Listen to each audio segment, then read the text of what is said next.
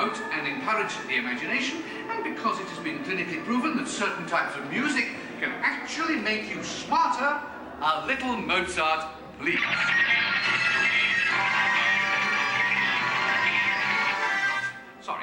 Sorry, that was the wrong type of music. And for those of you who might have dropped a few IQ points, just follow the people in front of you and we'll get you some help.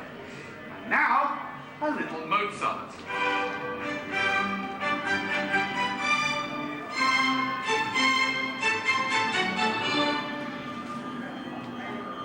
Dr. Chang, please pick up line 4, line 7, and 9.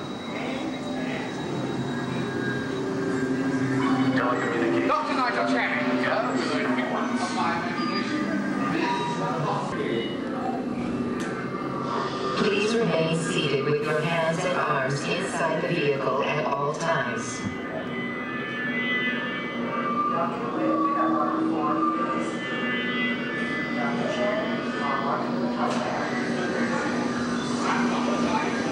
Please remain seated with your hands and arms inside the vehicle.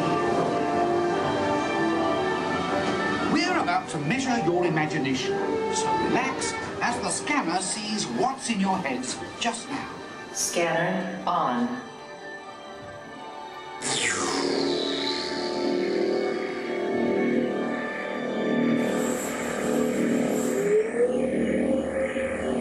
Well, as you can see, there's not much going on upstairs, imagination-wise, but that's just perfect for our experiments. Yeah, I got the same rate at 5, the mark right there. Perfect. End of sequence. Give me tones and rapid description.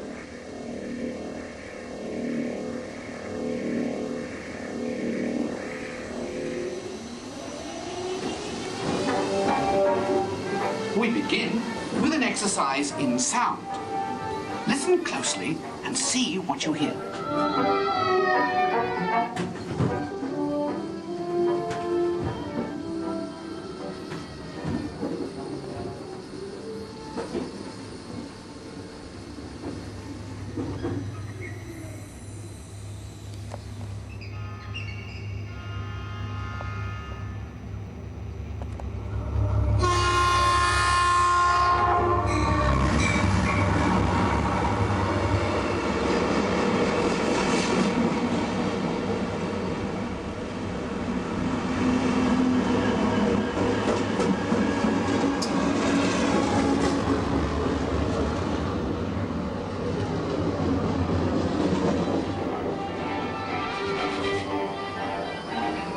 Is this looking glass actually magnifying, or is it your imagination?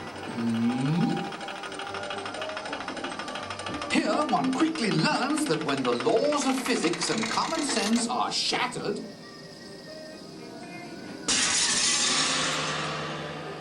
imagination takes over.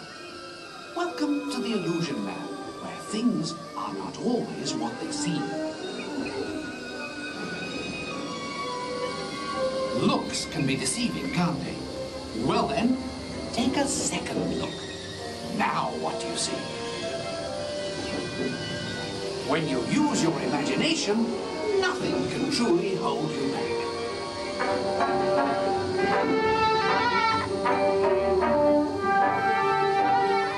In the next experiment, let color work its magic on your imagination.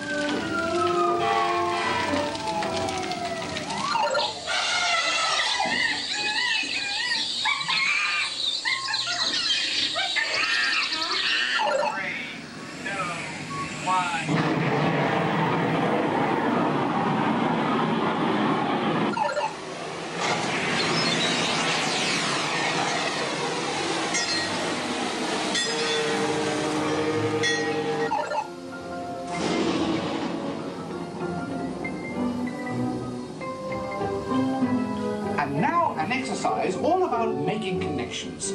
Stare at these points long enough and your imagination will take flight. You'll see.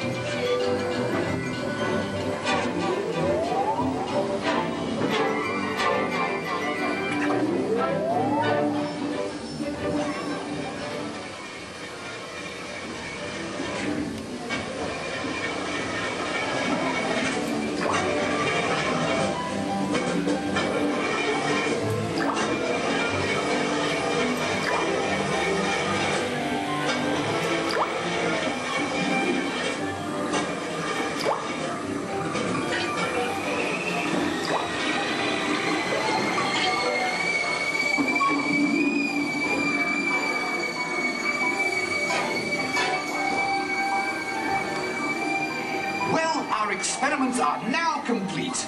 Time to run you through the scanner once again. Who knows what we'll find in your imagination this time? Scanner on. Initiate feedback program. Receiving data. Recalibrate for a wider scan. Interesting. Stand by. Recalibrate. Settings at full. Scanner readings at 150, 175, and 150 performance level at optimum. You've pushed the scanner to the limit. This is absolutely unbelievable. Fantastic! Look what your imaginations have created.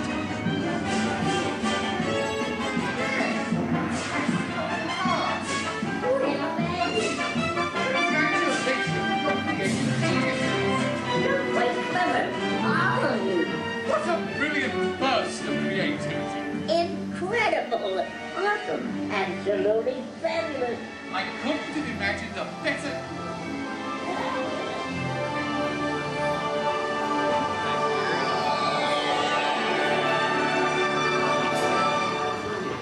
Reality restored.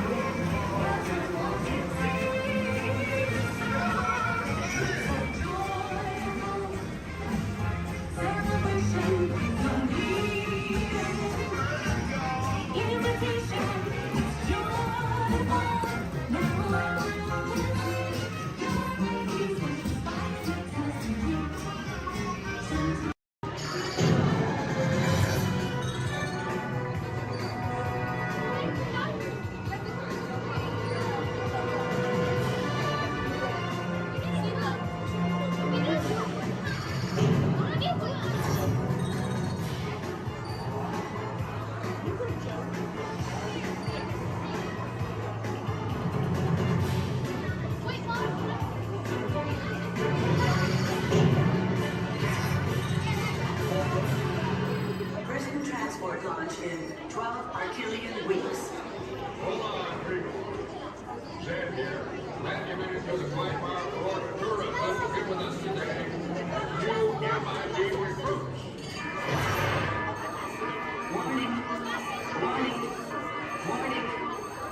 10 seconds to planetary implosion. 8, 7, 6, 5. Planetary implosion averted. Have a nice day. Have a dull moment around here, folks.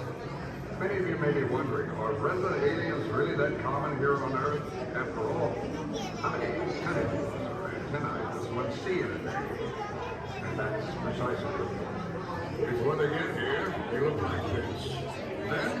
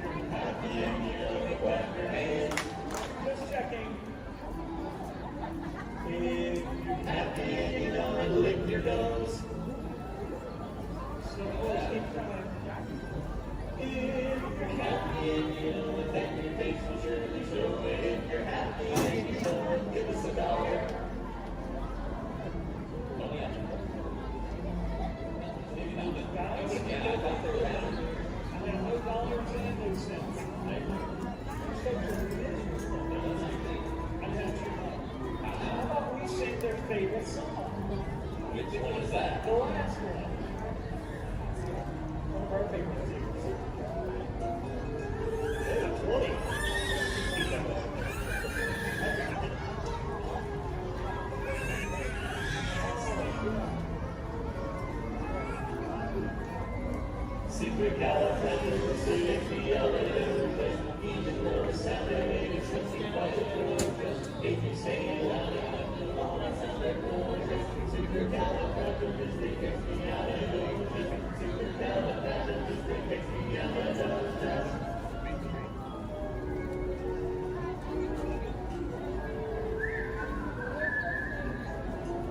You all whistle while we work.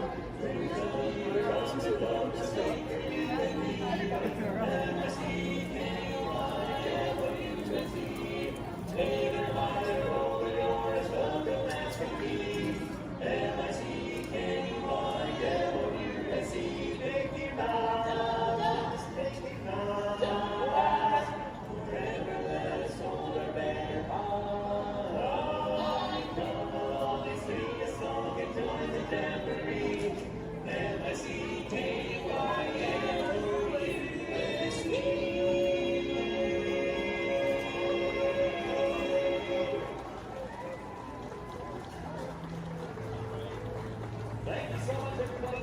If you enjoyed our show today, we are the Dapper Bands of Main Street. But if you did not enjoy our show, then we are the Vienna Boys Choir.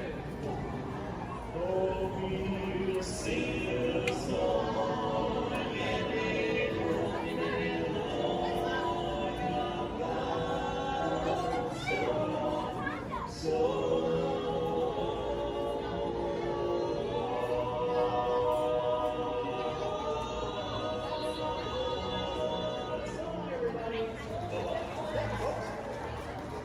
We'll get the line somewhere.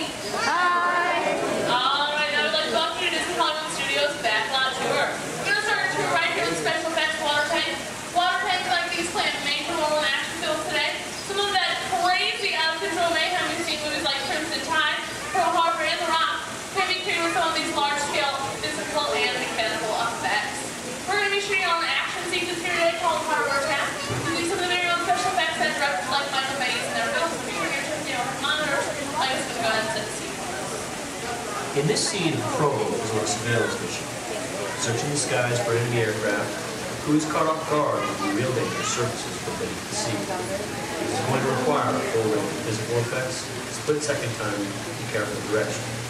We have the lights, we have the cameras. All we need now is the action. All right, now if anybody knows this serious action, it definitely would have to be director Michael Bay. So the special effects you're going to see in our show today include water cannons, pressurized up to 100 pounds per square inch. That must be timed to match our sound effects. And probably the most important effect out of all of these is fire. So it must be ignited at the exact precise minute. And it does take a lot of time and energy to set these furnace for an explosion. But the most important factor in all this is the safety of our actors, and that's where you come in today's ceremony today. Everybody say hi.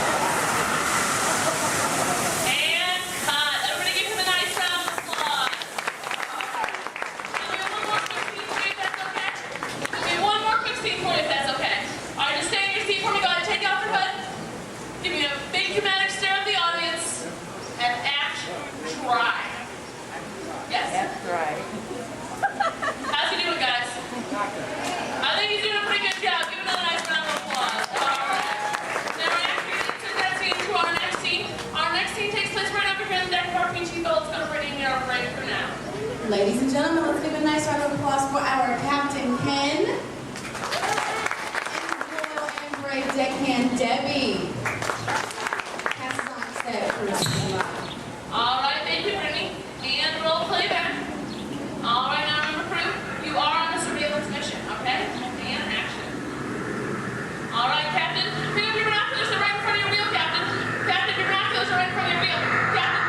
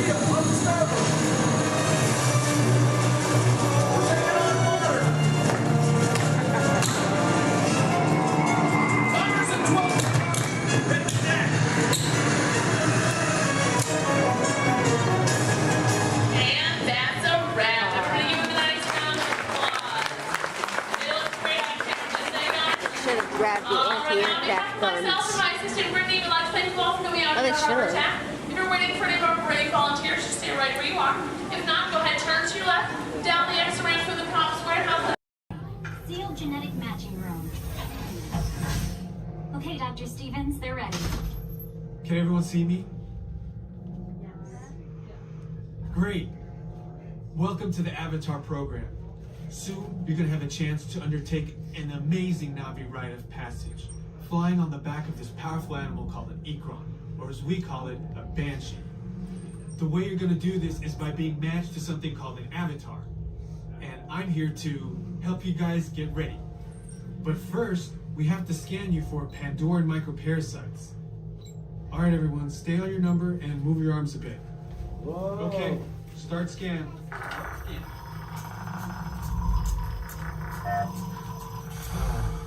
You've all got them. But don't worry, they're very common around these parts. Let's start the decon. Initiating GMR decon. Stay still over your number. You're not going to feel a thing. Ow! You're doing great. Almost done here. They're all clear. Great. Now let's go over how all this works. Like I said before, you're going to be matched to these things called avatars, which look a lot like the Na'vi. They're created by blending human DNA and Na'vi DNA. Once we match you to an avatar, thanks to a special link chair, your mind will be able to control that avatar. Using avatars to fly this way was all figured out by my boss, Dr. Jackie Ogden. She leads our science team, which is part of the Pandora Conservation Initiative, and we're here in the Valley of Moara studying banshees and their environment. Over a generation ago, this enormous company called the RDA created a lot of damage to the area through their bad mining practices and conflicts with the Na'vi. Just like on Earth, it can take decades for ecosystems to recover. Okay, to get you flying on a Banshee, we need to find each of you an avatar. Let's prep the genetic sampling. I'm on it. Okay, first we need to find the compatible match of your genetic material with the genetic material of one of the avatar bodies that we already have. Once we do that, you'll be able to link to that avatar and fly. Help us out and move around a bit. Almost. Yes, got him. Now, let's find you your avatar matches.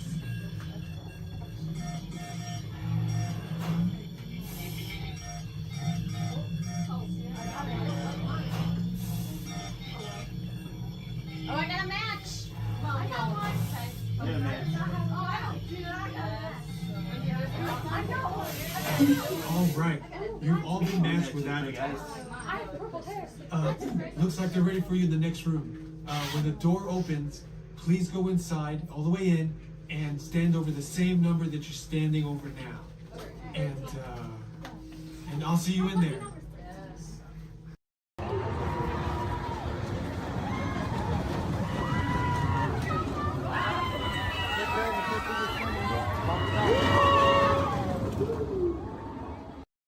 On your positive to positive or negative to negative? No, a positive that was negative to positive. Absolutely positive. Hey, what are y'all staring at? Oh, me. Well, you got cameras. Why don't you take a picture? It'll last longer. Gee, a lot of families here today. Glad you're flying with us. You know, I like families. Sure, I see a lot of mine these days.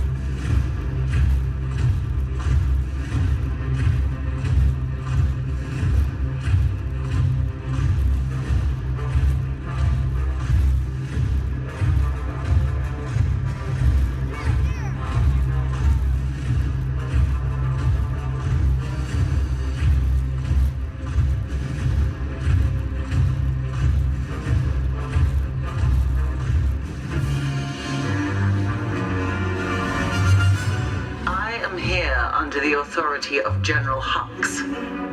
You are here under the authority of me. Stand proud.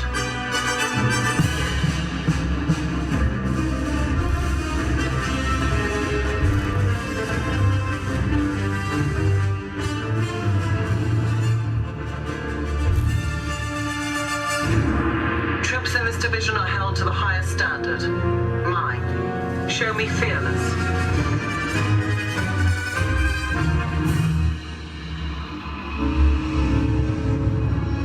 Under my command, you will be proud to wear the armor of a stormtrooper. You will learn discipline, loyalty, and what it means to be a stormtrooper. Battle starts.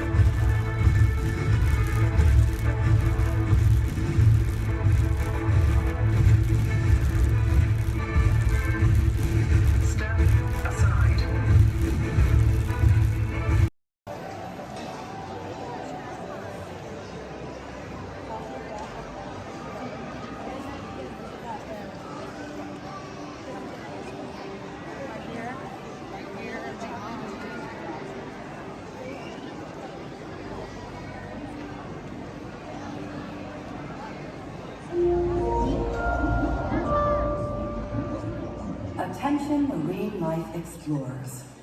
Do you ever wonder why pufferfish puff? It's a special adaptation that keeps them safe from predators.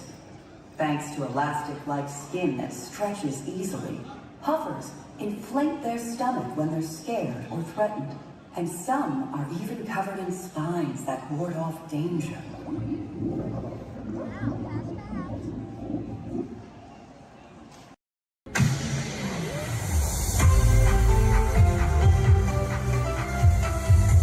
Welcome to this happy place. Welcome and good morning, everyone. We have some extra special friends here to welcome you all today. Let's hear it for Mickey Mouse and Minnie Mouse.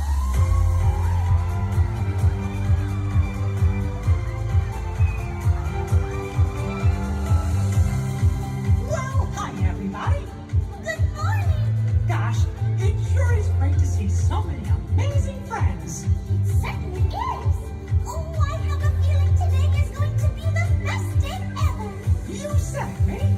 And now that we're all together, we got a surprise for you. When everybody heard that you were going to be here, they just had to come and give you a great big Magic Kingdom welcome. And here we come now. God! Now that everybody's here, I think it's time to start the day. And that means we're going to need just a little bit of magic.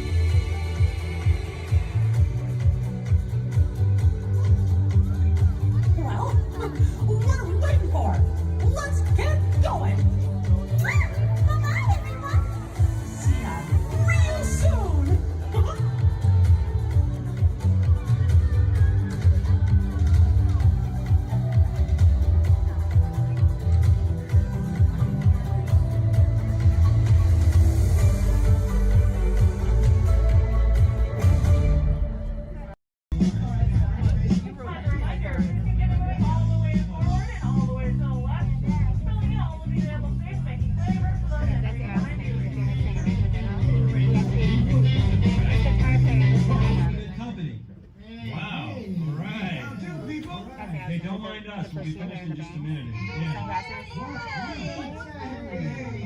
are you guys still doing here? You're supposed to be at the show. Where now? I'd like to introduce our lovely manager. Rocket Roller Coasters allows thrilling high-speed roller coaster test ride that includes sharp turns, upside-down maneuvers, Okay, and come on, guys. Please, get in the car. Sorry, folks. We gotta go. Come on. Chris, can you grab my blacklist, Paul? Hey, wait a minute.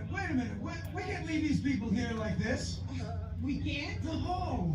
Come on, you know how we feel about our fans. Yeah, that's right. Well, guys, what do you expect me to do? Is send them all with you? Yeah. Wait a minute. I love that idea. How about some backstage passes? Yeah. Come on. Make it happen. Okay. I'll make it happen. Now get out of here. I hate all of you. See ya. Have a nice ride. Hi, Sal, it's me. Listen, I'm gonna need a bigger car. Make it a stretch. In fact, make it a super stretch. Right. Okay, folks. The show is all the way across town, but I got you a really fast car.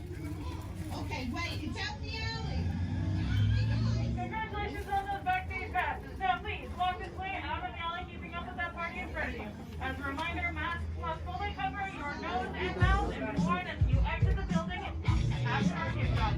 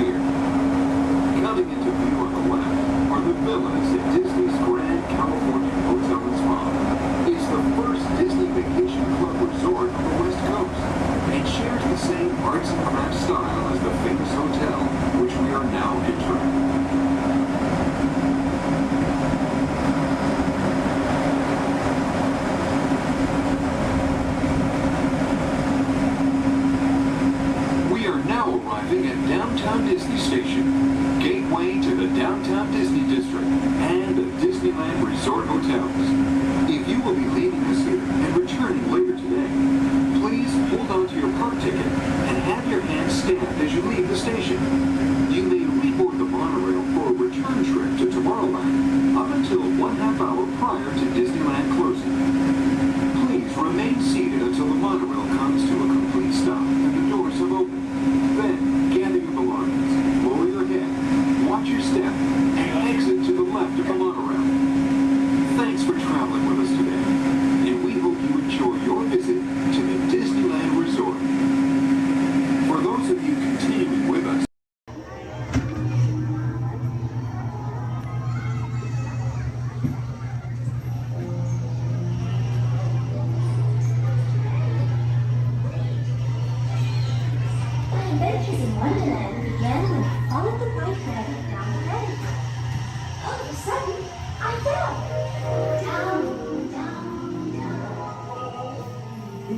Black Rabbit.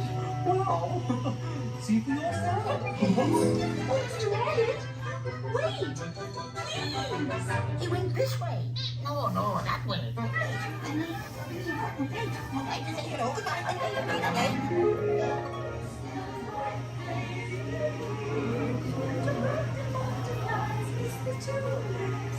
And the sun is like a joy for you.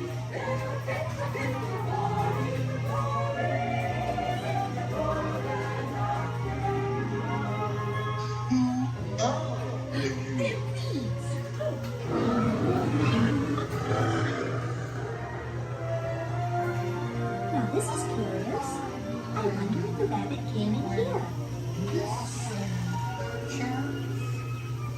I'm not sure. When I am, you do. Wait! Don't go, please!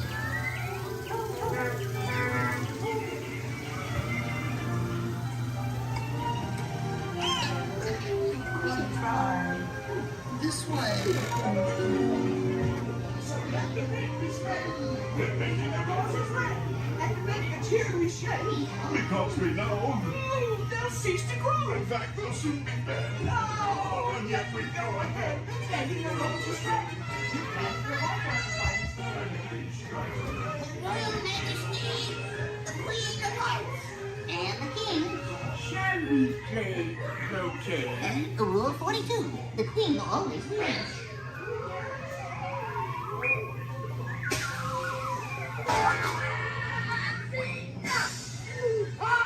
With their heads! Off your heads! Stop them!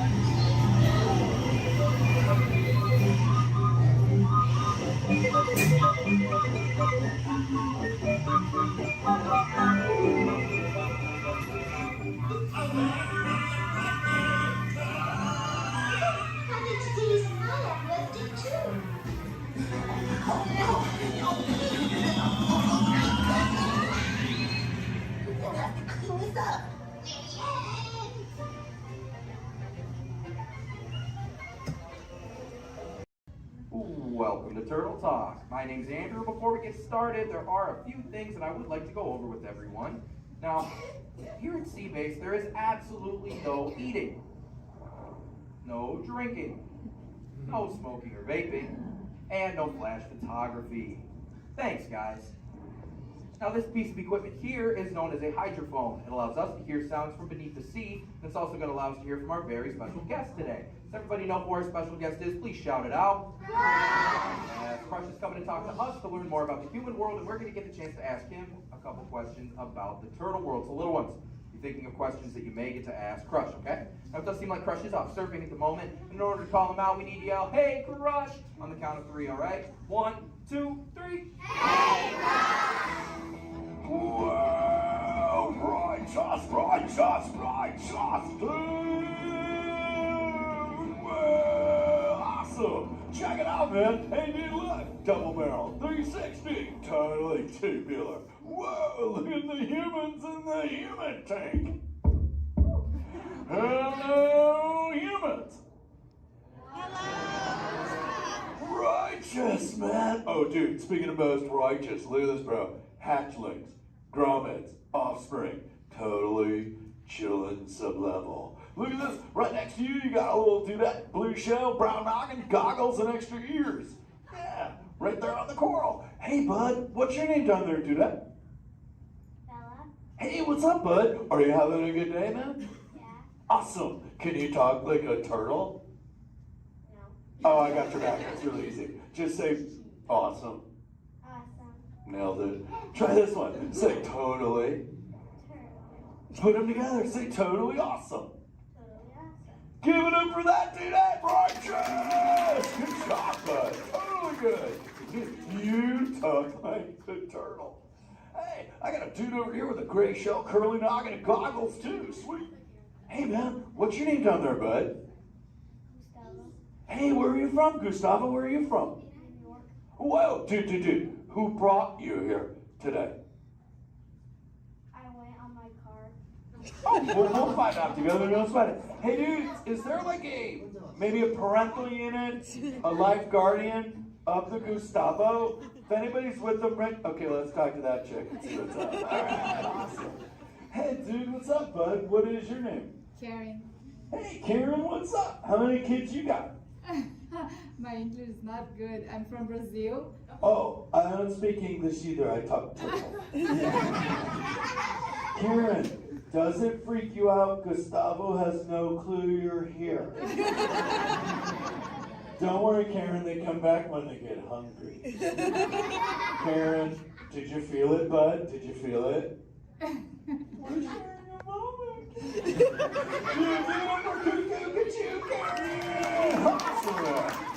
Dude, my son Squirt, he's like this. He goes, Dad, what's up with all the humans? And I go, dude, I do not know. Human dudes, I need human help. Can all of you help out and answer Squirt's questions? If you want to help, say, Chaw! Righteous! You so totally rock, dude! Oh, wait a minute. Sorry, dude, my bad. Check this out. When a turtle says, you so totally rock, everyone says, dude! Here we go. You so totally rock! Dude! You so totally rock! Dude! Now all of you totally talk turtle. So, on to Squirt's question. Numero uno. He goes, Dad, if humans go to a beach, what do they do? I said, bro, I do not know. Humans, do you go to the beach? Yeah. Awesomeness. Okay, answer it for the Squirt dude. What does a human do at a beach? Shout it out. Swim. No way. Who likes to swim? Wave some fin if you love to swim, man. Oh, man, I got wavers. Look, even on the bench. What's up, wavers? Nice. Dude, want to see me swim? Say go crush. Go crush. Let's rock. Everyone yell. Rip it. Rip it. Roll it. Roll it. Punch it. Punch it. Rip it. Rip.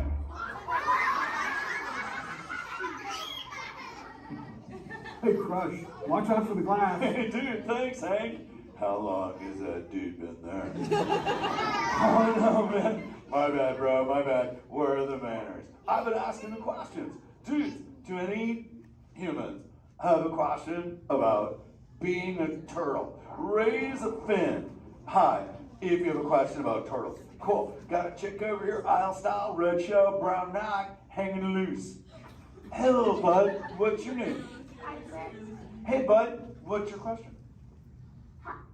What turtles eat?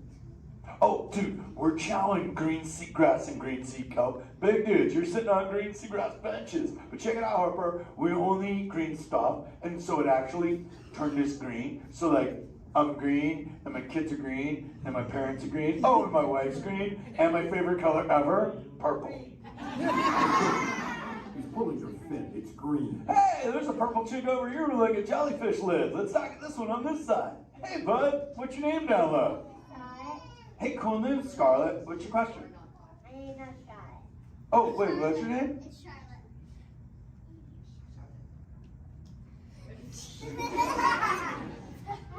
You don't have to tell me. Okay, what's your question, little bud? My name's not in a bun. Okay. Hey, let's head over here. We got like a little friend on this side. Looks like a light blue shell, brown noggin. Let's talk to this bud. Hey, what's your name, dude? My name's Marley. Hey, Marley, what's up? What's your question? What's your favorite food? Oh, dude, besides eating green seagrass and green sea kelp, we totally chow on the jellies. Yeah, they're like so tasty. Hey, wait, Marley, do you eat food and sleep and stuff?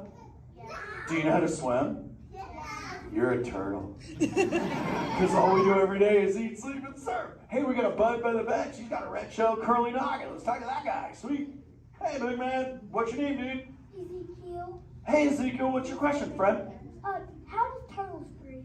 Okay, here's the deal. We have to go up every 15 minutes, bud, because I'm like you. I breathe oxygen. But here's the deal. We have to go up every 15. But when I sleep, Ezekiel, we can go in this little cave right there. See the green shelf sticking out over there? We got to tuck under, and we can sleep 5 hours straight and absorb oxygen out of water when we're underwater. Who else has a question? This is kind of cool.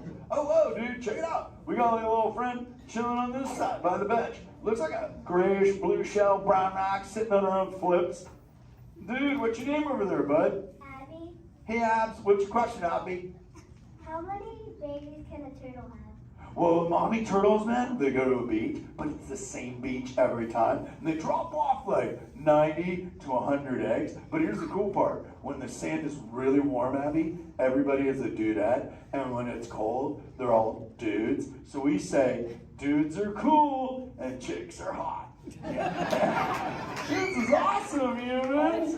Hey, the Jelly Man. I was talking about you, buddy. Oh, Crush. Hey, man. I'm trying to get away from a turtle pile. Marlon, turtle piles are a celebration. Everyone yell, turtle pile!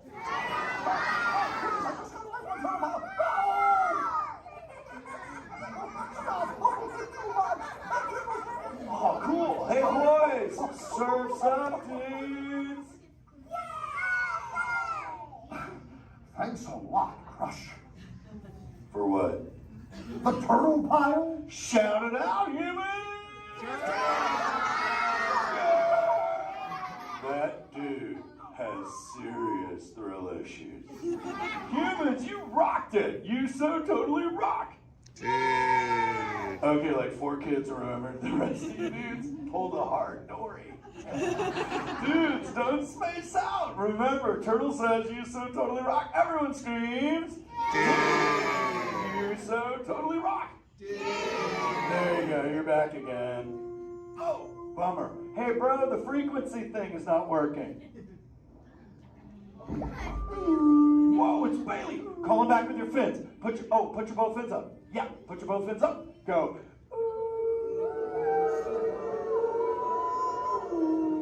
Crush!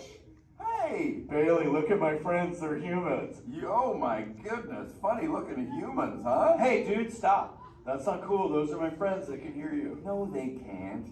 Watch this. Hi, humans. Oh, okay. Why didn't you tell me? Dude, I tried, man. You got stoked out. Wait. Ooh. Yeah, that thing. I'm getting something. Ooh, wow. Some of you have 4 ears. Weird. I'm not judging. Humans. Later, Crush. Later, Bailey. Everyone say, later, Bailey, dude. Bailey's echolocation's awesome. We're going to do it. Everyone, both fins up. Go. Okay, sublevel. Really good. Back bench. Solid. Grandma in the corner. This is where we put our fins up. Good job, Grandma. Good job. Fins up. Eyes closed. Go.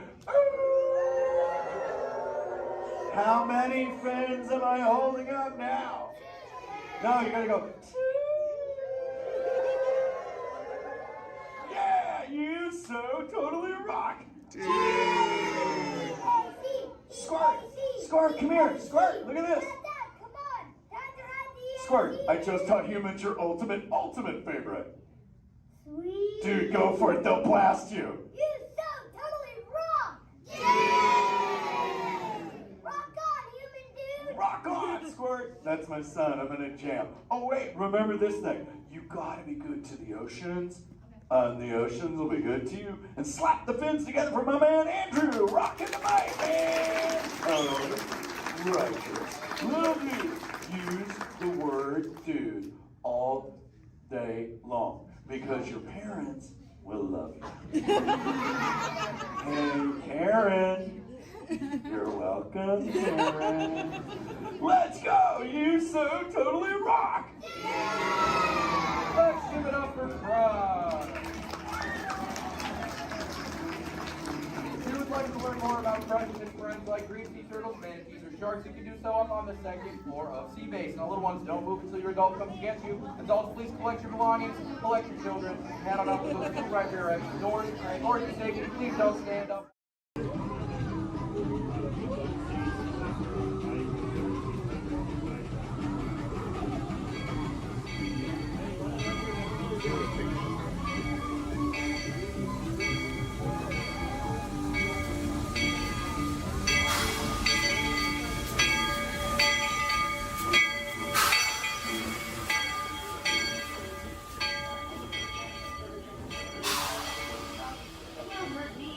Magical words all clear. For secrets we urge.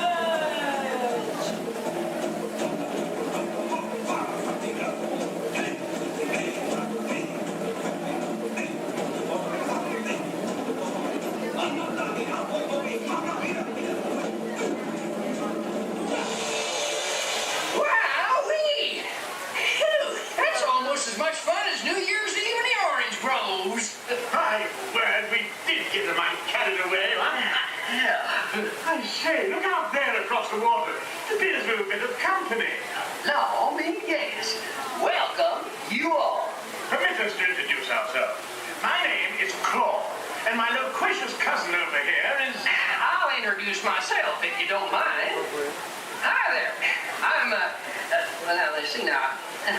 It's right on the tip of my beak. Clyde Birdbrain. Oh, yeah. I'm Clyde Birdbrain. Y'all, I say, perhaps you good people have never conversed with toucan birds before. Well, neither did we, till one day we discovered this magic sunshine pavilion. By Jove, yes, I remember just how it happened. Many bird baths ago. There we were in an explorer's launch on a mysterious river in deepest Adventureland. Off in the distance comes the fierce roar of an African lion. And as we round a bend in the river, a huge bull elephant bellows forth in protest of our intrusion. Suddenly, the treetops explode in a frenzy of outraged birds. Oh, come, you can jolly well do better than that. I can jolly well do one at a time.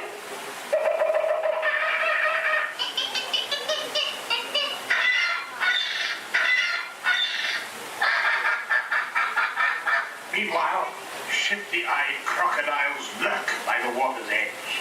Lurk, lurk, lurk. And the giant python slithers down from an overhanging limb. What's happened? What's wrong? I can't stand snakes. Don't be ridiculous. I'm only relating a story. Oh, all right, Clyde, enough is enough. That wasn't me. I never even opened my beak. Huh? Excuse me, I hate to interrupt such an exciting story, but they're calling us for the show. Land's sakes, it's already showtime? Land's sakes, yes, it's already showtime. Well, I believe it's your turn to make the announcement. Righto. Ladies and gentlemen, boys and girls, gather up all your cameras, purses, and other articles, and now turn to your left towards the tall door. When the drums begin, they'll open magically to lead you right into the Sunshine Pavilion. Is everybody ready? I say, have a good show. A real tropical serenade.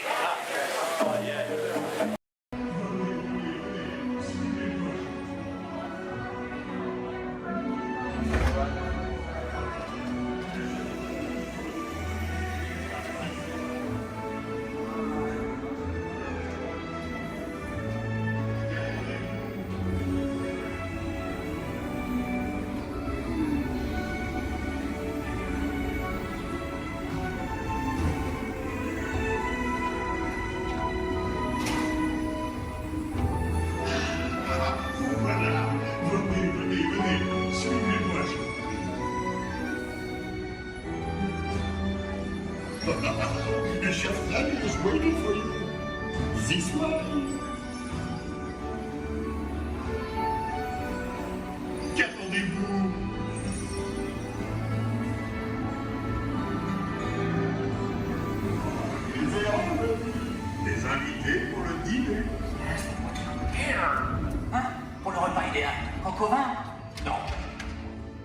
waffle omelet? Too simple. What? Mais oui, that's it!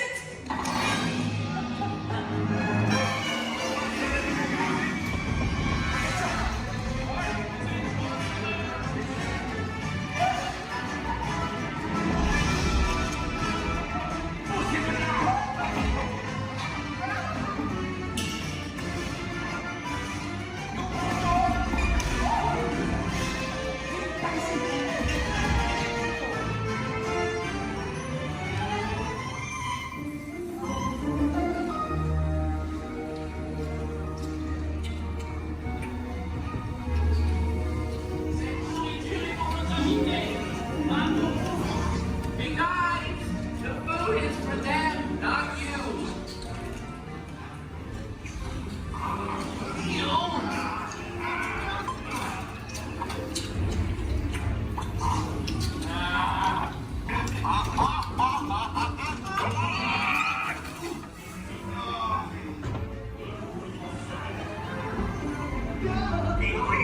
What are you doing? Que manigancez-vous? Out of my way!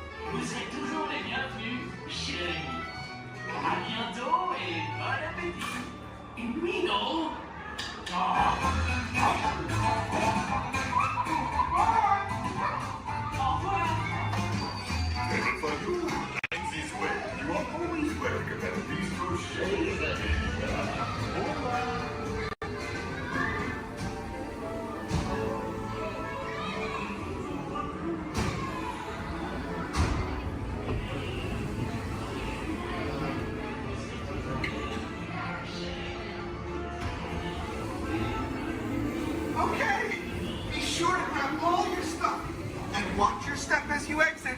Goodbye.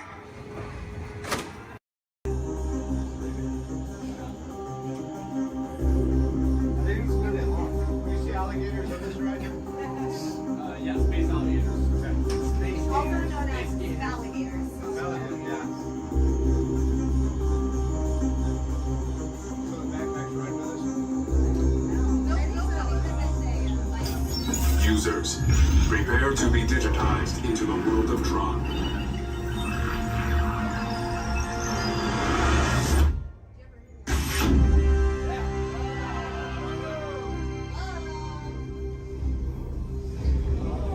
Team Blue, welcome to the grid. Proceed to gates.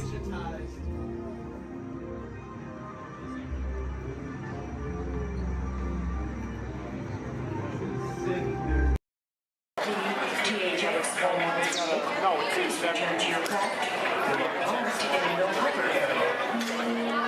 Passengers who wish to exchange currency prior to their departure are invited to visit the exchange office open daily during regular flight hours. There has been a date change for Star Trek Flight 114, Star Speeder Service to Endor. Flight 114 will now be departing from gate number 2. This is a gate change only.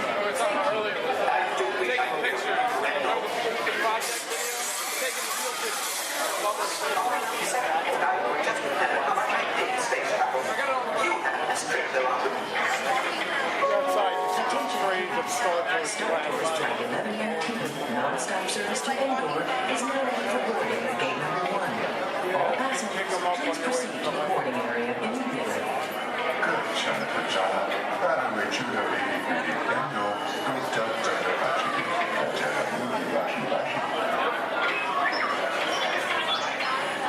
R2-D2 just walked in. Get back to work before they deactivate you. Yes, I really would. And hurry, they'll need this console any moment now. Then, I think you'll solve it for you. Well, how should I know what's wrong with the ship? I'm an interpreter of an abstract. However, you aren't just capable of these things. Sometimes I think these new transports have a mind of their own. Your attention, please. All interplanetary travelers must have a current passport and the necessary visas prior to leaving the spaceport. Passengers requiring assistance should visit the nearest information kiosk. Thank you.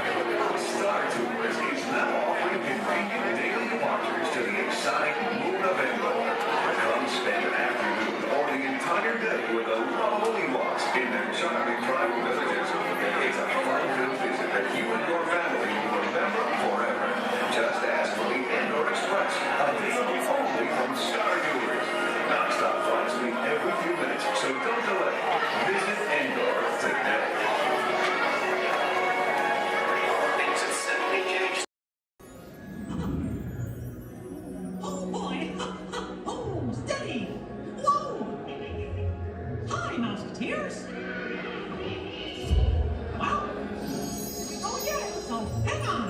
Anything goes. You ready? And let the show begin! Here's my pal Walt to tell you how the magic is made. There's a lot of satisfaction in developing ideas into reality. When we consider a new project, we really study it. Not just the surface idea, but everything about it. And when we go into that new project, we believe in it all the way. We have confidence in our ability to do it right, and we work hard to do the best possible job. There's really no secret about our approach. We keep moving forward, opening up new doors, doing new things, because we're curious. And curiosity keeps leading us down new paths. We're always exploring and experimenting. Everybody ready? Then on with the show!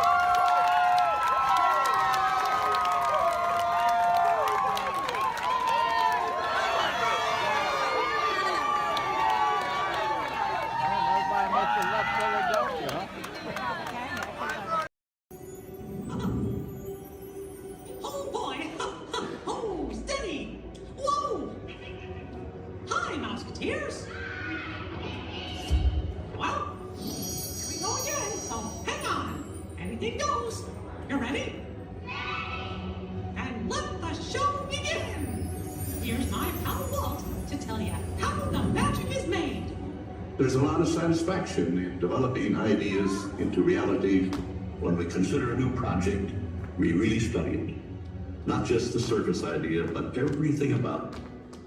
And when we go into that new project, we believe in it all the way. We have confidence in our ability to do it right, and we work hard to do the best possible job. There's really no secret about our approach. We keep moving forward, opening up new doors, doing new things, because we're curious. And curiosity keeps leading us down new paths. We're always exploring and experimenting. Everybody ready? Then on with the show!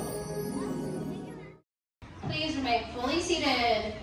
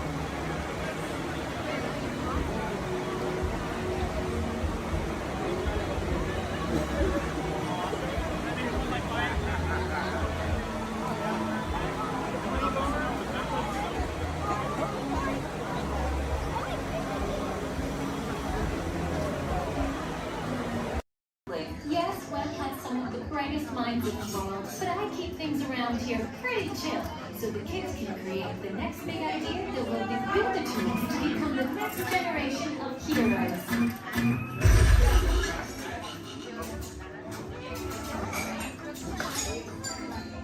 We hope you have a great time on your visit to the Worldwide Engineering Brigade Open House.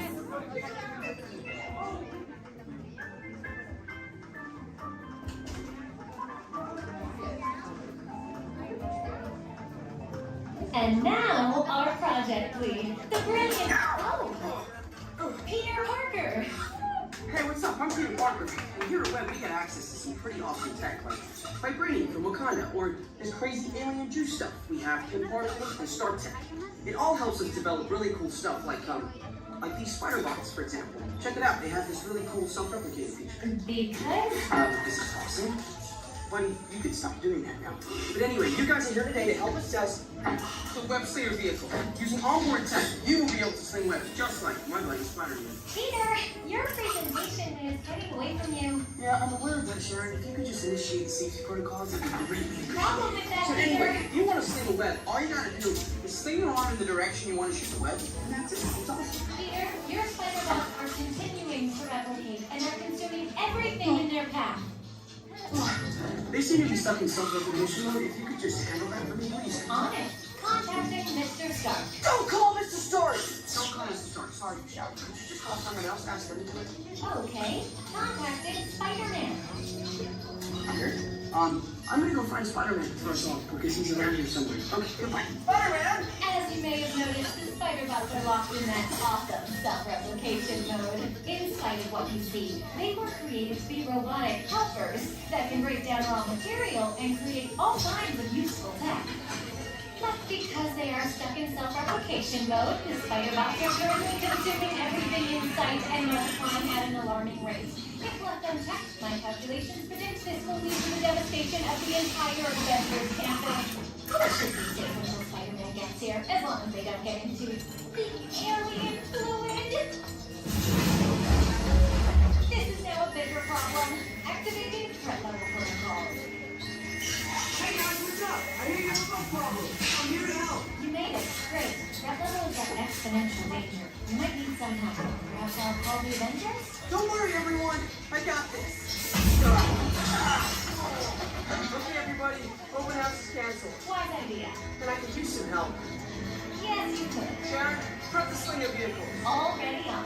Everyone head to the Slingers and we'll team up to stop the Spider-Bots before they destroy the campus. It's easy. Okay, we have a plan. Please move quickly through the doors and down the hall to the Slinger vehicle bay. Your open house demo has been upgraded to a high-stakes mission to save the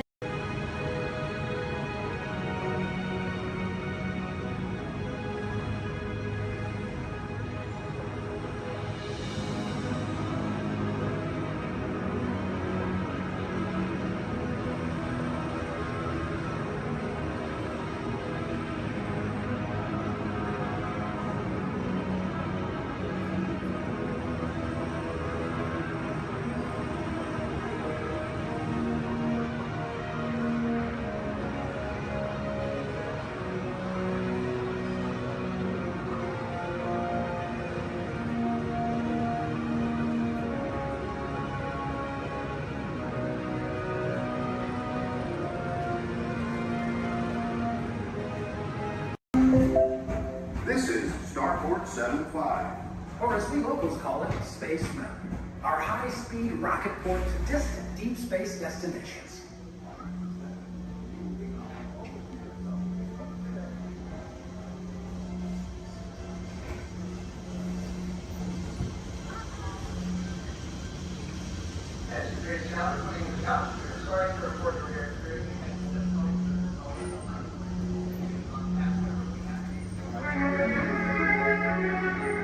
Let relaxation wash over you at the most refreshing retreat in the galaxy, the coral moons of Pisces 7.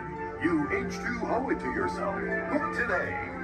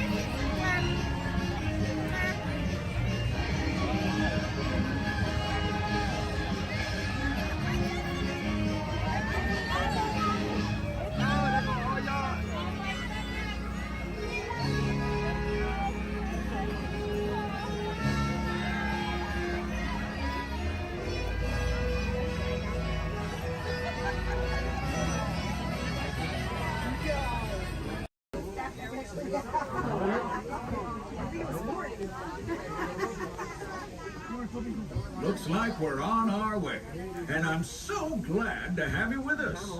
The next leg of our journey takes us to Main Street, USA. We'll head for Frontierland after that.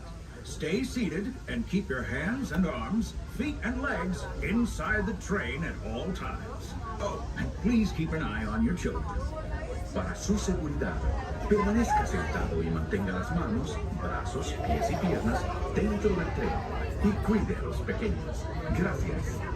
Next up is a place that's always ahead of the curve, and not just because we're on the straightaway. Our metropolis of mechanical marvels, Tomorrowland.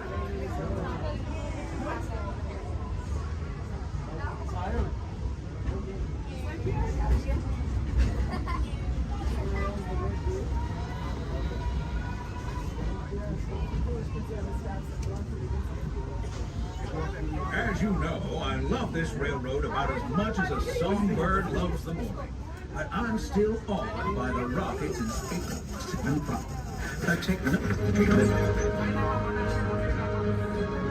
Unidentified users detected in upload conduit area. Scanning. Calculating. Locomotive maintaining trajectory. Intervention not required.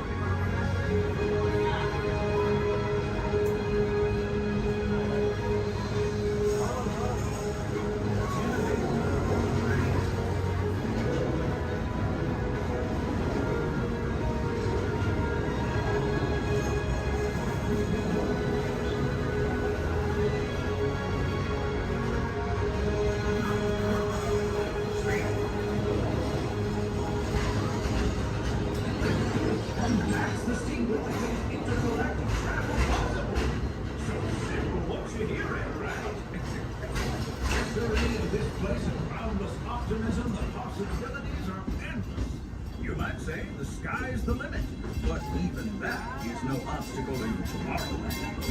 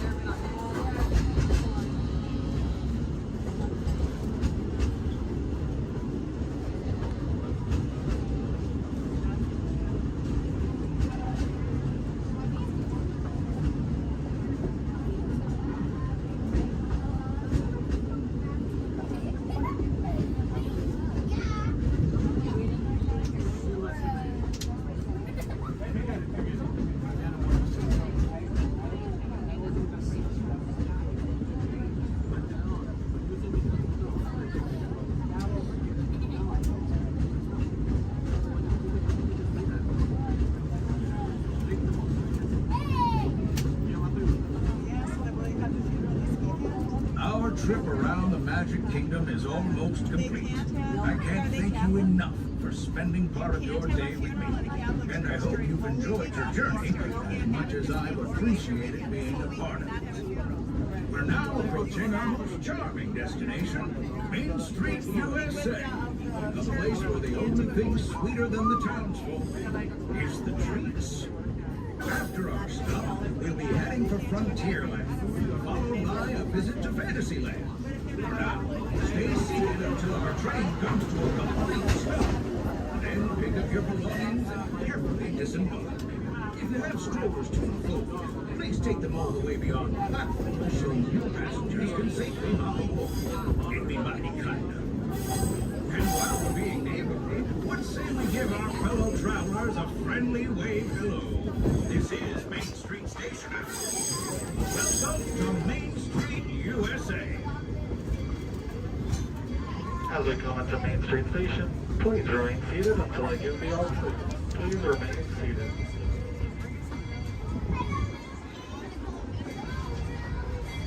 Please remain seated, everybody. Please remain seated until I give the all clear.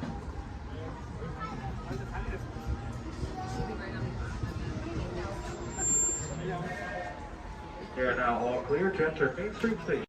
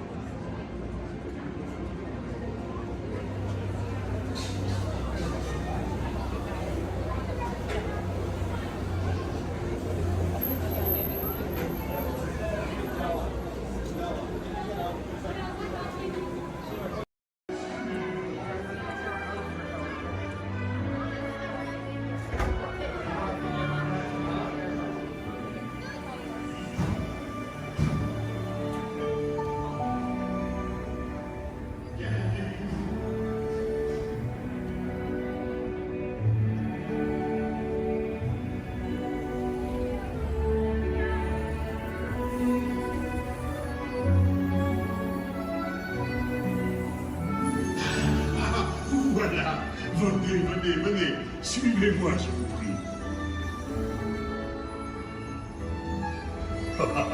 Le chef Rami is waiting for you. This way.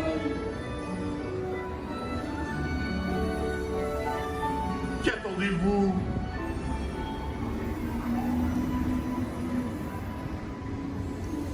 Bien fait, les invités pour le dîner. Yes, but what to prepare? Hein? Pour le repas idéal. Coq au vin? Non. A simple omelet? Too simple. Voilà. Mais oui, that's it!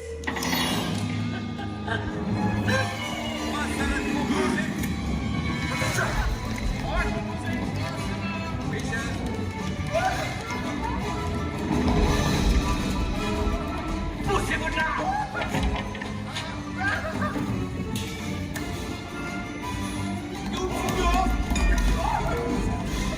Vite, par ici!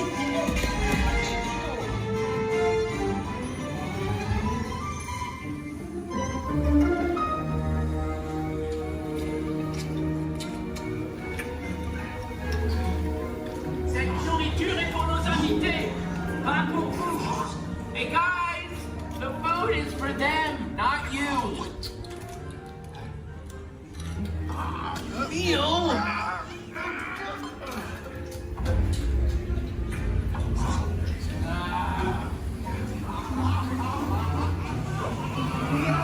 Everything must be perfect! Et tout est en salle. Et oui, what are you doing? Que manigancez-vous?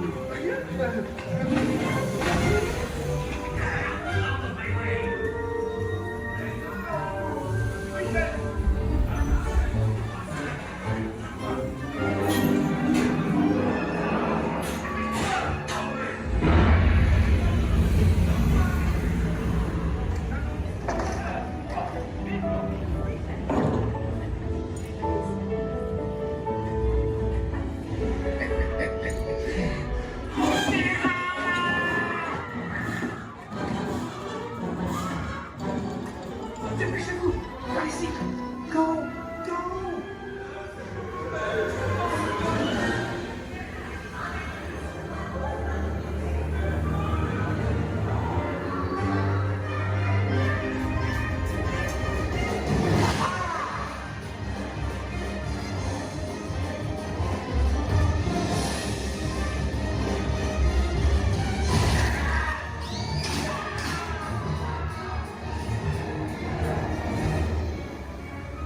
Come on, Remy's kitchen's just around the corner.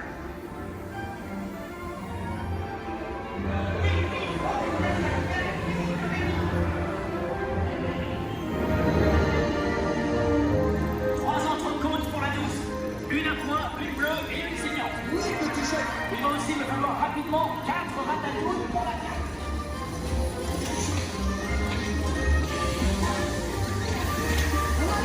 Maintenant.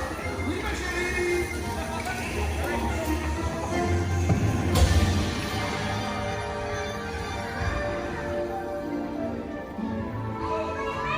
Ils sont de retour. Hey, thanks for coming, everyone. Vous serez toujours les bienvenus chez Rémi. À bientôt et bon appétit. Et Mino. Au revoir.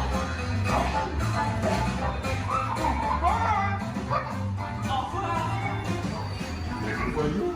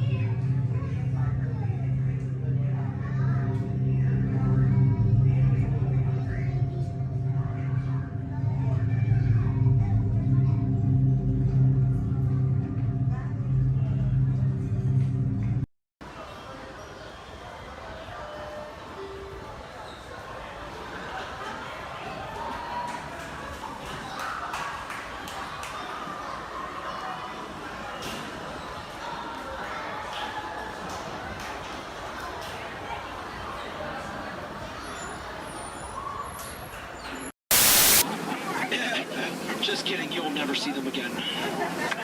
Yeah, but chances are you probably never saw them before, so who cares? Ladies and gentlemen, welcome aboard the world-famous Jungle Cruise. World-famous for being world-famous. My name is David, and I'll be your skipper, your tour guide, your social director, your dance instructor, and if you don't laugh at my jokes, your swimming instructor for the next 2 weeks. Alright, the first river we are entering is the Amazon River, where everything is larger than life. You can tell to the left and to the right of the boats by these butterflies coming up over here.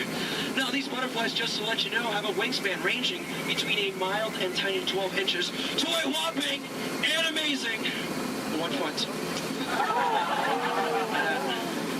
And over here to the right is Inspiration Falls. Now, people usually ask me in unison, why do you call it Inspiration Falls? How odd of you guys to ask. Well, the longer you stare at it,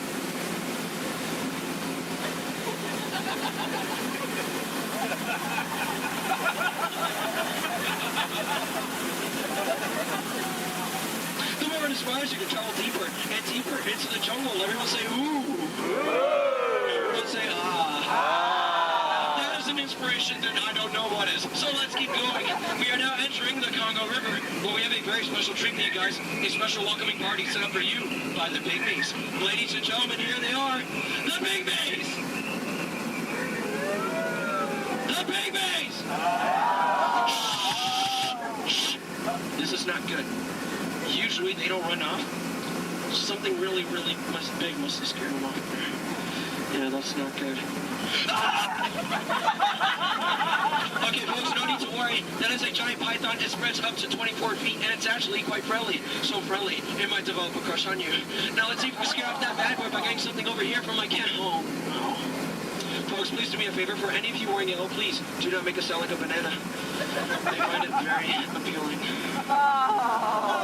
Don't laugh, that's not cool. Yeah, the big shirt and everything. Okay. Alright, folks, we are now entering the Nile River, where it goes on for Niles and Niles and Niles and Niles and Niles and Niles and Niles. And if you don't believe me, well, you're in the Nile! Disbelief, but nice try, though.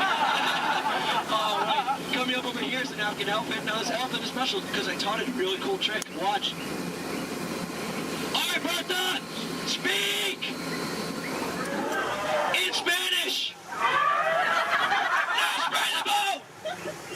I'm just kidding. I haven't taught him that yet. Over here to the right, you'll see a sandstone formation. Now, I like to point this out because most people take it for granted. Oh, come on! That joke rocks! Alright, we're now entering the African belt, where you'll find all sorts of animals such as wildebeest, impalas, zebras, giraffes, and lions. These lions over here are demonstrating the first law of the jungle, survival of the fittest. You're demonstrating it by protecting that sleeping zebra. Yeah, that zebra looks dead. Tired. Alright. And folks, it's a very special treat. The second law of the jungle, survival of the fastest, just up ahead. You know, I told these guys over here on the pole, you know, African rhinos, they're just as fast as horses. But they didn't believe me, and it looks like now they're about to get the point. In the end. Oh, dear. That is one hurt in the morning. Alright, we are now entering crocodile country, where danger lurks every corner. So please do me a favor. If you have any family members that you want to get rid of, now's the time to do it. Alright, over here to the right, on the left-hand side, you'll see Old Smiley. Now, Old Smiley is 75 years old, and he loves to take free handouts. Now, crocodiles are some of the dangers we have here in the jungle. We also have monsoons, whirlpools, hurricanes, rapids, and waterfall, that's right. Ah! Okay, let's see if we can make this really tight turn over here, folks. Alright, just in case anyone wants to lead to the right! Lead to the right! Lead! I am so sorry. Lead to the right! Lead! We're not gonna make it! Okay. Alright, folks, thank you very much. Just to let you know, that was Schweitzer Falls, named after the world-renowned professor, Dr. Albert Falls. Now, people usually ask me, you know, David, how did you land your job here at the Jungle Cruise? Well, it's plain to see. I took a crash course, but now I'm just winging it. Yeah. Don't laugh. This is the story of my life. Yeah. Oh, no. Okay, folks, looks like we're stumbling upon a pool of hippos. Okay. Everyone, please do me a favor. Don't do anything stupid. I'm going to try to scare them off here. Oh, God, go away!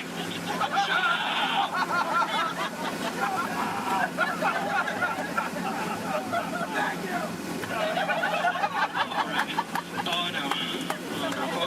Looks like we're now heading into headhunter territory. This is not a good place to be headed. You can ask my last crew over there.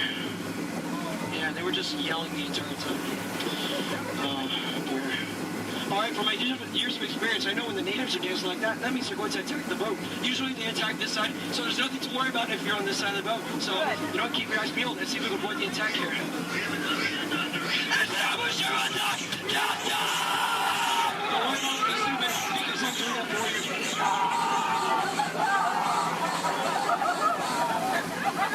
Is the coast clear?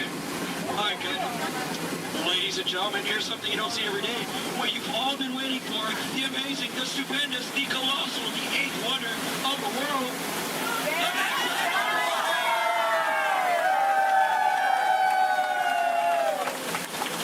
I love you guys. I love you guys. I'm just thank you. Alright, we are now entering the Mekong River, deep in the heart of Cambodia, where the Khmer Empire used to rule for over 7 centuries, and they used to build temples just like this one. Although I clearly remember the entrance being right here. Okay, I don't like the look of this at all. Alright, this path could lead to danger. It could lead to treasure. It could lead to doom. Should we go in? Yeah! Really? Oh, no? Well, I agree with you, but it looks like we don't have a choice, so keep your eyes open, because I'm going to keep mine closed.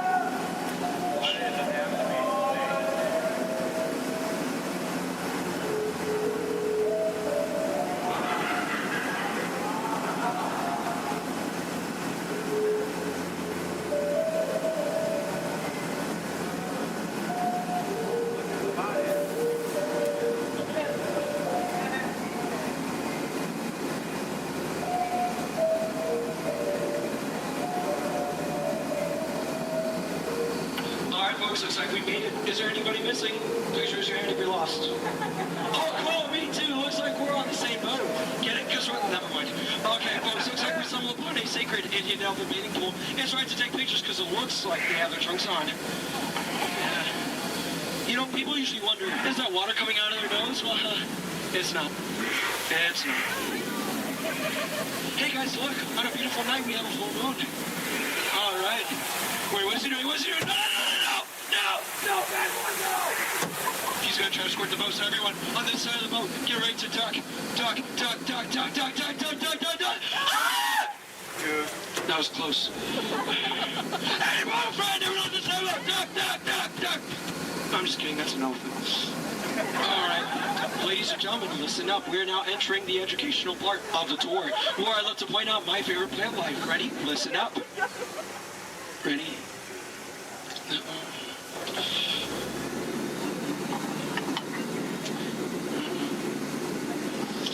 No, and that one. Any questions? No? Which one's over here? The green one. Alright, now over here is Trader Sam. Now, Trader Sam's a close friend of mine, and he has just been promoted to head salesman. Now, lately his sales have been shrinking, so he has a very special deal for you guys. 2 of his heads for one of yours. Any takers? No? Well, either way you slice it or dice it, you always come out ahead of the deal. Alright, folks, now returning to the sad part of our journey, the return to civilization. So, I know, trust me, I feel your pain. Alright, you want to go one more? I'm sorry. Alright, now please listen up, this is very important. When exiting the boat, please exit the way you entered. Please do not cross these center crates over here. Trust me, it is a tripping hazard. You will trip, you will fall, and that would be 2 bad trips in one boat, and I'm only responsible for the first. And please remain seated at all times. Okay, everyone? Thank you so much for joining me. Now get out. I'm so sorry. Thank you so much. Standing ovation. Oh my goodness. Standing ovation. ovation, clap. Oh my goodness, you guys made my night. Like really, you guys did. All right.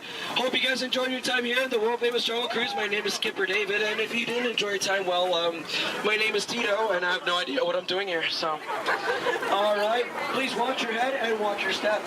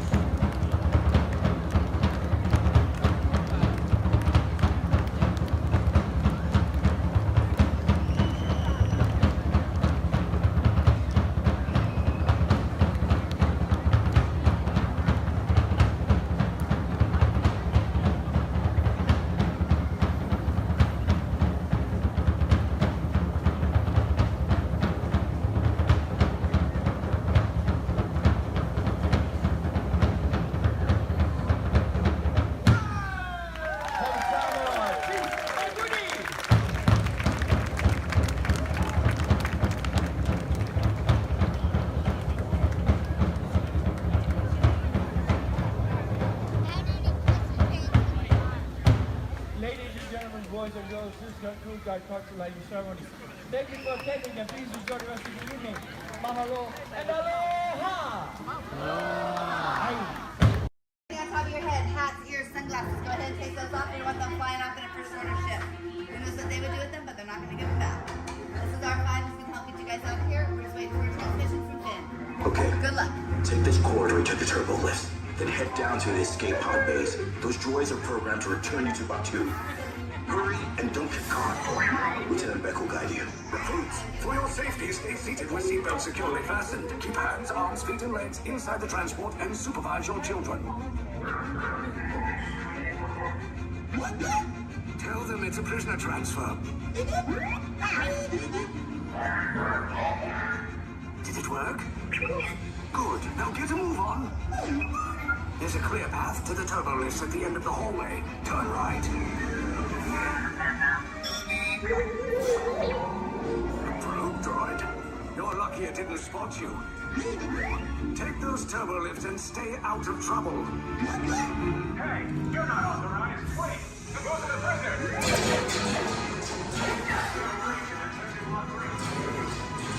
Your cover is blown. Find an alternate route. Who picked these two droids anyway? Detection approach. Users last seen at the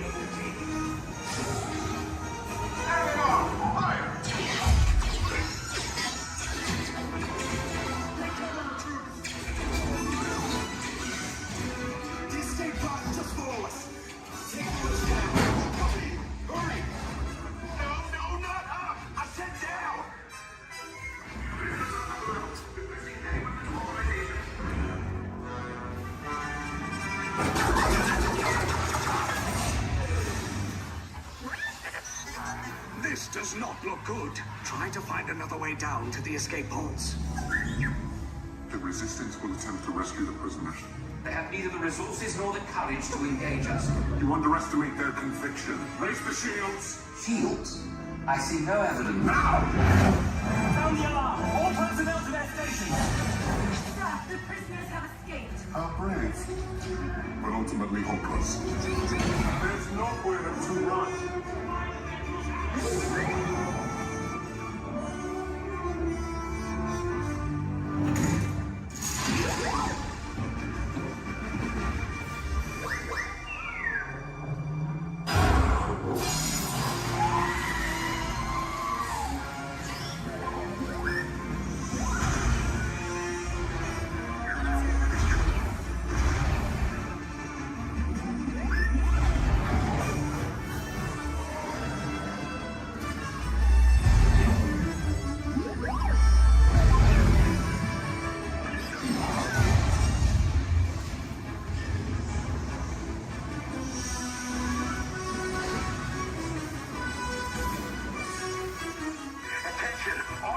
Personnel, abandon ship. I repeat, abandon ship. This destroyer is about. There's no escape. You will tell me the location of the secret base, and then I will destroy you and the Resistance.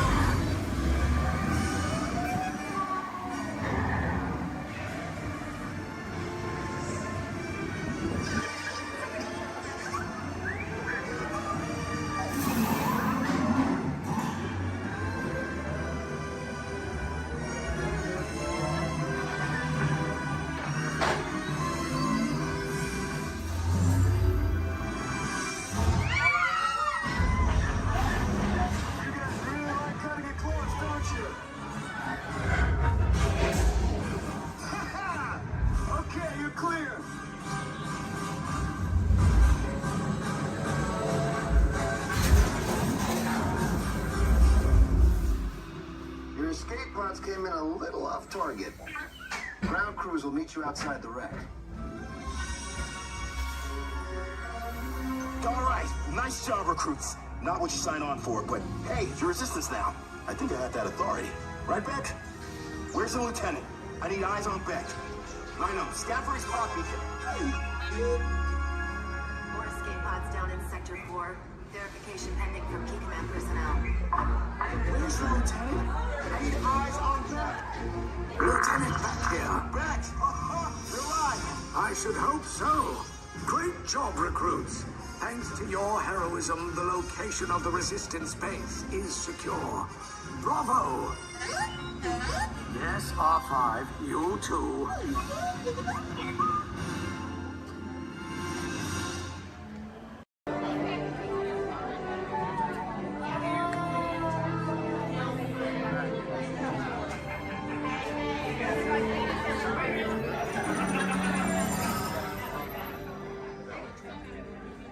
Greetings, Terrans. I am Nova Prime Irani Rayal, Commander of the Nova Corps. On behalf of all Xandarians, I hope you have enjoyed exploring the wonders of Xandar. As you have seen, your world and ours were born of the same moment, one which you refer to as the Big Bang. As such, we are all galactic neighbors in a vast universe which we and countless others share. For you to travel to Xandar would take 2.5 million years, assuming you had a ship that could fly at the speed of light. So we decided to come to you. But even we could not have reached you so easily were it not for the Cosmic Generator, an advanced piece of Xandarian technology that creates jump points, artificial tunnels that act as shortcuts, linking distant points in space. It is our desire to share this wondrous technology with your people so that together we might explore new worlds and create a brighter tomorrow. And now, as the culmination of the wonders of Xandar, you will be teleported to a Nova ship above your planet for a demonstration of the Cosmic Generator. I trust you will find it an unforgettable experience.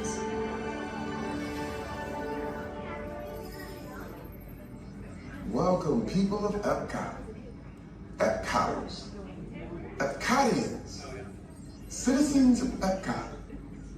Does anyone know what they call themselves? What? Someone needs to tell me when I'm on. Welcome, Epcot Terrans. I am Centurion Talmeric, and we're just about ready to teleport you up to the ship for the demonstration. As you're about to enter a secure Nova area, I must ask you to put away your Terran communication devices at this time. Recording of any type is strictly prohibited. I am very serious about this. Now, please step forward into the chamber.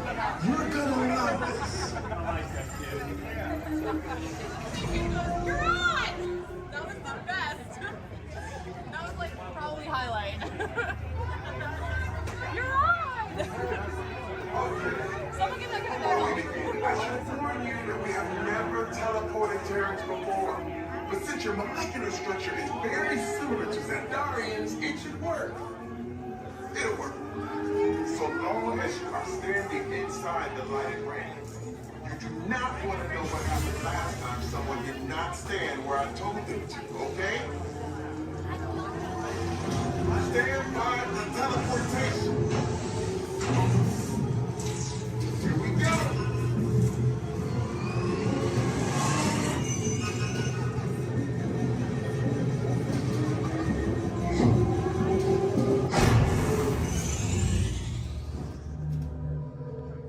You made it. I mean, of course you did. Nova Prime, they're ready. Excellent. What you see before you is the cosmic generator. And in just a few moments, we'll be activating it so you can experience for yourselves what's happening. I'm not sure. Our power's out. And the cosmic generator is gone. Interior Mark, go to Code Red. Prepare the fleet. And call the Guardians. Now. There is no cause for alarm. Turn off that alarm. I've got an important transmission coming in. Hey, what's up, Nova Corps? Our cosmic generator has been stolen. What? How? Why didn't we think of that? That thing's gotta be worth a fortune. I am Groot. Good question. Yeah, who do you think took it? Perhaps that really big man outside your ship. Oh, that is a big man. I need to alert Nova Prime. I've been watching Terrans for eons. That's not creepy at all. This species has failed. Wait, whoa, we didn't even know there was a test. He's got the cosmic generator. He's creating a new jump point. Jump point to where? Not where. When. It's some kind of mutant jump point. It's going back to the dawn of time. Dawn of time, why? To erase an error. Well, that doesn't sound good. Your time is over. Wait, what do you mean? What do you mean that's so vague? The jump point is closing. Hey, Nova Dude, you're Nova Corps need to follow that whatever it is until we get there. We can't. Our power is down, and I've got to get these Terrans onto evacuation shuttles. I got it. I reprogrammed the shuttles to follow them through the jump point. Wait, what? Look, they're our only chance of keeping track of that whack job until we get the cosmic generator back. Piece of cake. Wait! There's King. Where's this King? the odds are impossible. Yep. But it's our only shot. Good luck. Are you sure you can control it? Come on, it's me. We got this. We're all toast. First there was King, now there is toast. This plan is making me so hungry. Terrence, listen up. We need to make our way to the evacuation shelters now. We'll follow the plane and get our power. Okay, they're headed for the jump point. This plan's never gonna work. Well, okay, I'm locked onto your vehicle. We'll be right behind you. nothing to worry about. Unless we cannot stop this unusually large man. We are likely doomed. Good luck. You're gonna need it.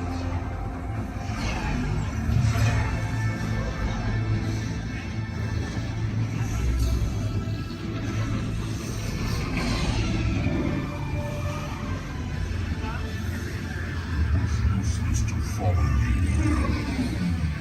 What is that noise? Noise? Nothing can stop rock and roll from existing. What have you done?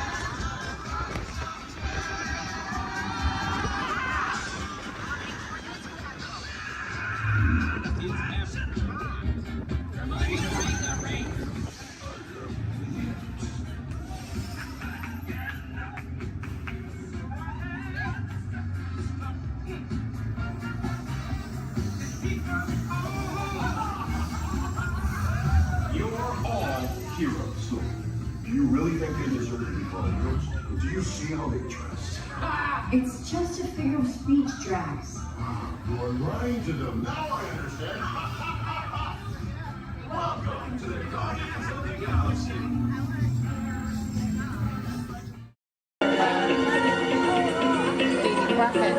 Robots have been a part of our imagination for longer than you might think.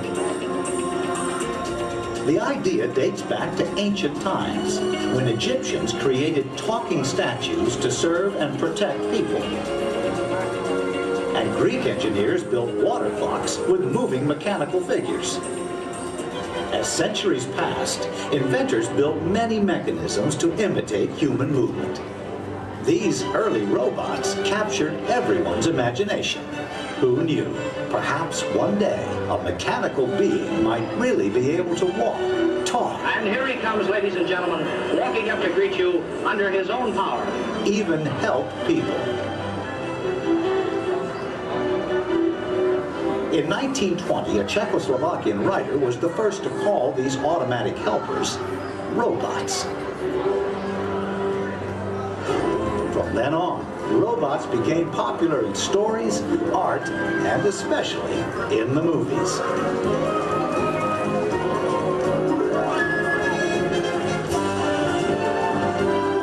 Movie robots often had fantastic abilities. And not all were helpful. Some were downright scary. Like most 20th century kids, Walt Disney grew up fascinated by robots. They quickly found their way into classic Disney cartoons.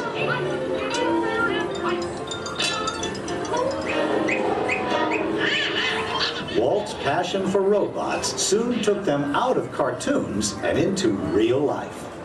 Whatever the man in the harness does, this figure will respond simultaneously in the same manner. Would you care for your life? I don't think we better go smoking on the stage.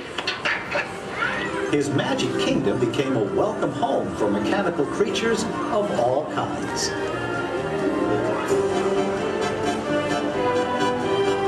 Walt's pioneering work in audio animatronics made robots familiar entertainers at Disneyland, delighting millions of visitors.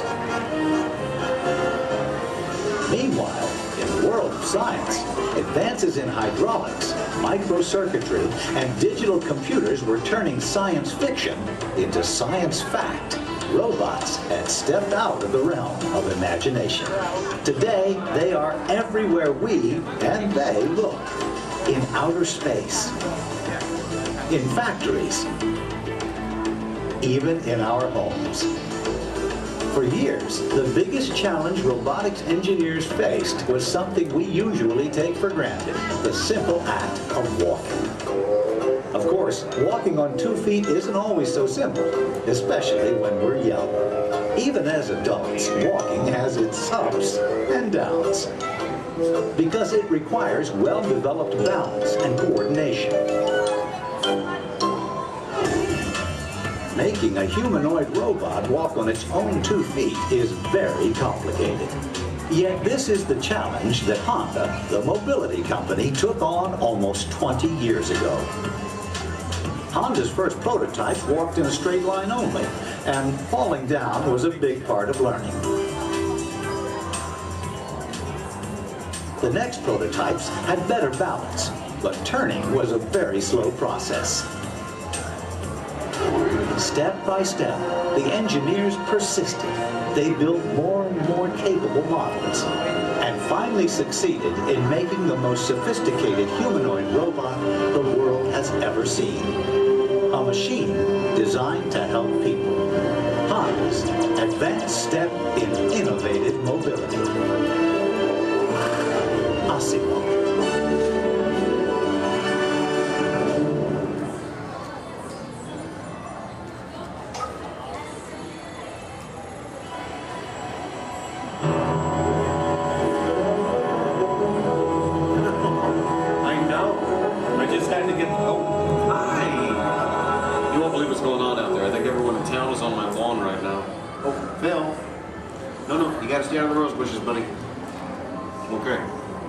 I'm sorry, I'm Kevin McGuire. Welcome to the McGuire household.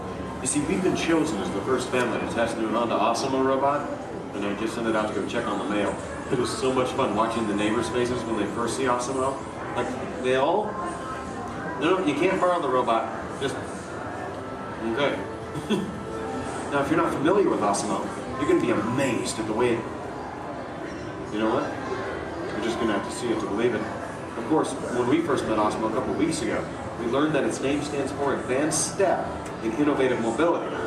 Oh, here it comes now. Everyone, say hello to Osimo.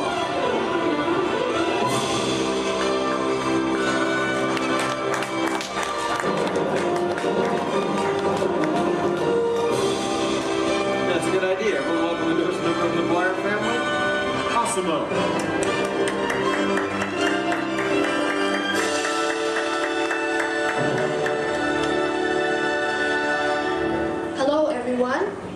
Oh, Osimo. Did we have any mail? No, but your neighbor gave this to me. Ooh, I wonder if it's from Phil. Oh no, it's an invitation to Cassidy's birthday party. My kids will be very excited, Osimo. Thank you, that was great. Well, I'm an amazingly capable humanoid robot. Yes. How can I help you? Well, actually, my parents are coming over later because my wife and I... Oh my goodness, I completely forgot. I was supposed to call my wife as soon as you got here. I was just having so much fun with the neighbors, but you know what? We should probably call her right now. Come on, I've got her on speed dial.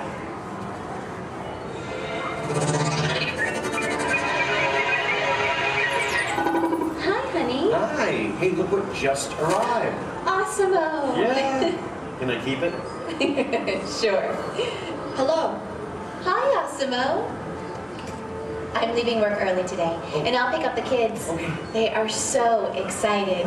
So I'll see you in a while. Oh, and honey, don't forget we're going out tonight. So remind your parents that they're babysitting and order pizza. Oh, yeah. Thanks. See you. Bye, honey. Bye. Bye, Osimo. Goodbye. Well, Osimo, welcome to the family. Thank you. I just need to remember to order that pizza. What do you think, sausage or pepperoni? What am I talking about? Now, developing the world's most advanced humanoid robot didn't happen overnight. It took teams of Honda experts over 20 years to create this amazing piece of technology. And we're talking about experts in the fields of physics, anatomy, mathematics, computer sciences, chemistry, mechanical, and electrical engineering. Oh, check this out. Osimo? Come this way, please. Now, if I'm sitting down, or in a wheelchair like my wife, Osimo's camera eyes are at about the same level as my eyes, and this makes communication very simple. In fact, if you take a look at the screen, you can see Osimo looking at me. Hello, Osimo. Hello, Kevin. Oh, Osimo, please turn out to all of our new friends. And everyone, wave and say, hello, Osimo. Hello, everybody. And there you are.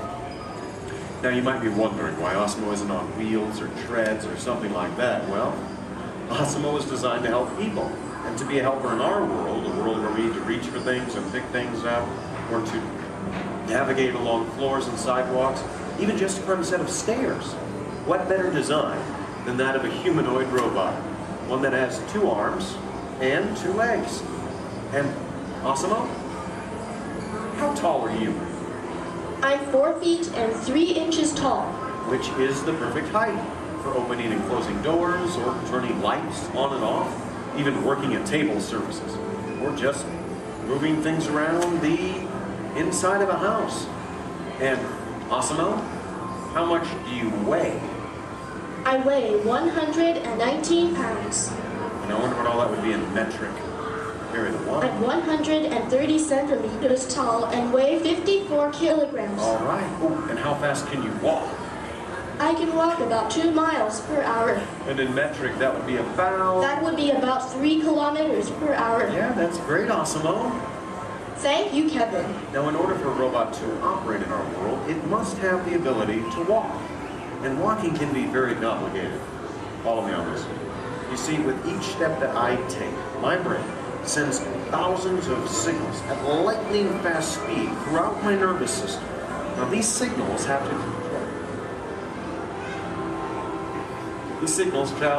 to the muscles, tendons, and ligaments in my legs, hips, arms, and shoulders, which all have to move in sync just for me to keep my balance. But the really amazing thing is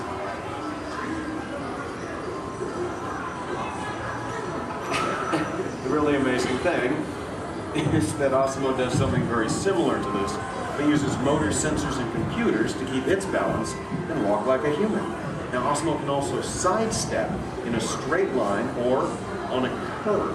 And this makes navigating through a house with all of its constantly changing obstacles very simple. And believe me, Osmo, that move's going to come in very handy with my kids and all of their constantly changing obstacles. But what's even more impressive, not only can Osmo walk forward, but Osmo can also walk backward as well, constantly adjusting its center of gravity with each step, just like us. And Osmo's balance is so good, you know what? Let's just show them. Osmo, please balance on one foot, like this. Yeah. Now Osmo makes it look easy. How about the other foot? All right. And Osmo must constantly analyze the data from all of its sensors and 34 separate servo motors. Well, Osmo, I guess it's true. There's really nothing you can't do, except fly, right? But I could play soccer. Yes, you can. You know, I think Molly left her soccer ball here, so yeah. Why not show everyone? Okay. Oh, hold on just a moment. Let me get some gold posts so we can make it official. All right, Osmo, bend it like Beckham. And that's a goal. Very nice, Osmo. Yes. Now it looks simple, but kicking the soccer ball actually requires some technically advanced balance, stability, and coordination. But you know, Osmo, with your ability to understand vocal commands and navigate effortlessly through the environment, it's easy to see how helpful you're going to be around the house. Oh, telephone. Okay, Osmo. I'll get it. Hey, is Osmo there? Yeah, right here. Hello. That is so cool! Osmo, we'll be home in like 5 minutes. Osmo, I told everyone in school they can come over and meet you. And I invited everyone in the neighborhood. They all see your video. Yeah, Osmo, you're a star. Bye, Osmo. Okay, my kids. I know. How about a bye, Dad? Bye, Dad. Love you. You're cool. Well, Osmo, looks like you're pretty popular with my kids. Oh, come on. You know what I'm talking about. Actually, what my kids are talking about is Osmo's DVD, Step to Safety with Osmo, in which it shows how we can use Osmo's unique walking ability to help teach young children safe ways of crossing the street. But Osmo can be helpful in many different ways. In fact, Osmo, did you use your wireless networking capabilities to go online and look for tonight's weather forecast? Yes, I will go online. Great. My wife and I are going out for our anniversary tonight, so good. Yeah. Partly cloudy, with a high in the mid-60s. Perfect. I'll just remind her to bring a sweater. We can have dinner on the patio. Now, even though Osmo's current role is to help her in the home today, someday Osmo might be able to work in dangerous situations, like fighting fires or working in unhealthy environments, cleaning up toxic spills. And there's even the possibility... But I'm not only designed to help, I can also have fun. I think I know what you're talking about. Everyone, would you like to see Osmo dance? Yeah? All right, how about this, Osmo? You lead, I'll try to follow. Go ahead and kick it.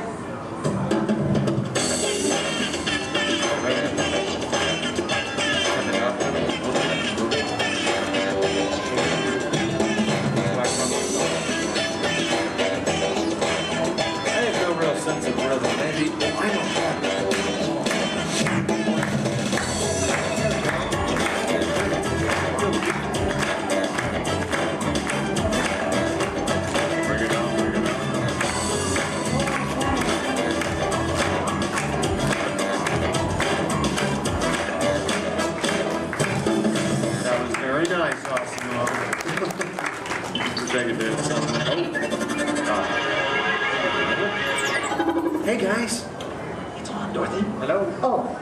Hi, dear. Hi, Mom. What are you doing? Trying to keep the rhythm. Tell them to be over in a while. Oh, your father says to tell you we'll be over in a while to watch the kids. Okay. Ask about the robot. Oh, did that cute little robot arrive? Yes, Mom. Osmo's right here. Oh, good. Well, we'll see soon. Okay. Make sure our room is ready. Make sure our room is ready. Dad, I can hear you. We can all hear you. You can hear you, Earl. We're good. Okay, honey. Bye. Bye. How do I turn this thing off, Earl? Use the remote. Use the button on the right. My parents and technology don't always mesh well. There you go. Although, you know, this is the first time in a long time my parents have actually volunteered to watch the kids. I wonder why. It's a mystery. Anyway, if you'll excuse me a moment, I need to go check on that. A second, Osimo? Could you do me a favor? Yes, Kevin. Could you go upstairs and look into the room on the right to see if it's ready for my parents? Of course. Great. Now, what you're about to see is one of Osmo's most challenging maneuvers, made possible by combining all of its onboard technology. The ability to climb a set of stairs with balance and precision is a culmination of over 2 decades of research and development. Now, first, Osmo stops momentarily at the foot of the stairs and adjusts its position by reading a mark on the floor using the sensor in its torso. Oh, are you all ready, Osmo?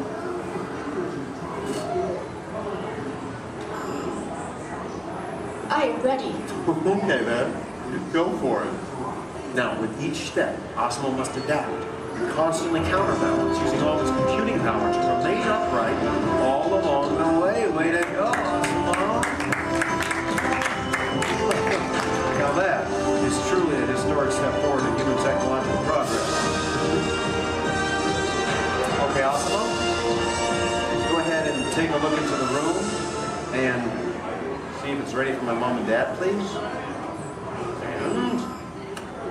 oh, that looks perfect. Thank you, Osmo. You're welcome. Now, if you thought going up the stairs was difficult, it takes even more balance and coordination to make it back down whenever you're ready, Osmo. Once again, Osmo will find its position by reading a mark on the floor using the sensor in its torso. And when it's ready, it will descend the stairs, constantly adjusting with each step.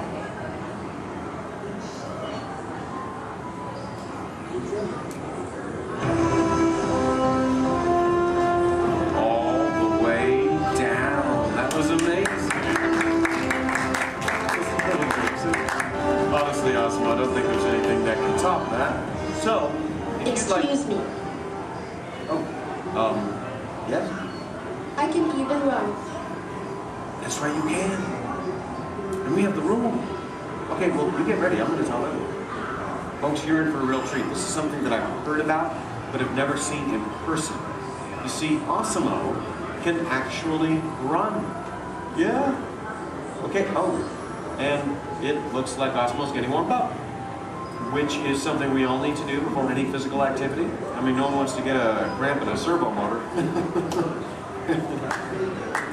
Now, in order for Osmo to run, both of its feet must leave the ground at the same time, if only for a moment. And Osmo is the only life-sized humanoid robot in the world that can accomplish this, moving at speeds of nearly 4 miles per hour, or in metric, 6 kilometers per hour. Okay, Osmo, you just let me know when you're all warmed up and ready.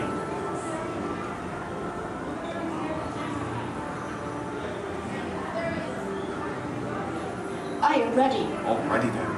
On your mark, get set, go!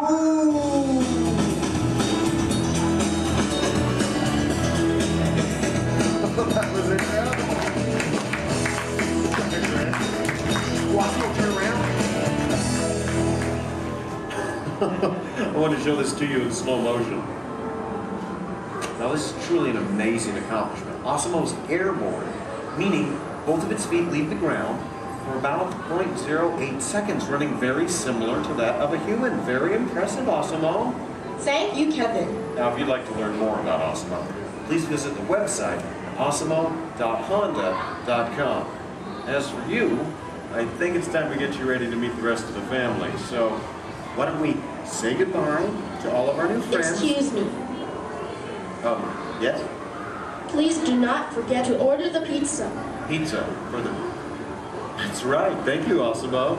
You're welcome. You know what, Osimo? I think this is going to be the beginning of a beautiful friendship.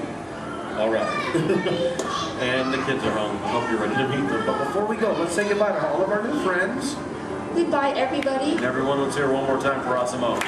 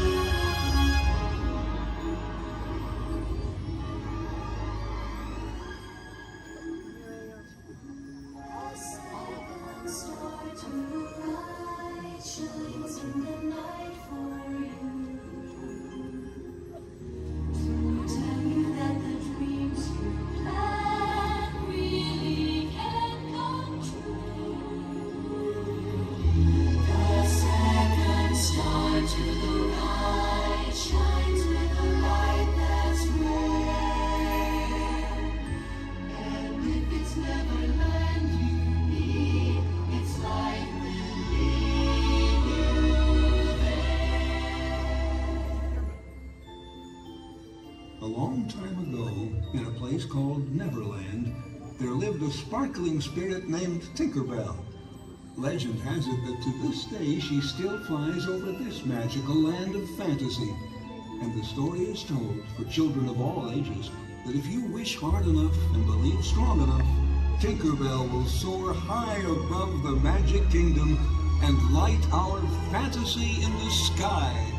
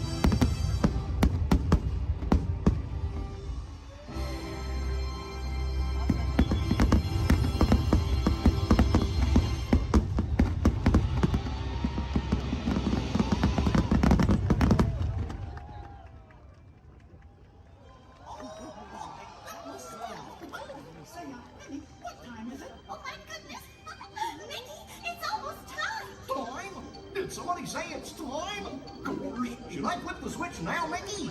Not quite yet, pal, but it won't be long now. Let's see, yep, just a few more minutes till we start the countdown to the new year. Oh gosh, I can hardly wait. Mickey, me too. And I can't imagine a better way to celebrate the new year than with all of these nice people right here in the Magic Kingdom. Oh, what a special moment in time. Time? Is it time? Now, George.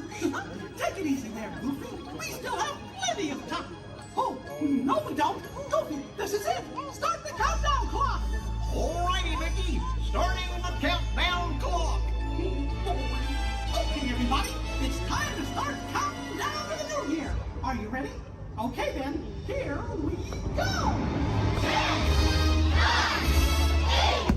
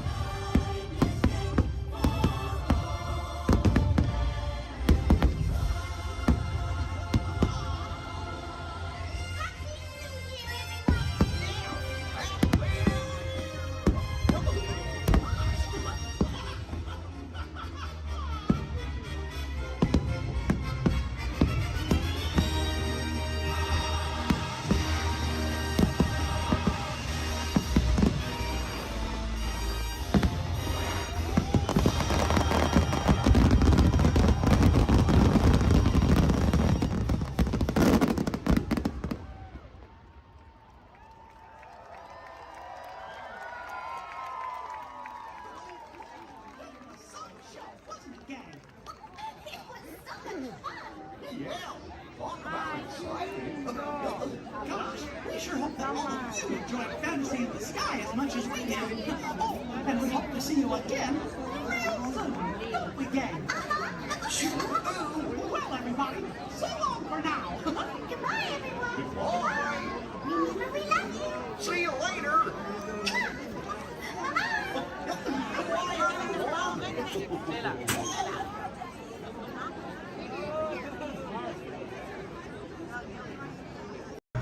For your safety, please remain fully seated. No lap sitting and hold on to all loose items.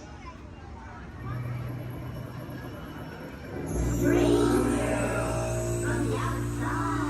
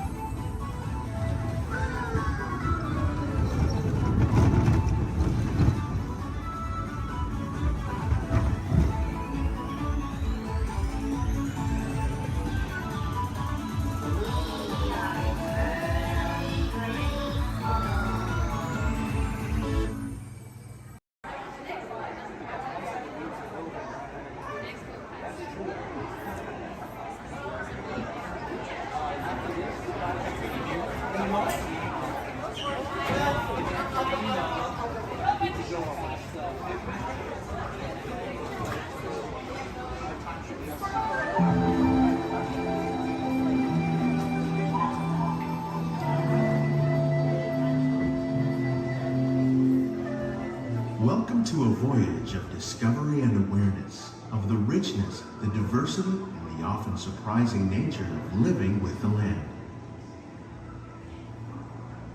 Our journey begins as dramatic and sudden changes are sweeping over the land. The approaching storm may seem violent and destructive to us, but to nature, it's a new beginning in the cycle of life.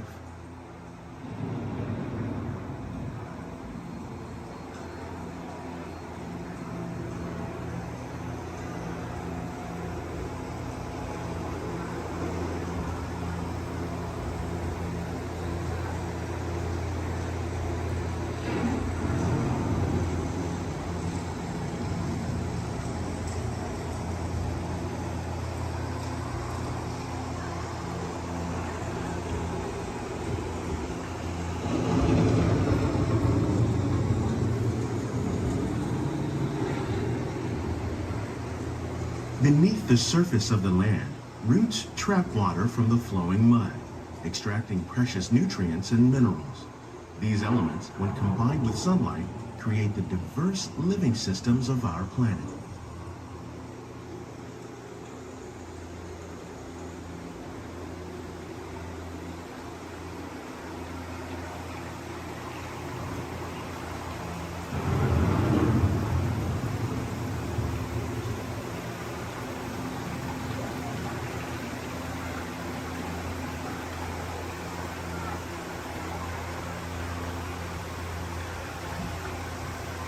One of those living systems is the rainforest, home to the most amazing concentration of life on our planet. These dense and beautiful forests cover only a tiny portion of the Earth's surface, but they contain more than half of its plant and animal species. Rainforests are also extremely rich and productive living systems, providing us with oxygen, food, medicines, and other elements essential to our lives.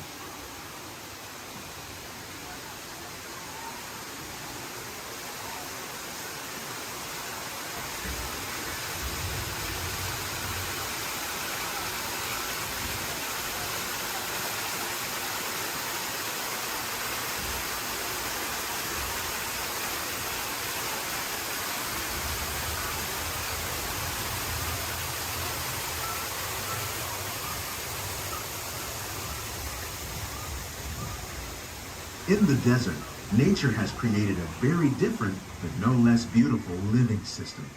And while this arid landscape may seem lifeless, it is very much alive. The plants and animals that have learned to survive in these harsh conditions make use of what little water they can find and avoid the scorching rays of the relentless sun.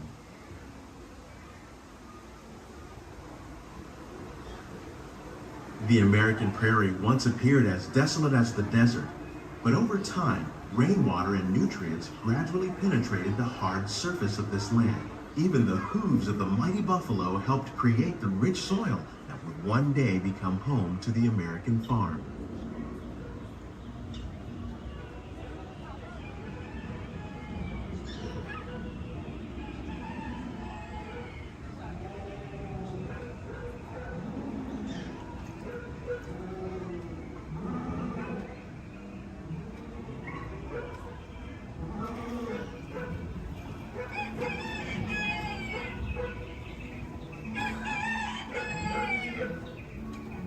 Of all the forces at work on the land, humans have had one of the most profound effects.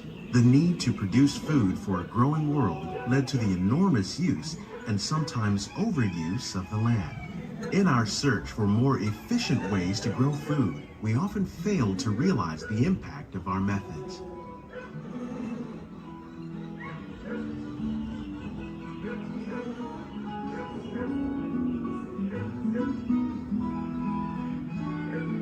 Today, we're learning to live with the land, discovering better ways to grow food that will assure both human and environmental well-being.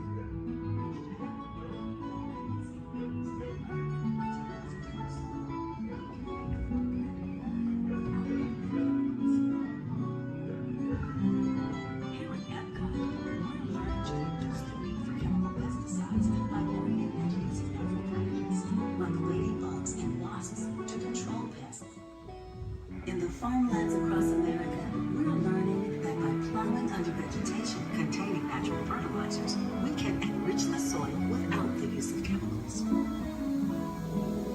In arid regions, we're learning to produce food on desert seacoasts by developing and planting crops that thrive on salt water. In Japan, we're learning that by mixing leaves and other living materials into our soil, we can make farmland more fertile without the need for chemicals. How will we meet tomorrow's growing needs for food production, yet still respect the needs of the land? Some of the answers are being discovered just ahead. To help us maintain these carefully controlled ecosystems, and for your safety, please remain seated in your boat at all times.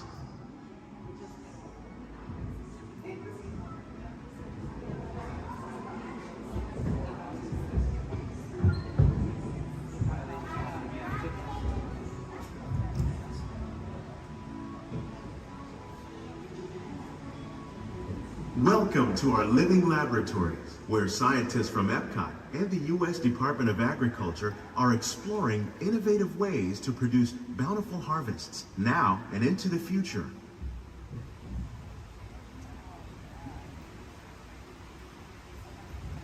The tropics are home to the greatest diversity of plants on the planet. Many of these, like papaya, bananas, cacao, coffee, and rice, are well known around the world. These are just a few of the edible plants that have been an important source of nutrition for people living in the tropics. Many are rich in vitamins and minerals, while others are well adapted to growing in less than ideal conditions. Some, like the water lily, thrive in wet, swampy areas and waterways. All parts of this plant, even the flower petals, are edible. The starchy root of the plant has long been used to make flour for baking.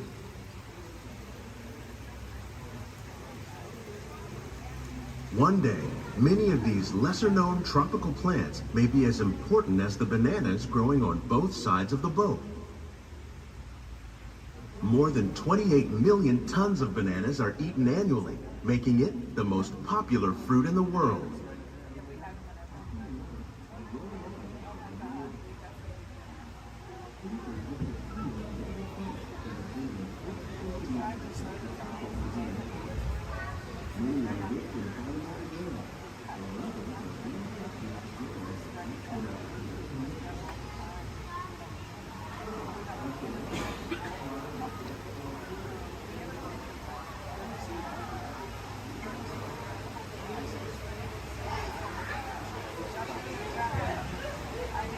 When we mention farming, you probably don't think of fish. But fish farming, or aquaculture, accounts for nearly half of all the seafood consumed globally. Tilapia, bass, and catfish, like the ones you see here, are three of the more popular crops raised by fish farmers. The sustainable system we're using here recycles the water in the tanks. As a result, we're able to save millions of gallons each year. Our small fish farm produces nearly 5,000 pounds of fish each year to serve in restaurants around Walt Disney World.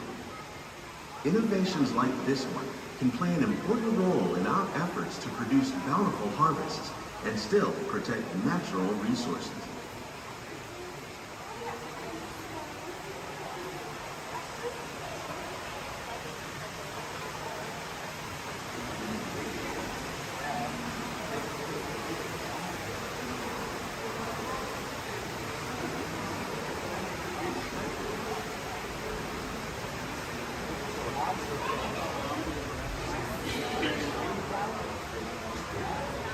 While there are more than 50,000 edible plant species in the world, most of us are only familiar with the handful that make up our everyday diet.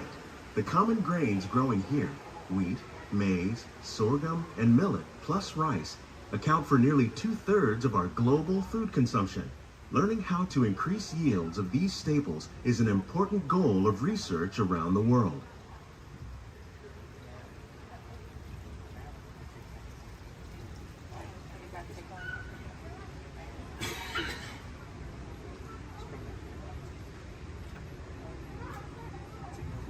These plants are definitely on their way up.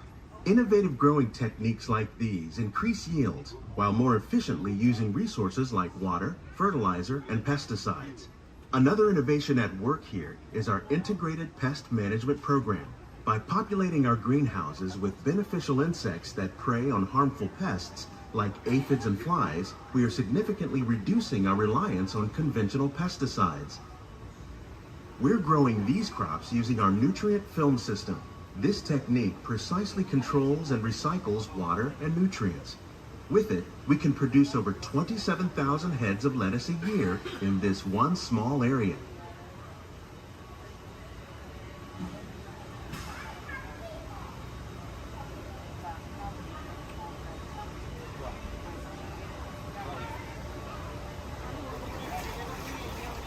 Some of our best ideas have been inspired by nature, like these fruit and vegetable trees. By growing these ground plants vertically, we can increase yields and better control diseases. These crops taste as good as they look.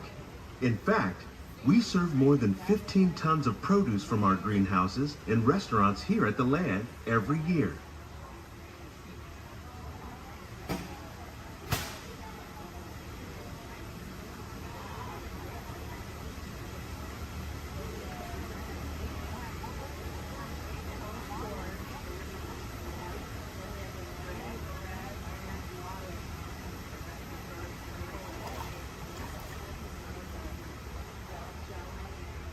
The future of agriculture may include innovative ideas like this vertical growing system. Plants grown in this way use a fraction of the space required by traditional growing methods. That saves water and increases production. The aquaponics system on your left combines hydroponics with aquaculture. The fish provide a natural source of fertilizer for the plants, and the plants help keep the water clean for the fish. It's another great way to produce more while using less. In our lab, Epcot scientists are working with the U.S. Department of Agriculture on a number of innovative projects. The goal of these efforts is to produce higher yielding and better quality plants.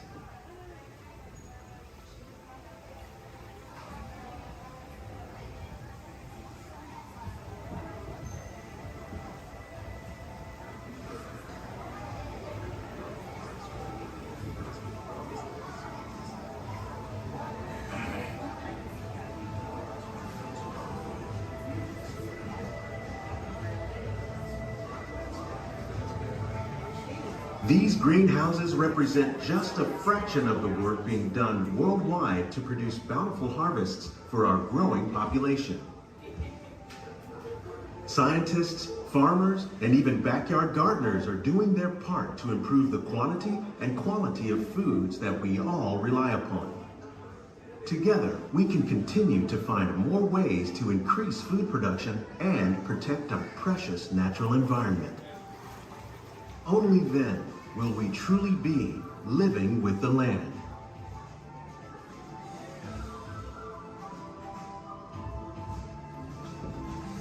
On behalf of Walt Disney World, we hope you've enjoyed this unique journey through our living laboratories. If you'd like a closer look, then check out the Behind the Seeds walking tour. It's a chance for the whole family to get up close and personal with the plants and growing techniques in our laboratories. Please keep your hands and feet inside the boat and remain seated until the boat comes to a complete stop.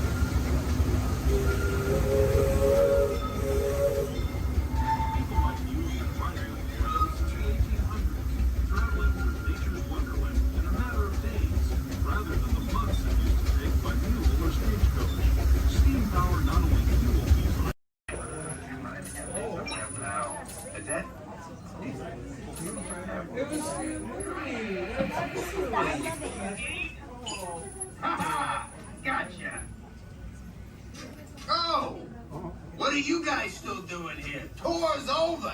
The cages are open and the creatures are loose. You gotta get out of here. Wait. Don't get out of here. I could use a hand. My little pal Groot is lost in the fortress somewhere, and I need to find him before he gets ate. I found his tiny little heat signature, see? All those other heat signatures are, well, don't worry about them. Listen up. You guys can be a big help while I look for my pal. A gantry lift full of warm parents makes a really great distraction. I just need you to wave your arms, scream, whatever it takes, and then all these things will, never mind. You in? It doesn't matter. That was rhetorical. Now let's move. Meet me at the gantry lift. Yep, I'm gonna go back that way.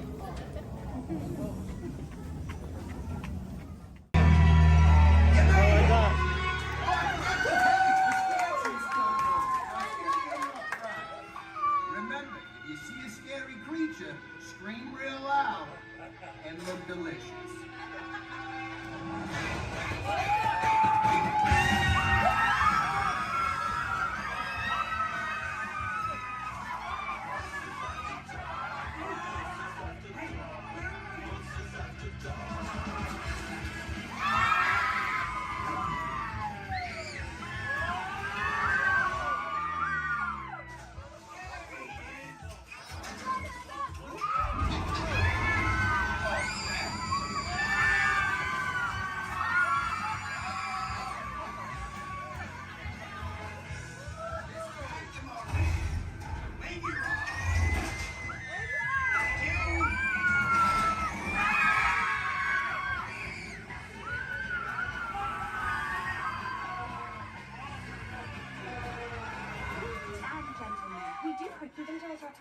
Please gather your precious souvenirs.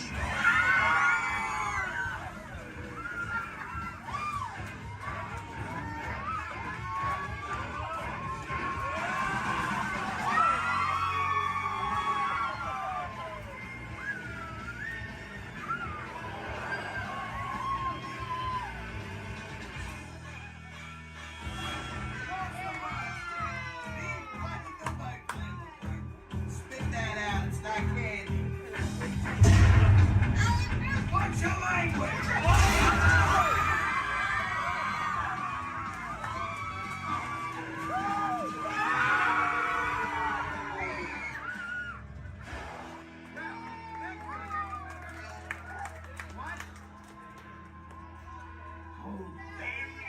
Very still. Your time has come. The master awaits. Yeah, I'm a little scared.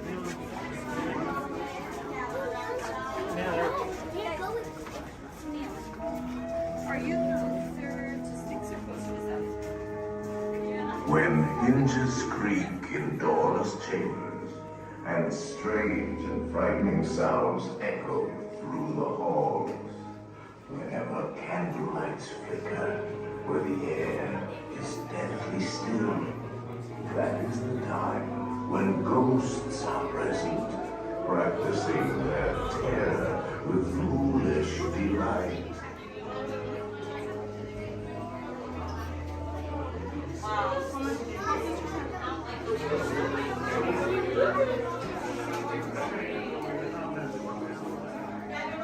proceed all the way to the chamber and all the way across the walls. Look alive, folks, we're on a strict deadline. It's going to like a hatchet and chop.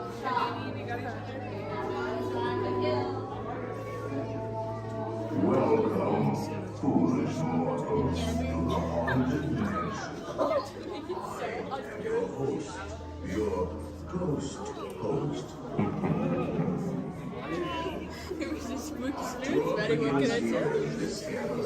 Here where you see paintings of some of our guests as they appear in their corruptible, mortal state. Kindly step all the way in, please, and make room for everyone. There's no turning back now. Now everyone, gather your bodies away from the walls and into the dead center of the room. Your cadaverous pallor betrays an aura of foreboding, almost as though you sense a disquieting metamorphosis. Is this haunted room actually stretching? Or is it your imagination? And consider this dismaying observation. This chamber has no windows and no doors. Which offers you this chilling challenge to find a way out.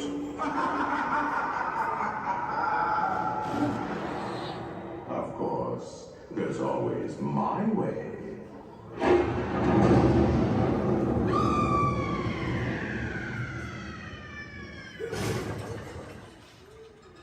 Oh, I didn't mean to frighten you prematurely. The real chills come later. Now, as they say, look alive, and we'll continue on. And let's all stay together, please.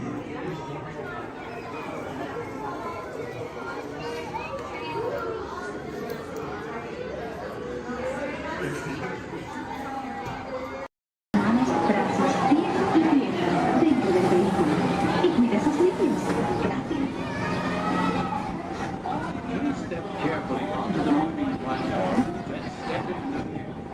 For your safety, remain seated throughout your journey, keeping your hands, arms, feet, and legs inside the car.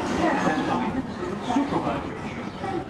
Remember to stay clear of the doors, but all will not close automatically. Enjoy your trip aboard the Metroliner.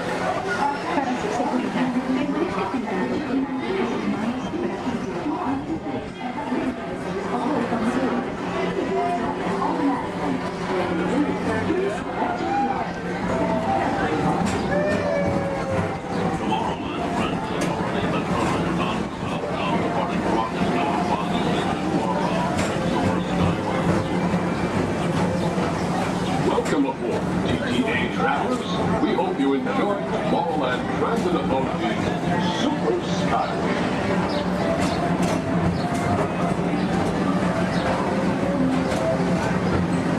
Now approaching Tomorrowland Interplanetary Convention Center. The convention center is home to a galaxy of wonders from faraway.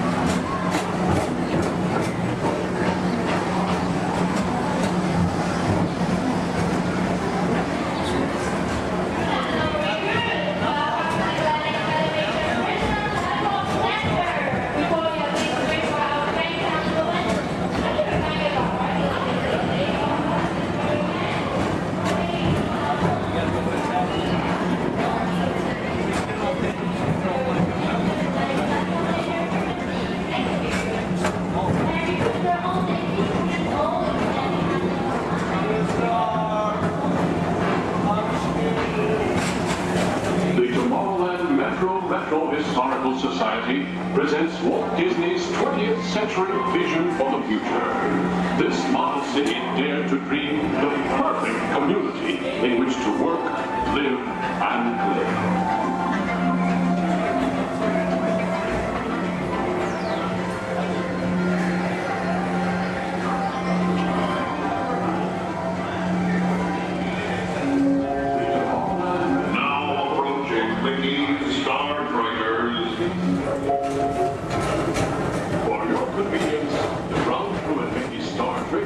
Will be glad to rocket ship to many planets in the galaxy. Hi there, Tomorrowland travelers. This is Mr. Johnson and Sky Eagle Hovercraft 1, bringing you the latest Tomorrowland traffic report. As usual, everything is perfect on Tomorrowland Superhighway. Back to you at DTA Center.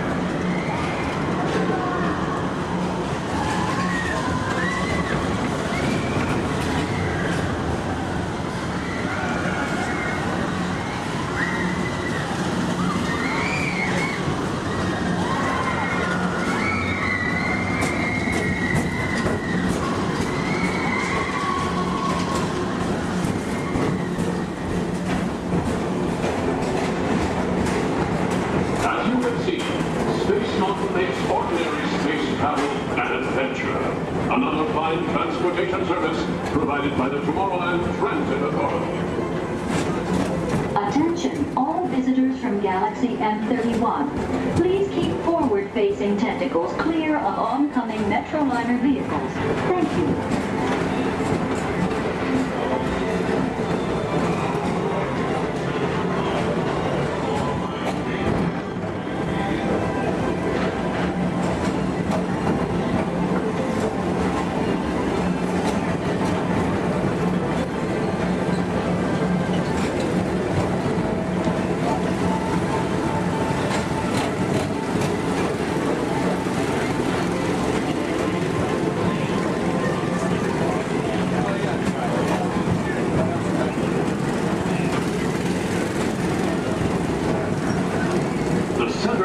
Rocket Tower Plaza is the League of Planets Astro Orbiter. This symbol of universal harmony and interplanetary fellowship provides all beings with an exhilarating spin around the planets.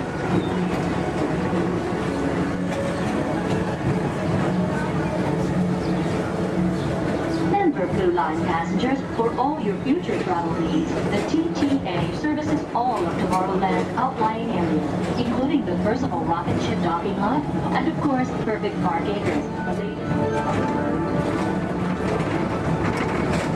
Paging Mr. Morrow, Mr. Tom Morrow. Your party from Saturn has arrived. Please give them a ring.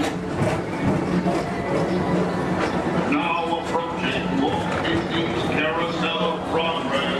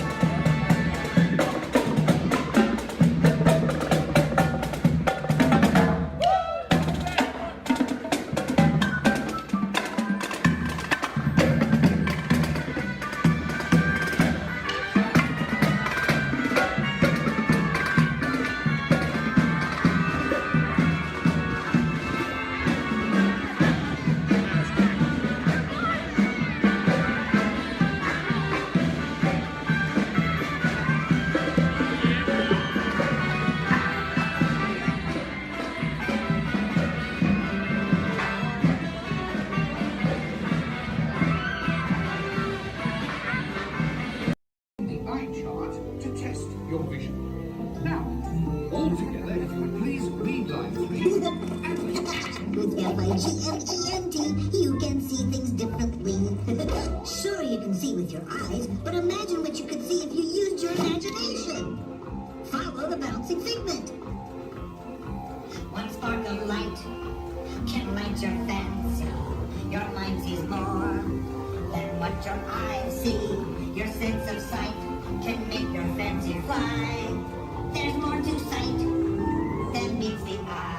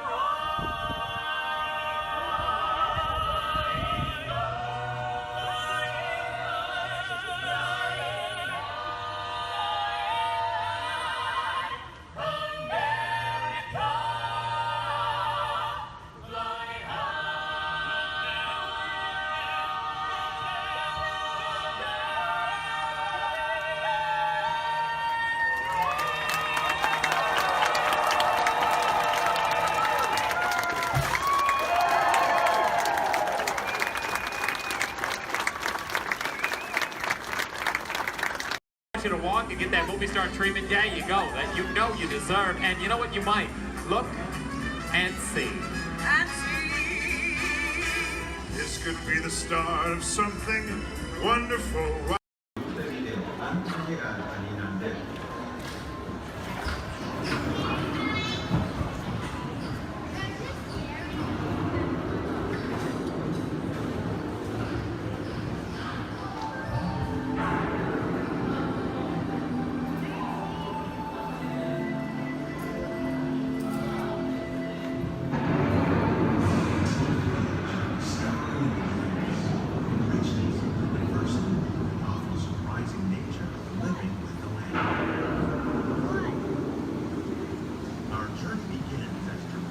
Sudden change in sleep and wind. Actions can be simple alignment and destructive to us, but to nature, it's a completely cycle of life.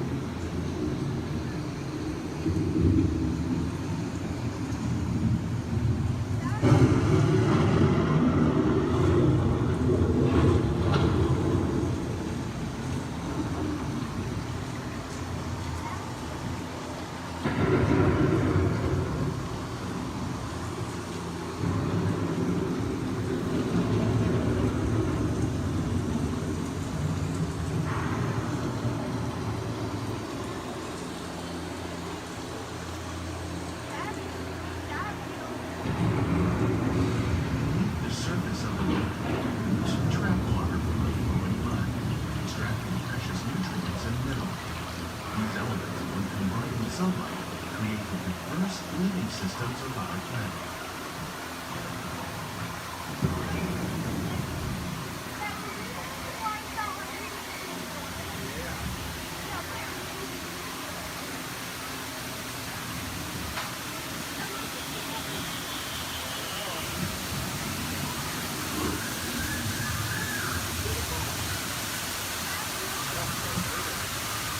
One of those living systems is the rainforest, home to the most amazing concentration of life on our planet. These dense and beautiful forests cover only a tiny portion of the Earth's surface, but they contain more than half of its planet of atmosphere. Rainforests are also extremely rich in surrounding living systems, providing us with oxygen, food, medicine, and other forms of essential life.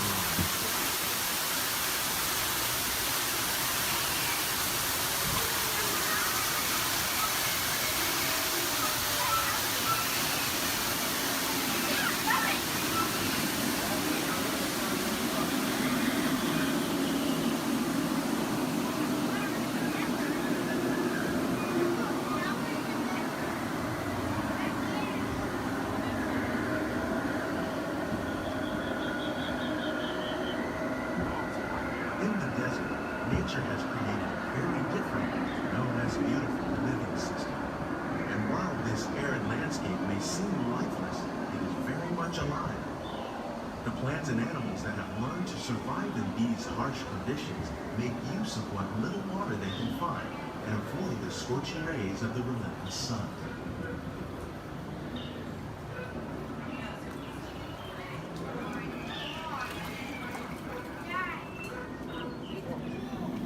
The American prairie once appeared as desolate as the desert, but over time, rainwater and nutrients gradually penetrated the hard surface of this land. Even the hooves of the mud buffalo helped create the rich soil that one day become home to the American farm.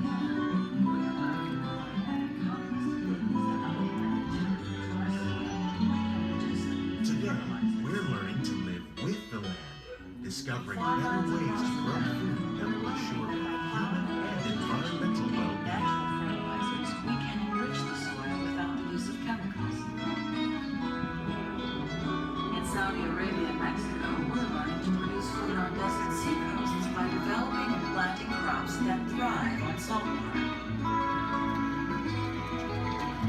Here at Epcot, we're learning to reduce the need for pesticides by using natural predators like ladybugs and wasps to control pests. In Japan, we're learning that by adding composted leaves and other plant material to our soil, we can reduce the need for fertilizers. In farmlands across America, we're learning that by plowing under vegetation containing natural fertilizers, we can enrich the soil without the use of chemicals. In Saudi Arabia and Mexico, we're learning to produce food on desert seacoasts by developing and planting crops that thrive on saltwater.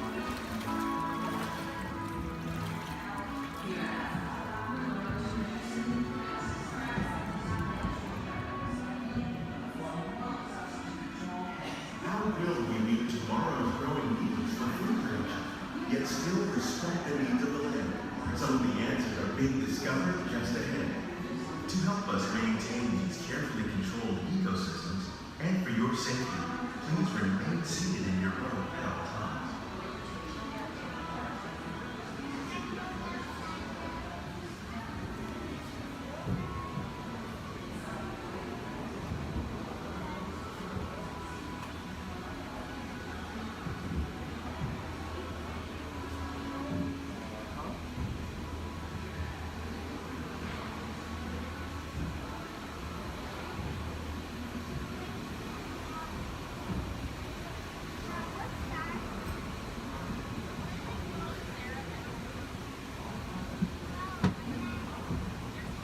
Welcome to our living laboratory, where scientists from Epcot and the U.S. Department of Agriculture are exploring innovative ways to produce bountiful harvests now and into the future.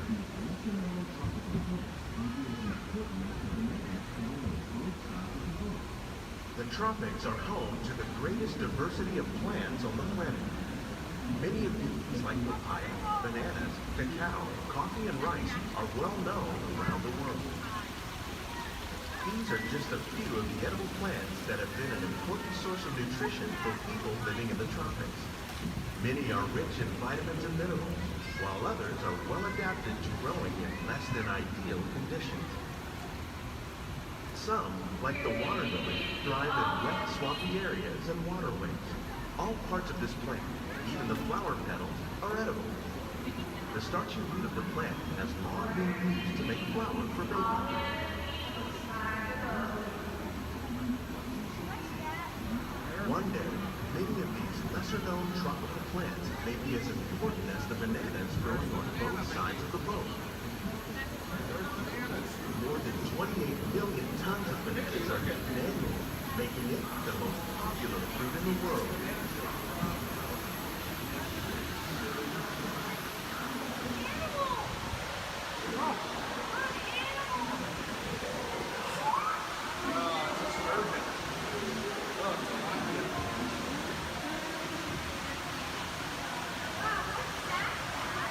When we mention farming, you probably don't think of fish, but fish farming or aquaculture accounts for nearly half of all the food consumed globally. Tilapia, bass, and catfish, like the ones you see here, are three of the more popular crops raised by fish farming. The sustainable system we're using here recycles the water in the tanks. As a result, we're able to save millions of gallons each year. Our small fish farm produces nearly 5,000 pounds of fish each year to serve in restaurants around the nation. In addition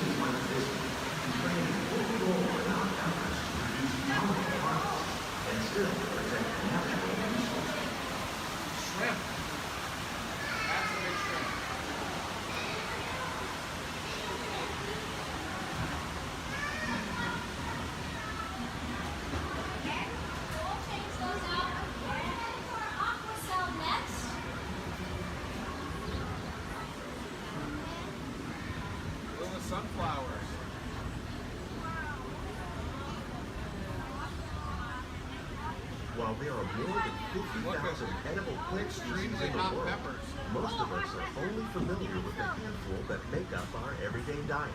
The common grains growing here, wheat, maize, sorghum, and millet, plus rice, account for nearly 2/3 of our global food consumption. Learning how to increase yields of these staples is an important goal of research around the world. A monkey puzzle tree.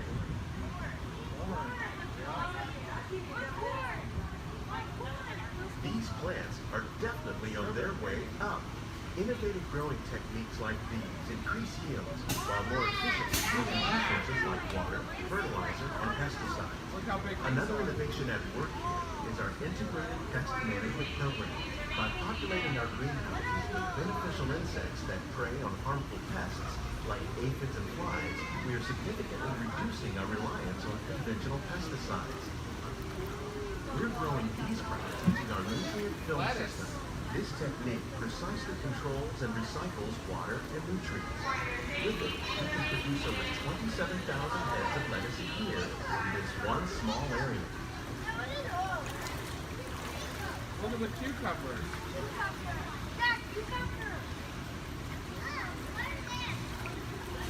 Look at the strawberries. Some of our best ideas have been inspired by nature, like these fruit and vegetable trees. By growing these ground plants vertically, we can increase yields and better control diseases. These crops taste as good as they look. In fact, we ship more than 15 tons of produce from our greenhouses in restaurants here at the land every year. Look at the jalapenos. That's a great idea.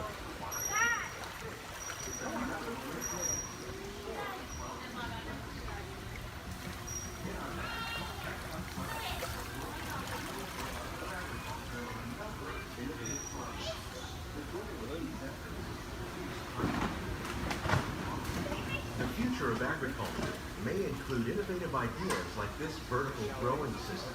Plants grown in this way use a fraction of the space required by traditional growing methods.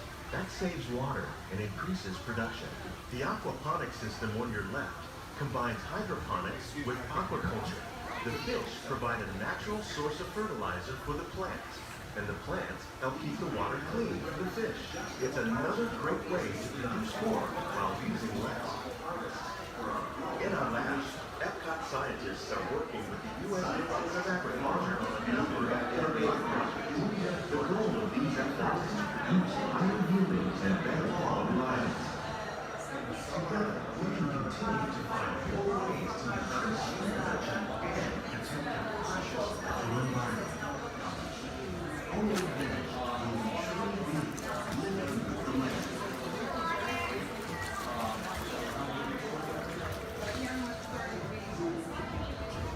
On behalf of Walt, these greenhouses represent just a fraction of the work being done worldwide to produce healthy harvests for our growing populations. Scientists, farmers, and even backyard gardeners are doing their part to improve the quantity and quality of foods that we all rely upon. Together, we can continue to find more ways to increase food production and protect our precious natural environment. Only then will we truly be living with the land.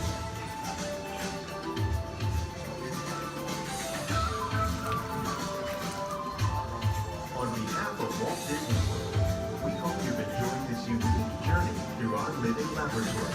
If you'd like a closer look, then check out the behind-the-scenes walking tour. It's a chance for the whole family to get up close and personal with the plants and growing techniques in our laboratory. Please keep your hands and feet inside the boat and remain seated until the boat comes to a complete stop.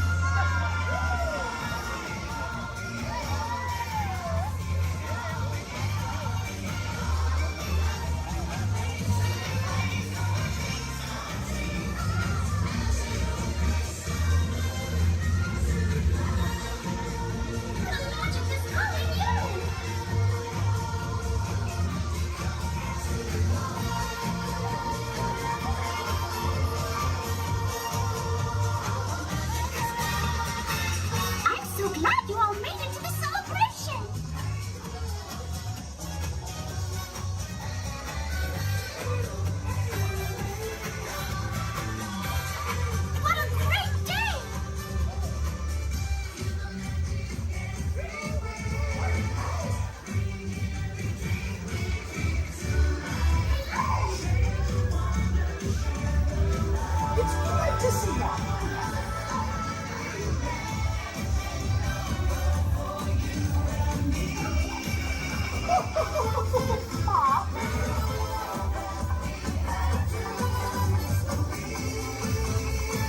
There's magic everywhere!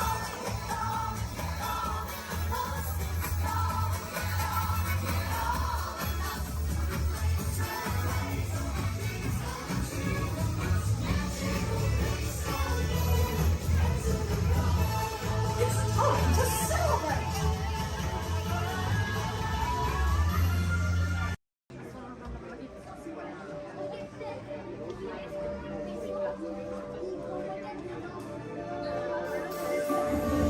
I see we have new visitors. Welcome, Terrans, to the wonders of Xandar. I am World Mind, sentient supercomputer of Xandar. I hold the knowledge, memory, and experiences of all Xandarian citizens, past and present. This gives me extensive knowledge, yet I am constantly learning, and I am now learning about you and your planet, Terra.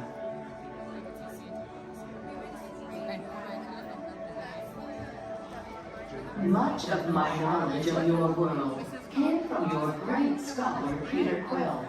However, many of his facts have yet to be confirmed, such as the incredible importance of a legend called Footloose. Through my fellow Xandarians working here at the Wonders of Xandar, I am discovering more about you Terrans. Such as your fascination with eating the turkey leg. Why only the leg? What about the rest of this creature? We are eager to learn the answers to these questions and so much more about your world. In return, we Xandarians hope to share with you more about ours. Although Xandar is 2.537 million light years away from your planet Terra, our worlds are actually quite similar, and began at precisely the same moment. We refer to this as Time Zero, before the existence of anything. Our worlds were born of a single point of matter and energy that blasted outward in what you Terrans refer to as the Big Bang. And from nothing came the beginning of everything.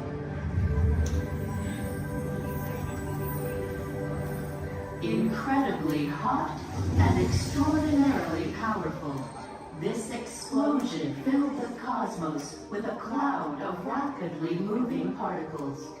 Over the next 100 million years, space continued to expand, and the particles cooled and slowed. As they coalesced into huge swirling clouds, gravity pulled them into larger, denser clusters. At the heart of these clusters, the temperature rose, and the particles were compressed so tightly they fused, releasing enormous amounts of heat and light.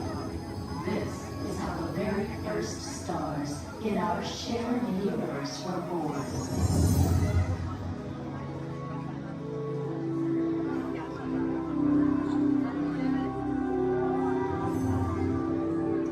The singularity is just one of the commonalities between our two worlds that we will explore today. Welcome, Terrans, to the Wonders of Xandar.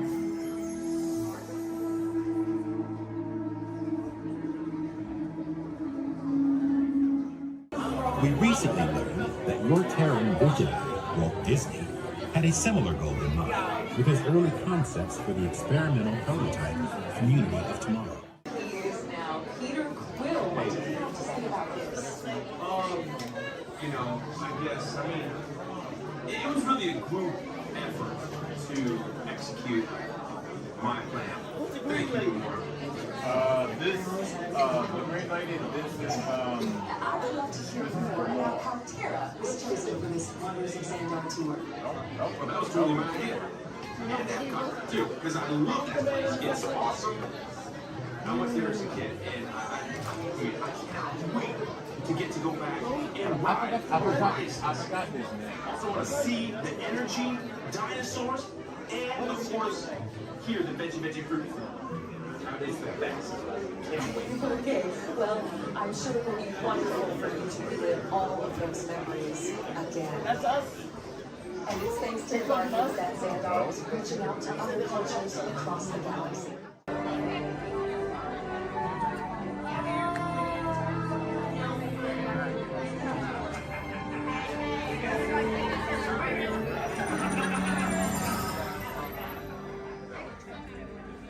Greetings, Terrans. I am Nova Prime Irani Rayab, Commander of the Nova Corps.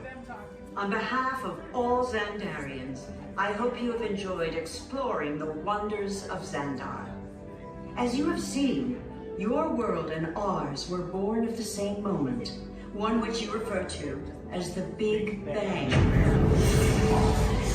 As such, we are all galactic neighbors in a vast universe which we and countless others share.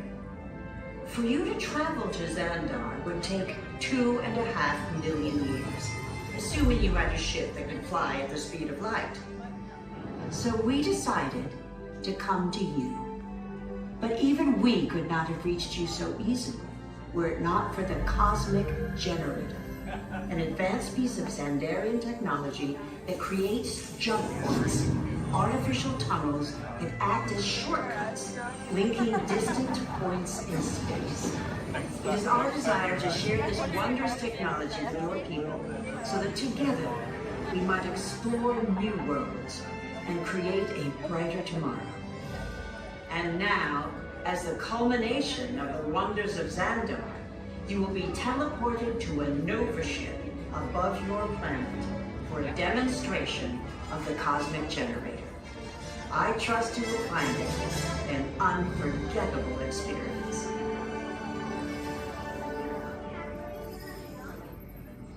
Welcome, people of Epcot, Epcoters, Epcotians, citizens of Epcot. Does anyone know what they call themselves? What? Someone needs to tell me when I'm on. Welcome, Epcot Terrans. I am Centurion Tal Merrick, and we're just about ready to teleport you up to the ship for the demonstration. As you're about to enter a secure Nova area, I must ask you to put away your Terran communication devices at this time. Recording of any type is strictly prohibited. I am very serious about this. Now, please step forward into the chamber. You're gonna love this. You're on! That was the best. That was like probably highlight. You're on! Someone get that guy. I should warn you that we have never teleported Terrans before. But since your molecular structure is very similar to Xandarians, it should work. It'll work. So long as you are standing inside the lighted ring. You do not want to know what happened last time someone did not stand where I told them to, okay? Stand by for teleportation. Here we go.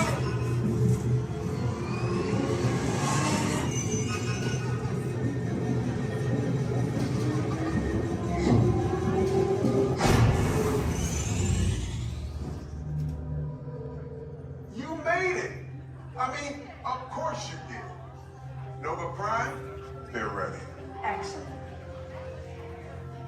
What you see before you is the Cosmic Generator. And in just a few moments, we'll be activating it so you can experience for yourself what's happening. I'm not sure.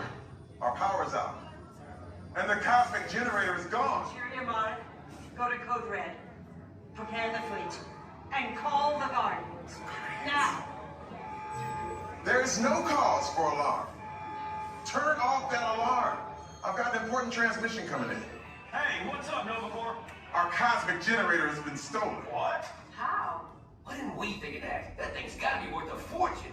I am Groot. Good question. Yeah, who do you think took it? Perhaps that really big man outside your ship. Well, that is a big man. I need to alert Nova Prime. I will be watching Terrans from beyond. That's not creepy at all.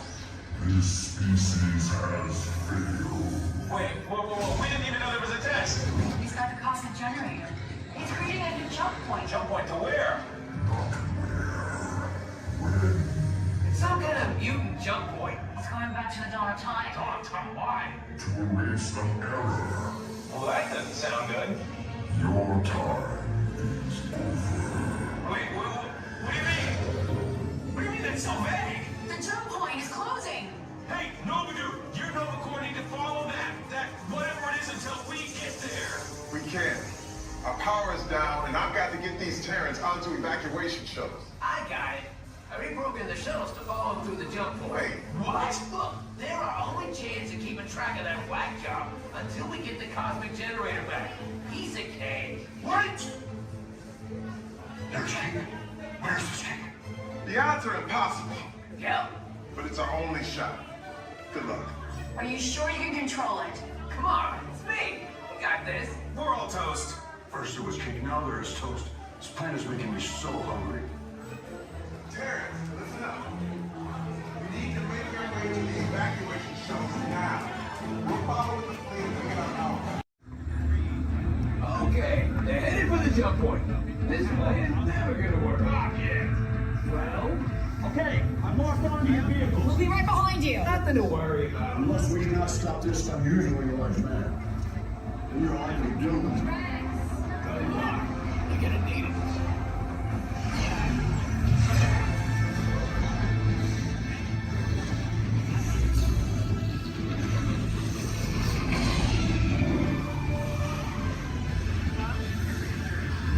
Useless to follow me. What is that noise? Boys, no one's gonna stop rock and roll from existing. What have you done? What have we done? I think we're jumping back.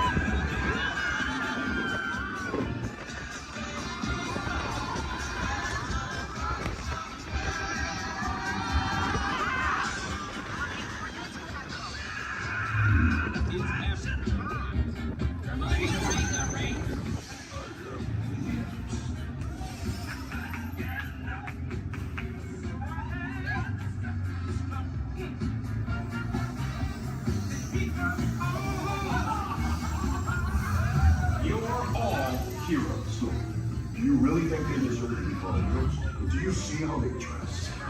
It's just a figure of speech, Drax. You are lying to them. Now I understand. Welcome to the Guardians of the Galaxy.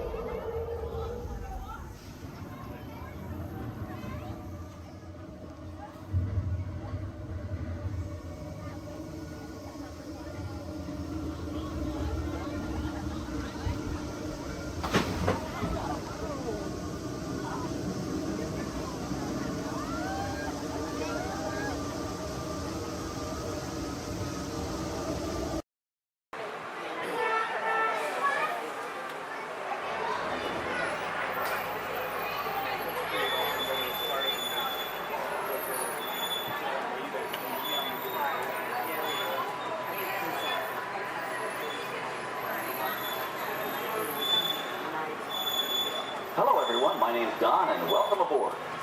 We're heading into the backlot of Disney's Hollywood Studios. This production area was built in 1988 as a Florida counterpart to the Walt Disney Studios in Burbank, California. We included sound stages, recording studios, high-tech editing rooms, all the tools needed to create movies, TV shows, and radio broadcasts. We've even got our very own water tower, too. It's up ahead on the left side of our shuttle. We call it the Earful Tower. It's inspired by the water tower Walt Disney had built for his Burbank studio in 1939. Our Florida tower stands a lucky 13 stories high, and we added our own creative touch, a giant set of Mickey Mouse ears. If you wanted to wear those ears, you'd have to have a hat size of 342 3/8. Up ahead, after the next bend in the road, you'll have a perfect opportunity to take a picture of this famous icon. In the world of entertainment, every project starts with a screenplay and a lot of creative ideas. A production studio is where the ideas of writers, producers, and directors are transformed into an on-screen reality. Within these huge spaces, filmmakers can literally create their own worlds. Our Florida sound stages are soundproof, weatherproof, and most importantly, air-conditioned. All vitally important for the cast, crew, and equipment. Many of the crafts needed for filmmaking are located right here on the lot. On the left, we have our own greens department. It grows flowers, trees, shrubs, and topiaries. A few well-placed plants can cover up empty spots in the set and add a touch of natural beauty to a scene. On the right are two of the aircraft from the 2001 blockbuster hit Pearl Harbor. These exact full-scale replicas of P-40 fighters were used in the special effect fight sequences. Of course, many of the planes you saw flying through the aerial battles or sitting on the ground weren't real at all. They were created entirely within a computer. Oh, keep your cameras focused to the right. We're coming up on that perfect angle of the Earful Tower I told you about. It's a true masterpiece.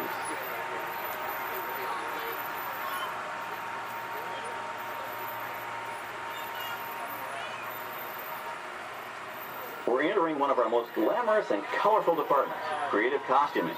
Every star has to have just the right wardrobe, and it all begins here with a designer's sketch. Our team of designers, seamstresses, and tailors can turn 1.5 million yards of fabric into over 25,000 costumes every year. Many of these costumes will become part of the shows and attractions of the Walt Disney World Resort. In fact, here in Florida, we have the largest working wardrobe department in the world.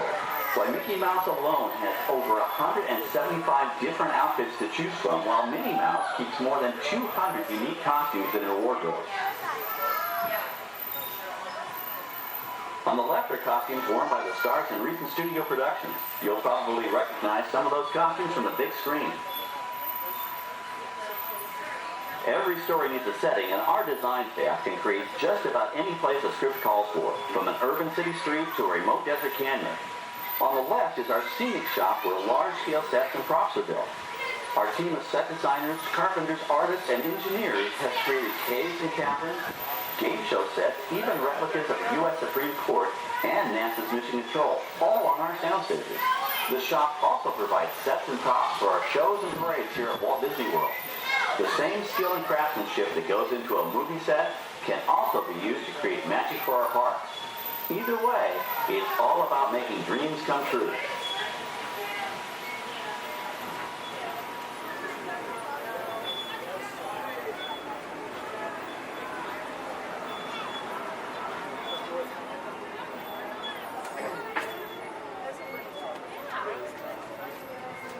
Now we're entering a zone we call the Boneyard. It's an outdoor storage area for oversized props and vehicles. Cars, trucks, boats, planes, we often save these props in case we need them for future productions. In this backlot collection, you may find real working vehicles, non-working mock-ups, and even large-scale miniatures used in special effects shots. Large-scale models create a more convincing illusion on camera. We even place small cutout passengers in the windows of the plane.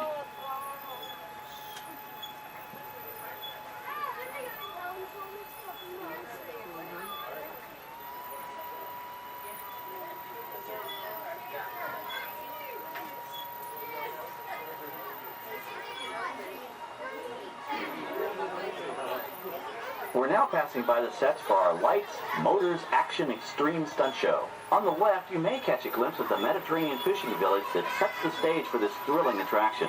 We'll get a closer look at it soon, but for now, we're approaching one of the largest standing sets on our back lot. It's over on the right. It may not look like much from this angle, but it's pretty spectacular on the other side.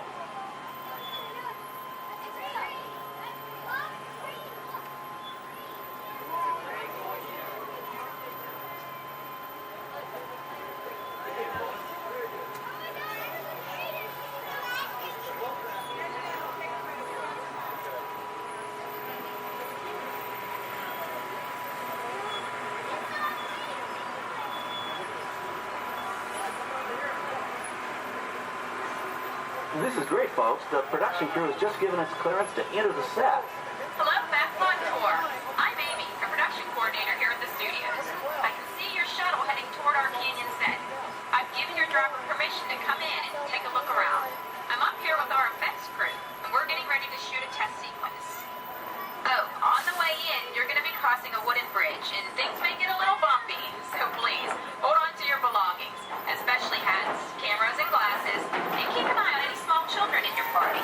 And of course, please remain seated at all times. Welcome to the set. As you can see, we brought the bare, dry deserts of Southern California to green, typically humid Central Florida. This set is based on real locations that our production designer took pictures of. Our set crew spent about 6 months building the canyon, but we've used it for a number of TV shows and specials over the years. For our upcoming production, the script called for a tanker truck. We found this one in our boneyard, but it was too big to drive into place. So we picked it up with a crane and set it down here. We're up on the overhead platforms, and I see our director has arrived. As soon as the rain effect is ready, we'll begin the sequence.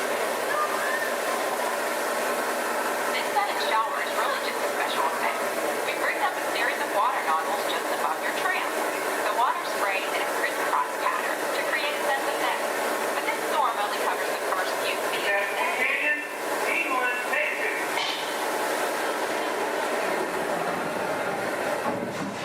Okay, it's showtime. Everybody stay seated. Hang on to your belongings and watch your children.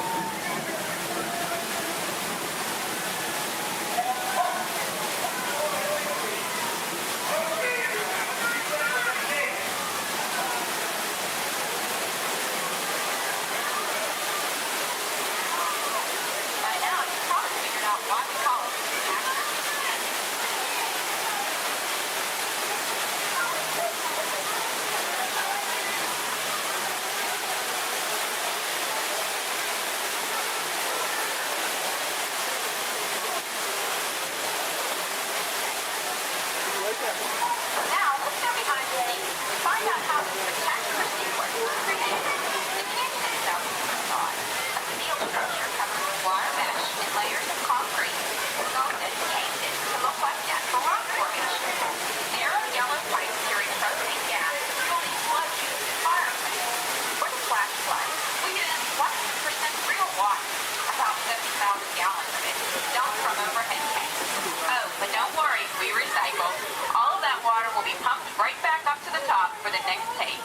We shoot some of the water through air cannons for an extra dynamic effect. Those air cannons are powerful enough to shoot a basketball over the top of a skyscraper the size of the Empire State Building. To top it off, our shuttle was sitting on hydraulic shaker tables. They provided the shaking, rattling, and rolling sensations for the scene. The entire sequence can be reset in 3.5 minutes. That's just enough time to bring in the next shuttle. Well, I've got to get ready for our next take. Thank you all for being part of the action. Hey, I'm needed back on the set, so enjoy the rest of your tour. Okay, well, thanks, Amy, for giving us access to the set.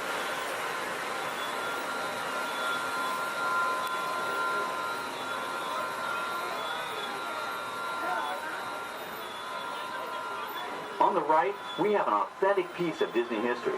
That Gulfstream 1 was known at airports across the country as November 234 Mickey Mouse, but we just call it the Mouse. In 1964, Walt Disney and his hand-picked team used this plane to scout locations for what he called the Florida Project. Soon, they secretly began purchasing thousands of acres of land, which became the Walt Disney World Resort in 1971. During the creation of the resort and later Epcot, the Mouse shuttled studio executives and Imagineers between Burbank and Orlando, making it the most used executive aircraft in the country. Appropriately, the Mouse retired here in 1992. As Walt used to say, it was all started by a mouse. In this case, the 234 Mickey Mouse. On our right, we once again sweep past the magnificent Mediterranean village of our Lights, Motors, Action Extreme Stunt Show. This high-octane attraction is based on the hit show from the Walt Disney Studios Park in France. In this action-packed production, you'll feel like you're right there on the set during the filming of a spy thriller, complete with custom-built cars, motorcycles, even jet skis. You'll experience the split-second timing, coordinated driving, and fiery special effects that make action movies a real blast.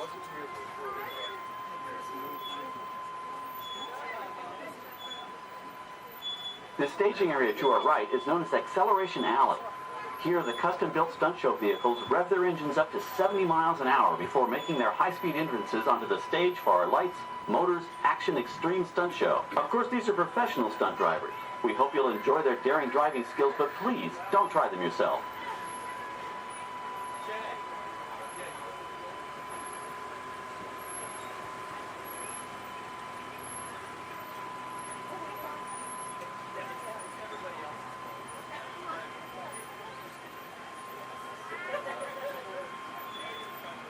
On the left, we've reached our second boneyard with more historic props and vehicles. When we reuse older props in a new production, they're often refitted with custom parts and given a whole new color scheme. You might not even recognize them the next time you see them on screen. For instance, coming up is our friend Herbie the Love Bug. He went through a special demolition derby makeover. Those dents and dings were added on purpose, but he can be polished up as good as new for his next starring role.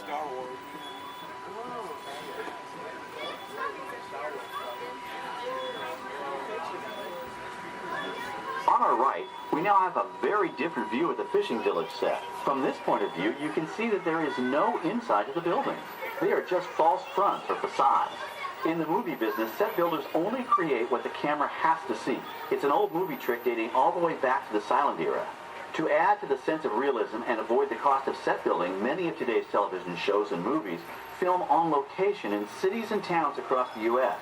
But out in the real world, you've got to contend with noise, traffic, crowds, and various visual elements that may or may not belong in your film. Here on the backlot, we can avoid these problems because we created our very own flexible urban environment. Our Streets of America facades can stand in for a small town or a giant metropolis. As we come around the last corner on our route, you'll see the skyline of New York City in the distance. It's really a series of painted flats, expertly designed to fool the eye and the camera. We can dress and decorate these streets to look like any city we want, from Chicago to San Francisco. Depending on the choice of vehicles, props, and costumes, we can even turn back the clock and set our story in a different time. And what's more, these sets are built with Florida weather in mind. They're made to withstand 100-mile-an-hour winds. You're welcome to visit our Streets of America anytime during your visit today and get an up-close look at the skills of our set designers and builders. We've just about reached the end of our tour. Our final stop is the American Film Institute Showcase, where you can see the actual costumes and movie props used in some of Hollywood's most famous films. There are some pretty amazing items in there, so feel free to take all the time you like. Please stay seated until our tram comes to a complete stop and check around you for any personal items that may have fallen during our trip. Well, as they say in Hollywood, that's a wrap. Thanks for joining our backlot tour, and we hope you'll come back to visit us again soon. Alright, we're going to stop up here in just a moment. I'll open these doors. I'm going to exit out through those blue automatic doors into the AFI showcase for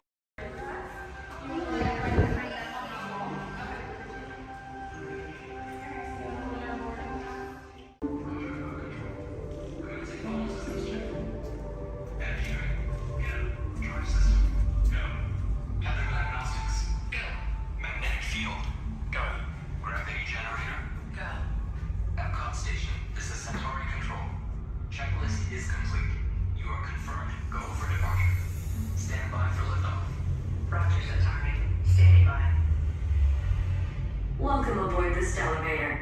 In just a few moments, you'll be on your way up to Space 220 aboard the Centauri space station. Enjoy the ride. SB1, you are clear for departure. Initiating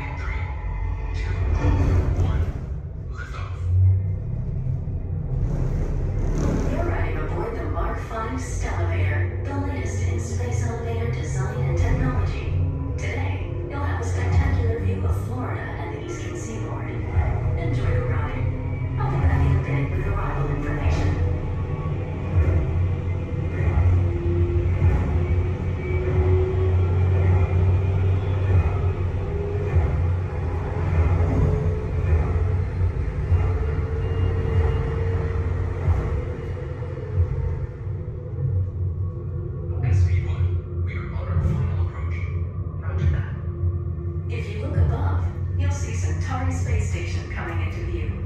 Once we dock, gather your belongings and exit through the open air lock. A Space 220 agent will be waiting for you. SP1 confirmed. Gravity generator active.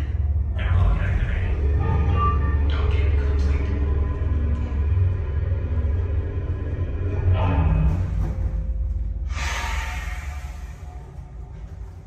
Welcome aboard. This where we go down? Yeah. Give me one moment. You guys are gonna head right down this way. Somebody should meet you there. If there's nobody, oh, there is somebody. Okay. Head on down. Thank you. All right, guys. You're slow. Is it okay? We good. We're safe.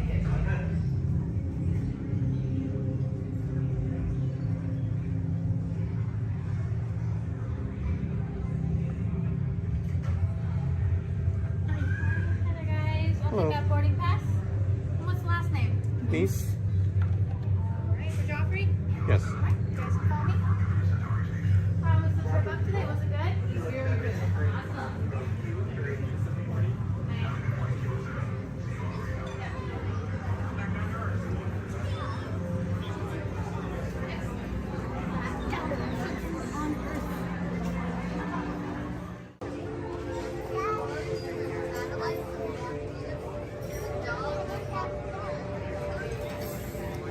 Awesome.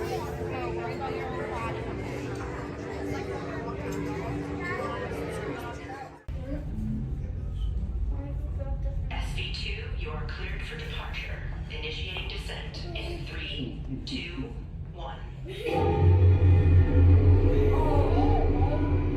Your journey back to Epcot will be a smooth and quick one today, so enjoy the ride.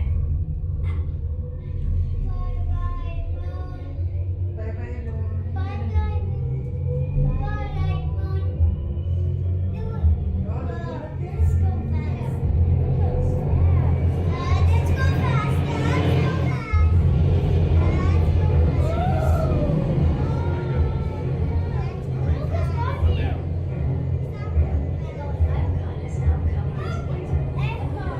Gather your belongings, exit through the open air lock, and watch your younger travelers.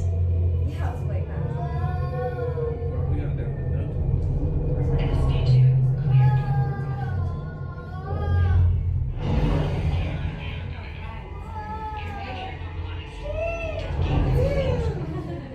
We hope you enjoyed your visit to Space 220 and look forward to seeing you again The soon. ground is in the sky.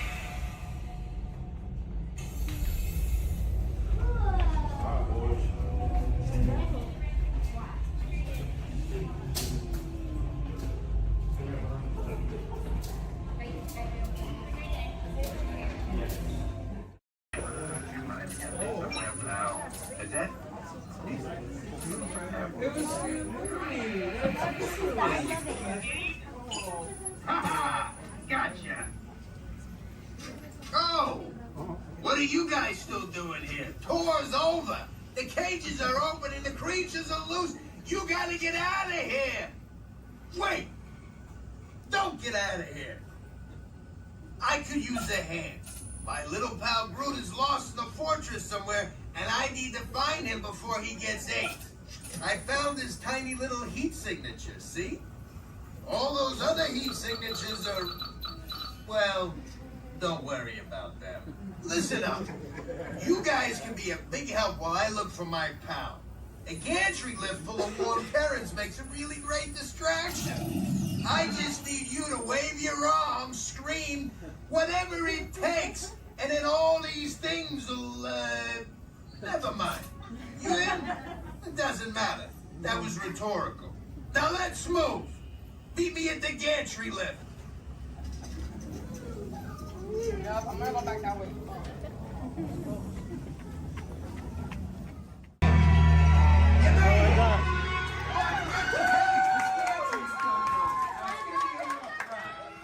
Remember, if you see a scary creature, scream real loud and look delicious.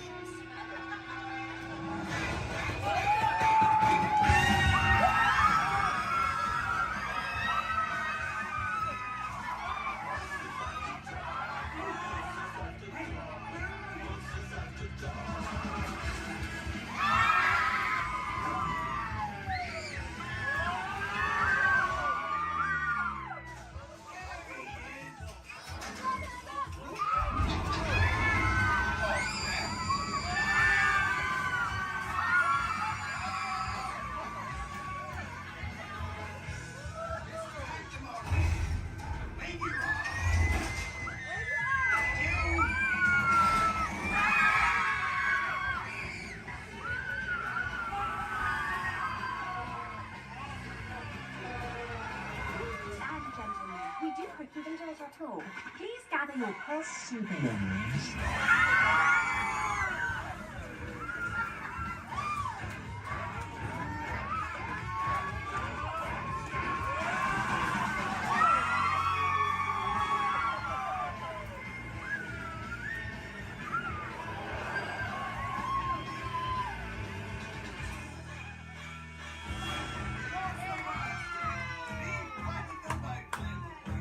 Spit that out, it's not candy.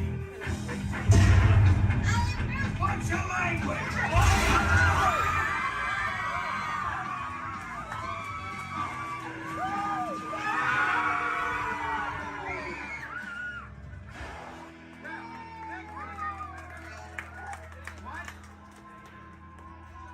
Hold very still.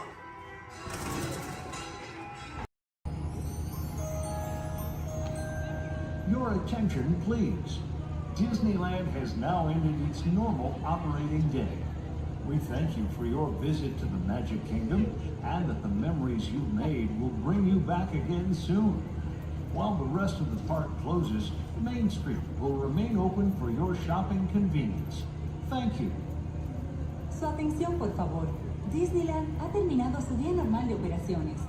Les agradecemos su visita al Reino Mágico y esperamos que regresen pronto para crear aún más recuerdos. Mientras que el resto del parque comienza a cerrar, las tiendas de Main Street permanecerán abiertas para su comodidad. Gracias.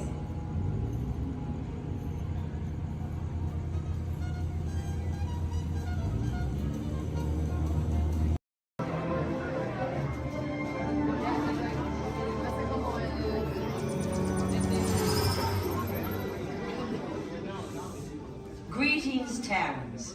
I am Nova Prime Irani Rayan, Commander of the Nova Corps. On behalf of all Xandarians, I hope you have enjoyed exploring the wonders of Xandar. As you have seen, your world and ours were born of the same moment, one which you refer to as the Big Bang. As such, we are all galactic neighbors in a vast universe which we and countless others share. For you to travel to Xandar would take 2.5 million years, assuming you had a ship that could fly at the speed of light. So we decided to come to you.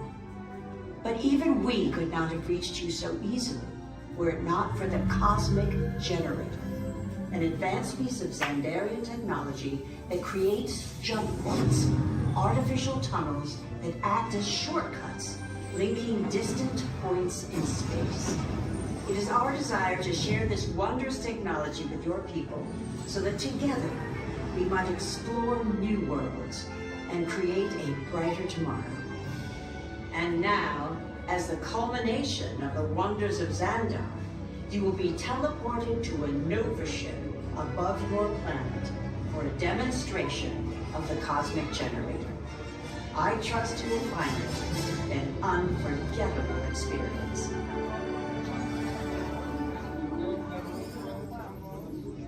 Welcome, people of Epcot, Epcoters, Epcotians, citizens of Epcot. Does anyone know what they call themselves? What? I'm on? Someone needs to tell me when I'm on. Welcome, Epcot-tarians. I am Centurion Tal Merrick, and we're just about ready to teleport you up to the ship for the demonstration. As you're about to enter a secure Nova area, I must ask you to put away your Terran communication devices at this time. Recording of any type is strictly prohibited. I am very serious about this. Now, please step forward into the chamber. You're gonna love this.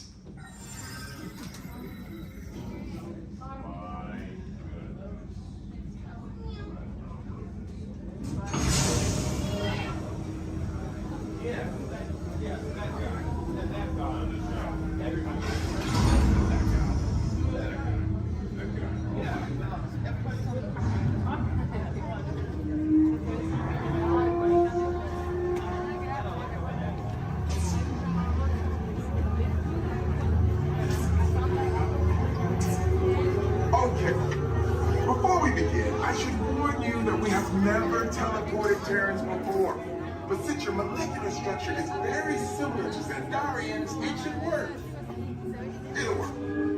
So long as you are standing inside the lighted ring. You do not want to know what happened last time someone did not stand where I told them to, okay? Please make sure you're all the way inside that lighted ring on the floor. We must teleport you till you're all the way inside that lighted ring.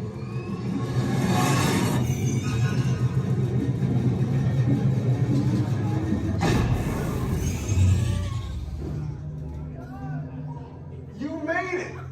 I mean, of course you did. Nova Prime, they're ready. Excellent. What you see before you is the cosmic generator. And in just a few moments, we'll be activating it so you can experience for yourself what's happening. I'm not sure. Our power's out. And the cosmic generator is gone. Interior monitor, go to code red. Prepare the fleet. And call the Guardians. Now. There is no cause for alarm. Turn off that alarm. I've got an important transmission coming in. Hey, what's up, Nova Corps? Our cosmic generator has been stolen. What? How?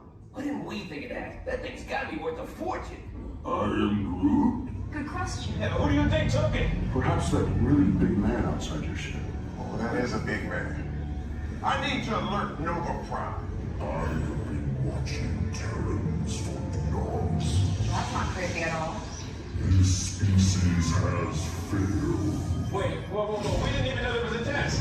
He's got the cosmic generator. He's creating a new jump point. Jump point to where? Not where. When? It's some kind of mutant jump point. It's going back to the dawn of time. Dawn of time, why? To erase some error. Well, that doesn't sound good.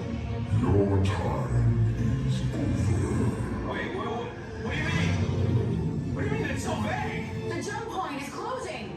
Hey, Nova Dude, you're Nova Corps need to follow that whatever it is until we get there.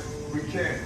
Our power is down, and I've got to get these Terrans onto evacuation shuttles. I got it. I reprogrammed the shuttles to follow them through the jump point. Wait, what? Look, they're our only chance of keeping track of that whack job until we get the cosmic generator back. Piece of cake. Wait! There's cake. Where's this cake? The odds are impossible, Yeah. but it's our only shot. Good luck. Are you sure you can control it? Come on, it's me. I got this. We're all toast. First it was cake, now there is toast. This plan is making me so hungry. Terrans, listen up. Welcome aboard the Walt Disney World monorail to Epcot. For those of you staying, please hold on to the handrails throughout our journey and stay clear of the door. For the comfort of others, no smoking, please. Thank you. As we turn south, you can catch a glimpse of the spires of Space Mountain in the Magic Kingdom. Nearby is Disney's contemporary resort.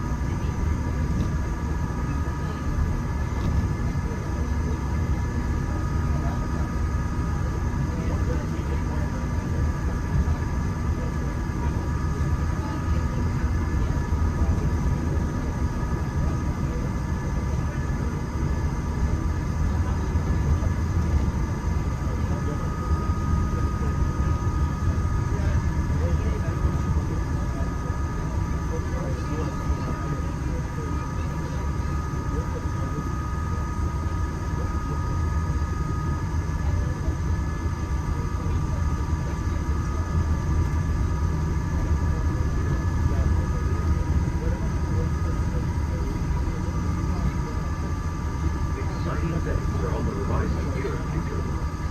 Whether it's rocketing back to the big battle with the Guardians of the Galaxy, or exploring the hungry city battling the power of blood, these words are sure to inspire. If you're looking for an exhilarating sensory thrill, step into Mission Space, where you and your flight crew can sign up for one of 2 out-of-this-world missions. And just next door is the new Space 220 restaurant, where you can live life and enjoy stellar dining in space. At Test Drive, you can experience the exhilaration of test driving a pizza all under the fastest ride ever created at Walt Disney.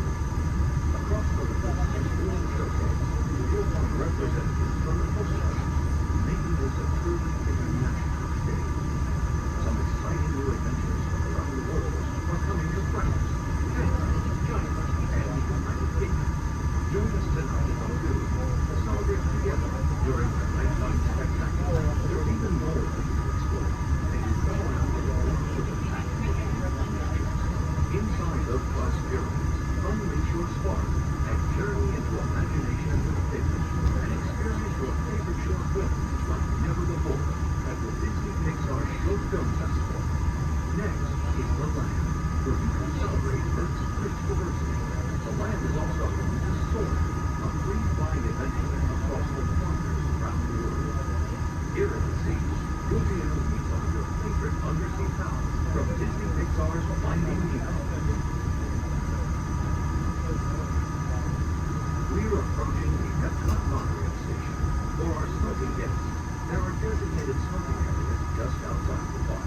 Please hold on to the handrail and stay clear of the doors until the monorail stops completely and the doors open. On behalf of the cast of the Walt Disney World Resort, welcome to Epcot.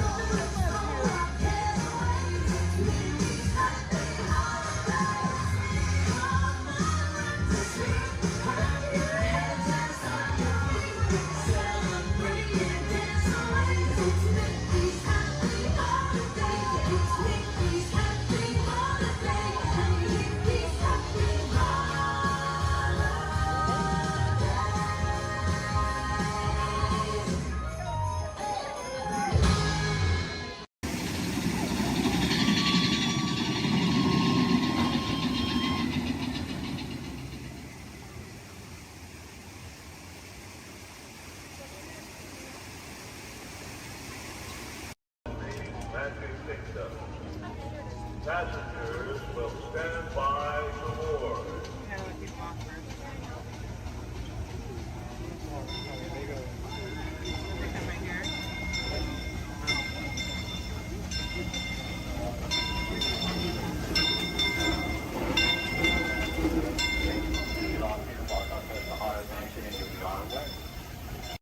Sun Award, and if everyone's ready, here in Harambe we say Twin Day, and that means let's go.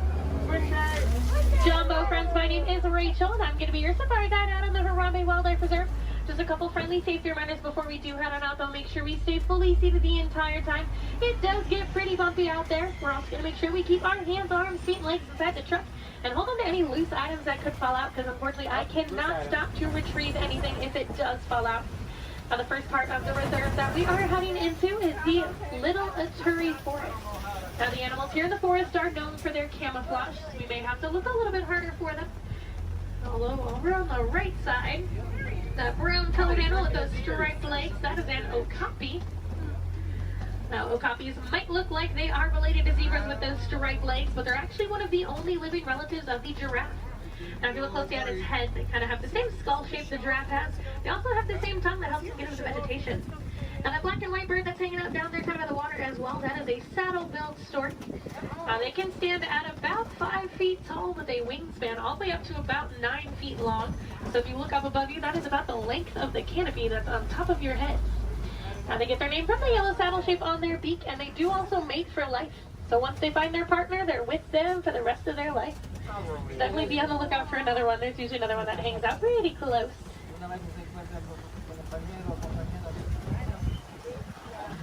Looking a little bit quiet on this part of the forest, so let's see if we can head up, see what else we can find.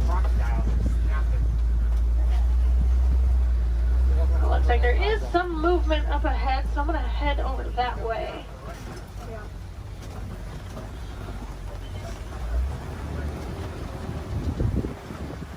Alright, so coming up on the left, you might see there's some light tan colored animals kind of huddled underneath the tree, kind of by that bamboo. Those are greater kudus.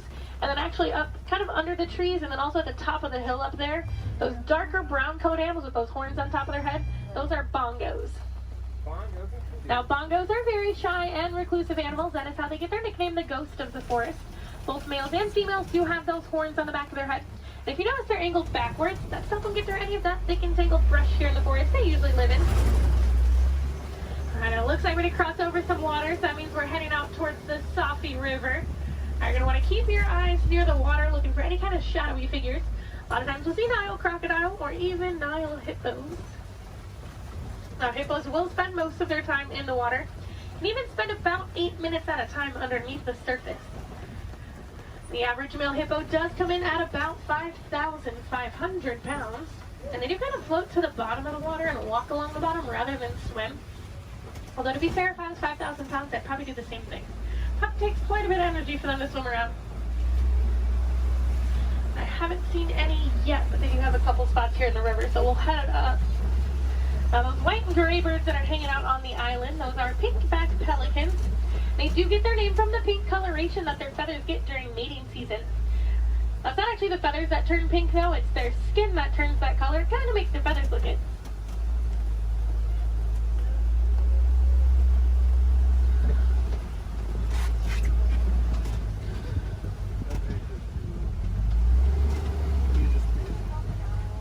The hippos are being a little bit shy right now, but I do know we are heading towards crocodile territory. Aha, down there on the left, there are some crocodiles down there. Now the average Nile crocodile does come in at about 16 feet in length, weighing about 500 pounds. Although they can grow to be about 20 feet long, and I do know there's at least one down there that's a little bit over 700 pounds. Now when it is super hot, you will see them hanging out with their mouth open. That's because unlike you and I, they can't sweat. So they do open their mouth. It does help them regulate their temperature, keeps them a little bit cooler. You'll notice a lot of the animals here in Africa actually have some sort of natural cooling capabilities. It does get pretty hot out there. Now we are going to start making our way out towards the savannah. That does happen to be one of the largest parts on the reserve. It's also home to some of the more famous animals like lions, elephants, and giraffes. So hopefully we'll see some of those out there today. Now coming up on the right side of the truck though, this tree that almost looks like it was planted upside down. That is a baobab tree, also known as the tree of life or the upside down tree. And they will remain leafless or dormant up to 9 months out of the year, and that's to help conserve any kind of water or energy the tree does have. I'm already seeing quite a bit of movement down there, so we're going to head down, get a little bit closer to everything. Now, unlike the animals in the forest, the animals out here on the savannah do rely on speed and agility to protect themselves. Even giraffes can run at about 30 miles per hour. That is a pretty funny run if you've ever seen it. Kind of see the head move way before you see any other part of the body move. Alright, coming up, those animals with those really big horns hanging out there on the right, those are Ankole cattle, also known as the Watusi cattle, after the Watusi tribe that did first domesticate them. Now they are one of the only domesticated animals here on the reserve, and those horns might look really big and heavy, but they are actually mostly hollow with kind of a honeycomb structure on the inside, so they are fairly light. Now these zebras that are hanging out here pretty close, these are Hartman's mountain zebras. If you look closely underneath their neck, you'll see a little flap of skin. That is called a dewlap. Now that does help them regulate their temperature. They're also the only zebra species that has it, so it does help us identify them as Hartman's mountain zebras. Now, a group of zebras is called a dazzle. And if you've ever wondered if a zebra is black with white stripes or white with black stripes, just look at their nose. If they have a black nose, they're black with white stripes, and if they have a white nose, they are white with black stripes. Alright, we are going to slowly start making our way towards those giraffes.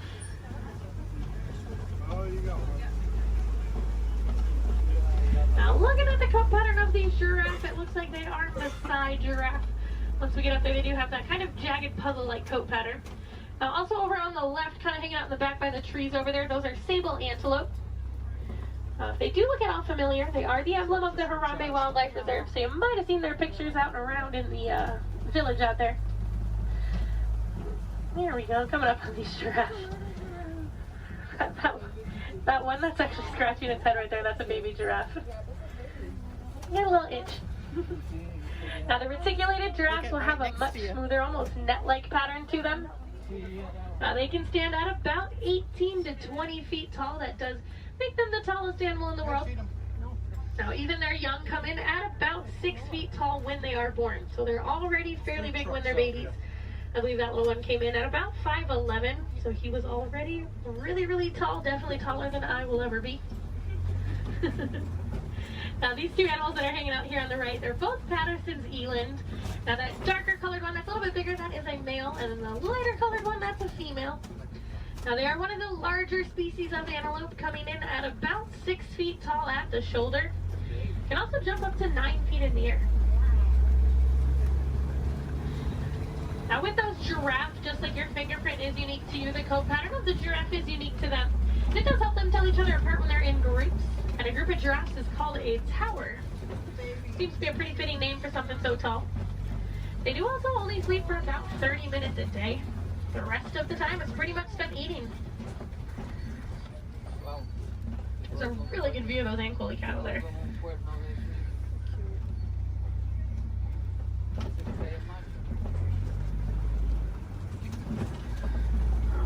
Let's see if we can head up a little bit farther into the savannah, see what else we can find.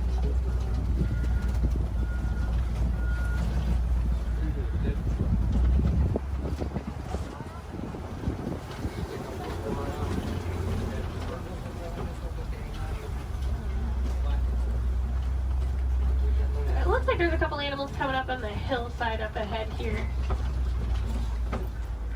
Once I make the turn, they're going to be on the right side. Those are white-bearded wildebeest. We might get a little bit closer to them in a moment, though. Now, they are a large herding animal. They take part in the Great Migration, which is so large it can actually be seen from space. There's easily over 1 million, usually more like 1.5 million that will migrate every year together.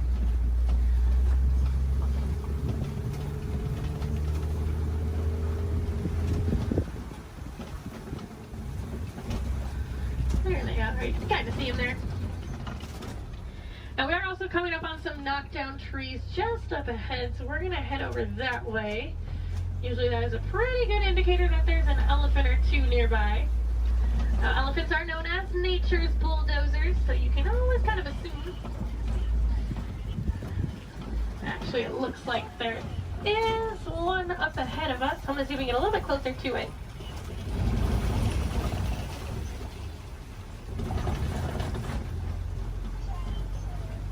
Now, in the meantime, while we are heading up to that elephant, also over on the left, there's a bunch of mandrills walking around on top of the rocks there. Now, mandrills are one of the largest species of monkeys. An adult male can come in at about 100 pounds. They do have those vibrant blue cheeks, and as they get more excited or even more angry, they actually get even more blue. Well, it's a view of an elephant. Probably not the best view. I do know there is usually another herd of them that like to hang out a little bit farther up as well, so we'll see if we can head over that way, maybe get more of a frontal view of an elephant. That would be nice. Now, as male elephants grow older and more mature, they do get kicked out of the herd by the female elephants. They can either live in solitary or smaller groups of male-only elephants. They do tend to get a little bit too rough with the young ones, and the females are not a huge fan of that. Well, you can kind of see that one a little bit better. Now we can also tell that's an African elephant, not only because we're in Africa, but if you look at the ear shape, it almost looks like the continent of Africa. Makes it super easy to identify. Let's see if we can head up and find the herd. Thanks to our team's conservation efforts, they found that elephants are afraid of bees. So because of that, farmers have been putting up beehives around their crops. It's a much safer alternative for the elephants. It keeps them farther away from the crops, but it also keeps our locals and our farmers happy.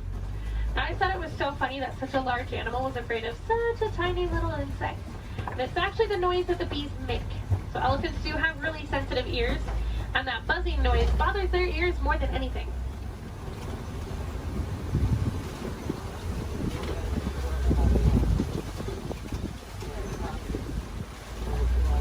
And I am seeing some tusk marks in the red clay, so hopefully that is a good sign that the herd has moved through here fairly recently. Now, just like you and I might take a multivitamin every day, the elephants do eat that red clay. It gives them a little more nutrients they may not always get from their daily diet. Female elephants do also have one of the longest gestation periods, coming in at about 22 months. So I'm not sure I blame the females for wanting to kick the males out after a while. Personally, I might do the same thing if I had to go through that. Looks like there were a few of them moving up ahead, so we're going to see if we can get a little bit closer to them.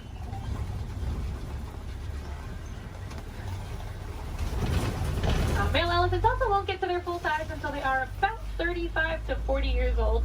That is about half of their lifespan. In the wild, their lifespan is about 60 to 70 years, and that full size can come in at a whopping 15,000 pounds. So that does make them one of the largest land animals.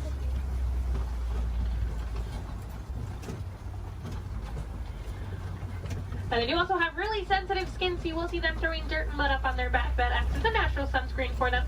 You're also going to see them flapping those really big ears that they have, as those ears are home to a bunch of blood vessels on the inside. So just doing that, it does actually activate those blood vessels and can even cool their body temperatures down about 10 degrees. We might be able to see when we start going around this curve here. Now, in the meantime, we are coming up on some greater flamingos as well. Now, those greater flamingos actually start out as a gray color, and as they get older, they get their vibrant pink color from their diet, which does consist mostly of beta-carotene, like brine shrimp. If you actually look on a couple of them, the back of their head and neck, you can still see some of the gray feathering on some of them. Now, they are one of the lighter colors of flamingo species, as well as one of the largest. You might have seen their cousins, the lesser flamingos, out on Discovery Island when you were coming in today. They're quite a bit brighter in color than these ones, but they're also a little bit smaller. And if you didn't see them, they like to hang out the very front of the tree line, kind of down to the left-hand side.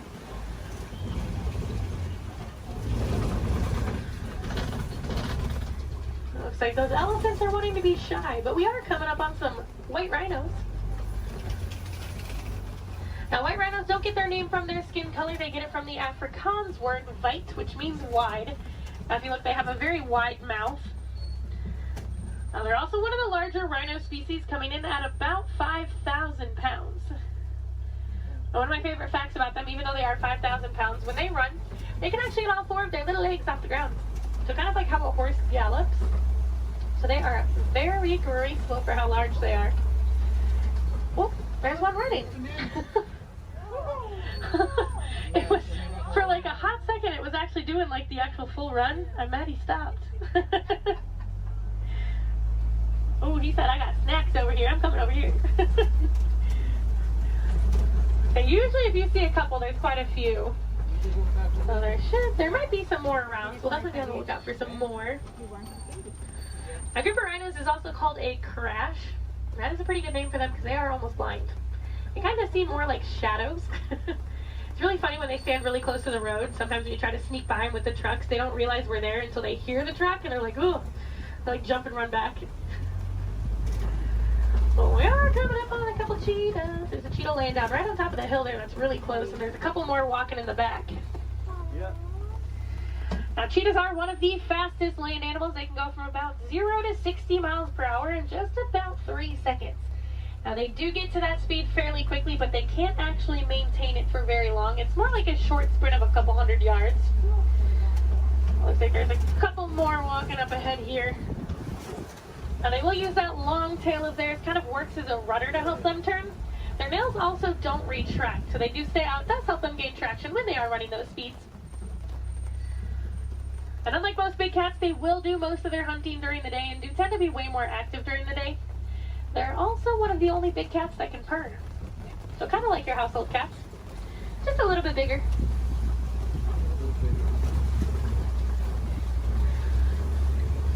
Oh, it looks like there's some lions hanging out on top of the Kobe rock.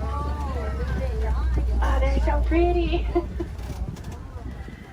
Like there's a male and a female here, and there's another female up ahead a little ways. Now, lions do sleep about 16 to 20 hours a day, so we're pretty lucky that we're actually seeing them kind of moving. I mean, they're not moving around, but they have their heads up and not sleeping. Now, they do tend to be more nocturnal and will do most of their hunting at night, and it's actually the females that will go out and do the hunting while the males stay back and protect the pride. Now, during the day, their eyesight is pretty much identical to ours, but at night, it gets about 6 times better. So they have super good eyesight at night. Now, when they vocalize, they can vocalize up to 5 miles away. You can hear it. So if you do plan on staying here all the way up until park close, I highly recommend while you're walking out to your car, keep your ears open because sometimes you will actually hear them vocalizing. It's really cool. Now, I know everyone's excited about the lions, but there's a really cute little brown and white animal over on the right. And that is a bontebok. Now, he's related to the white-bearded wildebeest that we saw earlier, and within 5 minutes of birth, he can stand. Within about 10 to 15 minutes, they can also walk and run. That's a super good survival technique for them. That way, once those little ones are born, they can get up and get on the move as quickly as possible. Now, also hanging out in the trees there on the right, those are waterbuck. Now, waterbuck do drink an excessive amount of water, hence the name waterbuck. But they also have kind of an oily, greasy feel to their fur. That is supposed to help them be a little more waterproof when they are hanging out in the water. Now we're coming up on some fairly big burrows. We'll be on the lookout for warthogs. Actually, down in that burrow there on the left, there is a warthog. Now, warthogs are one of the largest land burrowing animals. They like to back up into their burrows, just like that one's doing. That way it keeps their tusks out, so if anything tries to sneak up on them, they can try to deter that animal. They've also been known to recycle other animals' burrows, so they might find when an animal has abandoned and call it their home. Isn't the ever so lovely ostriches over there, too? So while we are heading over there, it looks like those ostriches have also dropped some eggs there on the right. Now, individually, each one of those eggs can weigh about 3 pounds, and they are so strong that just about any one of us can stand on them, and absolutely nothing would happen. Are you guys going to stay off of the road, or no? Okay. Now, ostriches are the largest species of bird. They are flightless birds, though. They use those wings to help them turn, kind of like how the cheetah uses its tail. They can run speeds of about 30 to 40 miles per hour, so they are fairly quick. They always look so confused, too. This makes me laugh. They are notorious for long animal stops, so when you can sneak by them when they're that close to the road, it's your lucky day. Alright, it looks like the warden's post is coming just up ahead of us. That does unfortunately mean our safari is coming close to an end. But the warden has adopted some Nigerian dwarf goats that like to hang out here. Now, they do help our warden keep the grass looking nice and the weeds down low, and in return they produce some milk that the villagers here find very sweet and actually high in value. So that does allow the village to rely less on the wildlife out there. They are small, but they won't get any bigger than that. They are full-grown adults. And they are one of the many examples of how humans and animals can live in harmony together. It just takes a little bit of effort from us. Some small things that you guys can do at home but make a huge difference for these animals. Planting some native trees or plants in your yard. Maybe building a few bird houses here and there, or even some bat boxes. A lot of these animals, including the elephants that we saw, are losing their habitats due to mining for metallic ore, otherwise known as coltan. And that's found in many of your small electronics. So things like cell phones, laptops, tablets, anything like that. So next time that brand new shiny iPhone comes out and you guys decide to go and purchase it, just make sure you recycle the old one. That will help keep mining down to an absolute minimum and saving those habitats for those beautiful animals out there. And if I have any wilderness explorers on board, you guys have been on board the Simba 1. That's S-I-M-B-A 1. And I am going to get you guys back up to that dock that we originally came from, so you're going to have to bear with me for just a little bit longer. Hopefully we should be able to buzz through some of the docks fairly quickly.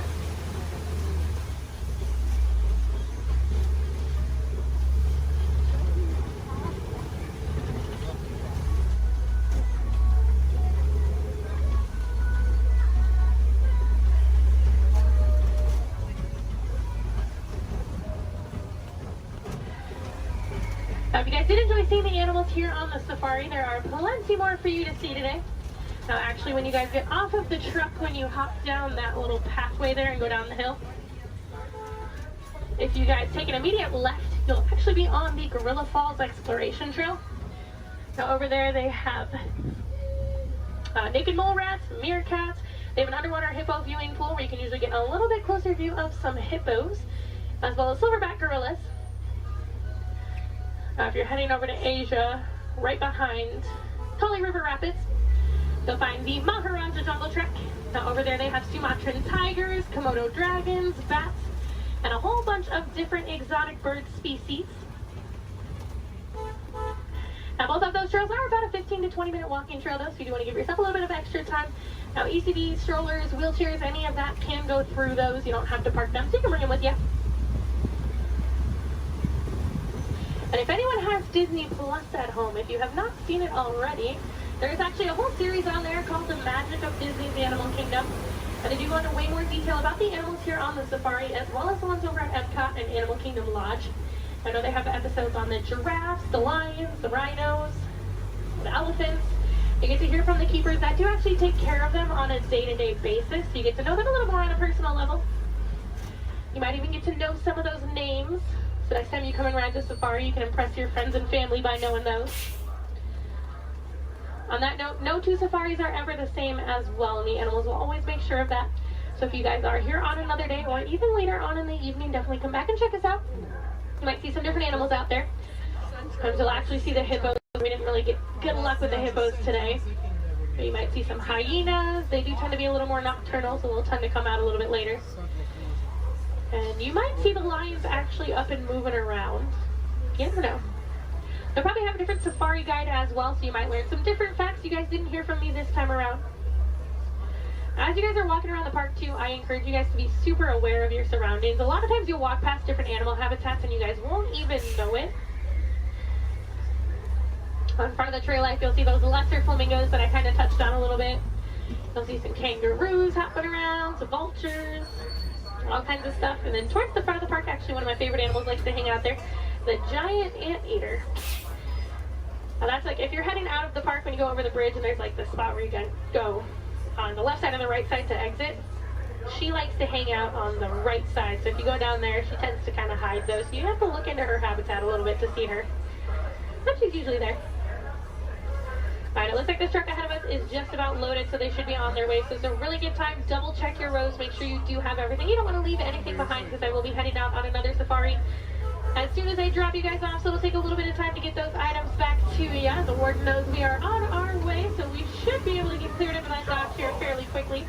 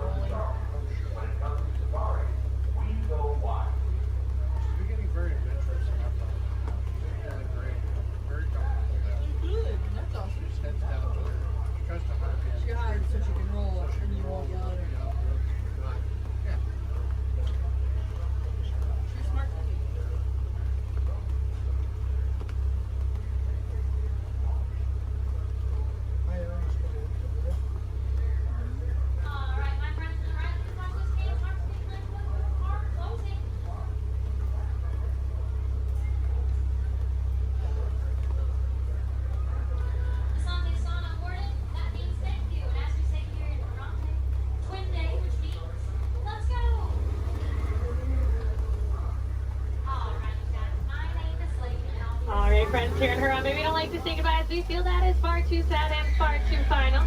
So it's time to leave you with Kuaharini. So Kuaharini friends, go well, go wild, go make a difference out there and enjoy the rest of your day here at Disney's Animal Kingdom or wherever else your adventures might take you.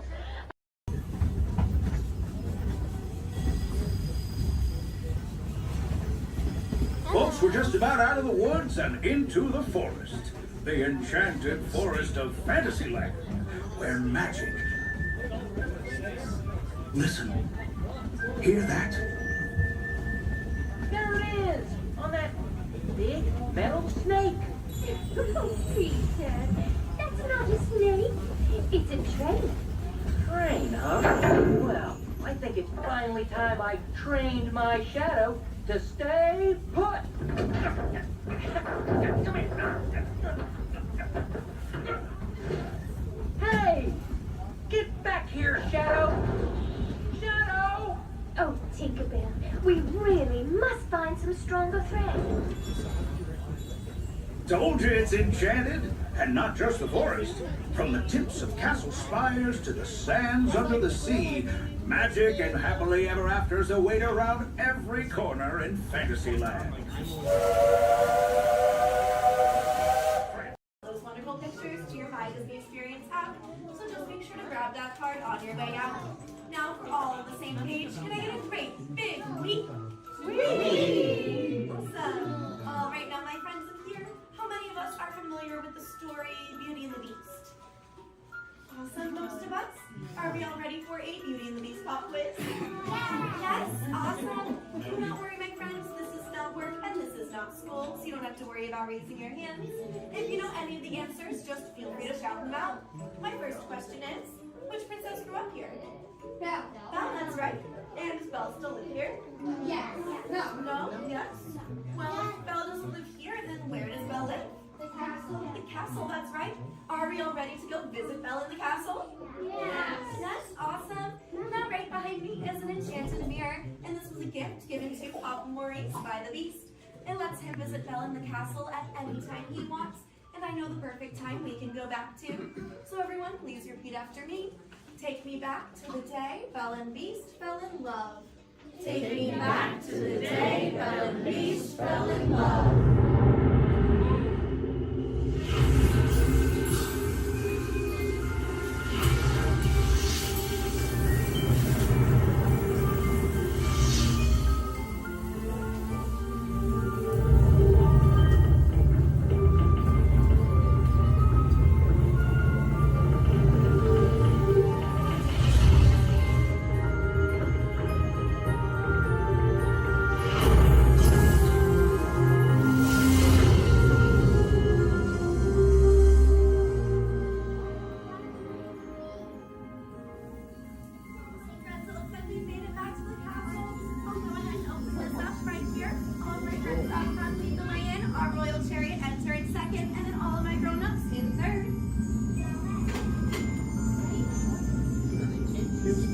Here we go.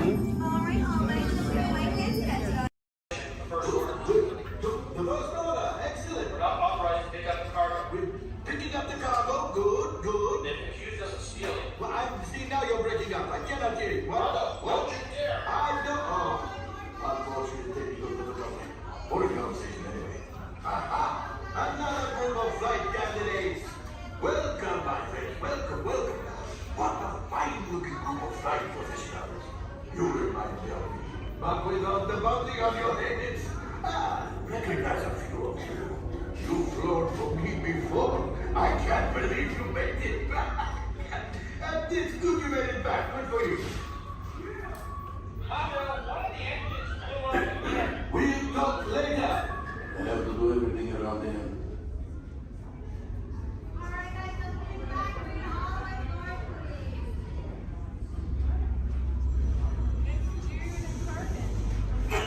Yes. Hello, my friends. I am Hondo Onaka, and this is Onaka Transport Solutions. Today, I am offering the opportunity of a lifetime. I need flight crews to transport this valuable merchandise across the galaxy. Pilots to navigate, engineers to operate the ship, and gunners to defend the shipments. And that is where you come in. Oh, the Millennium Falcon. Oh no, for some very fast and very profitable expeditions. Chewbacca, my fine furry friend. Yes, as we agreed, you let us use the ship. We'll get you the supplies you need. It's a win-win. You built the resistance. I did all the profits. The first order will never know we were there. Okay, time to go, so, bye-bye. We're gonna go before he changes his mind. Hold on, my friends. Listen carefully and remember, the better you work together.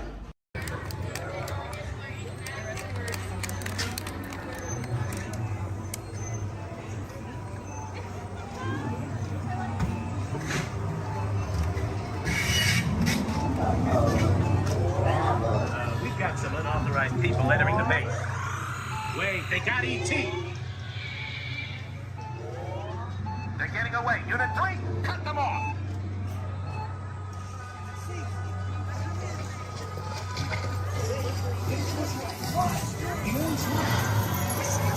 Let's go.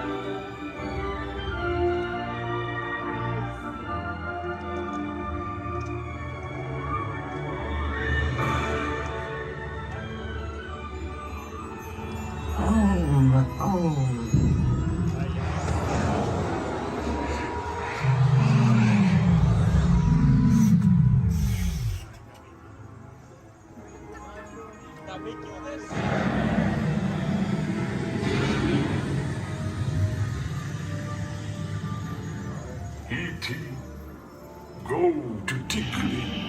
Hurry.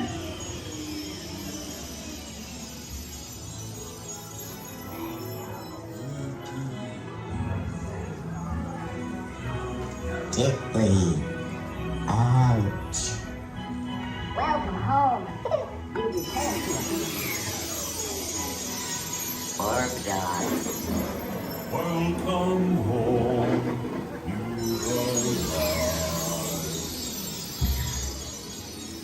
Mad dog. You have saved our planet. Come, celebrate with us.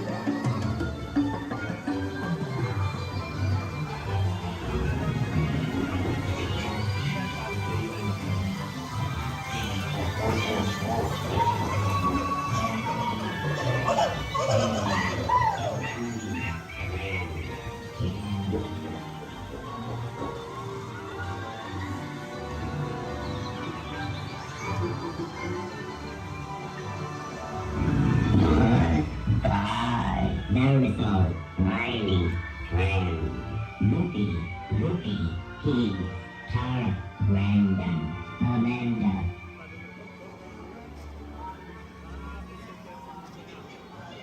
Attention, please remain seated, keeping your hands and feet inside the ride vehicle. Awesome, thank you for volunteering for being our flotation devices. Does anybody think that the captain should go down with your ship? Raise your hand. Awesome, sir, what's your name? Jim, thank you for volunteering for being the captain. I'm a skipper. I skip out at the first sign of danger. All right, and we are clearly out of my mind. Everybody turn around, wave goodbye to the dock. Now wave goodbye to the nice people on the dock. Now wave goodbye to the skippers. Bye, skippers. You're never going to see them again. Alright, ladies and gentlemen, my name is Skipper Jason. For your safety and mine, please remain fully and completely seated, keeping all hands, arms, legs, feet, small children inside the boat at all times. Now, not only am I your Jungle Cruise skipper, I am also your dancing instructor, your cruise director, your lion tamer, your alligator wrestler, and if you don't laugh at my jokes, swimming instructor. Alright guys, we're starting off right here in the Amazon rainforest where it rains 365 days a year. That's almost every single day.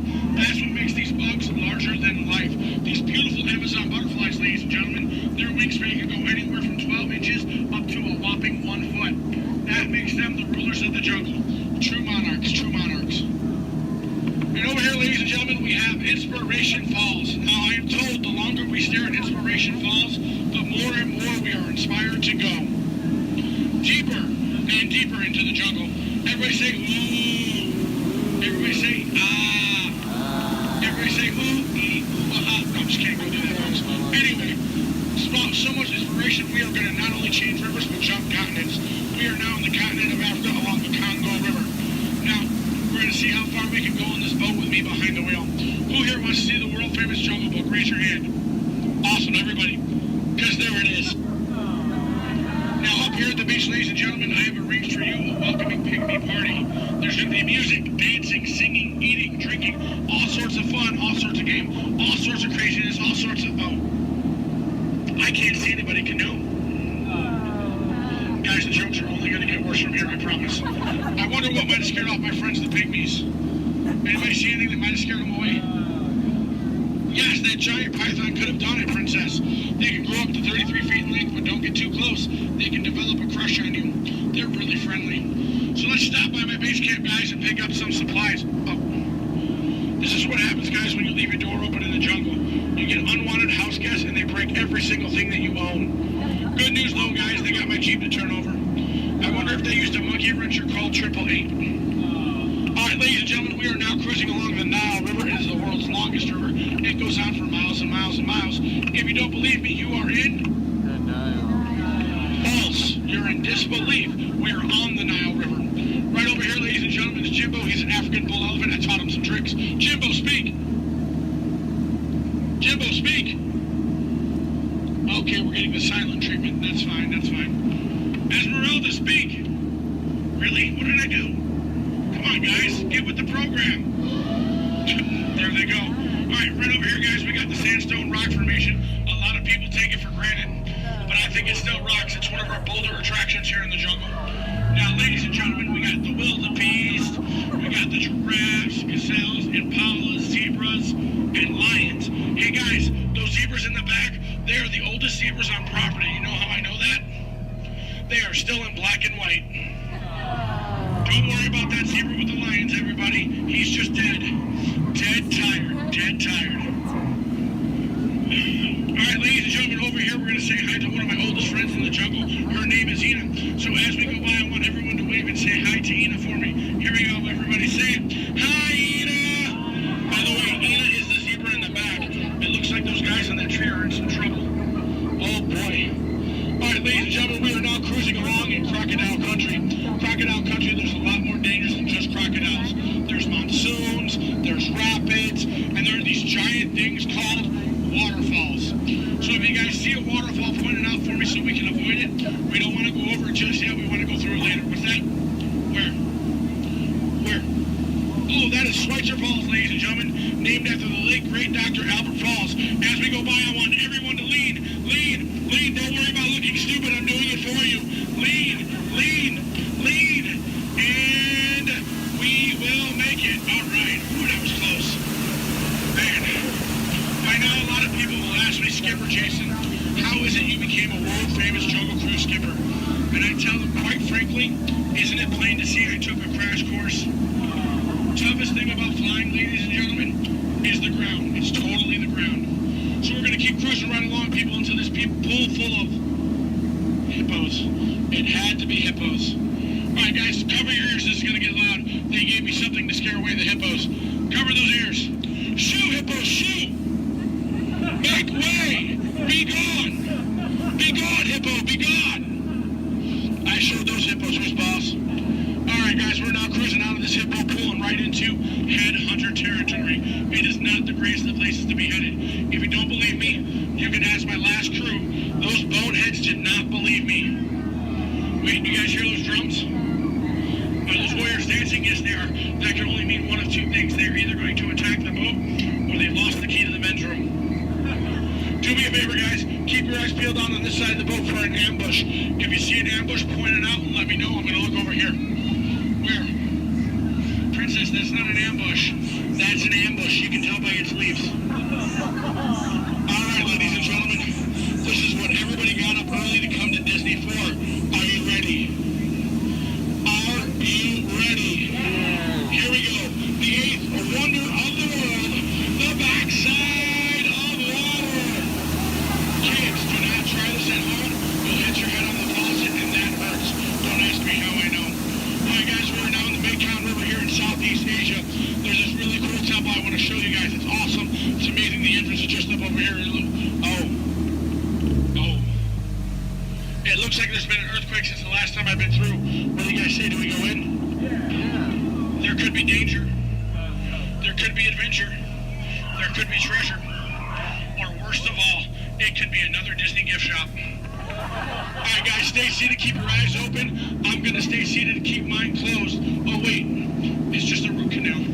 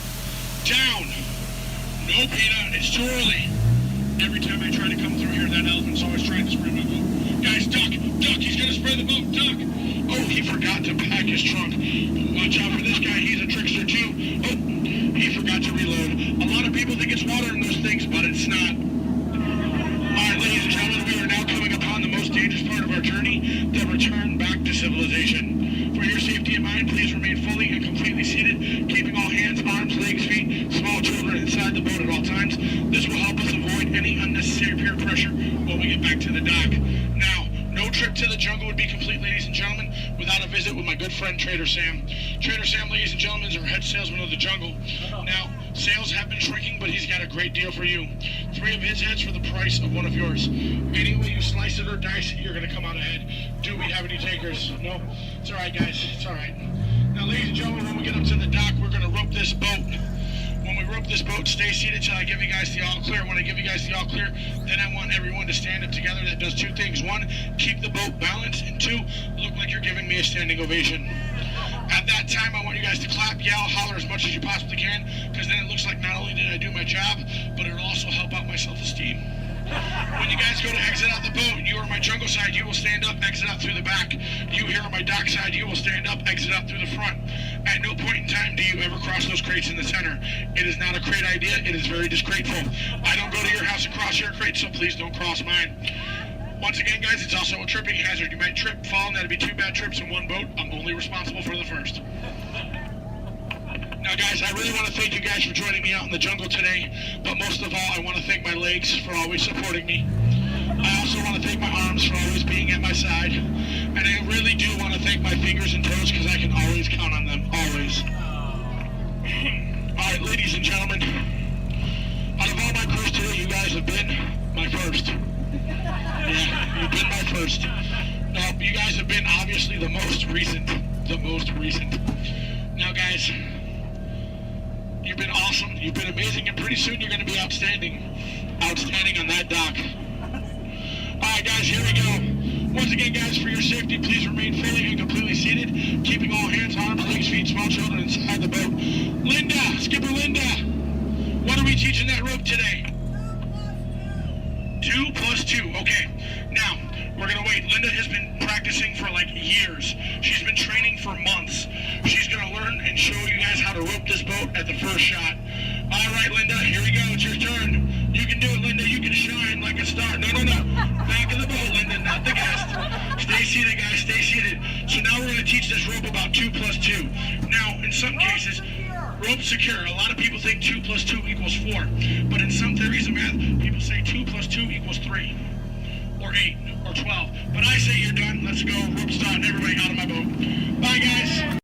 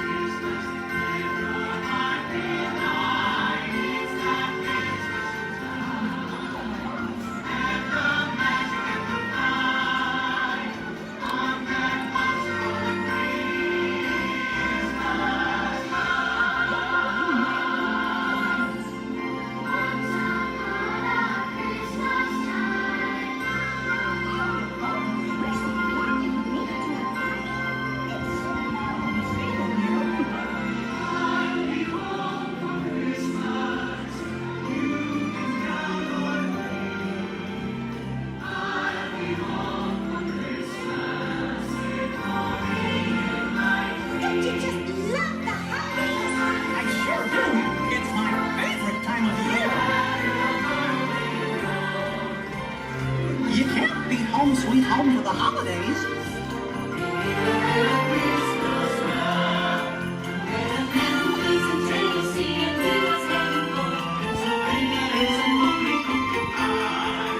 So get ready for the night.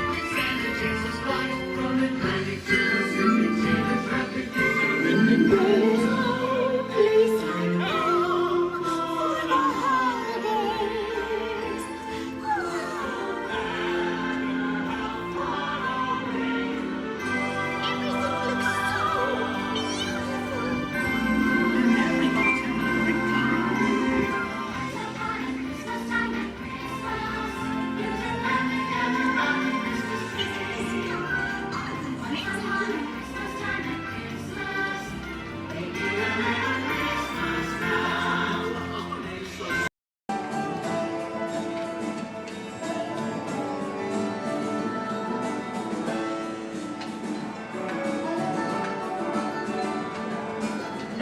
What's going on here? Where are we?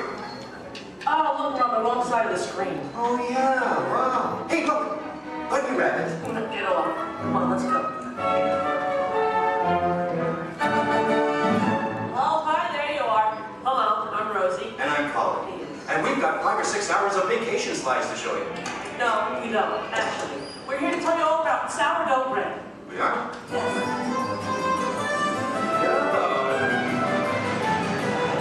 Okay, let's get started. Did you know that the traditional sourdough baking process goes back to the California Gold Rush? You're reading this, aren't you? No, of course not. I did some research. I made a few notes. So, my little encyclopedia, what exactly is sourdough? Well, it's a type of bread that doesn't use yeast as a leavening agent. These miners had agents? I don't think so. Look at them now. Isn't it nice to see the guys helping with the dishes? Now, Colin, did you know to make sourdough bread you need a chunk of what's called starter or mother dough?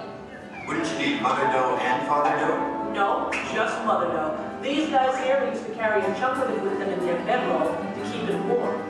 Well, that's an image I'll carry with me through supper time. Well, we're not talking 5-star restaurant here with Topping Grub. They would take the dough, put it on a stick, and cook it over the campfire. Isn't it true they used to strain their coffee grounds through a sock? I hope so. Oh, I love these guys. The Jefferson haircut. No. This is the Bodine family. And this is Isidore Bodine. He's the one who perfected the sourdough starter. Tastes perfected to me. Yeah. By the way, did you know they are still using the same sourdough starter that Isidore mixed here 150 years ago? Excuse me? Must have made an awful lot of it. You see, you have to save a little bit of the starter dough to mix with the next day's batch of flour and water to keep the fermentation process going. Hey, did you know that the strain of bacteria found in mother dough is Lactobacillus San Francisco? How did you know that? Internet. Hey, can we watch them bake something? Oddly enough, that's what we're here for. Great. You people go on ahead. I'm going to meet you in there. Colin, you stay here and make sure there are no stragglers, okay? Okay. All right, just for kind of a red line to my right. Good. They're on their way, Rosie. Okay, bye. I'll see you soon.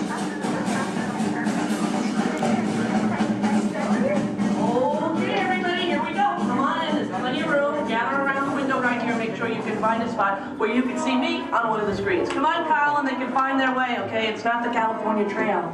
We lost a couple of the coyotes along the way. Oh, that's so sad. Oh, what you did? Yeah. This is the bakery. That should be obvious to everyone. Even to... What's that? Oh, I have one for you.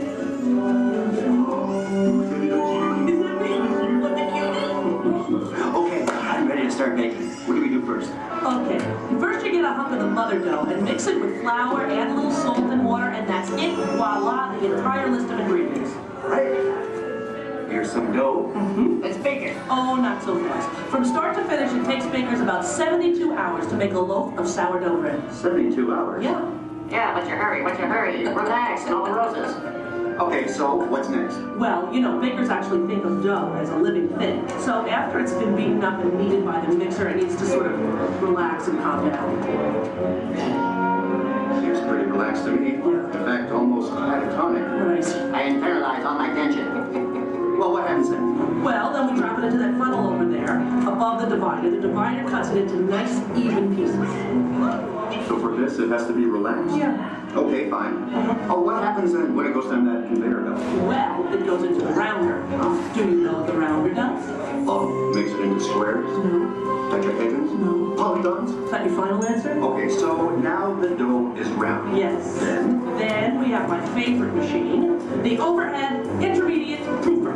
Wow, it's like a little Disney ride for bread. Attention, please keep your little buns in the vehicle at all times. The device rolls the dough over and over from basket to basket, takes it on a little trip, letting it, once again, relax. This is the most laid-back bread on earth. Come on, Rosie, you're teasing me. Can't we bake it? No, not yet. Next, the bakers lay the dough on screens and put the screens into oven racks. Then we bake it. Not yet. You'll have to go around the corner to the next window to find out more, okay? And you go on ahead.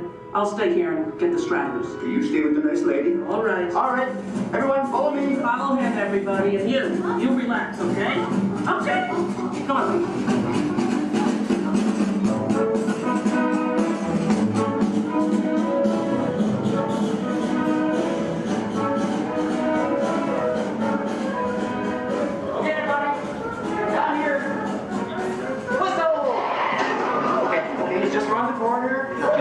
Out along this window.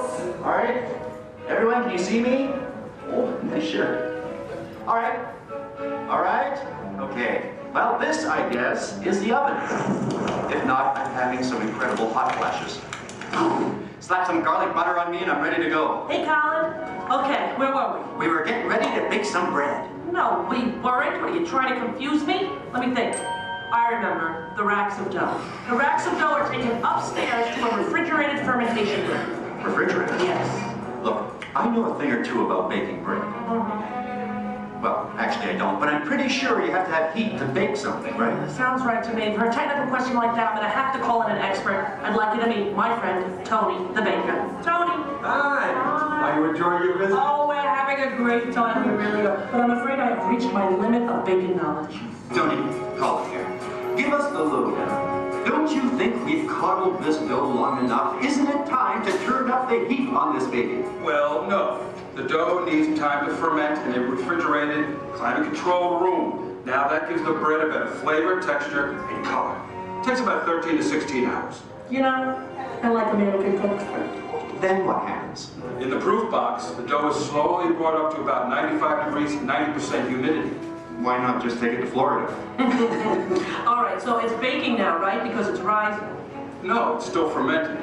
The dough triples in size now due to the expansion of trapped gases. Hey, listen, we all have trapped gas occasionally. Well, now the bread is scored, so it won't split with its base. Oh, so now I'm almost afraid to ask. It's time to bake it, right? Or do we have to take it out to dinner first? Maybe a bit of a rub-down? It's ready to bake. You're kidding. I hear they spin the bread around when they're actually baking. Is that true? That's right. And a mist of steam is sprayed on it from time to time. This gives the crust a beautiful reddish golden color. Oh, so I'm thinking I probably couldn't do this at home in the toaster oven. No, I don't think so. Listen, Charlie, thank you so much. Yes. You were superb. I feel enlightened, enriched, fermented. My pleasure. Bye. Bye-bye. You know what? I'm going to spray you down because I think you could use some of that golden Okay, just color. a little on the... That's enough. All right, the hair. You know what a deep frizz. Ladies and gentlemen, the moment you've been waiting for. A masterpiece of the maker's art. What are you doing? Hey, what are you... Waiting for that. That's not yours. When he gave it to me, he looked right at me. He didn't look at you. That was ours to share, Colin. No, it's mine. It's all mine. One piece, please. One little piece? A tiny piece? I'm telling Mickey. All right, here. Yeah, you see? Here, don't tell Goofy I owe money. You do? Well, don't even ask. I don't even want to get into that. Goodbye, everybody. Have a great time here. Bye. I'm going to go eat. Sharon?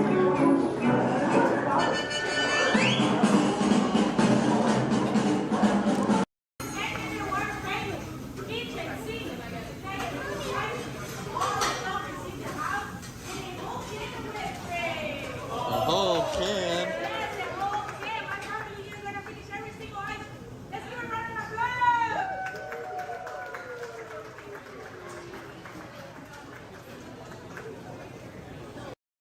Right here in our very own special effects water tank.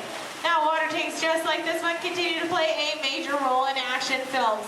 Here, the explosive, out-of-control mayhem that you see in movies like Crimson Tide, The Rock, and Pearl Harbor can all be created using large-scale mechanical and physical effects. The action is then filmed as a carefully planned sequence of events, and today you guys are in luck because we are in pre-production for our very own action sequence that we like to call Harbor Attack. We're going to be using some of the same special effects that directors like Michael Bay use in their films. Now, if you'll turn your attention to those overhead monitors, here's Michael to set the scene. In this scene, a patrol boat is on a surveillance mission, searching the skies for enemy aircraft. The crew is caught off guard when the real danger surfaces from beneath the sea. This is going to require a full range of physical effects, split-second timing, and careful direction. We have the lights, we have the cameras. All we need now is the action. And if anybody knows about serious action, it's certainly Michael Bay. Some of the effects that we'll be using in this scene include water cannons, which have been pressurized up to 100 pounds per square inch. We also have bullet hits, which have to be carefully timed and programmed to match the sequence of the visuals as well as the pattern of our sound effects. And the last but probably the most important physical effect in a scene like this is fire, which must be ignited at a precise moment, because it takes a lot of time and work to reset the charges for an explosion.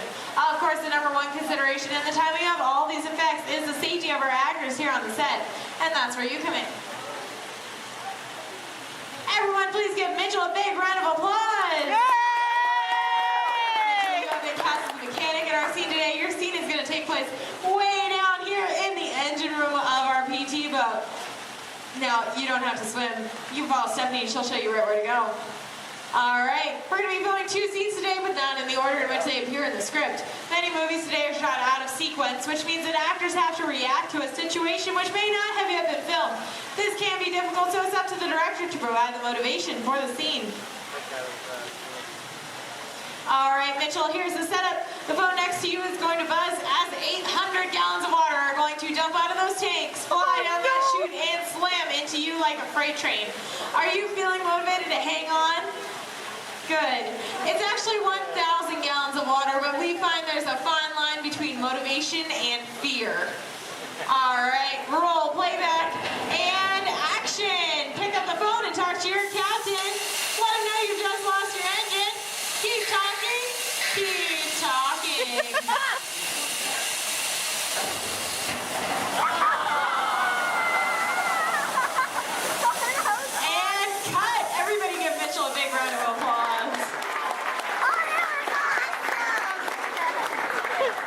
Rachel. You were fantastic in that last scene. Now I have one more acting task for you to do. I need you to sit there in that blue chair, stare dramatically out at the audience, and act dry.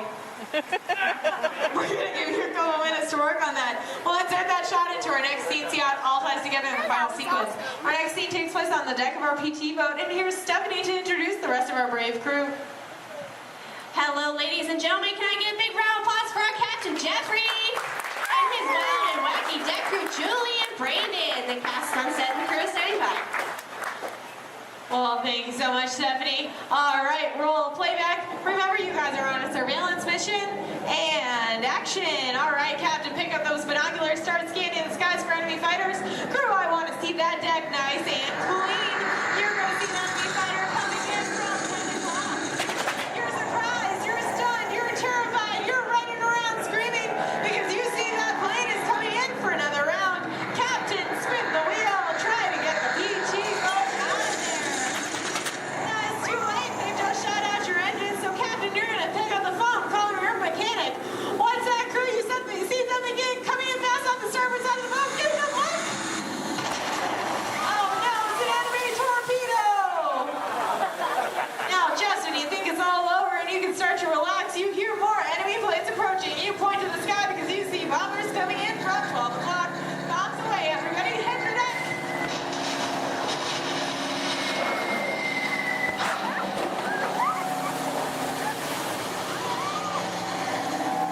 Now, you have survived that aerial attack, but then you see two more torpedoes headed fast off the stern.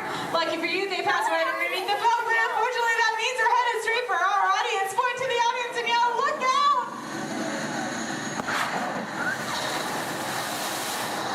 And that's a wrap. What'd you guys think? Give a big round of applause. All right, now we're gonna see what that whole sequence looks like when we have some computer-generated images, a couple of lines of pre-recorded dialogue, and an exciting musical score. Ladies and gentlemen, I'm proud to present Harbor Attack.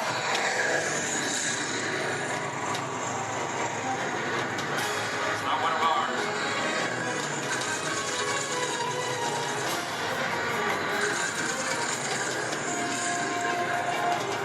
Skipper, he's coming around for another run. Engine room, report. Those engines are gone. Torpedo, up the starboard. We're taking on water. Bombers at 12 o'clock. Hit the deck. And that's a wrap. Everybody give him another big round of applause. Thank you so much for being a part of Harbor Attack here at the Special Effects Water Tank. If you're waiting for our brave volunteers, please stay where you are. The rest of you, please turn to your left, head straight down those ramps through the props warehouse. Shuttles will take you on the rest of your behind-the-scenes tour. On behalf of Stephanie, myself, and our brave volunteers,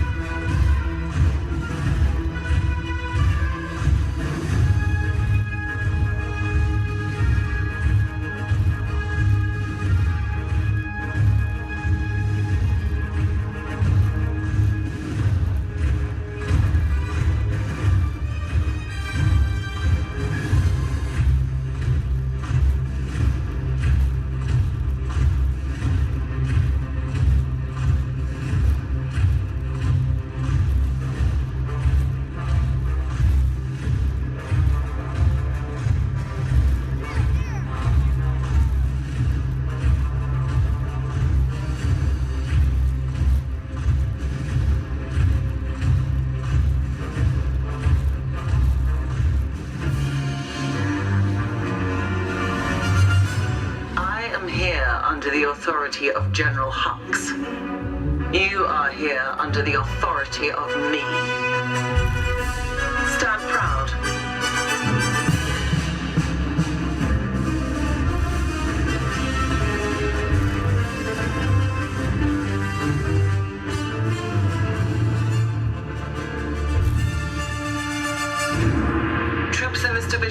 to the highest standard. Mine. Show me fearless.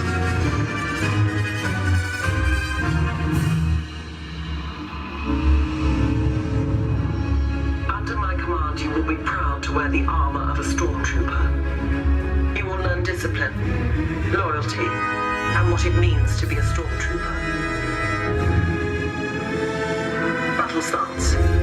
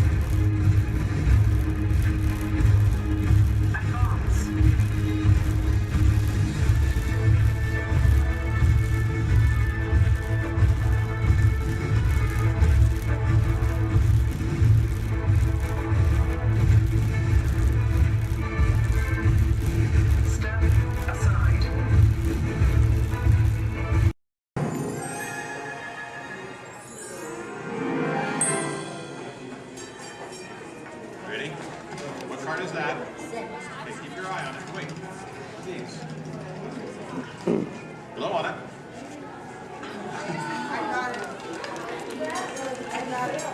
Hello and welcome to Disneyland's 50th anniversary celebration. For this truly historic event, no ordinary host would do. No, the Disney folks wanted someone who's been here from the beginning. They wanted a household name. A name that means family entertainment. Donald, calm down. You're just too animated. I'm referring, of course, to me, Steve Martin. Oh, really? Well, I don't remember him calling that show the Donald Duck Club. Now just waddle along. As I was saying, the Disney folks came to me because I began my career right here at the Magic Shop at Disneyland. That's me, Disneyland class of 1960. Magician, prestidigitator, and seller of fake vomit.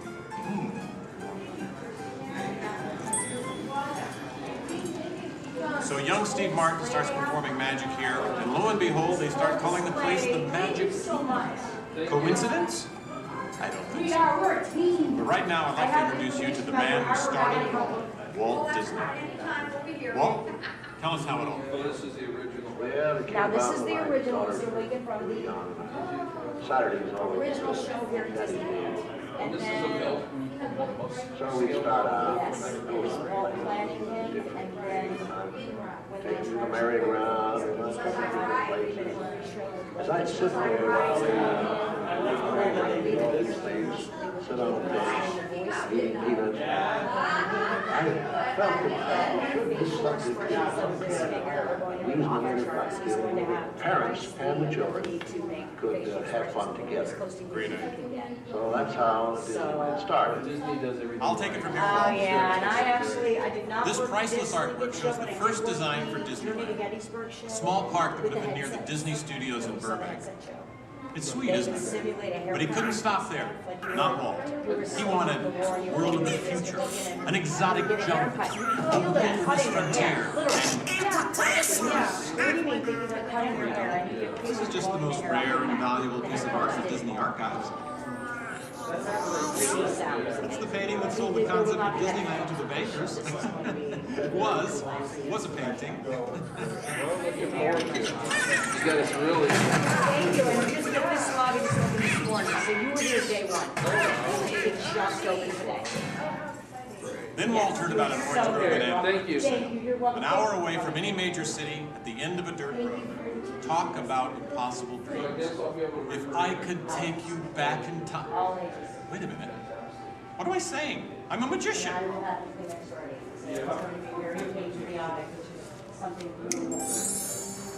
Here is the actual orange grove 1 year from opening. And that's actually Walt Disney in the actual orange grove. Let's listen in on his top secret plans. 1, 2, 3. Aha! Some sort of code. I get it. Walt also had a code for all the trees on the property. Red ribbons for the big trees he wanted to save for Disneyland, and green ribbons for the ones he wanted removed. But, as fate would have it, the bulldozer driver was colorblind! Oops. So, Disneyland, less than a year from opening. No one, in their wildest imagination, could ever build an entire theme park here in just 1 year. Yeah, I'll show ya. Watch this, Magic Boy. That kind of sound. Keep going, boys. Faster, faster. That's it, good. That's it, good. Open it, go. Take it away, Walt. All who come to this happy place, welcome. Walt's dream had finally come true. And to celebrate, ABC organized the biggest live telecast in history. Some of the most famous stars in Hollywood showed up, including host Art Linkletter. Frank Sinatra. Hello, Franco. Who's driving? Sammy Davis Jr. Hello, Sammy. Bob Cummings, Ronnie Reagan. Come on in. Davy Crockett. Buddy Epson's there, too. But right now, it's my pleasure to introduce the famous star whom Mr. Disney has asked to christen the Mark Twain. Ladies and gentlemen, Mr. Disney. I'll take it from here, Mr. Linkletter.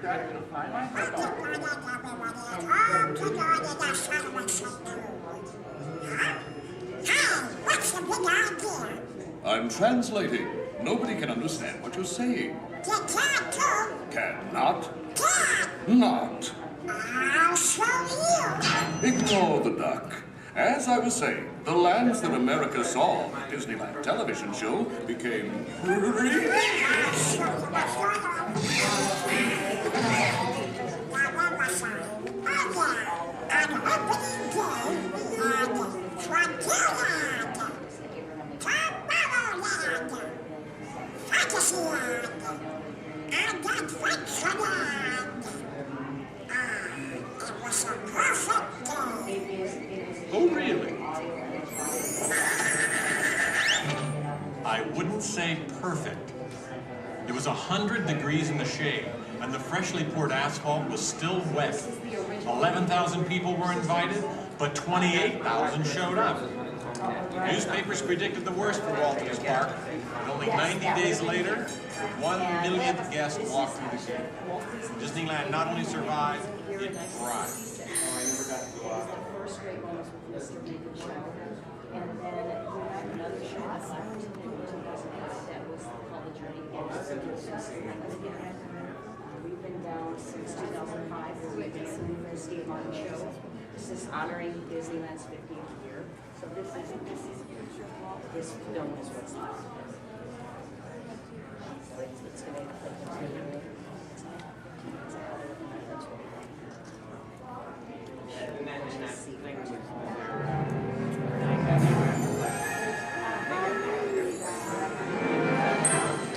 Walt wanted the magic of Disneyland to begin as soon as you walked through the gates.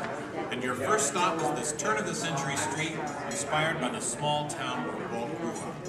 He felt so at home here, He even had an apartment built for himself above the fire department, and it's still there today. Walt paid tribute to his father in one of the shop windows. In others, you'll find some of Disneyland's most important contributors.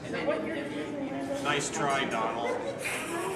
Many shops have come and gone here over the last 50 years. Gone is the working pharmacy, and gone but not forgotten, my favorite, Hollywood Maxwell's corset shop, better known as the Wizard of Bras. Yes, Disneyland is filled with nostalgia and memories, but that's only part of the magic. Let's not forget fantasy. Ah, hear that? When you wish upon a star, your dreams come true. For Walt, that was the very essence of Fantasyland. Of all the lands, this was closest to Walt's heart. He even placed the Disney family crest right above the castle gate. Fantasyland was created by the same artist who created Disney's animated films at the studio. And soon those storybook tales came to life in an orange grove in Anaheim. For the first time, we could step into those worlds and become a part of the adventure. In Adventureland and New Orleans Square, surprises happen all the time. In fact, Disneyland is the only place I can think of where you can be attacked by pirates, frightened by ghosts, and nearly crushed by a giant boulder, while keeping your arms, legs, and feet inside the vehicle at all times. And here's the adventure that started them all. Remote rivers through a treacherous jungle. Could something go horribly wrong? Only a punchline. Over the years, the Jungle Cruise has become a showcase for handsome and witty river guides. Oh no! That big elephant is coming up to us and it looks like he's going to squirt us! Everyone in the back, get down! Don't worry, it never happens.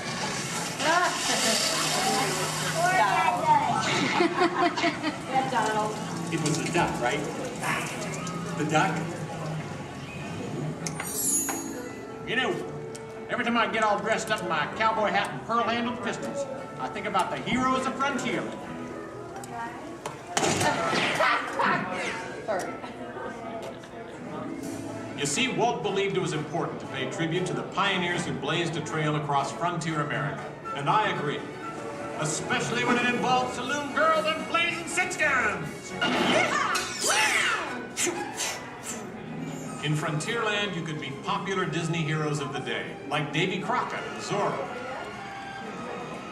For a while, there was an authentic American Indian village. And in the little mining town called Rainbow Ridge, you could board a mine train or pack mule to explore nature's wonderland. And then the West got a whole lot wilder. Big Thunder Mountain Railroad was a thrilling addition to Disneyland's growing mountain range. The first peak was the Matterhorn, one of Disneyland's first e-ticket attractions. But the most out-of-this-world mountain of them all is right here in Tomorrowland. When Disneyland first opened, Tomorrowland gave us a preview of the amazing, futuristic world of 1986. Okay, so the 1980s didn't turn out that way. But Tomorrowland is really about imagining the possibilities of the future. So we got to go to the moon before real astronauts did.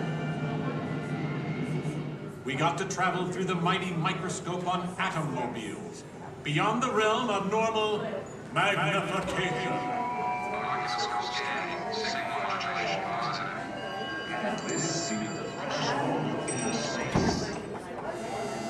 Tomorrowland has always been a showcase for new ideas and new inventions, including one of Walt's most famous. Audio animatronics? Right, audio animatronics. And this technology wasn't just for the birds. Walt's idea got better and, as always, bigger. With my new wash day marble, it takes only 5 hours. Not only could these robotic performers talk and act, they could jam. Hit it, boys!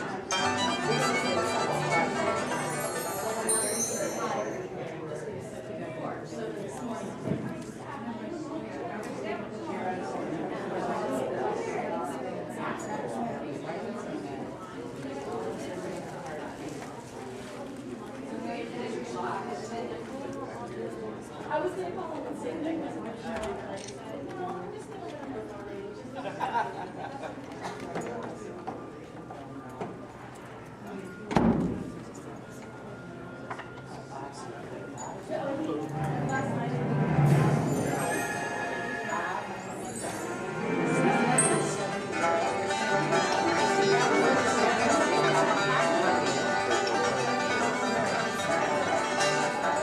Yes, Disneyland has had thousands of great entertainers over the years, and not all of them have had servos and circuit boards. I learned a lot about comedy by watching Wally Boat, star of over 47,000 shows at the Golden Horseshoe Revue. And he was only one of the great homegrown acts that brought their unique magic to Disneyland over the years.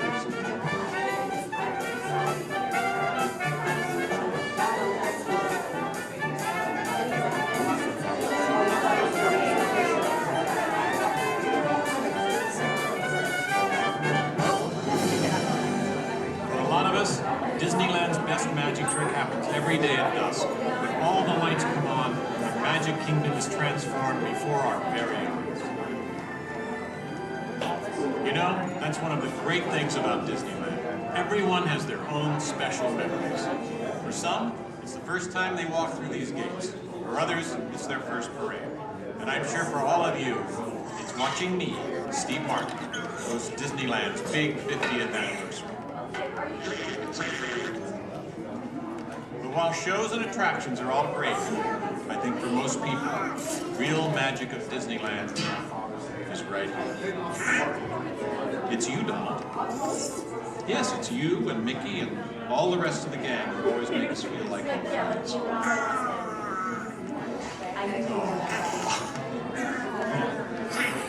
Shall we? Let's do it! Goodbye, everybody. You know, I have to admit, you would have made a perfect host next to me.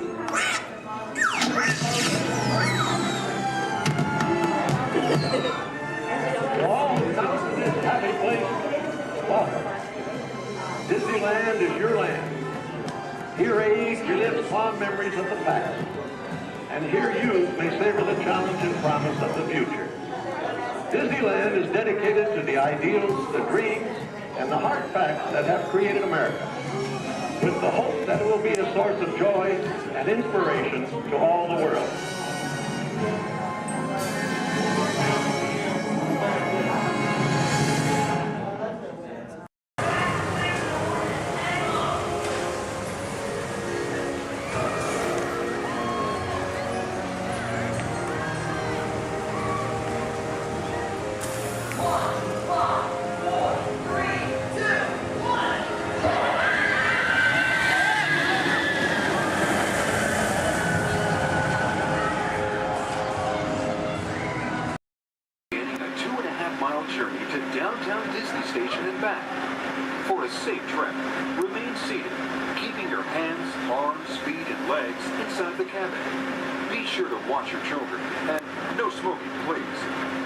Bienvenidos. Para su seguridad, permanezca sentado y mantenga las manos, brazos, pies y piernas dentro del tren y cuide a los niños. Por favor, se ruega no fumar. You're riding aboard a Mark 7 monorail, the latest generation of Disneyland monorails. When Walt Disney introduced this attraction in 1939, it was the first daily operating monorail system in the Western Hemisphere.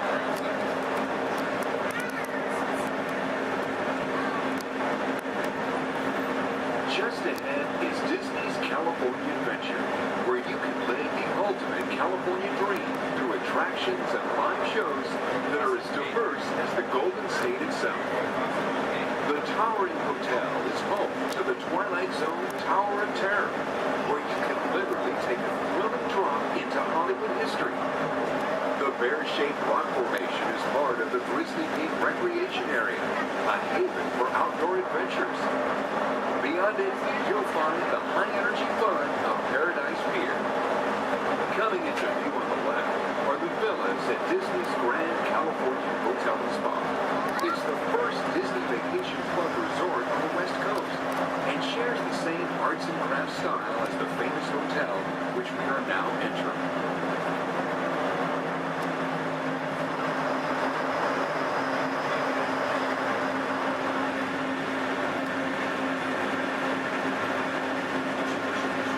Now arriving at Downtown Disney Station, gateway to the Downtown Disney District and the Disneyland Resort Hotels. If you will be leaving us here and returning later today, please Please hold on to your park ticket and have your hand stamped as you leave the station. You may reboard the monorail for a return trip to Tomorrowland up until 1/2 hour prior to Disneyland closing. Please remain seated until the monorail comes to a complete stop and the doors have opened. Then gather your belongings, lower your head, watch your step, and exit to the left of the monorail. Thanks for traveling with us today, and we hope you enjoy your visit to the Disneyland Resort.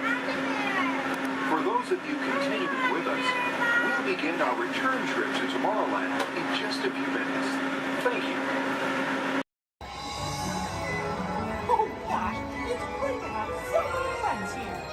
Now we can all dance together.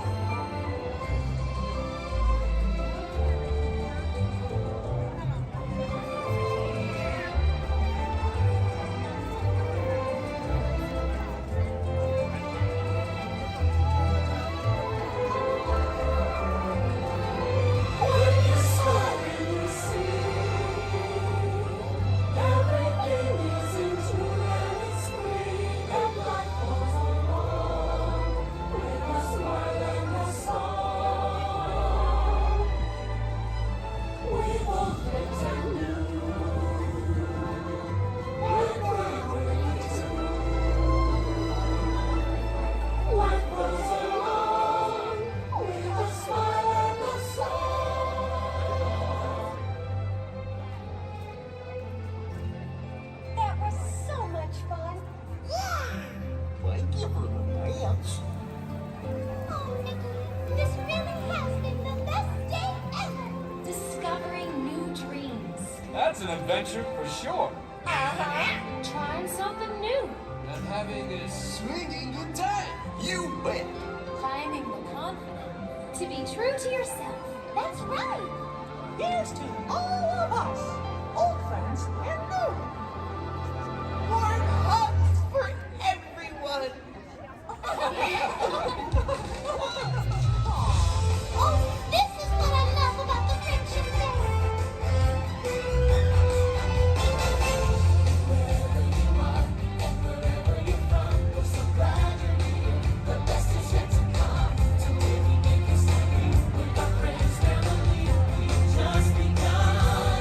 Once in a lifetime, a chance to explore. The future is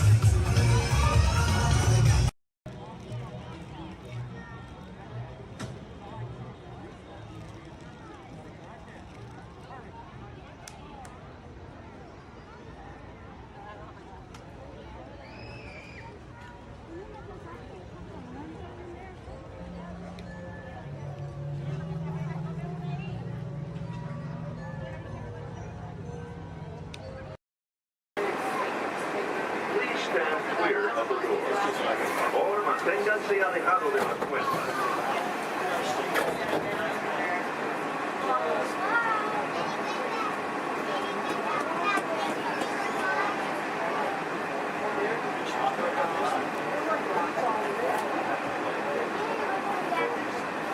Welcome aboard the Walt Disney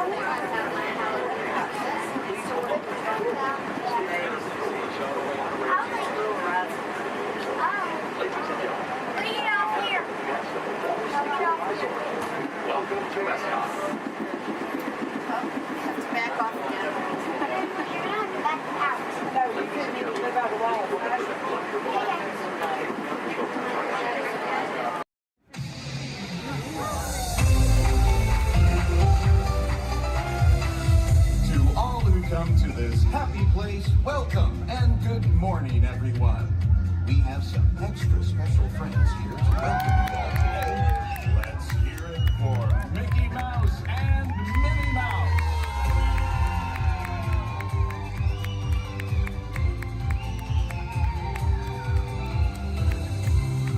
Well, hi, everybody.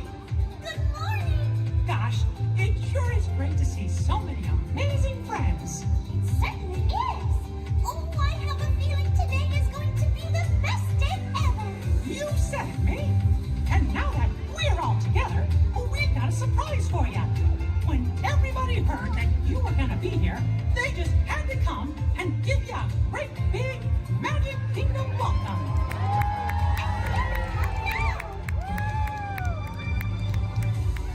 I'm done. Now that everybody's here, I think it's time to start the day. And that means we're going to need just a little bit of magic. I bet these folks can help with that. Oh, I know they can. On the count of 3, everybody shout, "Let the magic begin." Are you ready? 1, 2, 3. Let the magic begin. Welcome to a place where dreams come true. A timeless journey through lands of fantasy. Where only a wish creates things like this to appear. The most magic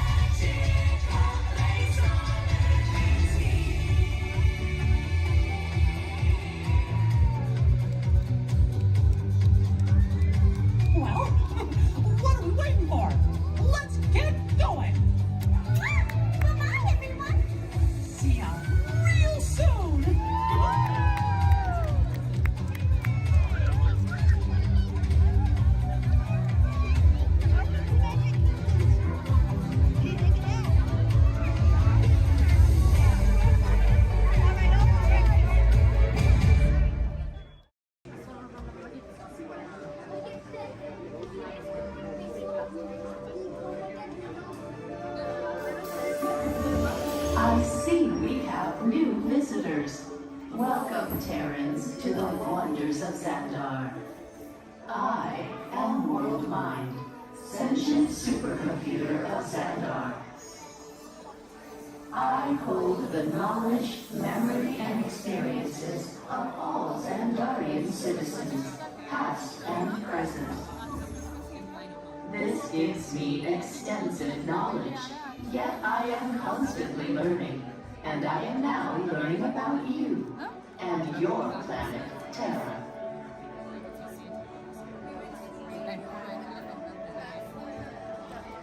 Much of my knowledge of your world came from your great scholar, Peter Quill.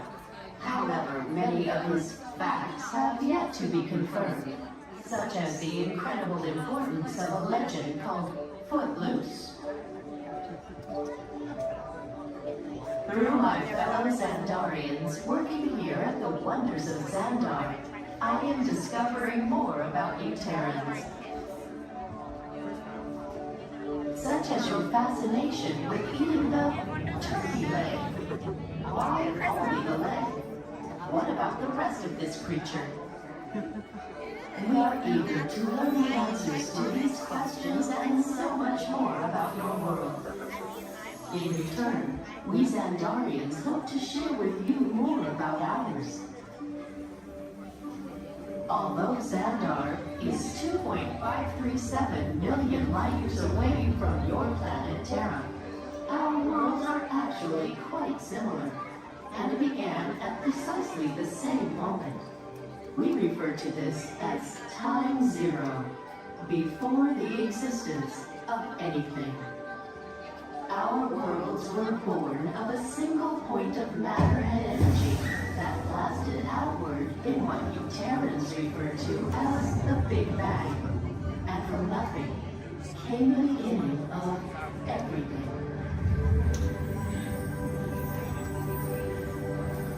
Incredibly hot and extraordinarily powerful, this explosion filled the cosmos with a cloud of rapidly moving particles.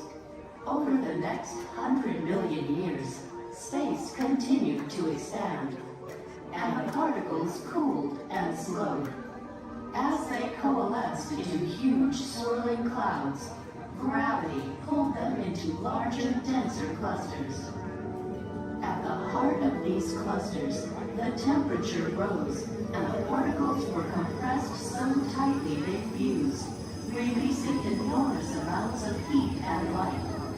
This is how the very first stars in our shared universe were born.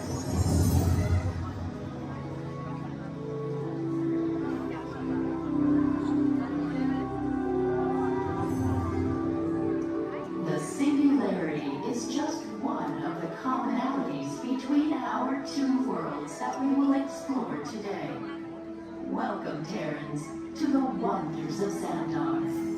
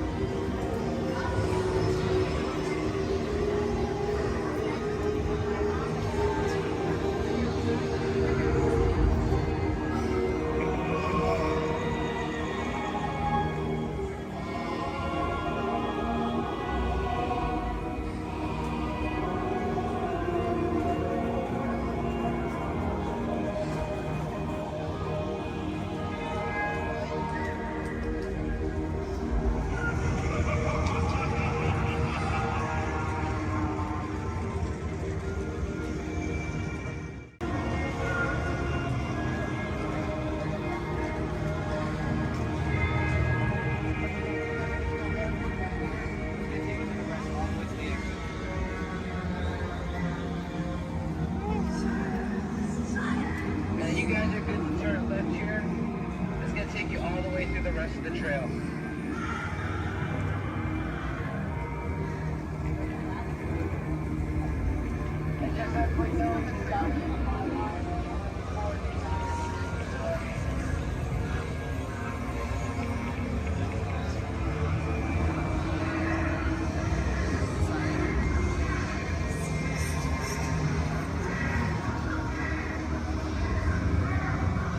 Oh, because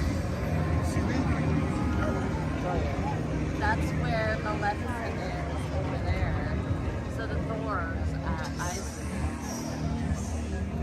Yeah, like you're not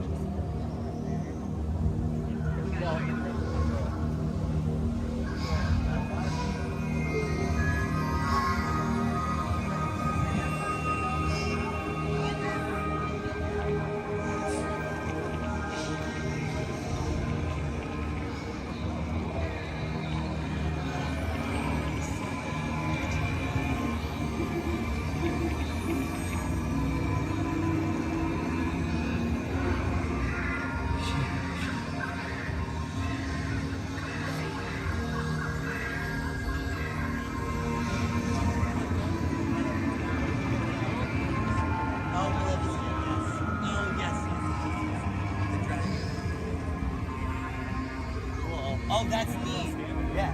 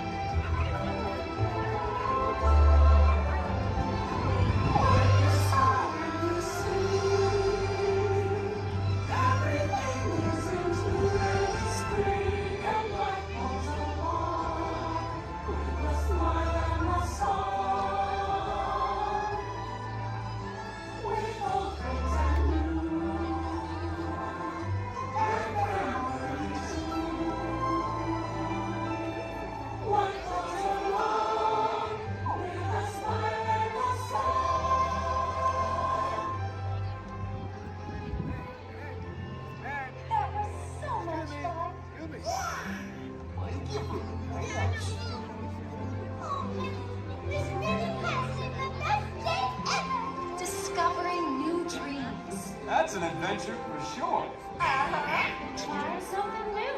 And having a swinging good time. You win. Finding the confidence to be true to yourself. That's right. Here's to all of us, old friends and new. More hugs for everyone. Oh, this is what I love about the friendship band.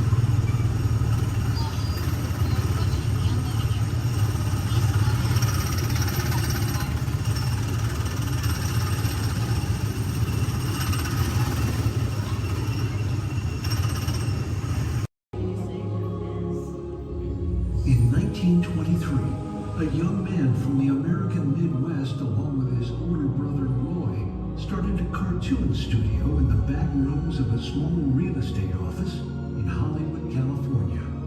This was the small beginning of a family entertainment company that would create unforgettable stories, characters that become beloved friends, wondrous experiences, and music that has become the soundtrack of our lives. That young man was Walt Disney, a master storyteller whose imagination knew no bounds and who delighted in making the impossible possible. Disney 100, the exhibition, is a journey through 100 years of Disney magic, presented in themed galleries based on Walt Disney's creative concepts and philosophies.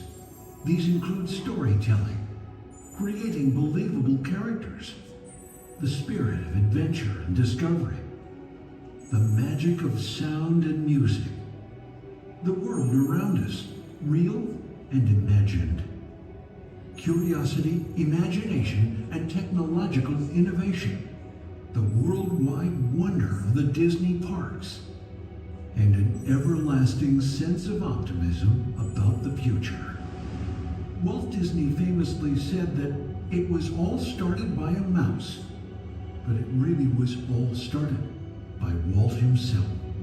His philosophies became the foundation of the Walt Disney Company. They still inspire Disney's artists, filmmakers, Imagineers, and the storytellers of today. Oh boy! Oh, steady! Whoa! Hi, Mouseketeers! Well, here we go again, so hang on. Anything goes. You ready? And let the show begin! Here's my pal Walt to tell you how the magic is made. There's a lot of satisfaction in developing ideas into reality when we consider a new project we really studied. Not just the surface idea, but everything about it. And when we go into that new project, we believe in it all the way. We have confidence in our ability to do it right, and we work hard to do the best possible job. There's really no secret about our approach. We keep moving forward, opening up new doors, doing new things, because we're curious. And curiosity keeps leading us down new paths. We're always exploring and experimenting. Everybody ready? Then on with the show! Intrusion alert, level 2. Intrusion. Disarmed. Sensor offline.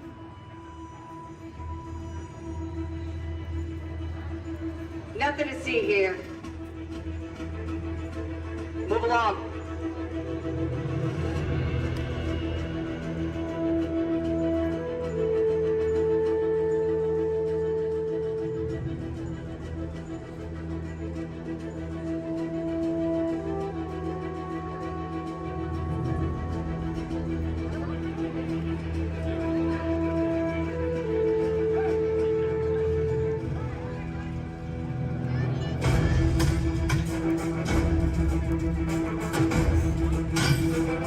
You don't look like recruits.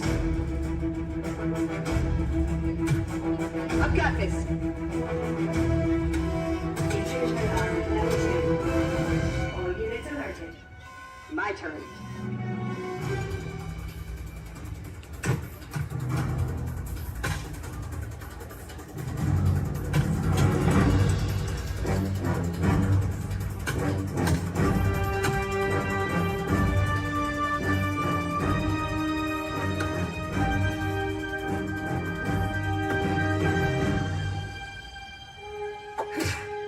Let's try this again. Who sent you? An old friend. System offline. Assets at risk. Reinitializing. Taskmaster. What do you want? HQ back online. Ms. Romanoff, the Wakandan cargo has been secured safely inside the breakout. It's in the jet. Let's go.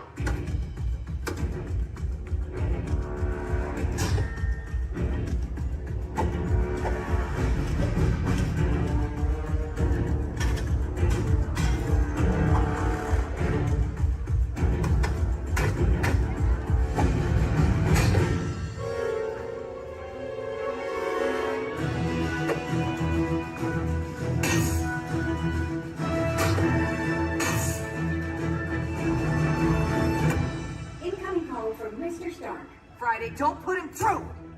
Yeah, she put me through. Hi, Nat. Everything okay? You need help? I don't need help! Yeah, I said help. Intruders, step aside. I won't ask a second time.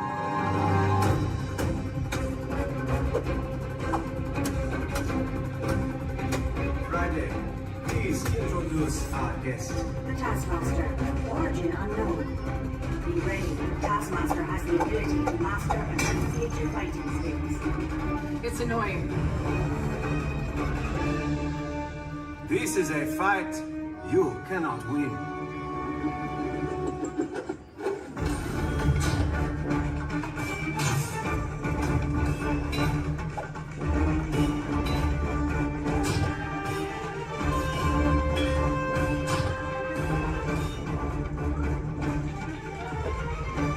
T'Challa, the vibranium! Leave it to me.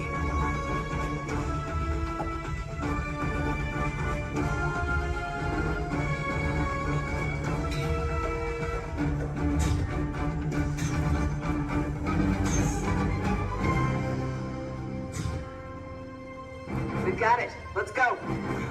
Friday, seal off Bay 94. Yes, Miss Romanoff. Bay 94 secure. This is not going to end well for you.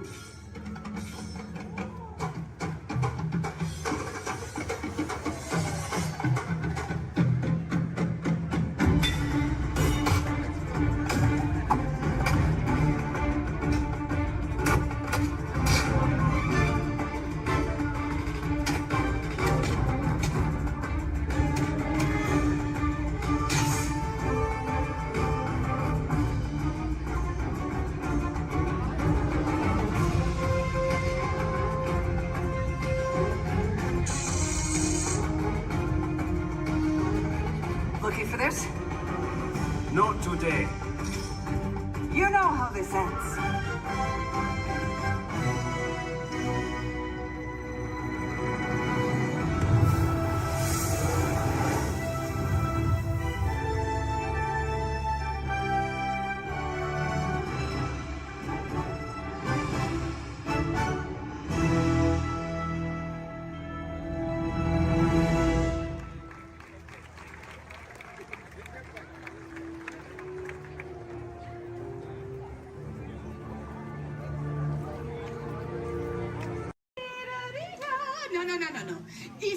No.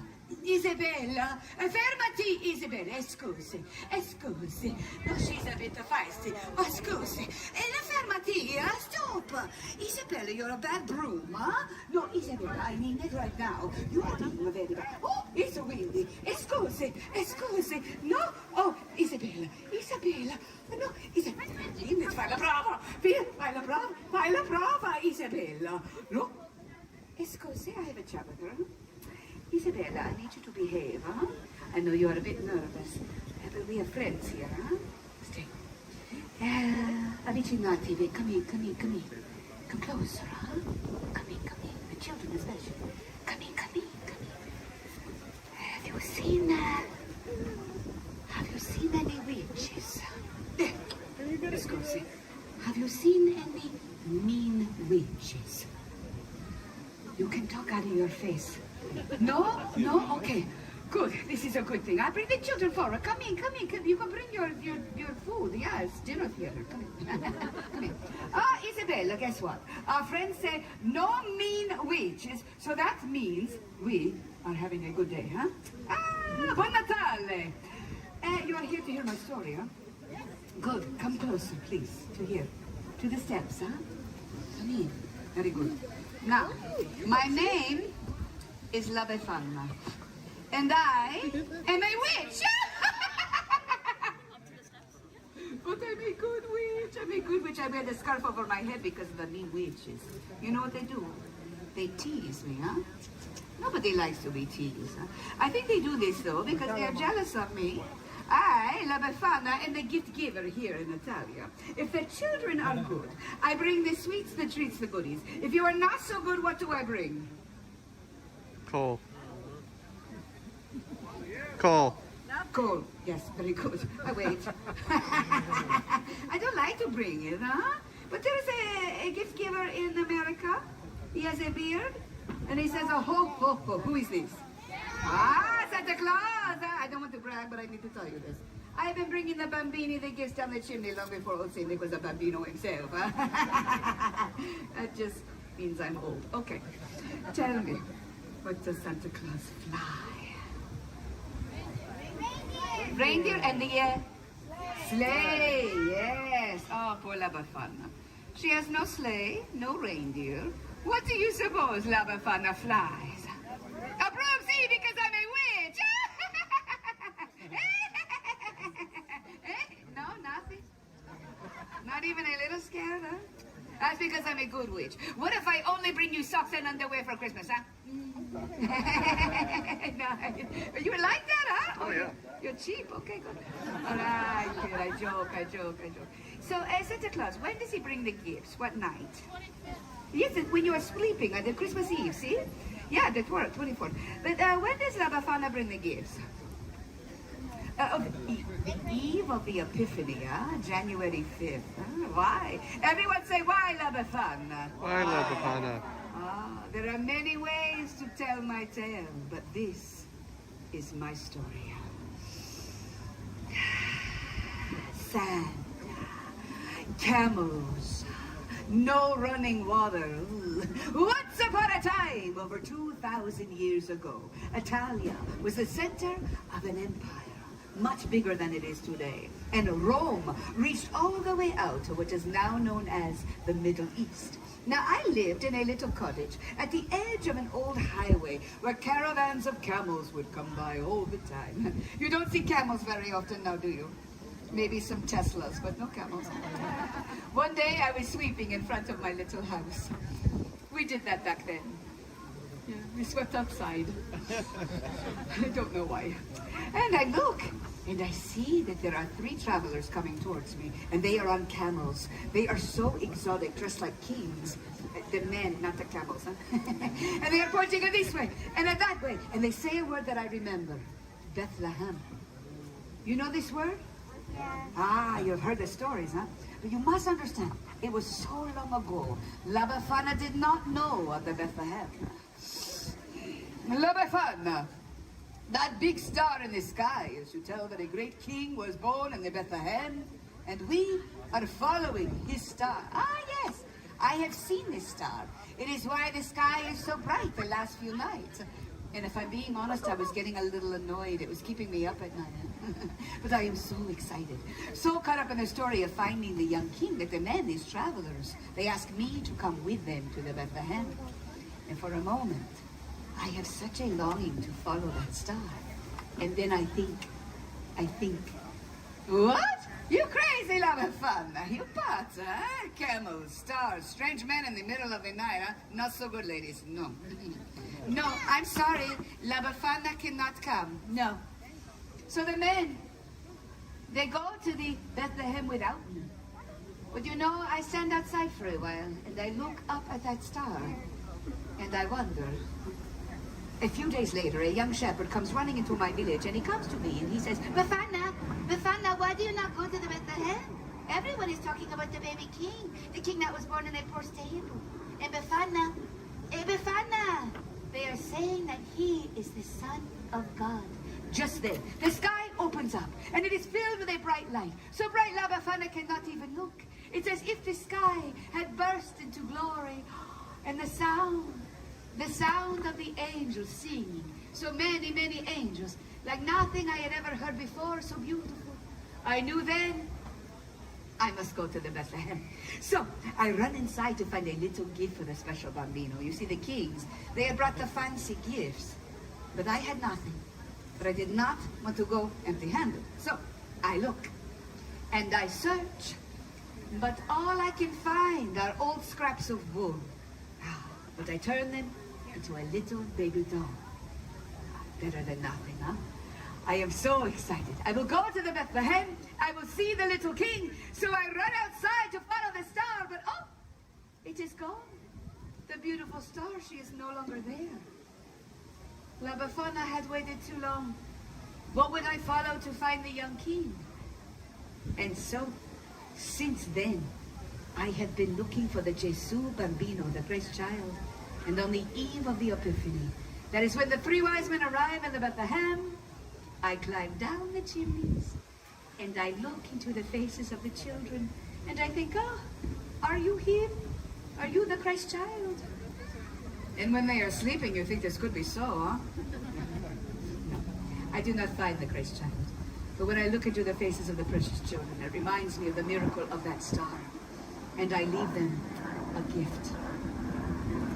Now, you are probably all thinking, oh, La Befana, the story is so sad. Huh? No, not so. Say why, La Befana? Why La Befana? I will tell you, because here in Italia, Christmas is a time of great celebration. It is a time to gather the family, and we cook, and we eat, and we laugh. We tell stories around the table, the bambini, they play with the gifts that I bring them. We sing, we dance, it's molto bello. I may not have found the Christ child, but in giving the gifts, I have found joy. Now, with that I say arrivederci, but before I go, you know what I must do? I must once again put on my disguise so that the mean witches do not find me, huh? You know, I should give the mean witches a gift of coal. No, I joke. You have all been so kind and listening, and in doing so you have given me, the gift giver, a great gift. So why do I do this? Why do I worry about what the mean witches say to me and think of me? Why do I hide? Do you think I should hide from them? No, you are right, I will not hide. Because you have given me the courage to be true to myself, huh? To follow my own star. I do not want to hide. I want to spread joy. So, I will leave you with this. My version of a saying we have here in Italia. Pasqua con chi vuoi, Natale con i tuoi. Celebrate Easter with whomever you choose. But Christmas, always with your own. Buon Natale! Buon Natale. Grazie, my friend. Grazie. If you would like a picture with me, I will come down here. I'm having a very good hair day. I'd like a photo.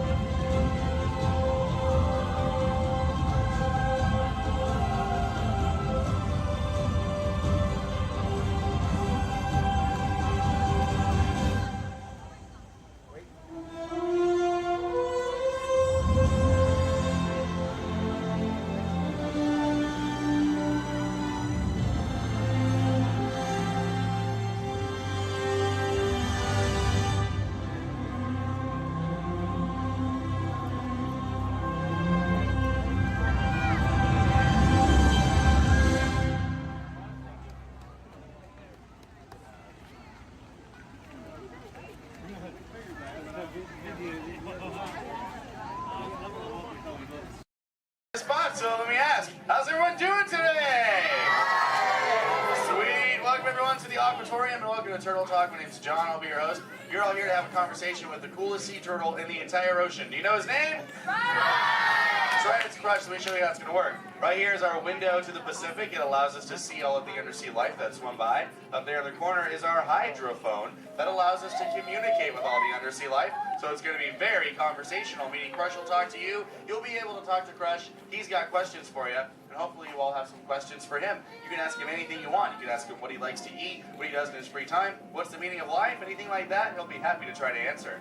If you do need to leave at any time, it's okay. Just use the doors on the opposite side of where you entered or right back here. Back there's my pal Brian. Everyone say hi, Brian! Hi! Brian will be back there to assist you if you should need any assistance during the show.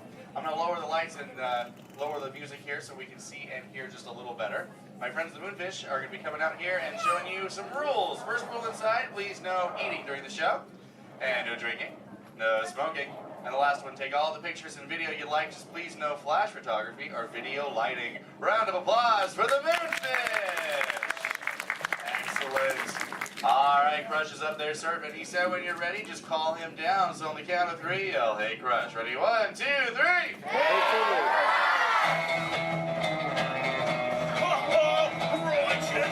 Righteous! Yeah! Dude! Scope out that double spinner intro by the turtle, dude. Yeah. Chaw. Whoa, dude. Check out all the humans in the human tank. Hello, human dudes. Hey, dudes! Oh, dude, there's even little grommet dudes, sob level. Hello, little dudes. Focus, little dudes. Awesome. Dude, it's John. What's going on, dude? Hey, dude. Hey, do you think you can help me talk to a grommet right over here? Right down front, kind of middle, wearing like a greeny color shell, dude. Brown moss on the noggin. Hey, what's your name, dude? Rudy. Nice to meet you, Rockin' Rudy, dude. Hey, do you know how to talk like a turtle? No. Oh, no worries. I'll teach you. Can you say totally? No, I can't. Okay, then. Let's go over here, John, dude. Yeah, let's talk to the dudette right here in the pinky shell, dude. Let's see if she can say totally. Hey, what's your name, dude? Gabby. Nice to meet you, Groovy Gabby, dude. So can you say totally? Totally. Whoa, you're good. Okay, now can you say sweet? Sweet. Okay, put both those words together, Groovy Gabby, and say totally sweet. Totally sweet. Whoa, dude, human dude, put your fins together for Groovy Gabby for totally talking turtle, dude. Dude, you're like bilingual. Hey, so like, where do you come from, Gabby, dude? Where do you live? Canada. Ooh, dude, you come from Canada, dude. That's excellent. I have no idea where that is. So how's the surf in the Canada, dude?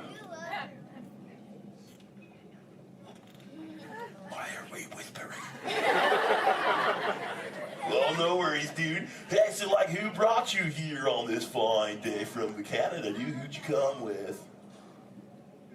With my family? Oh, excellent, dude. You brought the whole familia. Wouldn't it be cool if I talked to, like, your parental units? Totally say chaw.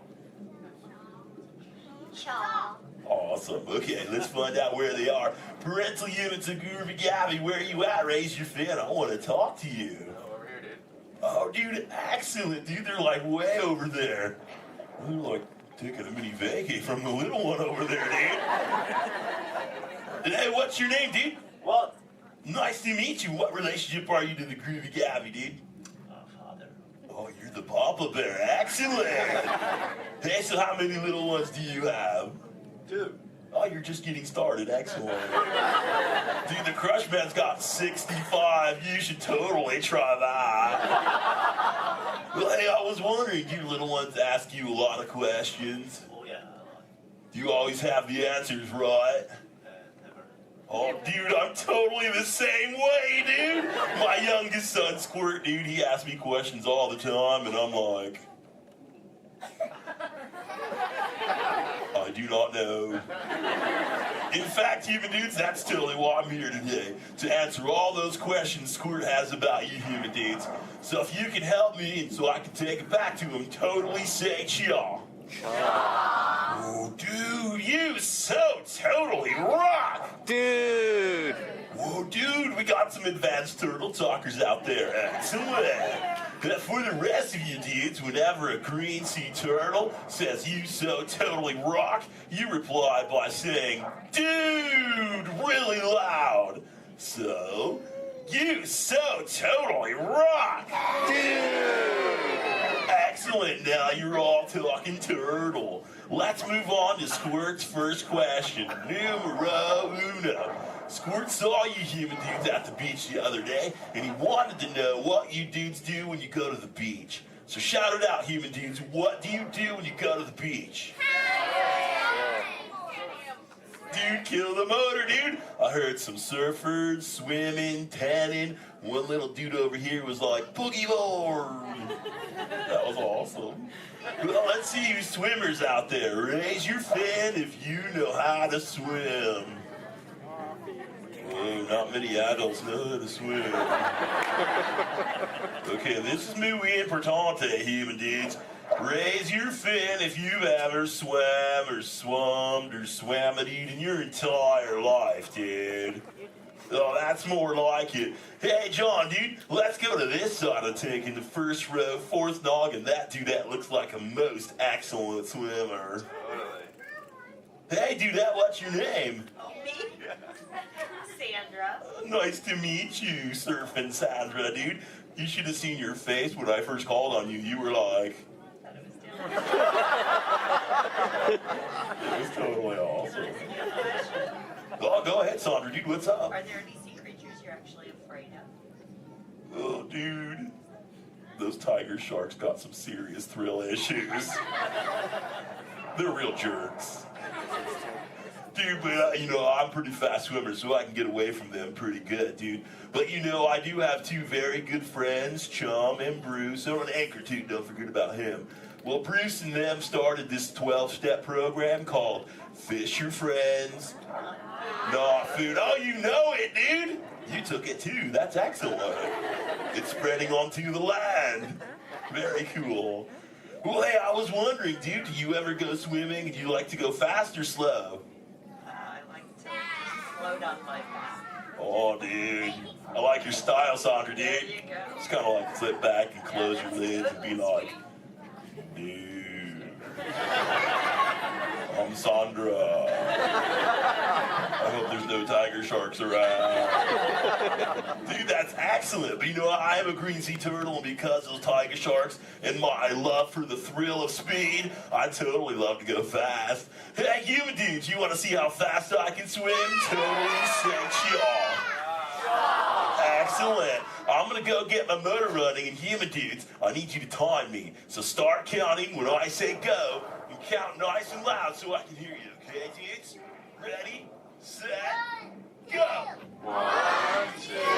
Back, dudes. Dude, I just swam all the way around the world. I did, dude. Right through Canada.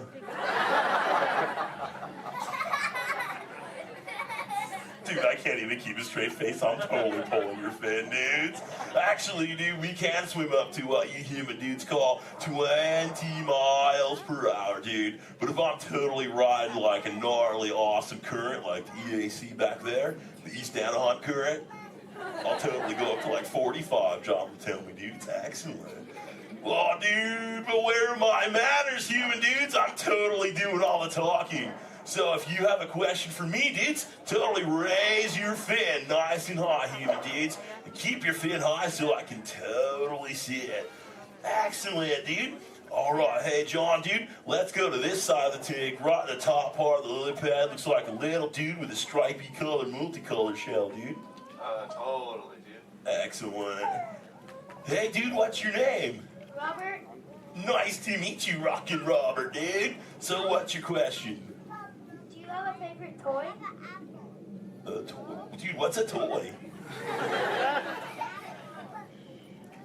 I don't know. Something you play with?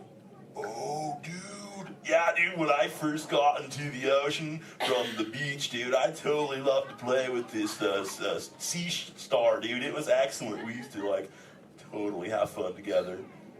Do you have a favorite toy, dude? Yeah. What is it, dude? A stuffed animal?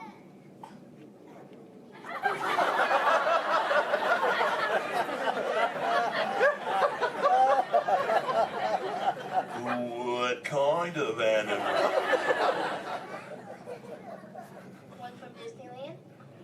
What's Disney? You know what, dude? You got some serious thrill issues, dude. We're just gonna stop it right there before I go any further. Dude, that's excellent. Hey, actually, dude, do you think you can help me with something? Say chomp. Chomp.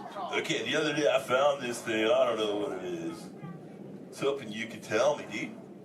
What is this, dude? A Buzz Lightyear toy. Oh, dude, so this is a toy, dude? Excellent, dude. So, like, what does he do? He flies. No way. Let's see if I can make him fly. Dude, that was awesome! Dude, the other day when I found this little mini man, he started talking to me, dude. He was like, I don't know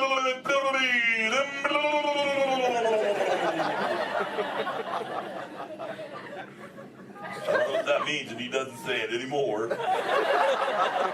So do you think Squirt will like this for his next hatch day, dude? Say chaw. Chaw. Excellent, I'll totally give it to him. And thanks for your help, dude. You so totally rock. Dude. Does anyone else have a question for the Crush Man? Raise your fin, dude. Oh, dude, let's just go right to the other side, right down front. Looks like a little dudette in a white shell right here, dude. Totally. Hey, what's your name, dude? Mallory. Nice to meet you, Mallory, dude. So what would you like to know? Well, if I could breathe into water, would you let me ride on your back? Dude, totally, dude. That'd be the most excellent ride ever, dude. I've always wanted to know what it's like to ride on my shell. Because I'm always riding in my shell. Dude, I bet so too. Well, if you ever learn the superpower of breathing under the water, dude, totally find me in the Pacific Ocean. I'll be waiting. I'll try. Excellent, dude. You're awesome. Hey, it was totally nice meeting you, dude. And for the rest of you humans, this has been excellent. I've learned so much. But I gotta give all this Mondo knowledge back to Squirt. But before I leave you, let me give you some of my ancient turtle wisdom. Remember, human dudes, in the big ocean of life, never make an enemy out of a sea anemone. A sea anemone.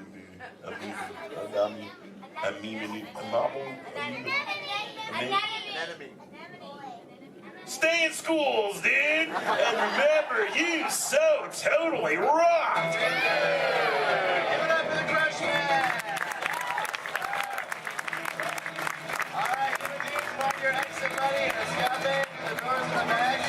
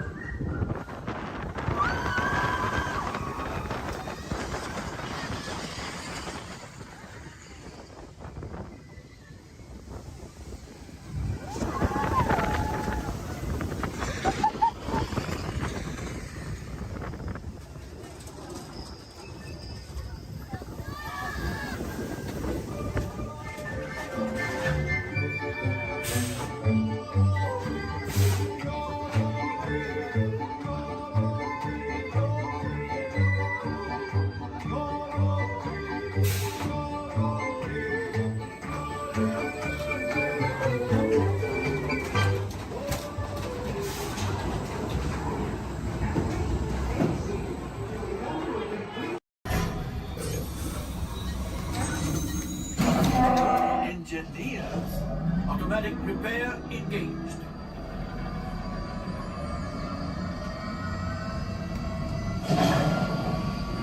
Right, pilot. Push the flashing button to take off.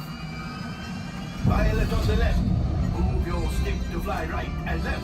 I was just about to say that. Pilot on the right. Pull back on the stick to fly out. And push forward to fly down. Oh, watch it. Chewie is flying this thing looking creative. Weapons are online. Left pilot. Hit the booster. Now let's go get that coaxium. Right pilot. Make the jump to light speed.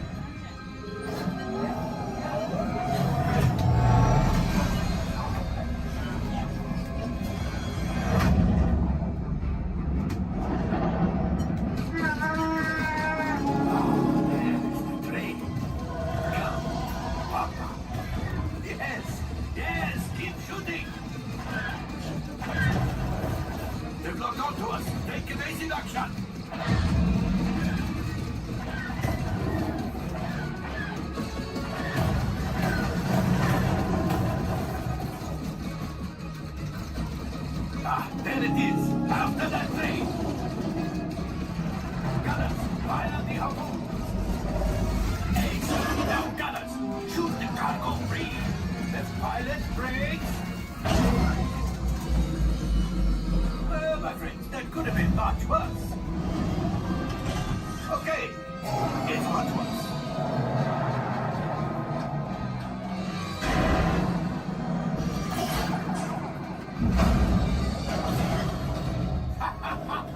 Yes, you got one. Excellent, my friends. Now power up the ship. Well, I grab the coaxium. You see, just as I promised, my friend. Now that the resistance has already, maybe a little something for Hondo. Pilots, line up behind the train so we can harpoon that last car. Gunners, fire the harpoon. Gunners, shoot the train. The cargo's breaking free. Keep shooting. Good job, my friends. Yes, yes, yes. We got the coaxium. I will grab it. You keep up to the train.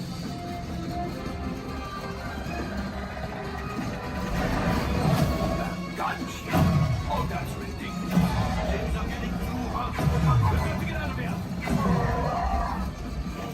A distraction! Fire the missiles at the train!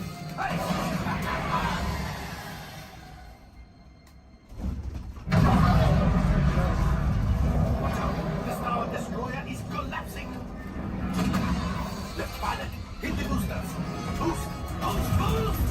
We made it! I don't believe it, but we made it! Now, let's get out of here!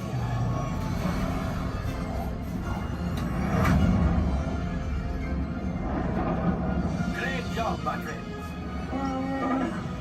You retrieved 2 containers of coaxium. This will greatly help the resistance. You have heard the First Order and made Chewie proud. Now, after my modest profit, your cut minus what you owe me for damaging the Falcon is... Hey, not bad.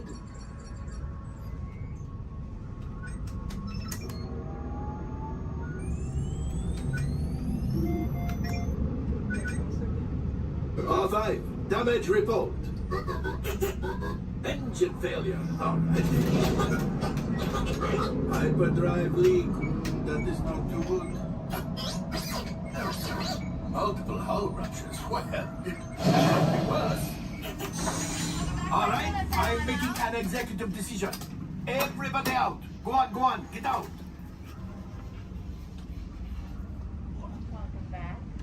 All available techs, we have a Corellian freighter that needs immediate transport back to the maintenance bay. This thing has seen better days. Better fix all that before the Wookiee sees it.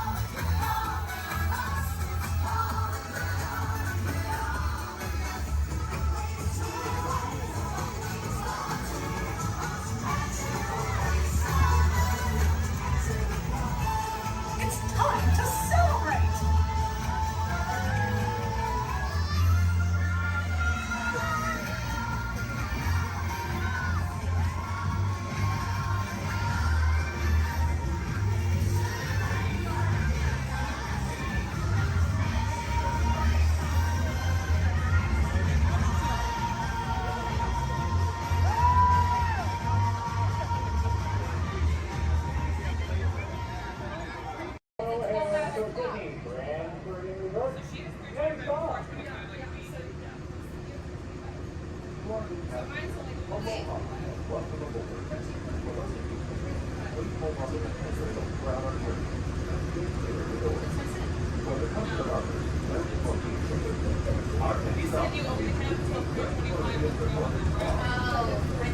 I thought we were talking about.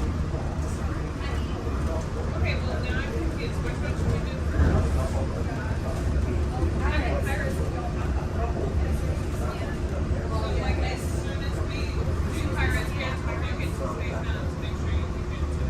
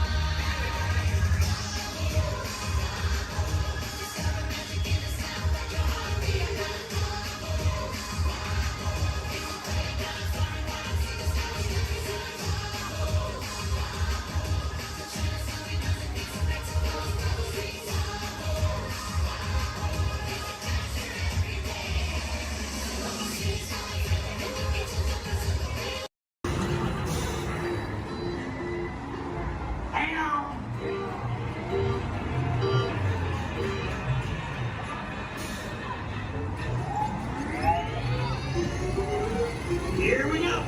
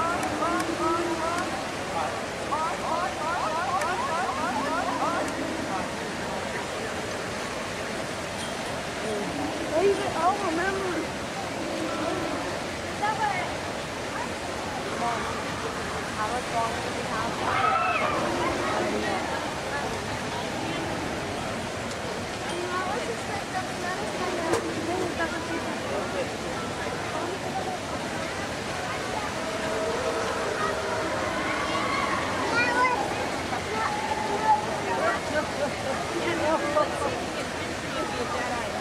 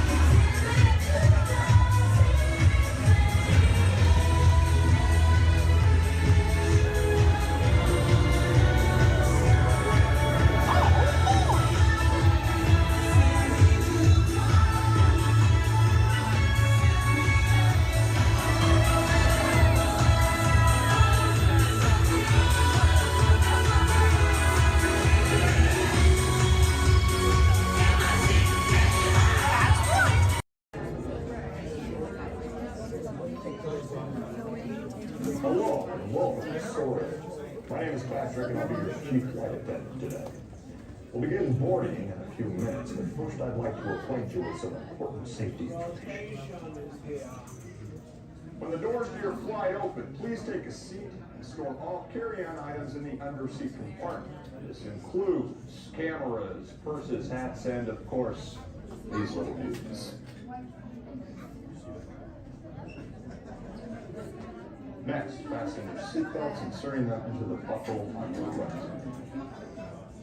If smaller aviators don't measure up to the height indicator on the seat, just put the belt through the loop in the center strap before buckling.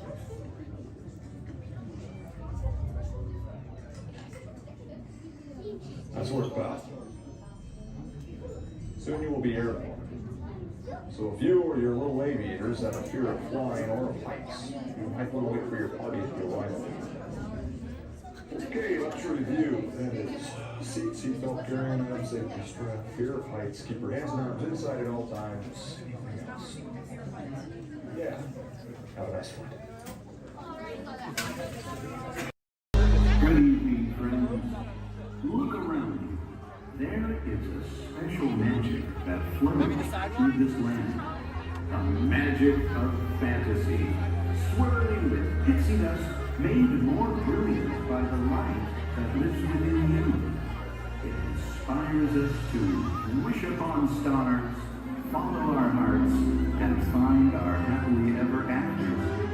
Tonight, as we gather together under the spires of this majestic castle, our dreams ignite the magic to create a beacon shining out and celebrating 50 years of the most magical place on earth.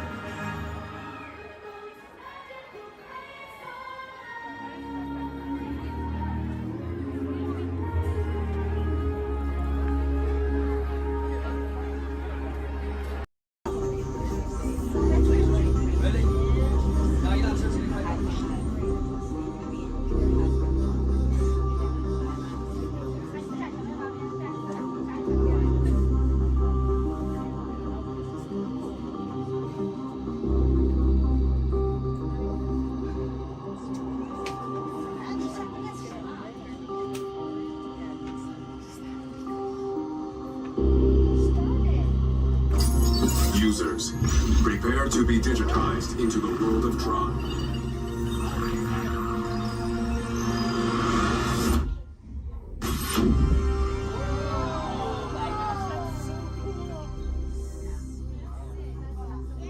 Team Blue, welcome to the grid. Proceed to games.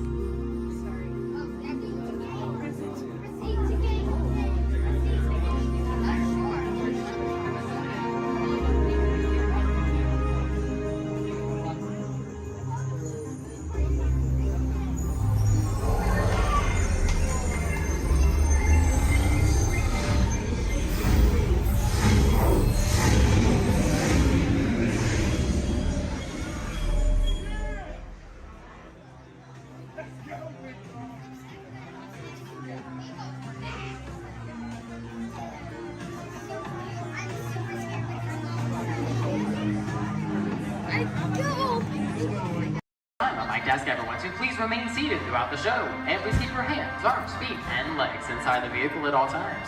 Oh, don't forget to supervise your children, and for the safety of our cast, we ask that you please refrain from the use of flash photography and external video lighting.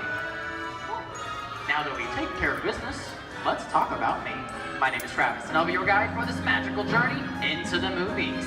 It's the perfect job for me because, well, I love movies. Is everybody ready? Great, the cameras are ready to roll. Ready when you are, CB.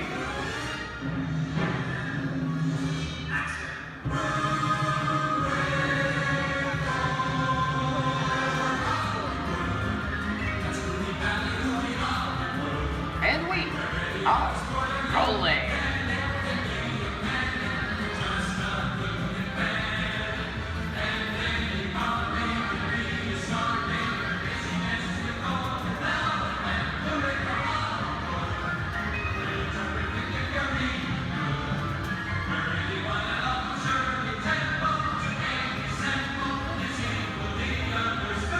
Hello everyone and welcome to the Great Movie Ride. Once again, my name is Travis, and on behalf of Disney's Hollywood Studios and Turner Classic Movies, please welcome our host for this one-of-a-kind tour, Robert Osborne. Thank you. Hooray for Hollywood indeed. What better way to start our journey? From the Old West to the rooftops of London and along the yellow brick road, there really is no place like the movies. One of Hollywood's significant contributions to the world of film were great musicals. This scene is from one of my favorites, the 1933 Busby Berkeley spectacular, Footlight Parade.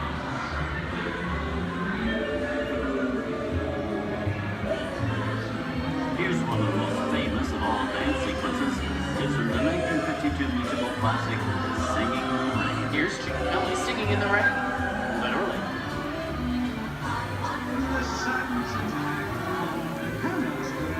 Here's one of the quintessential Disney musicals, Mary Poppins, starring Julie Andrews and Dick Van Dyke. This classic earned 13 Academy Award nominations. I love this song. Sing along.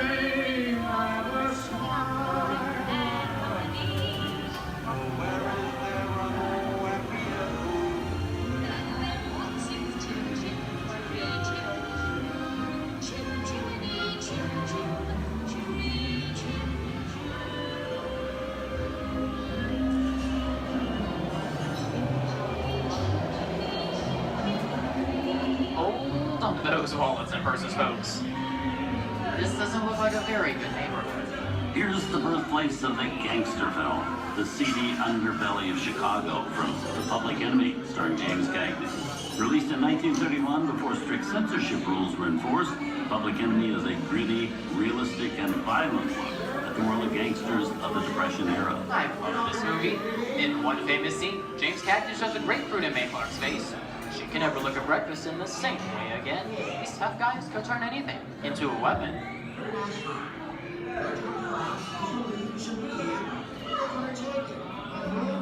going to kick in with the dog. If you don't, somebody's going to drop by here and take your teeth out one at a time. And me, I get you. Now eat it. Tough guy,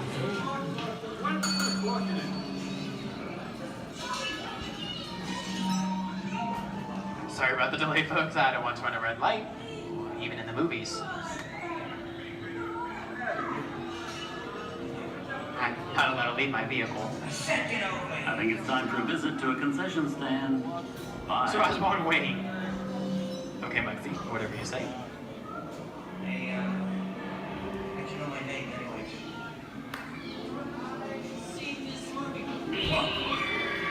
I hear someone singing your fancy cars like to get out of here. So wait for it. I said square out of here or you're gonna get hurt. Here they come, Buzz! Get out your grinders!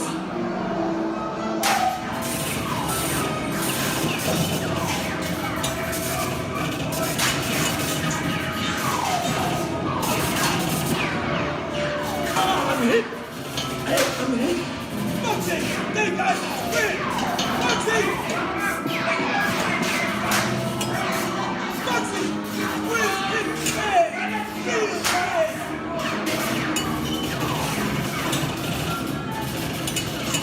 Everybody just sit tight. I don't know my life against the law.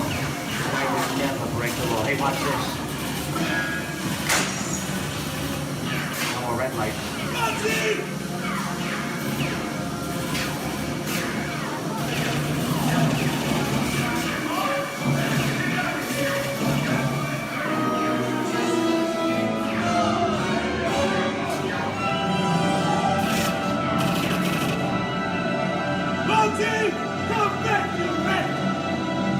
Sorry, boys, I'm making my getaway. Give my regards to the warden. Suckers. What are you looking at? Everybody just mind your P's and Q's and, maybe you won't get hurt. Oh. This must be the west side of town, huh? Western films depict the legendary American wild frontier, where cowboys and their loyal steeds maintain order in towns against the untamable wilderness. John Wayne and Clint Eastwood are two of the iconic stars who epitomize this ideal of the stoic gunslinger.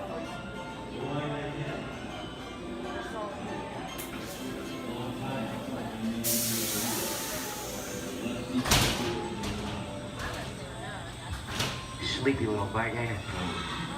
That's some mighty tough territory you're heading into, Pilgrim. I'd think about turning back if I was you. That is, if you want my opinion. But I reckon No, we're in the clear. This looks like the perfect time to collect up all your valuables. We'll start with the jewelry and then we'll... What are you talking about? I didn't even order this name on the copper.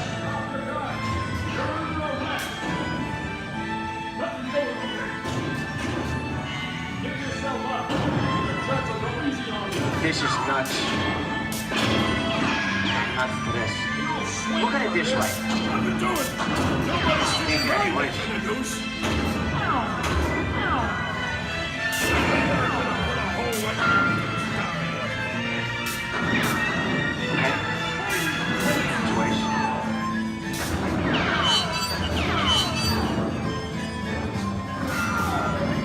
don't know about you guys, but this is starting to get kind of creepy.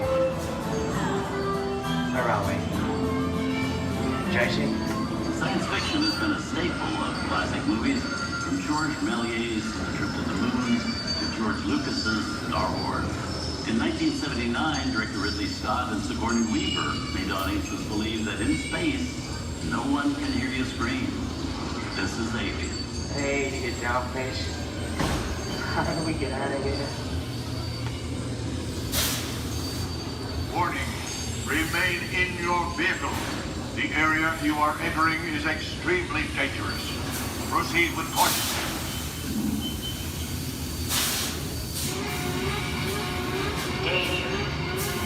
The emergency disrupt system is now activated. The ship will detonate in T-minus 10 seconds. The option to override automatic detonation expires T-minus 5. What is that thing?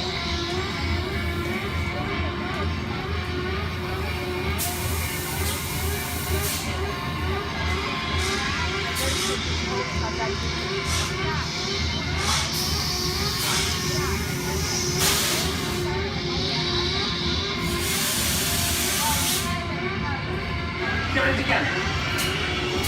I'm getting out of here. That's enough creepy crawly things for one day, right? Wrong.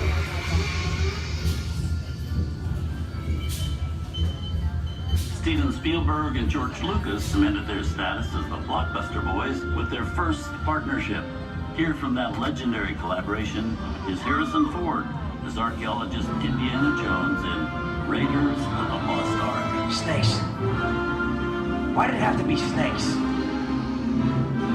Some of the biggest horror stars of Hollywood appear in the ancient story of a cursed Egyptian temple, a priceless jewel that beckons to all, but be warned, the temptation always leads to destruction. Get a load of that show, guys. Time for me to get back to work. Good thing I don't believe in ghost stories. Don't nobody move while I go get the goods. I don't think they'd notice a few extra bodies around here, if you know what I mean.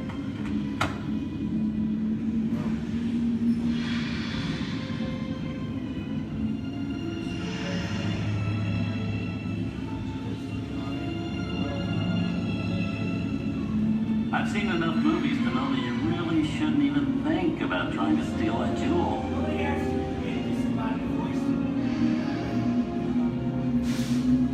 Halt, unbeliever. Disturb the treasure of the gods, and you shall all pay with your lives.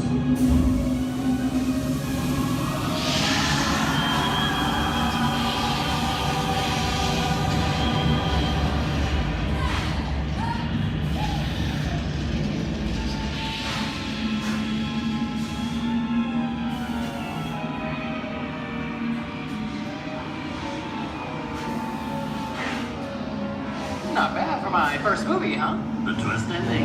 That just goes to show you anything can happen in the movies. Now, let's get on with the show. I see dead people. Things that go bump in the night have always been a staple of movies. One of the first horror films was a silent short featuring a dancing skeleton, written by the Lumiere brothers in 1897. Both audiences and filmmakers were interested in the accomplishment of the horror was used to describe a film until the 1930s. Wow, it's really a jungle out there. Where are we? This is the jungle home of one of the most famous movie characters of them all, Tarzan. The movie's most popular Tarzan is undoubtedly Johnny Weissmuller, who's run through 12 films as the King of the Jungle. Over there is Reno Sullivan as Jay, and Tarzan's sidekick Cheetah, who was portrayed by over a dozen chimpanzee actors over the years.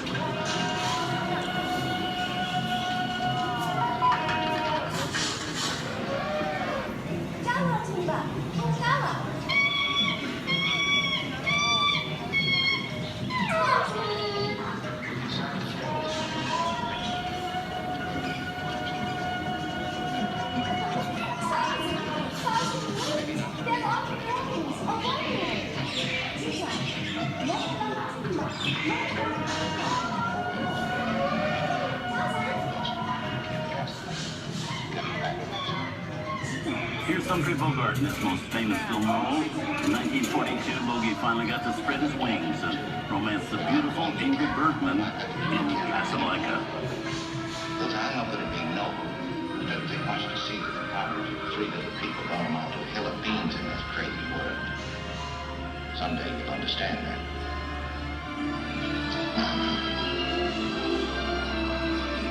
He's looking at you, kid.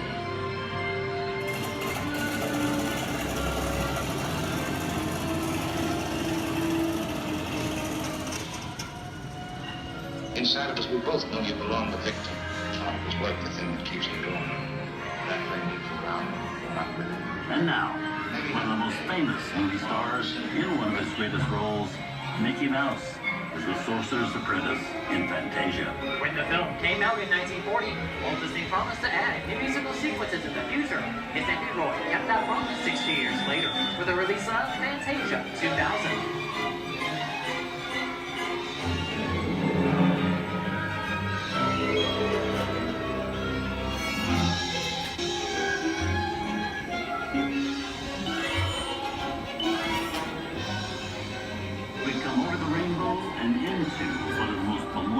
And most watched films in movie history, The Wizard of Oz. Toto, I have a feeling we're not in Kansas anymore.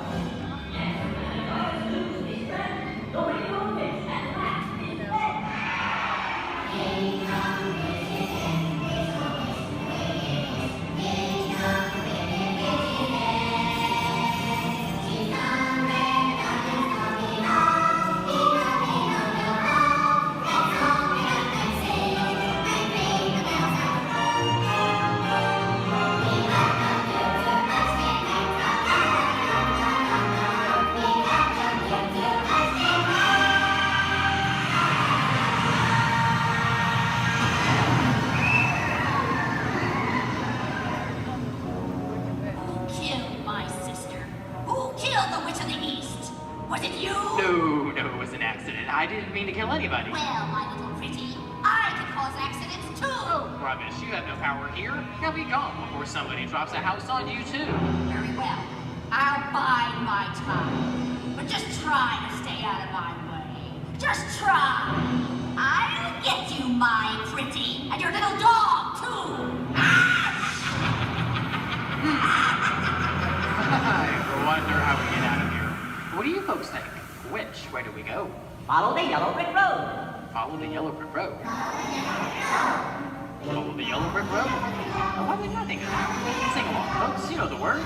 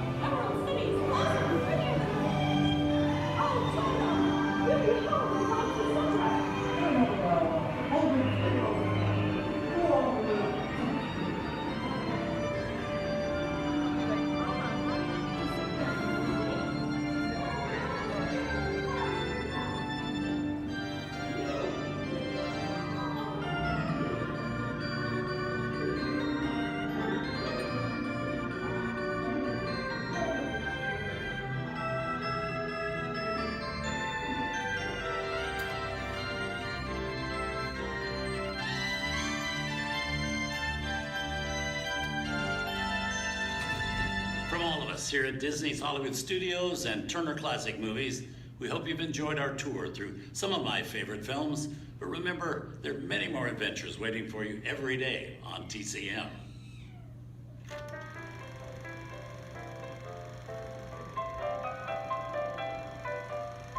We didn't need that. We had faces. Wait a minute. You ain't heard nothing yet. Step in time!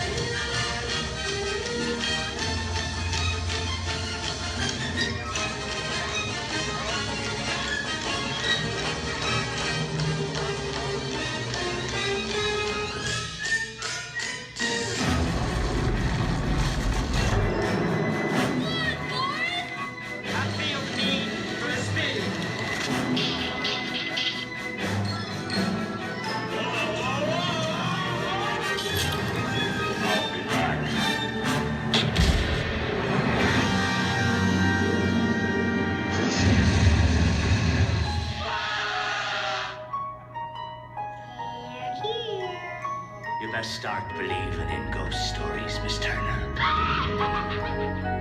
Is it safe? No, you run! I have a feeling we're not in Kansas anymore. I'm a man. Well, nobody's perfect.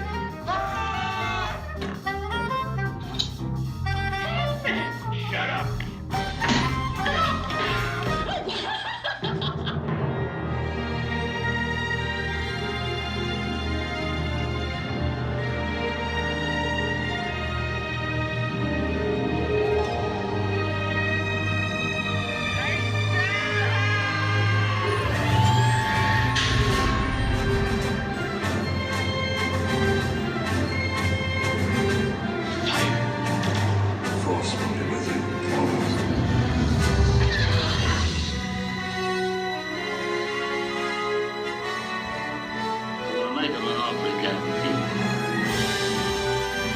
I want to be alone.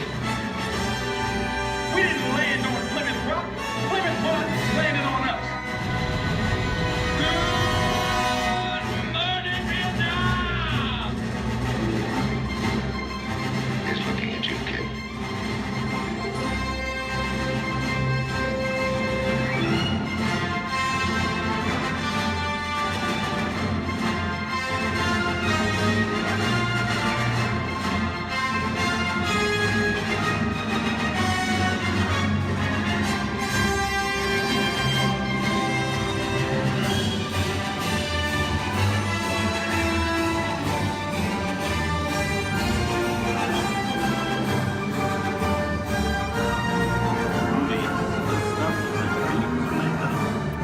Enjoyed our ultimate celebration of classic movies, and remember, you can find many more beloved stories and legendary stars on Turner Classic Movies. On behalf of Disney's Hollywood Studios and Turner Classic Movies, we'd like to thank you for joining us on the Great Movie Ride.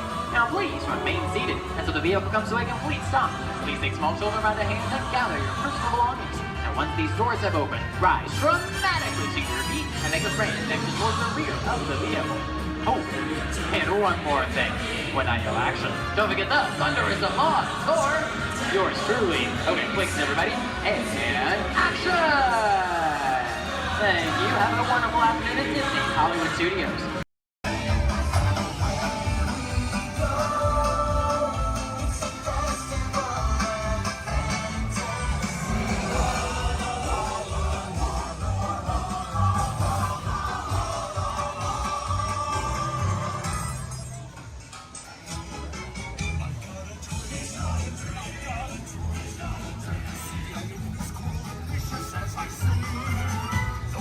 Like breaking fingers, you can count with the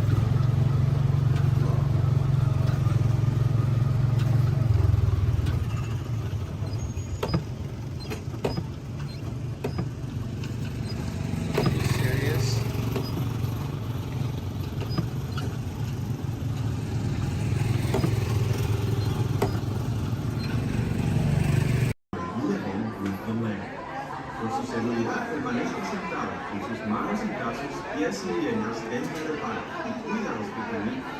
A manera de recordatorio, no tomar fotos con flash y luz de video antes de llegar al lugar.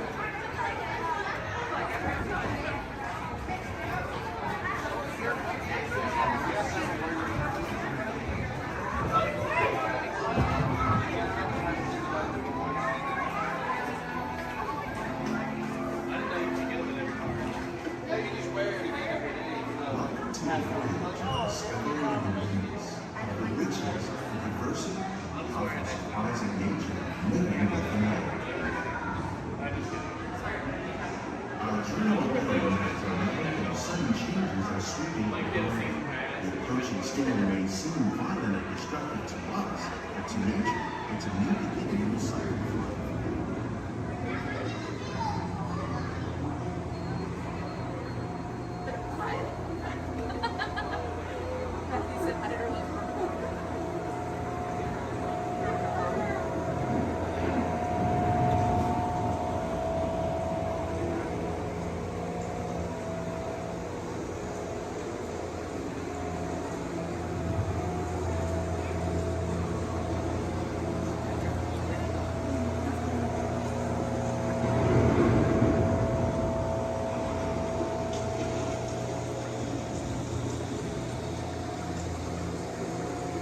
Beneath the surface of the lake, roots trap water from the flowing mud, extracting precious nutrients and minerals. These elements, when combined with sunlight, create the diverse living systems of our planet.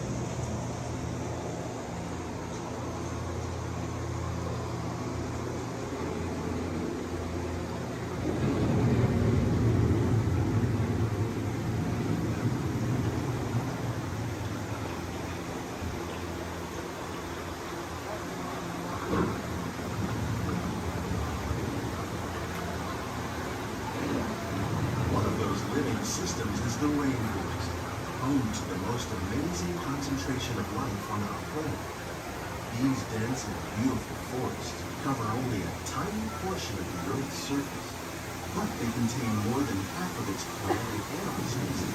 Rainforests are also extremely rich in productive living systems, providing us with oxygen, food, medicines, and other elements essential to our lives.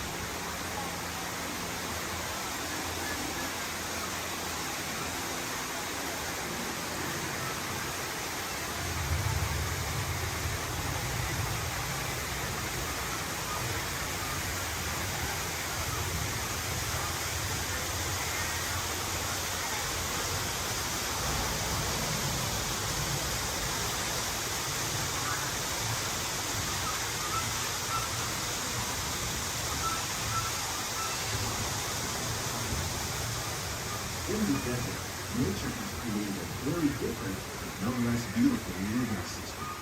And while this arid landscape may seem lifeless, it is very much alive. The plants and animals that have learned to survive in these harsh conditions make use of what little water they can find and avoid the scorching rays of the relentless sun.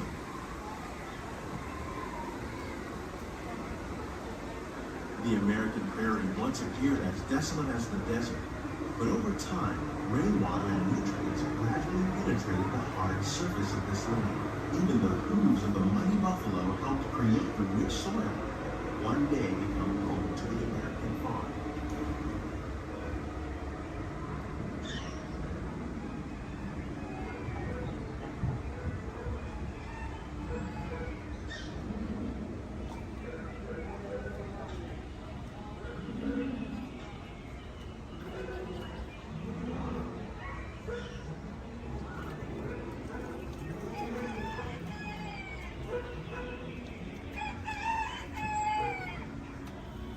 Of all the forces at work on the land, humans have had one of the most profound effects. The need to produce food for a growing world led to the enormous use, and sometimes every use, of the land. In our search for more efficient ways to grow food, we often fail to realize the impact of our methods.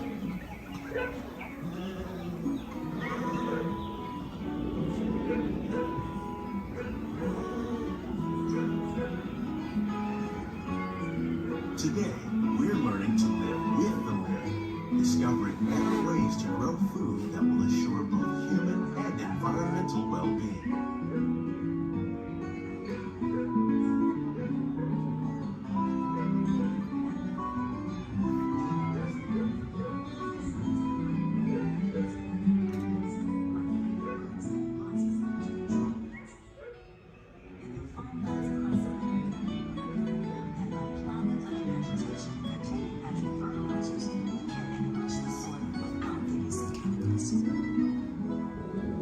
In arid regions, we're learning to produce food on desert seacoasts by developing and planting crops that thrive on salt water.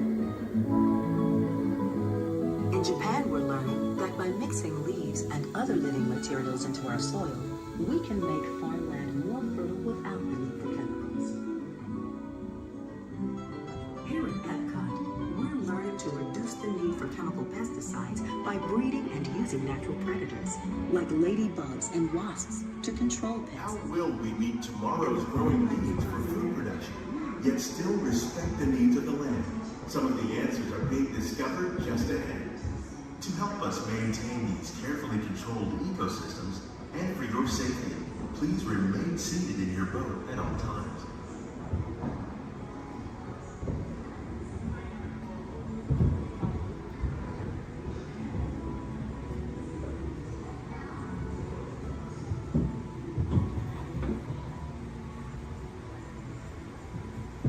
Welcome to our living laboratory, where scientists from Epcot and the U.S. Department of Agriculture are exploring innovative ways to produce bountiful harvests now and into the future.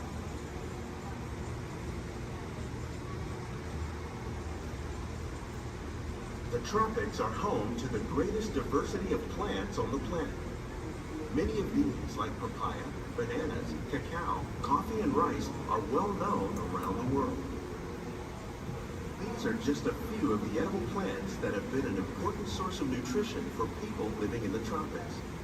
Many are rich in vitamins and minerals, while others are well adapted to growing in less than ideal conditions. Some, like the water lily, thrive in wet, swampy areas and waterways. All parts of this plant, even the flower petals, are edible. The starchy root of the plant has long been used to make flour for baking.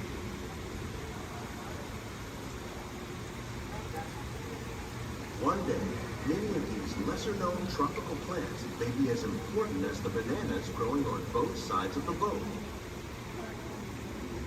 More than 28 million tons of bananas are eaten annually, making it the most popular fruit in the world.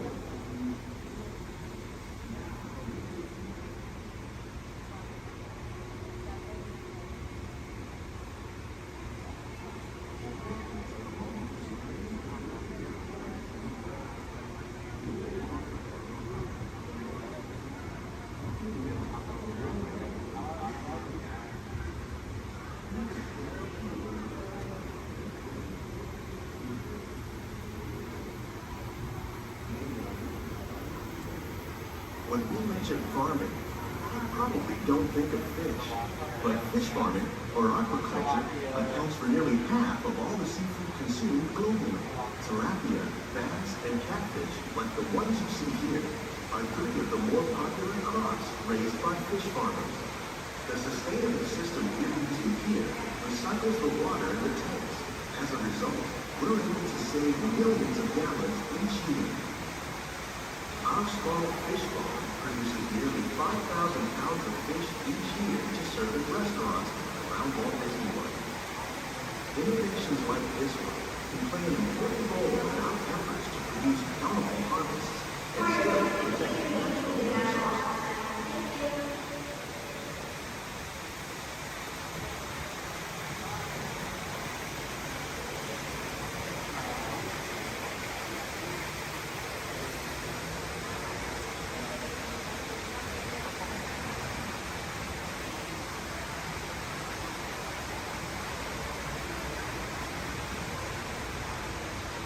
While there are more than 50,000 edible plant species in the world, most of us are only familiar with the handful that make up our everyday diet. The common grains growing here, maize, sorghum, and millet, plus rice, account for nearly 2/3 of our global food consumption. Learning how to increase yields of these staples is an important goal of research around the world.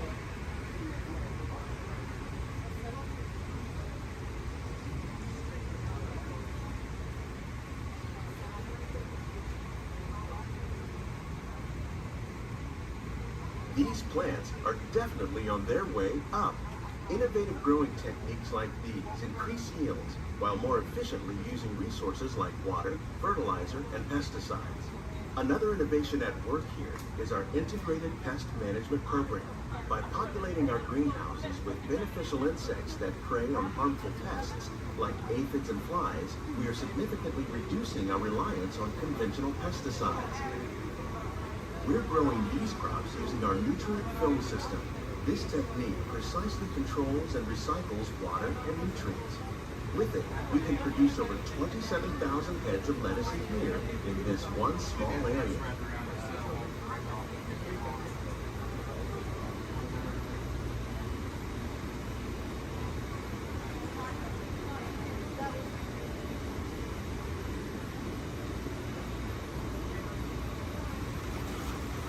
Some of our best ideas have been inspired by nature, like these fruit and vegetable trees. By growing these ground plants vertically, we can increase yields and better control diseases. These crops taste as good as they look. In fact, we serve more than 15 tons of produce from our greenhouses in restaurants here at the land every year.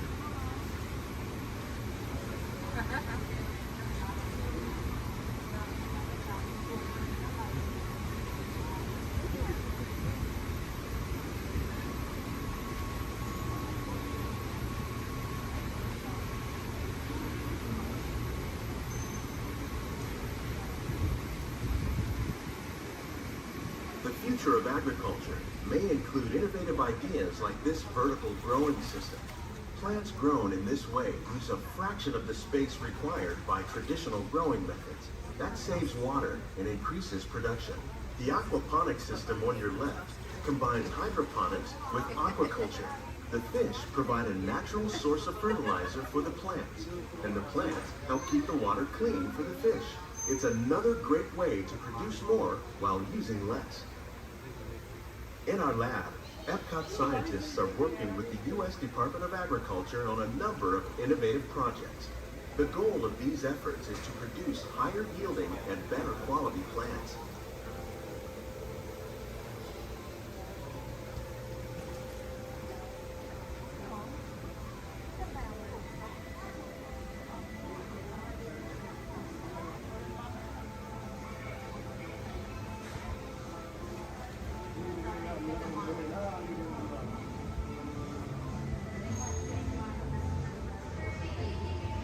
These greenhouses represent just a fraction of the work being done worldwide to produce bountiful harvests for our growing population. Scientists, Farmers and even backyard gardeners are doing their part to improve the quantity and quality of foods that we all rely upon. Together, we can continue to find more ways to increase food production and protect our precious natural environment. Only then will we truly be living with the land.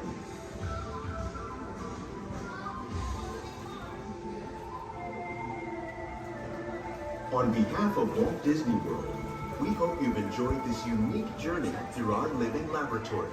If you'd like a closer look, then check out the Behind the Scenes walking tour. It's a chance for the whole family to get up close and personal with the plants and growing techniques in our laboratory. Please keep your hands and feet inside the boat and remain seated until the boat comes to a complete stop.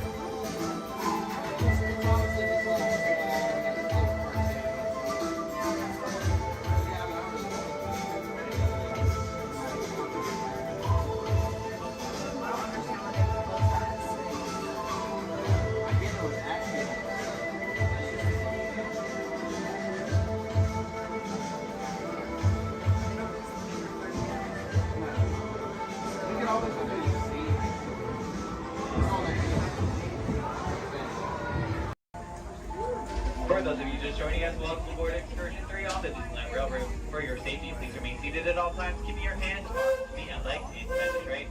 Please supervise all children, making sure they are seated away from the train openings, either fully on a lap or on a bench. Our next stop will be Mickey Town Depot, your gateway to all Fantasyland attractions. We'll meet you at the front. We're taking the train to the front. Perfect. Okay, bye. To those just joining us, welcome aboard the Disneyland Railroad. To ensure a safe ride, stay seated with your hands, arms, feet, and legs inside the train. And please watch your kids.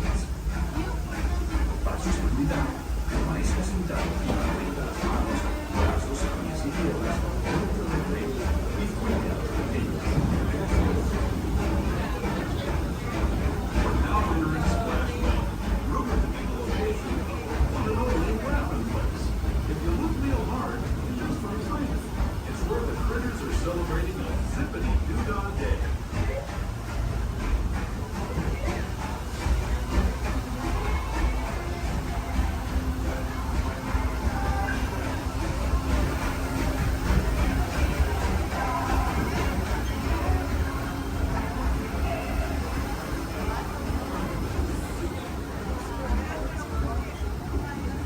Speaking of critters, this place we're passing over is home to a whole bunch of them. Here in Critter Country, you can join Winnie the Pooh, Tigger, Brer Rabbit, and Brer Bear on their fun-filled adventures.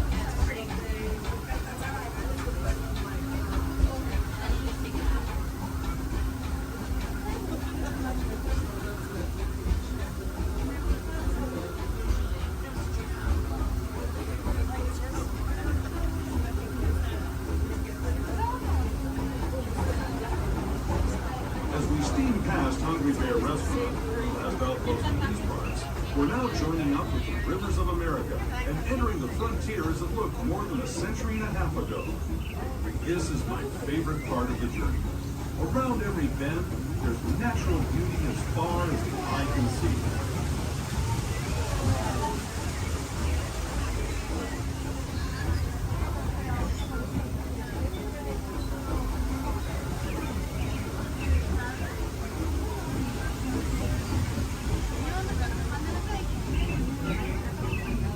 There is the revered Indian shaman, sharing his stories with those in the great river valley below.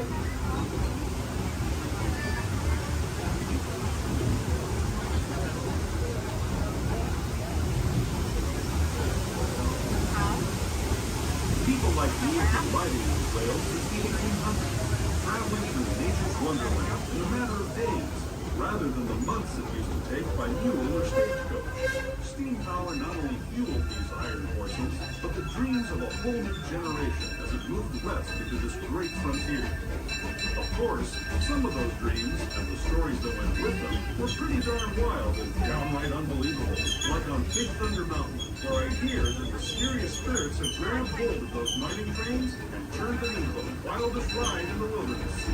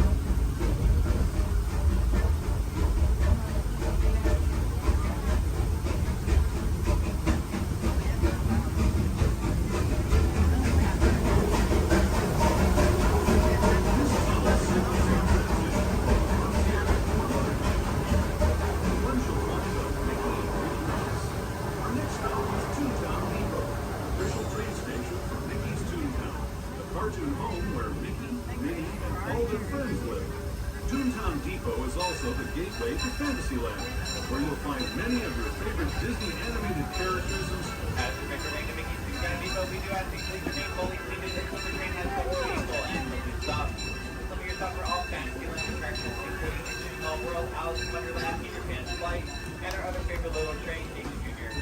Once again, please remain fully seated until we have come to a full and complete stop. Depot, Mickey's Toontown.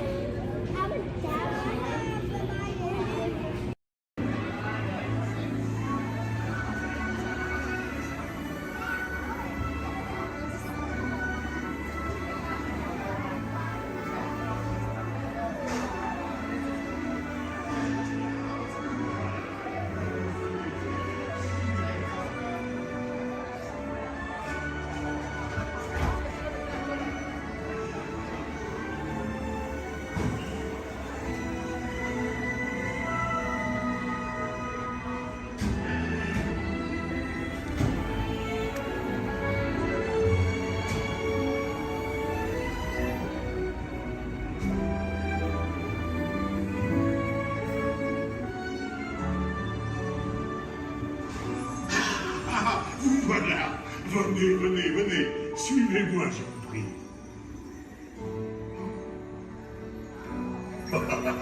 Chef Danny is waiting for you. This way.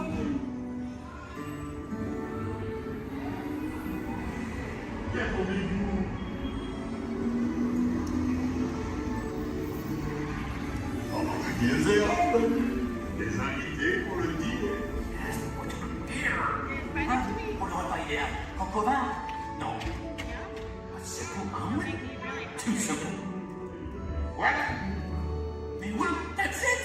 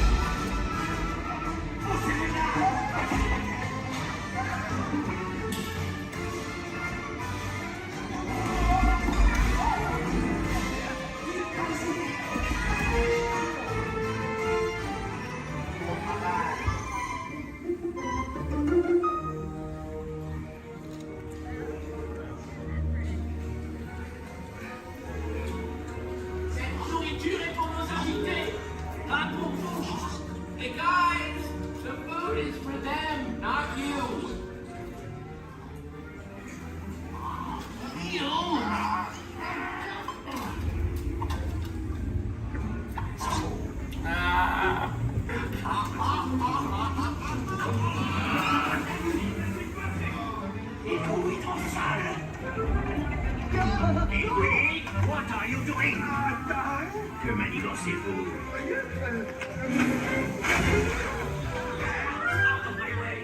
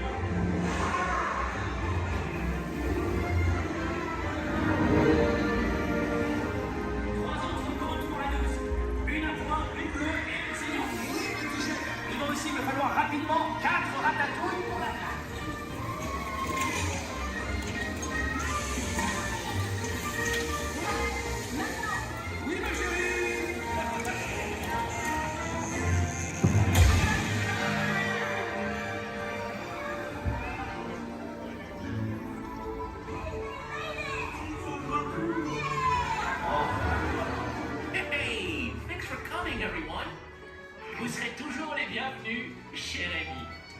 À bientôt et bon appétit.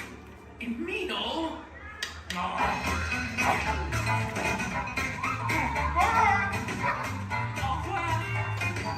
Never for you, right this way. You are always welcome and please to share heavily. Au revoir.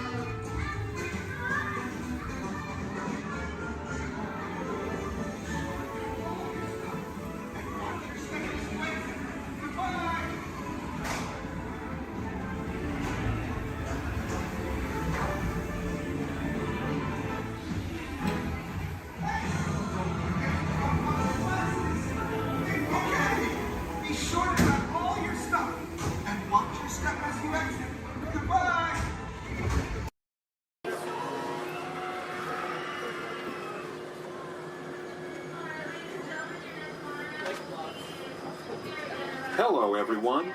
Welcome aboard the Disneyland monorail.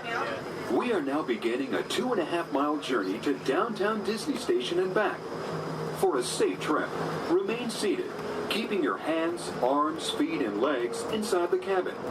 Be sure to watch your children, and no smoking, please. Bienvenidos. Para su seguridad, permanezca sentado y mantenga las manos, brazos, pies y piernas dentro del tren y cuide a los niños. Por favor, ruega no fumar. You're riding aboard a Mark 7 monorail, the latest generation of Disneyland monorails. When Walt Disney introduced this attraction in 1959, it was the first daily operating monorail system in the Western Hemisphere. Just ahead is Disney's California Adventure, where you can live the ultimate California dream through attractions and live shows that are as diverse as the Golden State itself. The towering hotel is home to the Twilight Zone Tower of Terror, where you can literally take a thrilling drop into Hollywood history. The bear-shaped rock formation is part of the Grizzly Peak Recreation Area, a haven for outdoor adventures. Beyond it, you'll find the high-energy fun of Paradise Pier. Coming into view on the left are the villas at Disney's Grand Californian Hotel and Spa.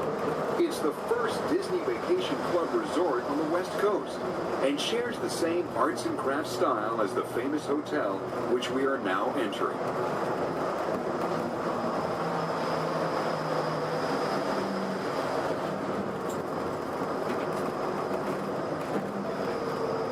We are now arriving at Downtown Disney Station, gateway to the Downtown Disney District and the Disneyland Resort Hotels. If you will be leaving us here and returning later today, please hold on to your park ticket and have your hand stamped as you leave the station. You may reboard the monorail for a return trip to Tomorrowland up until 1/2 hour prior to Disneyland closing. Please remain seated until the monorail comes to a complete stop and the doors have opened. Then, gather your belongings, lower your head, watch your step, and exit to the left of the monorail. Thanks for traveling with us today, and we hope you enjoy your visit to the Disneyland Resort. For those of you continuing with us, we'll begin our return trip to Tomorrowland in just a few minutes. Thank you.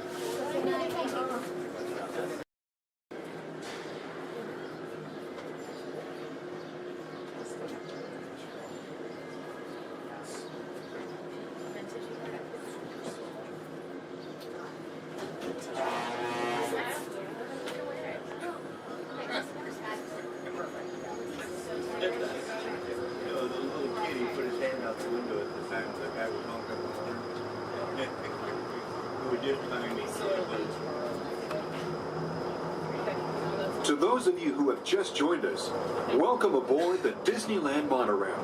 For your safety, please remain seated, keeping your hands, arms, feet, and legs inside the train. Watch your children, and no smoking, please. Bienvenidos a bordo. Para su seguridad, permanezca sentado y mantenga las manos, brazos, pies y piernas dentro del tren y cuide a los niños. Por favor, se ruega no fumar. Gracias. We're now en route to our final stop, the Tomorrowland monorail station. Along the way, you can get a bird's eye look at the Downtown Disney District, Disney's Grand Californian Hotel and Spa, and Disney's California Adventure. To the left of the monorail is the main entrance of Disneyland, the happiest place on earth. Disneyland is truly an American origin. Since its opening in 1955, it has hosted more than 500 million guests from around the world, including presidents, kings, and celebrities. It is the original Disney theme park, created and enjoyed by Walt Disney himself. To the right is our transportation plaza, where you'll find taxis, hotel shuttles, and public transit stops. We're about to enter Disneyland. Some of the clearances are pretty tight up ahead, so be sure to remain seated, keeping your hands and arms inside the cabin.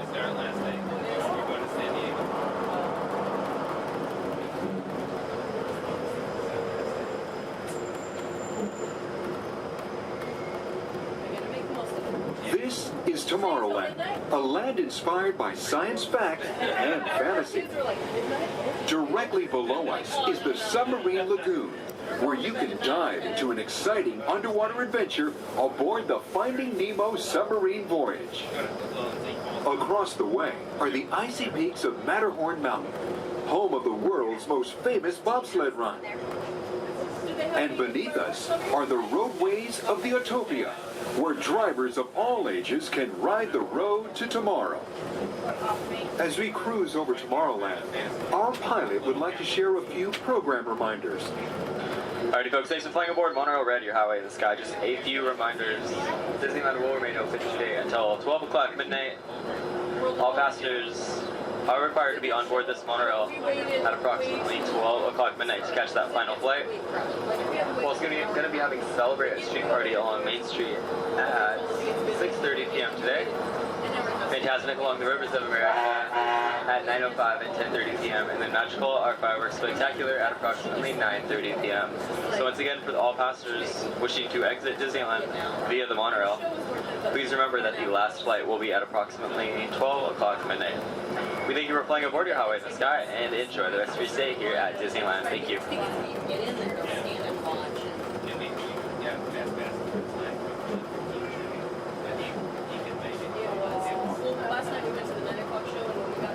Just ahead and to the right of the train are the sparkling gold spires of one of Disney's most beloved attractions, It's a Small World. Beyond it is the wacky world of Disney's classic cartoon characters, Mickey's Toontown. We're now riding alongside the happiest kingdom of them all, Fantasyland, home to Pinocchio, Snow White, Peter Pan, and other storybook characters.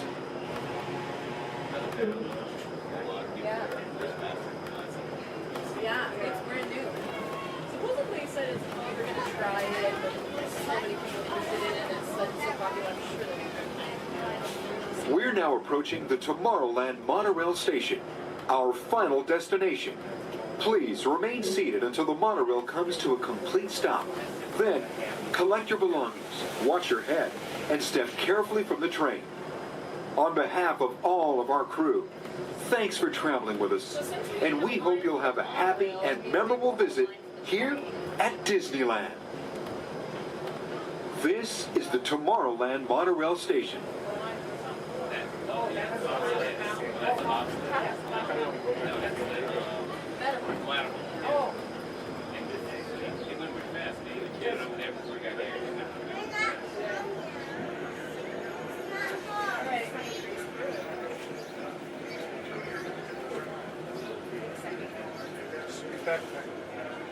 we did?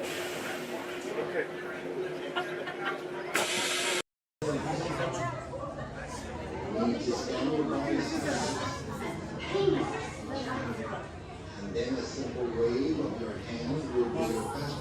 Raise your hands for security clearance. And presto, the doors open for you. I now present to you Tannelier Tavon's private office.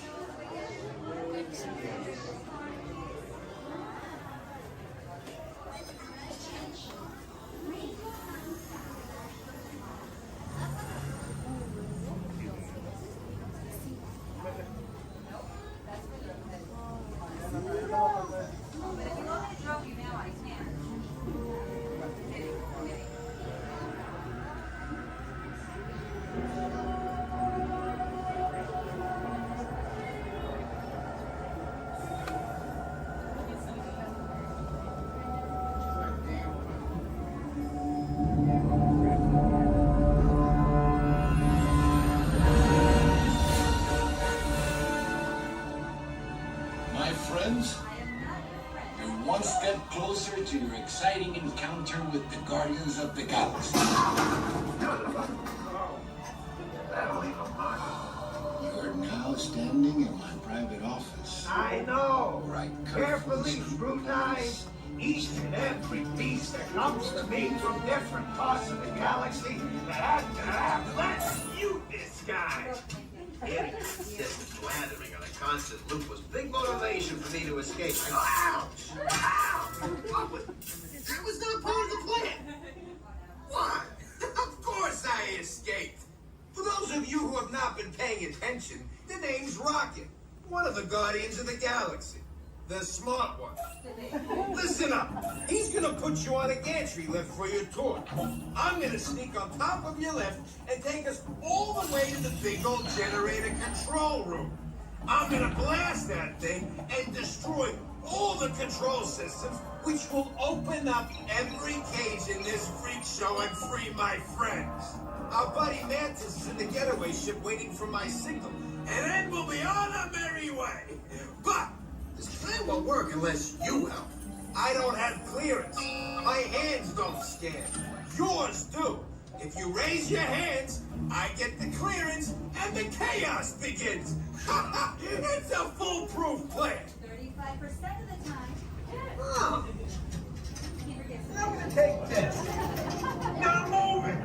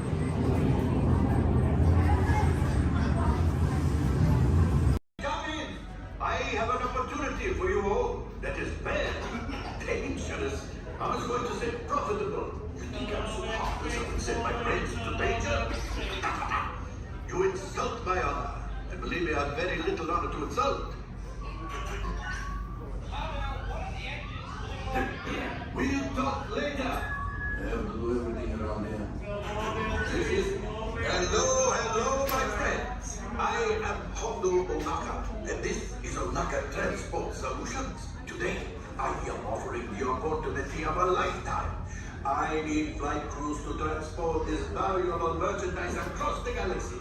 Pilots to navigate, engineers to operate the ship, and gunners to defend the shipments. And that is where you come in. Oh, the Millennium Falcon. On loan for some very fast and very profitable expeditions. Chewbacca, my fine furry friend. Yes. As we agreed, you let us use the ship. We'll give you the supplies you need in a win-win. You help the resistance, and I get all the profits. The first order will never know we were there. Okay, time to go, so, alright. We better go before he changes his mind. Move along, my friends. Listen carefully and remember, the better you work together, the more you earn. Your lives and my profit depend on it. Now go.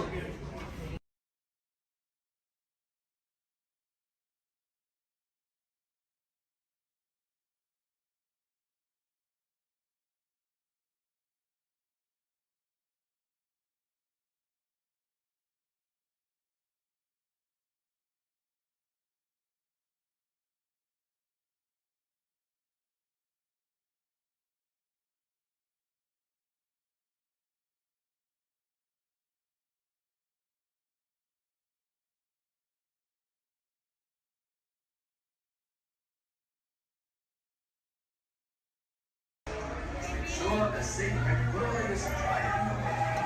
And you burn the sea. And off it moves!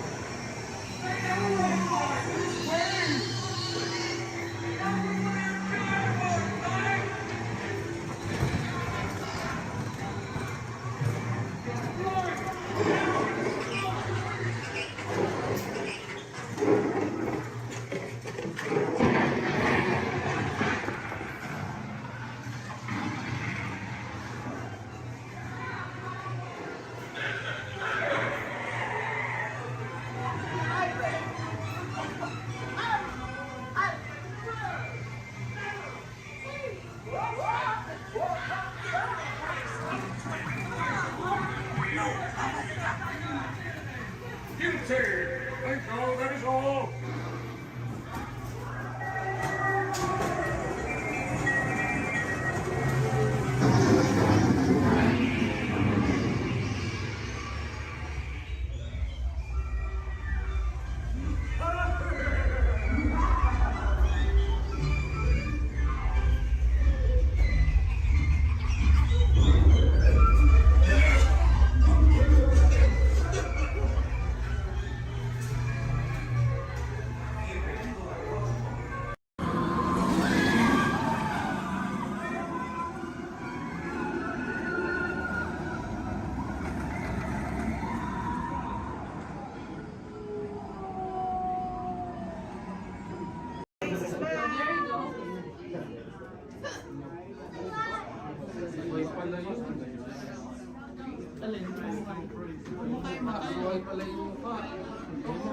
As promised, your time has come.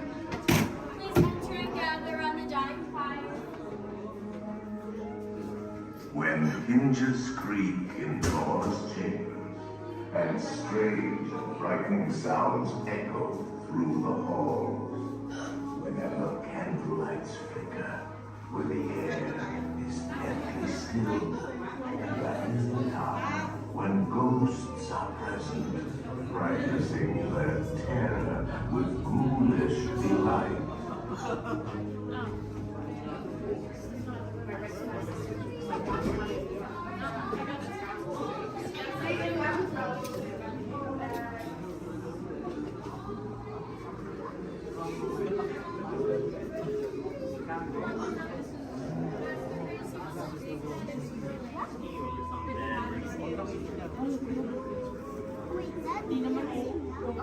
Welcome, foolish mortals, to the Haunted Mansion. I am your host, your ghost host. Our tour begins here in this gallery.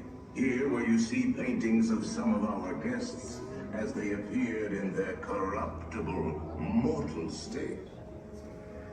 Kindly step all the way in, please, and make room for everyone. There's no turning back now. At this time, I need everybody to drag their bodies away from the walls and gather in the dead center of the room. Your cadaverous pallor betrays an aura of foreboding, almost as though you sense a disquieting metamorphosis. Is this haunted room actually stretching? Or is it your imagination? And consider this dismaying observation. This chamber has no windows and no doors. Which offers you this chilling challenge to find a way out.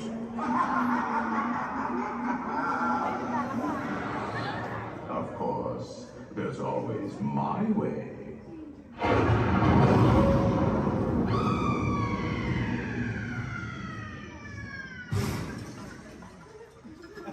Oh, I didn't mean to frighten you prematurely.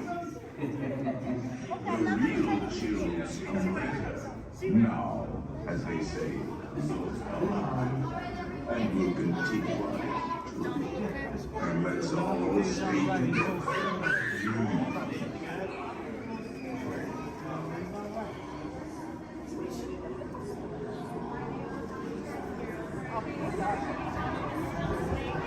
didn't say a word about it. I'm just going to go outside.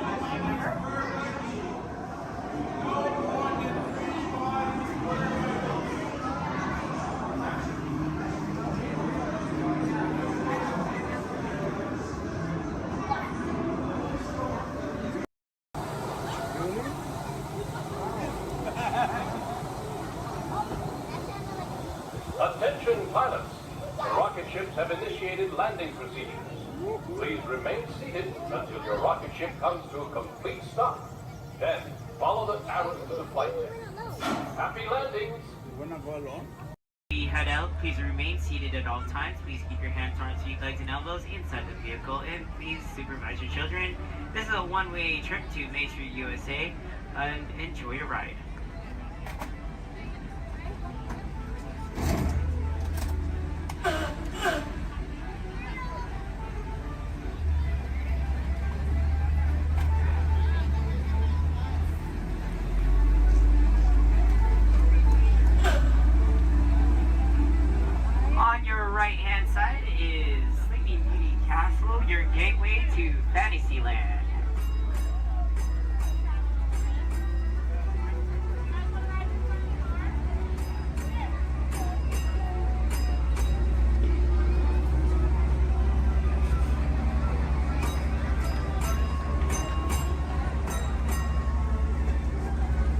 Coming up on your right-hand side is Frontierland and Adventureland. Beyond that, Critter Country, Darling Square, and Star Wars Galaxy's Edge.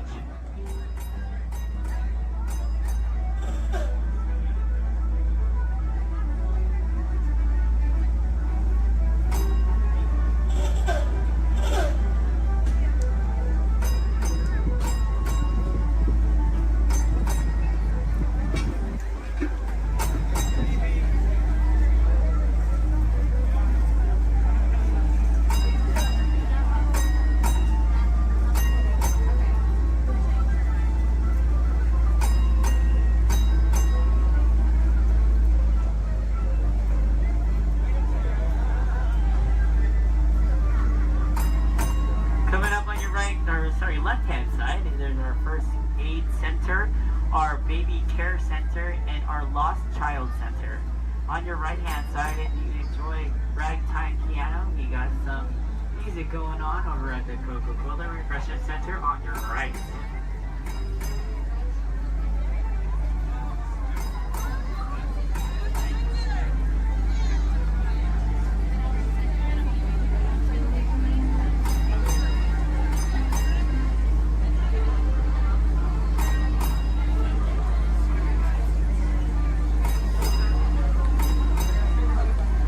If you get hot later, on your right-hand side is our Dips and Grill ice cream parlor.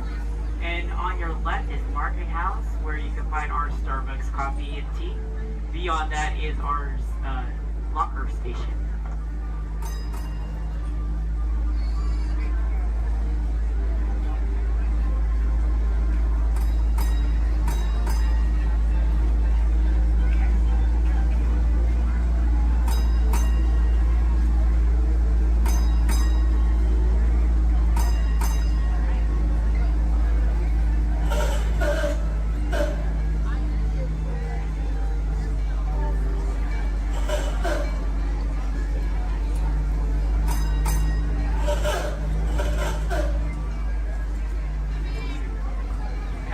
To our final destination in front of Disneyland City Hall. Please remain seated until the bus has come to a full and complete stop. For those of you who are sitting in the top stairs, please watch your step as you exit the stairs and assist young children, and enjoy the rest of your day here in the Magic Kingdom. My name is Justin, and thank you for riding.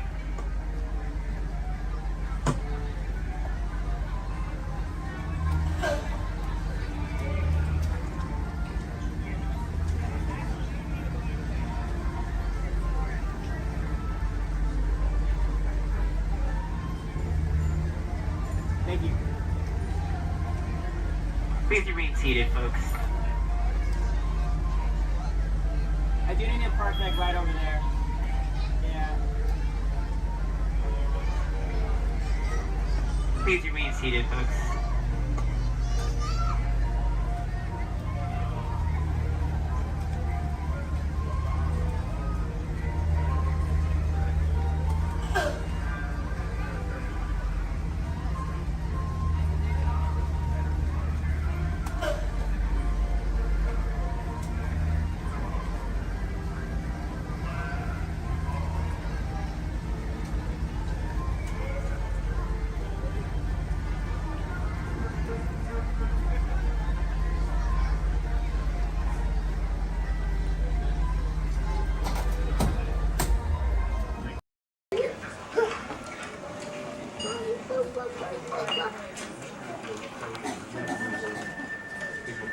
Sorry.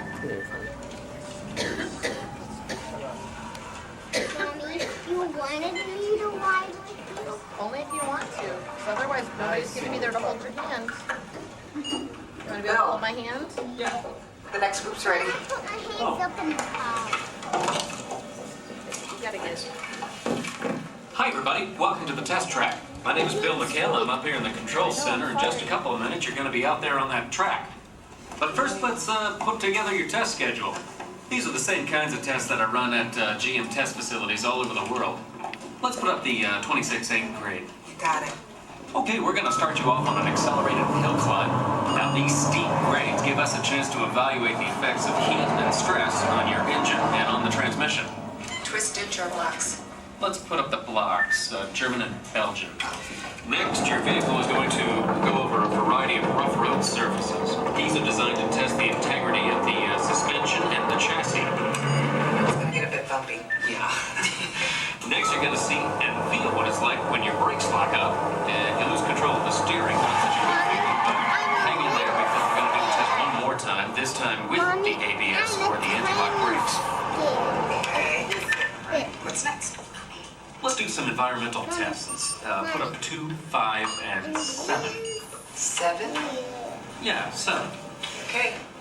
After that, we're going to subject your vehicle to some extremes in temperature, as well as corrosive conditions to see how it handles nature's worst. And finally, we'll take you out for some handling runs. Off-road or corner? Let's do the corner. I'm going to send you through some hairpin turns, and then we'll take you out and do the high-speed loops. And depending on how your vehicle and you hold up, we'll even throw a few surprise tests in there. Surprise test? Yeah. Pick one. Now, if this whole routine seems a bit extreme, you're absolutely right. That's what a test track is all about. The cars you drive at home are made up of over 15,000 different parts, and every one of them has to pass the test under very extreme conditions before we ever let it off that test track and out onto the road. Now, as you can imagine, safety is a big concern of ours, so we're going to insist that you buckle up your safety belt securely. You'll be glad you did. Oh, we're ready.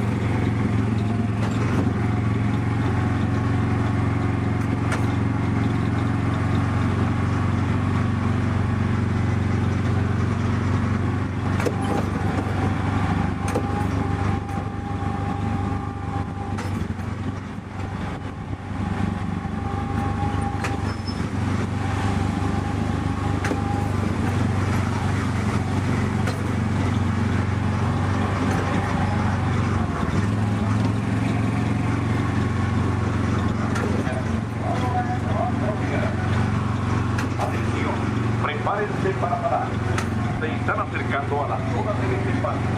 Por favor, reduzcan la velocidad y mantengan una distancia mínima de un largo de auto entre su vehículo y el de adelante. Para parar su auto, quiten el pie del pedal. Gracias.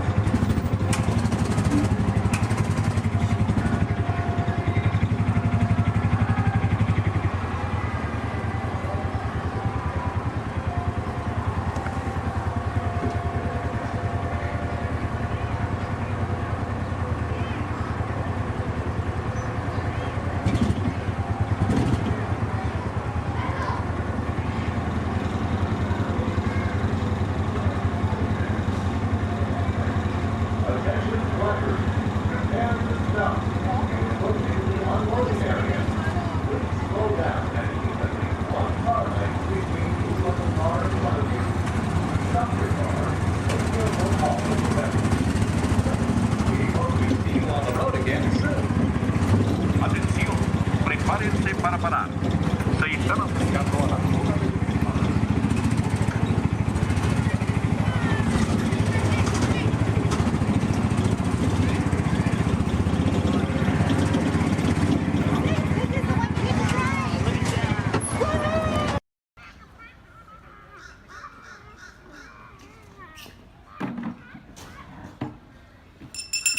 Hear ye, hear ye! I am James Jefferson, the town crier of Liberty Square. But my friends call me JJ. Come on, everyone, gather round. You're just in time. Come closer, all ye people, gather round and listen well. I've got a satchel full of history's greatest tales to tell. Your hair will stand on end with all the history and such. Unless, of course, you're bald like me, in which case, not so much. Hey, Sam! It's Sam Eagle, everybody! Tell us, Sam, what great American story are we sharing today? Today we shall salute the Declaration of Independence. Ah, a great story indeed. The people of the colonies, they said, let freedom ring! Declared their independence. And they overthrew the king. There were battles, there was violence, there were spies and tricks too. We won't speak about all that. This is wholesome through and through. Right, let's bring out some friends to help us. Hey there, that's your cue. Welcome! Hiya! Woo! Great moments in history. La la la la la. Great moments in history. And this one features more. And here's what you will take away in all your minds and hearts. Great moments in history. Great moments in history, but just the American parts. Hi-ho, and welcome to Great Moments in History. But just the American parts. That's right, Sam. And as the official Liberty Square historian, I have drafted tributes to every important event in American history. JJ, please remind everyone which great moment we are sharing today. The Declaration of Independence! Excellent! I read it every night before bed, and so should you. And now I will recite from memory the entire Declaration of Independence. When in the course of human... Excuse me, Sam? Kermit, you are interrupting America. Sam, the gang and I were talking, and we had some ideas to make your show more entertaining. Entertaining? In a theme park? Yeah. Highly unusual. Aw, please, Sam? JJ, I could use a little help here. Sure, Kermit. Let's put this to a vote. All those in favor of making Sam's story a little more entertaining, say aye. Aye. The ayes have it. Oh, it appears democracy has spoken. All right, Kermit, you and your band of weirdos can... Okay. But please, do it with dignity. Oh, sure, Sam. We always do things with dignity. Hey, Kermit, the all-chicken chorus is ready for their big number. The clock heard round the world. Hit it, girls! Sorry, Sam. Too soon. Back to the dressing room. Oh, Kermit! What part will Walt be playing in today's performance? Well, Piggy, this is a story about the founding fathers. There's no part for you. No part for moi? Oh, we'll see about that. Sheesh. Okay, places, everyone. Sam, JJ, take it away. All right, friends, what do you say? Want to help us make some history? Cue the patriotic music. The year is 1776. 1776. We are in Philadelphia. Philadelphia. JJ, why are you doing that? I'm the town crier. Well, cheer up and allow me to continue. The year is 1776, and the Second Continental Congress has convened. Roll call, Thomas Jefferson. Hi-ho, Jefferson here. John Adams. Hey, that's me. Woohoo! And the highly quotable Benjamin Franklin. Ah, Ben Franklin here. A penny saved is a penny earned. And if at first you don't succeed, then skydiving is definitely not the sport for you. Let's hear it for your founding fathers. Sam. The delegates are discussing the question of America's independence from England, and there is much debate. Psst. Hey, that's you guys. Oh, right. debate. Debate. Point of view. Opinion. Says you. Argument. Point. Counterpoint. Order. Needle point. Order. I'll take 2 hot dogs with extra mayo. A banana sounds appealing. Waka waka. You get on with it. Okay, Sam. Guys, look, let's get down to business. Does anyone have any arguments in favor of independence? I do. Our continued association with England has grown intolerable. King George has altered our government, enforced cruel repression, and abolished our rights. Wow, nice job, Gonzo. How did you remember all that? I stapled it to my arm. Oh, yeesh. That's gonna leave a mark. Okay, now, does anyone have any arguments in favor of England and King George? Boo! Come on, No everyone! King George! No King George! No King George! No King George! No King George! No King George! Did someone call moi? Piggy, what are you doing here? I told you there's no part for you in this show. Of course there is. After all, who better to play royalty than moi? All hail King George! Piggy, women aren't kings, they're queens. Fine. All hail Queen Georgette! Good grief. I protest. This is not historically accurate. The king was not at the Congress. You got a bear playing Ben Franklin. And doing a great job at it. Let's hear it for the bear, huh? Go Fozzie! Go Fozzie! Go Fozzie! Go Fozzie! Go Fozzie! Guys, Go Fozzie! continue, please. Oh, Sorry. Sorry, Kermit. King George, Queen Georgette, you are not a good ruler. Who, moi? Yes, you. You mistreat the colonists. You raise taxes. You are drunk with power. You might even say she's intoxicated. That was pretty good. Queen Georgette, can't you see? The colonists are angry. We are angry. The colonists are irate. We are irate. The colonists are revolted. We are revolting. And say that again. We are revolting. Sorry. Okay, it's time to vote. JJ, if you please. All right. All those in favor of declaring their independence from England and Queen Georgette say aye! Aye. The ayes have it. Let's declare our independence. Yeah. Queen Georgette, it appears you lose. Wait, what? I lose? Well, sure, Piggy. You see, in the American Revolution, England loses, which means the king, or the queen, loses. Excuse me? It is I, Georgette Washington, and I cannot tell a lie. I look fabulous! Piggy. This is a Oh boy. Nice outfit. Enough of this nonsense. Can we please move on? Sure, Sam.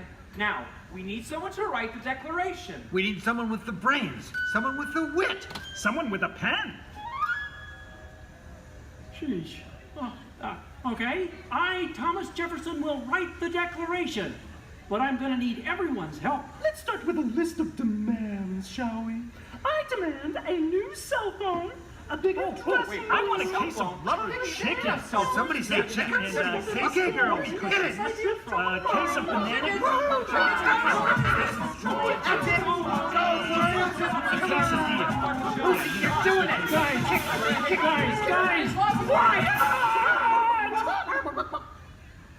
Guys, when Jefferson wrote the Declaration, it was more than a list of demands. What? Oh. What are you talking about? Yeah, it was about things we all believe in. Things worth fighting for. Things that inspired the birth of a new nation. Gee, Kermit, what do you mean? Well, like the Declaration says, we hold these truths to be self-evident, that all men are created equal, that they are endowed by their Creator with certain unalienable rights, that among these are All together! life, liberty, and the pursuit of happiness.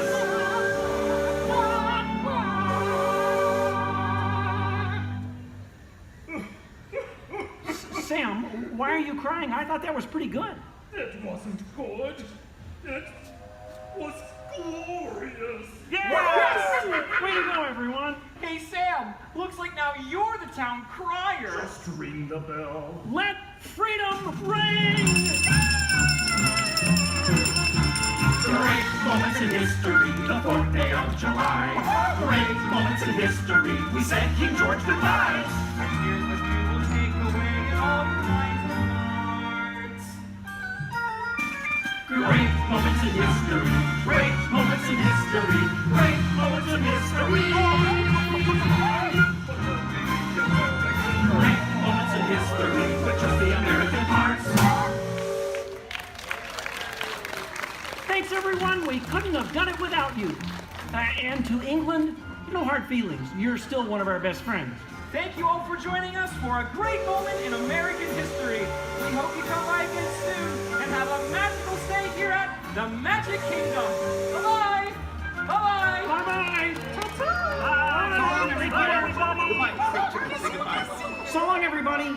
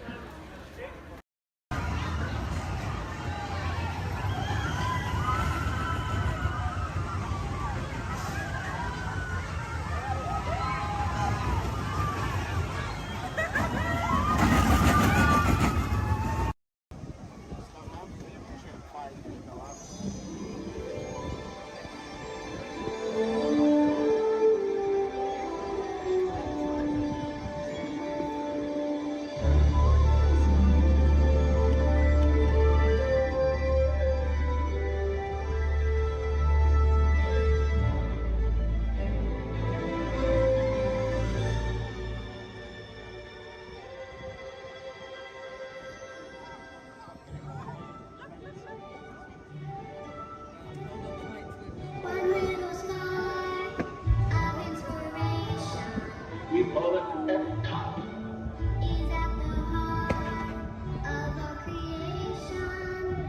EPCOT. Experimental, prototype, community of tomorrow.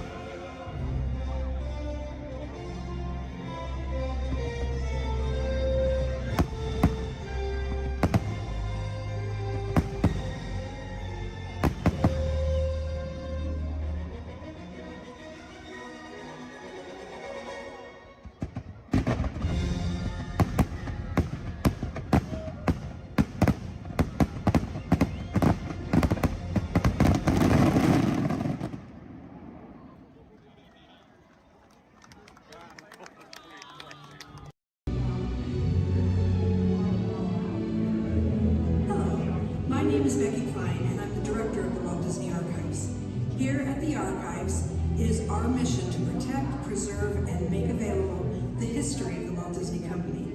So in celebration of 100 years of Disney magic and entertainment, it's my honor to welcome you to Disney 100, the exhibition. This very special exhibition will travel the world for 5 years in 2 units, one in North America and one in international locations. Both units feature hundreds of iconic Disney artifacts from throughout its history, including props, costumes, models, attraction vehicles, and artwork, as well as our original immersive activities that are sure to please visitors of all ages. We hope you'll enjoy your visit today and look forward with us to the next 100 years of Disney magic.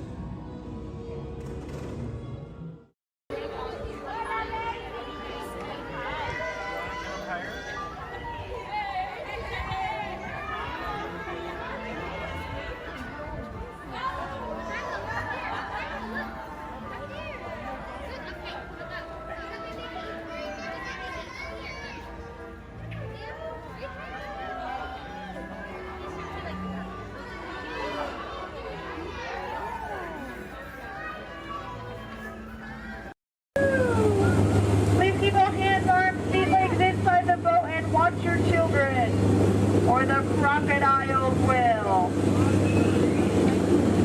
So who came to see some danger today? All right, we got some takers. It's right there, big white letters. Good thing I can read. You might have missed all signs of danger. Oh, look at this to the right. You'll see our first sighting of wildlife here in the jungle. Right there's a prime example of why some wildlife destroy their children at birth. We're now approaching ancient Cambodian shrines built by ancient Cambodian Shriners. This place is loaded with crocodiles.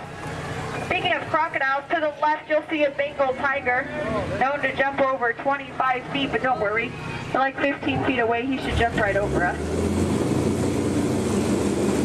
Watch out for Ginger, Ginger Snap. She's the one top cookie.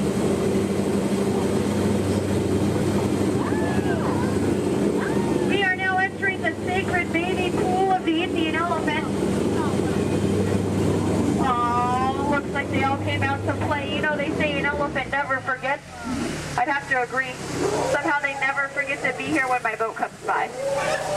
Feel free to take pictures. Looks like they all have their trunks on. Oh, there's Bertha. She's been in that shower so long you can tell by all her wrinkles. Oh, look at Squirt. Hi, Squirt. Uh-oh. That's why we call him Squirt. Here we go. Oh, no, get down, get down. I'm not kidding, I'm not kidding, I'm not kidding. I'm just kidding. Little dry humor. Oh, that looks dangerous. Let's get closer.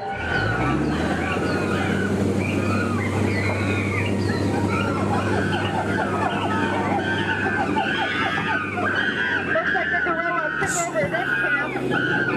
Look what they did to that truck. Unbelievable. They left the lights on. What a shame. Uh-oh. The monkey has a gun. Let's get out of here. Woo! Now if you look over here to the left, real hard through the trees, through the bushes, you'll see absolutely nothing. Just ahead is beautiful Schweitzer Falls, named after the African explorer Dr. Albert Falls. We'll be going over that later. Uh-oh. Everybody lean, lean, lean, lean, lean, lean, lean, lean, lean, lean, lean, lean. Woohoo! We are now on the Nile River, the longest river in the world. If you don't believe me, well then you're probably in denial. So here look, there's an African bull elephant. You can tell by his huge ears and enormous ivory tusks. Now, for those of you with a short memory, to your right, that's an African bull elephant. You can tell by his huge ears and enormous ivory tusks.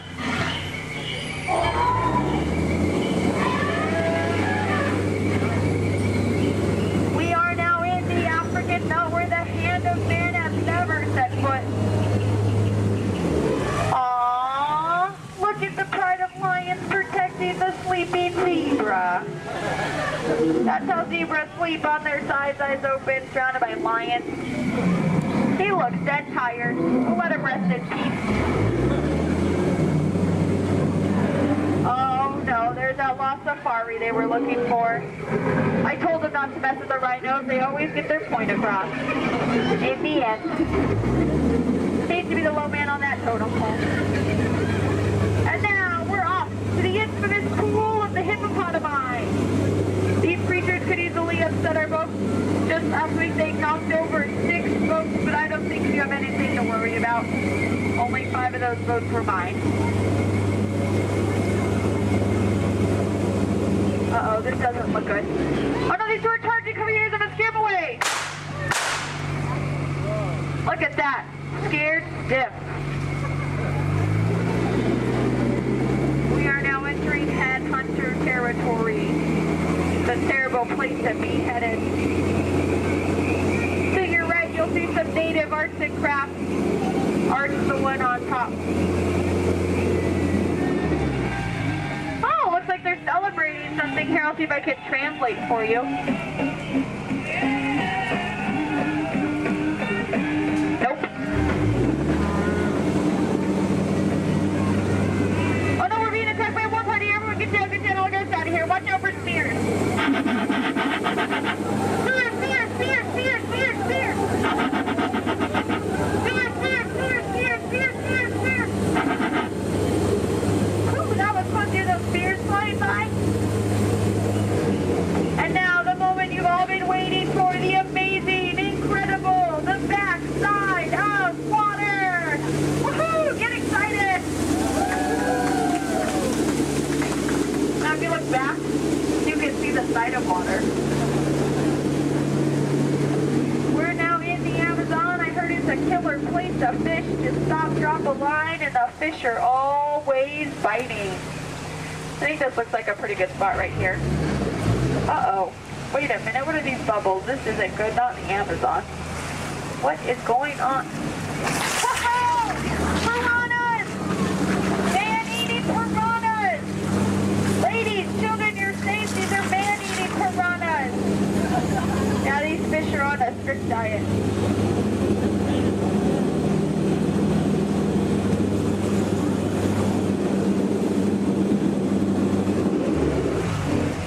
Here's Trader Sam. He's our head salesman here in the jungle.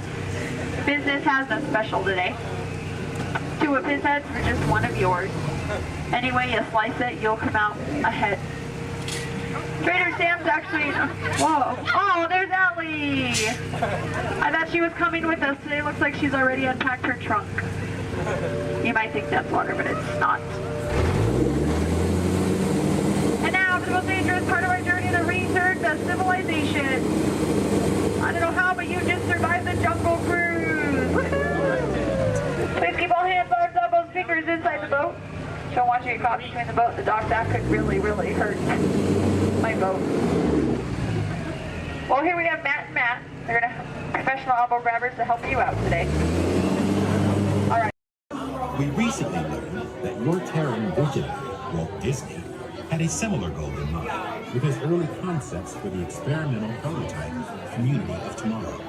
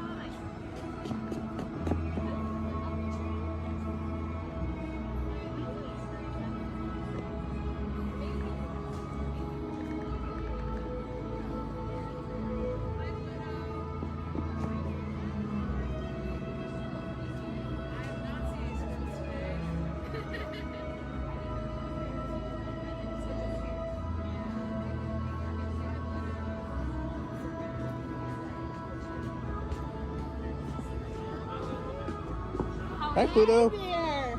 Now you don't chase those cats up those trees. Oh no, we don't chase any cats. No, we're big friends of Pickers. We love him. He's the best. We're out looking for some treats. So have you guys found any, or maybe you have some, Pluto? Nope, haven't seen any treats yet. Yet? Okay. I'll keep an eye open though. It's a promise you'll let us know if you find I will certainly let you know. Perfect. Pinky swear. There you go. Thanks, Ren. You're welcome. Bye. Now, sit back, relax, and enjoy living with the land. Con su seguridad permanezca sentado con sus manos y brazos, pies y piernas dentro del banco y cuida a los pequeñitos. A manera de recordatorio, no tomar foto con flash y luz de video antes de llegar al inodero.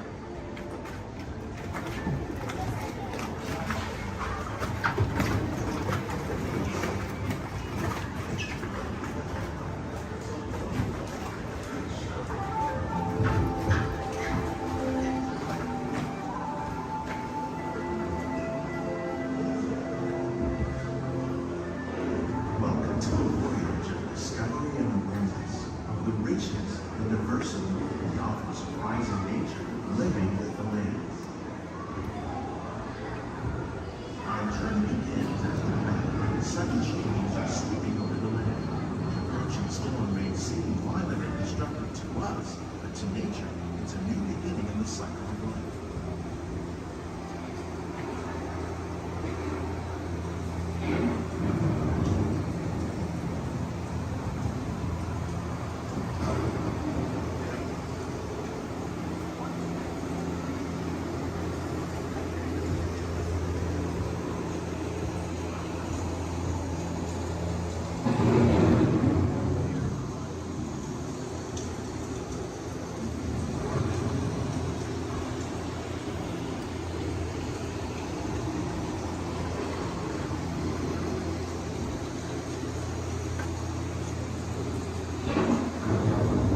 Beneath the surface of the land roots trap water from the flowing mud, extracting precious nutrients and minerals.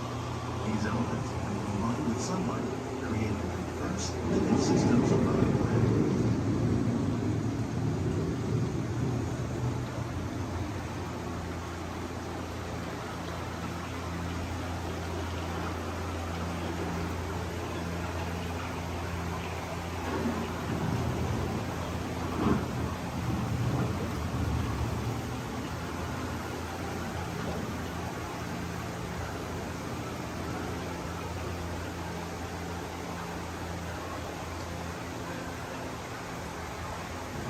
One of those living systems is the rainforest, home to the most amazing concentration of life on our planet. These dense and beautiful forests cover only a tiny portion of the Earth's surface, but they contain more than half of its plant and animal species. Rainforests are also extremely rich in productive living systems, providing us with oxygen, food, medicines, and other elements essential to our lives.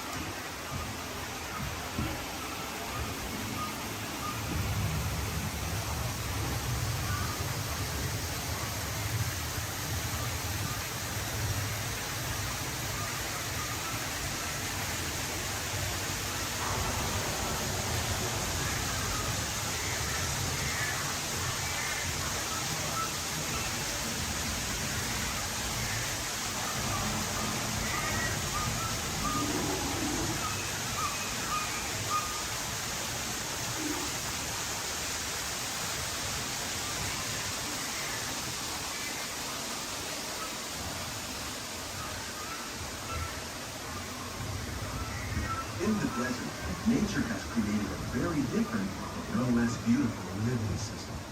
And while this arid landscape may seem lifeless, it is very much alive.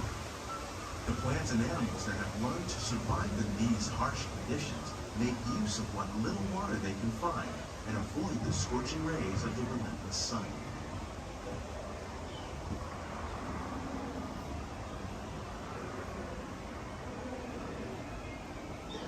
The American prairie once appeared as desolate as the desert, but over time, rainwater and nutrients gradually penetrated the hard surface of this land. Even the hooves of the mighty buffalo helped create the rich soil that will one day become home to the American farm.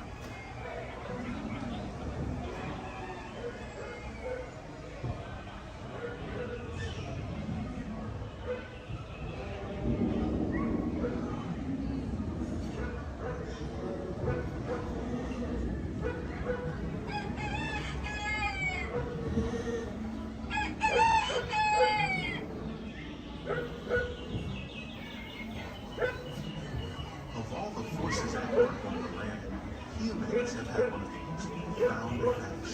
The need to produce food for a growing world led to the enormous use and sometimes overuse of the land. In our search for more efficient ways to grow food, we often fail to realize the impact of our methods.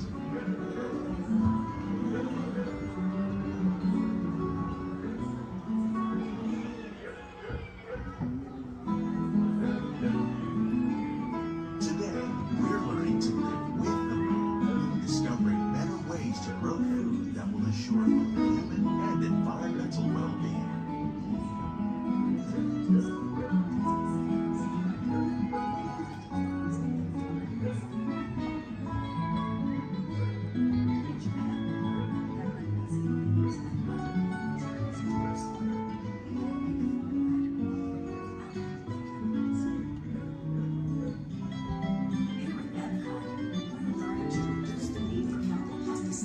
By breeding and using natural predators like ladybugs and wasps to control pests. In the farmlands across America, we're learning that by plowing under vegetation containing natural fertilizers, we can enrich the soil without the use of chemicals.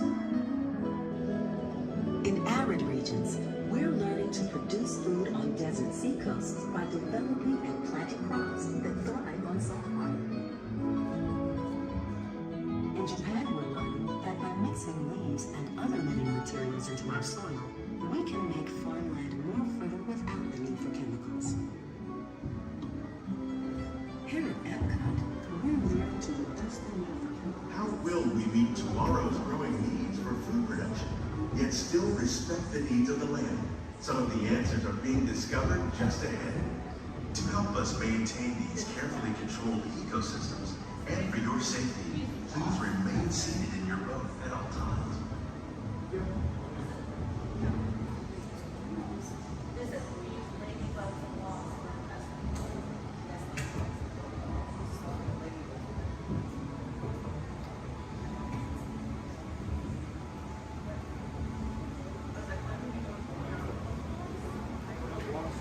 Welcome to our living laboratory, where scientists from Epcot and the U.S. Department of Agriculture are exploring innovative ways to produce milk harvests now and into the future.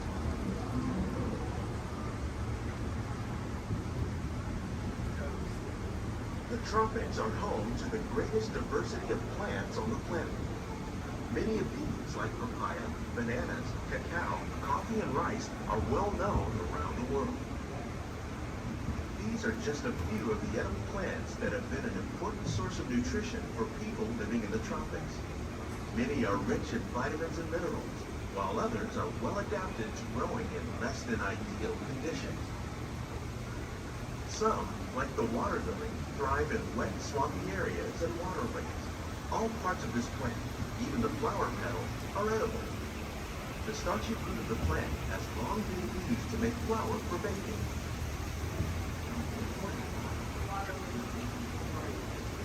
One day, many of these lesser-known tropical plants may be as important as the bananas growing on both sides of the boat. More than 28 million tons of bananas are eaten annually, making it the most popular fruit in the world.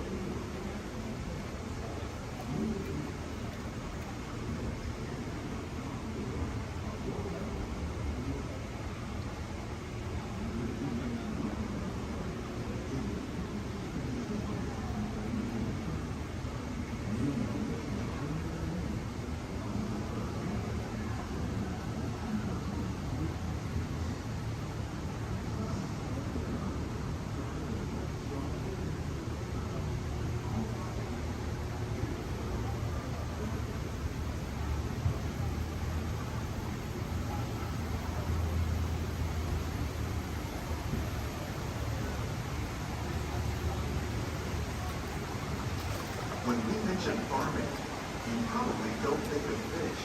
But fish farming, or aquaculture, accounts for nearly half of all the seafood consumed globally. Tilapia, bass, and catfish, like the ones you see here, are 3 of the more popular crops raised by fish farmers. The sustainable system we're using here recycles the water in the tanks. As a result, we're able to save millions of gallons each year. Our small fish farming produces nearly 5,000 pounds of fish each year to serve in restaurants around Walt Disney World. Innovations like this one can play an important role in our efforts to produce bountiful harvests and still protect natural resources.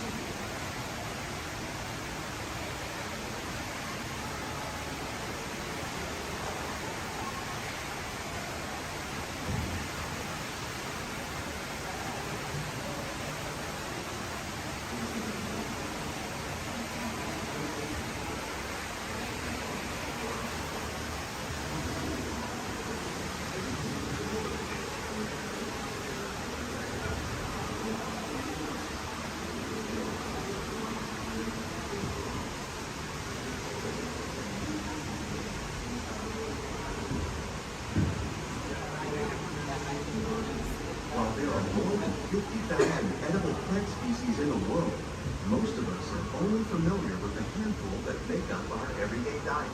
The common grains growing here, maize, sorghum, and millet, plus rice, account for nearly 2/3 of our global food consumption. Learning how to increase yields of these staples is an important goal of research around the world.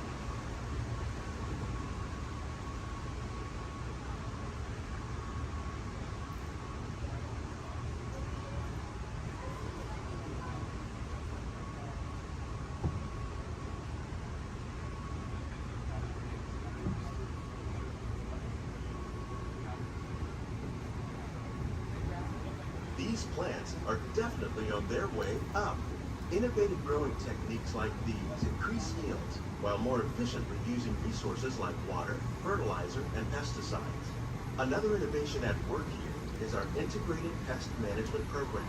By populating our greenhouses with beneficial insects that prey on harmful pests like aphids and flies, we are significantly reducing our reliance on conventional pesticides. We're growing these crops using our nutrient film system. This technique precisely controls and recycles water and nutrients. With it, we can produce over 27,000 heads of lettuce a year in this one small area.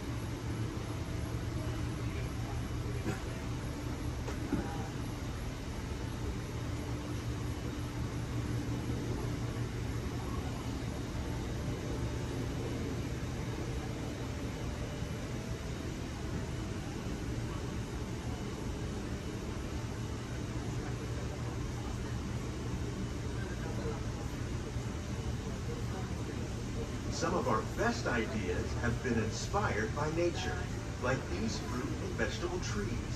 By growing these ground plants vertically, we can increase yields and better control diseases. These crops taste as good as they look. In fact, we serve more than 15 tons of produce from our greenhouses in restaurants here at the land every year.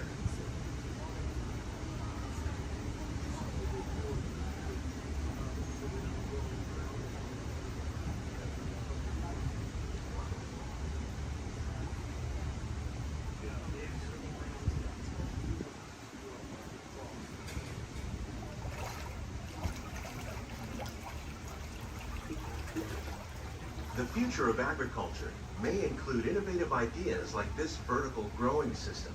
Plants grown in this way use a fraction of the space required by traditional growing methods. That saves water and increases production. The aquaponics system on your left combines hydroponics with aquaculture. The fish provide a natural source of fertilizer for the plants, and the plants help keep the water clean for the fish. It's another great way to produce more while using less.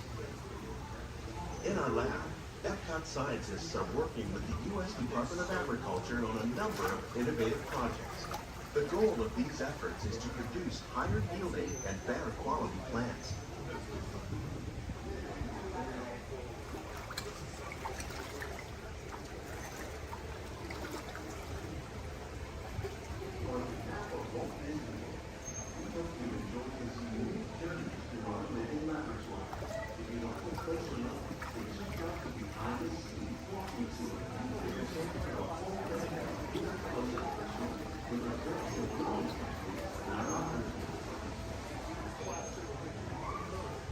Please keep your hands and feet inside the boat and remain seated until the boat comes to a complete stop.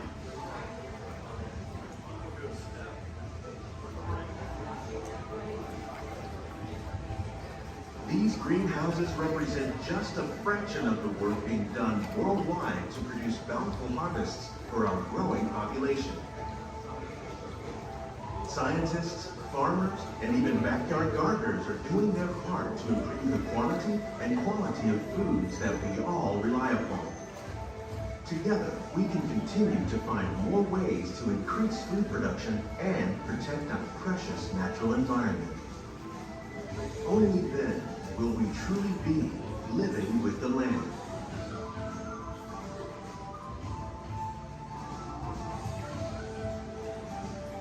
On behalf of Walt Disney World, we hope you've enjoyed this unique journey through our living laboratory. If you'd like a closer look, then check out the behind-the-scenes walking tour. A chance for the whole family to get up close and personal with the plants and growing techniques in our laboratories. Please keep your hands and feet inside the boat and remain seated until the boat comes to a complete stop.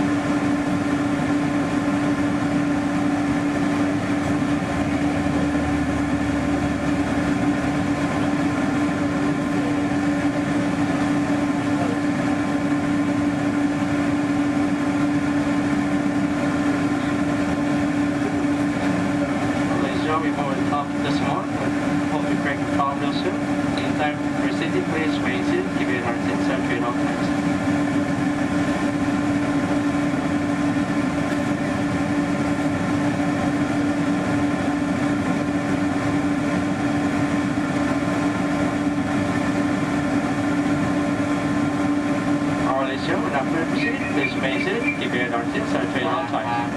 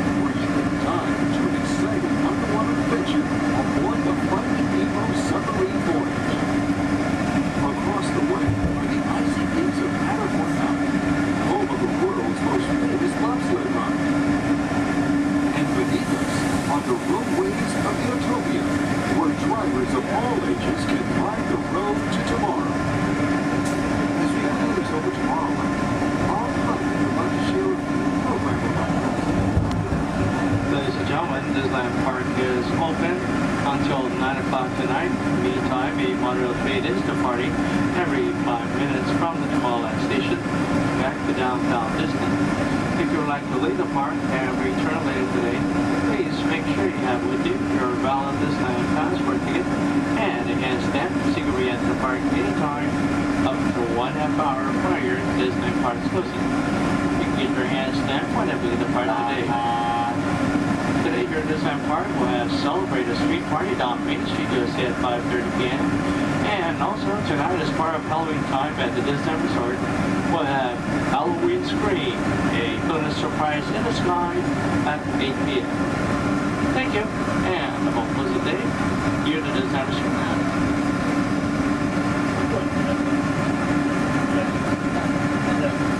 Just into the right of the train are the sparkling gold spires of one of Disney's most beloved attractions. It's a small world. Beyond it is the wacky world of Disney's classic cartoon characters, Mickey's Toontown. We're now riding alongside the happiest kingdom of them all, Fantasyland, home to Pinocchio, Snow White, Peter Pan, and other storybook characters.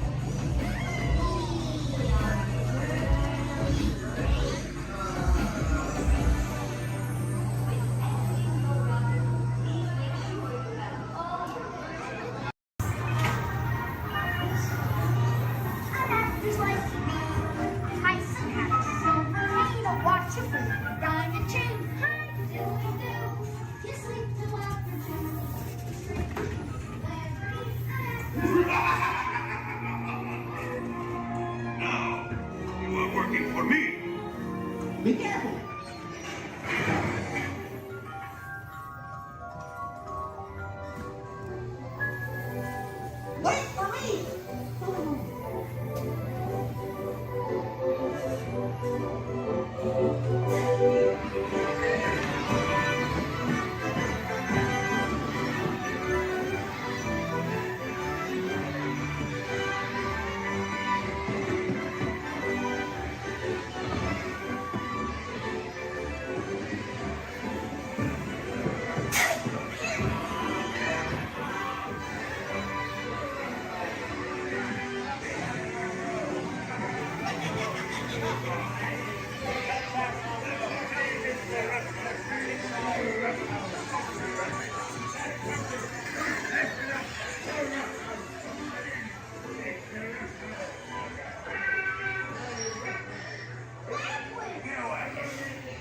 Jackass out of this.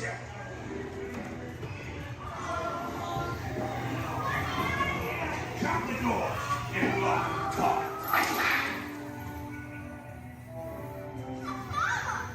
Please let me go. Please. Quick, hurry up. You blokes going somewheres?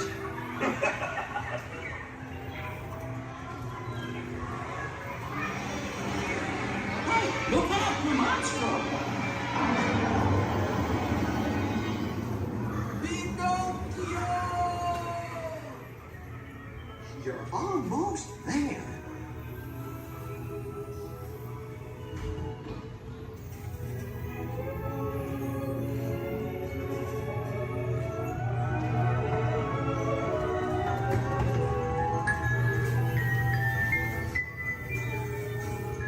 Gee, I'm glad to be home.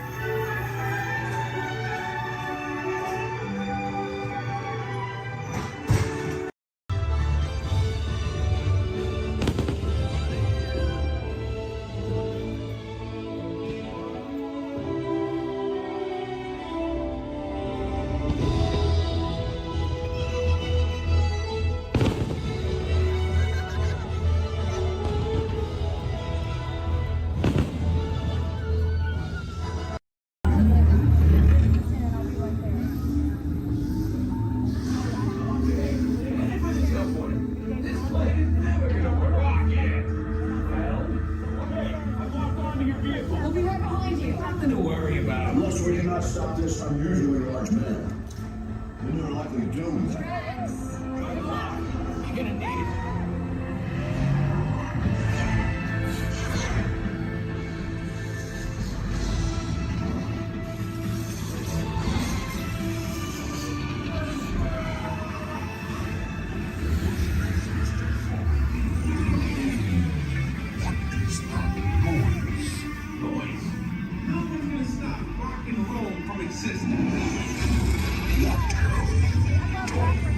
What have we done? I think we're jumping back. All the way. Oh, Christ. This guy is the big bang. Let's see, Digger. Gotta get that generator. It's the only way back. We got the generator. We're ready. Oh, yeah? See about that. Rock it down.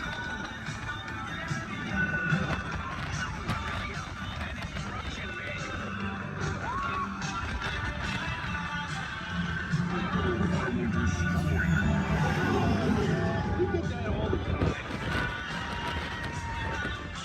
Rocket, anytime. Okay. Let me try this. We'll be waiting.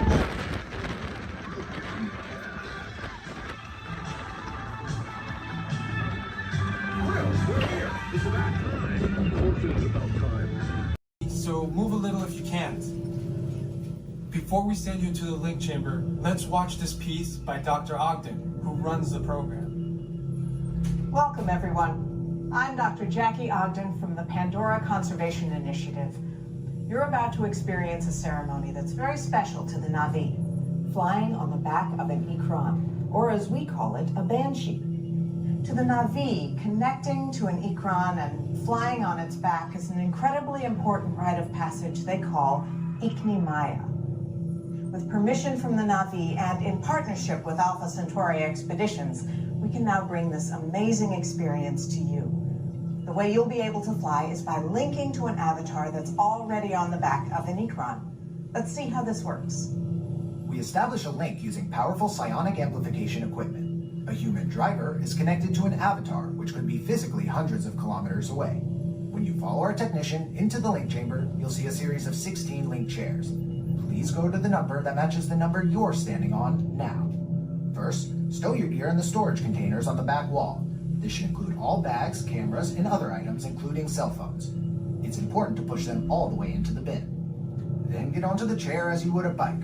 Straddle the seat, step forward, and sit down. Slide your hips forward until you are against the chest pad, and then move your feet all the way forward. Wait until you're seated before you put on your flight visors. Hold onto the hand grips as shown. It's important to hold onto the hand grips at all times. After you're seated, back and leg restraints will be firmly engaged.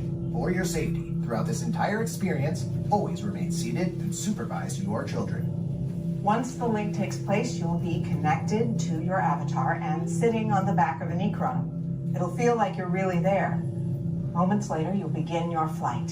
A Na'vi guide will lead you out. You'll experience the breathtaking beauty of Pandora, but you might also face some of its greatest challenges.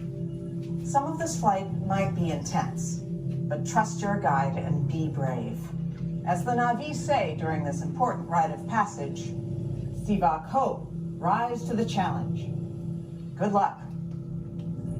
All right, you ready? Let's get you into the link chamber. All right, everyone.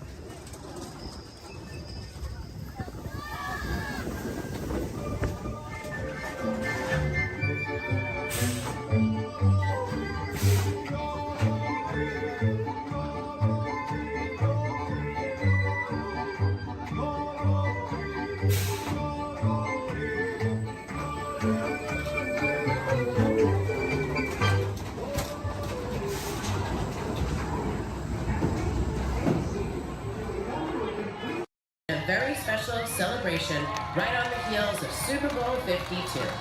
From the 2018 Super Bowl champion Philadelphia Eagles, please welcome Nick Foles, Super Bowl MVP.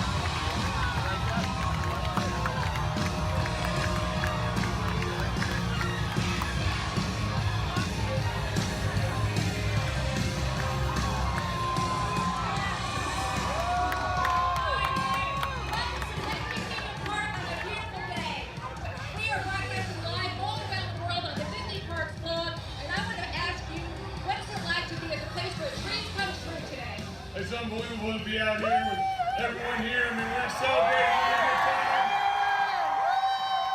To be at Disney World, to be a part of this, it's unbelievable. Just to see everyone, to be here, unreal. So, tell me, your fans have lined the parade route from start to finish. What do you have to say to them? I mean, Philly fans are everywhere. I mean,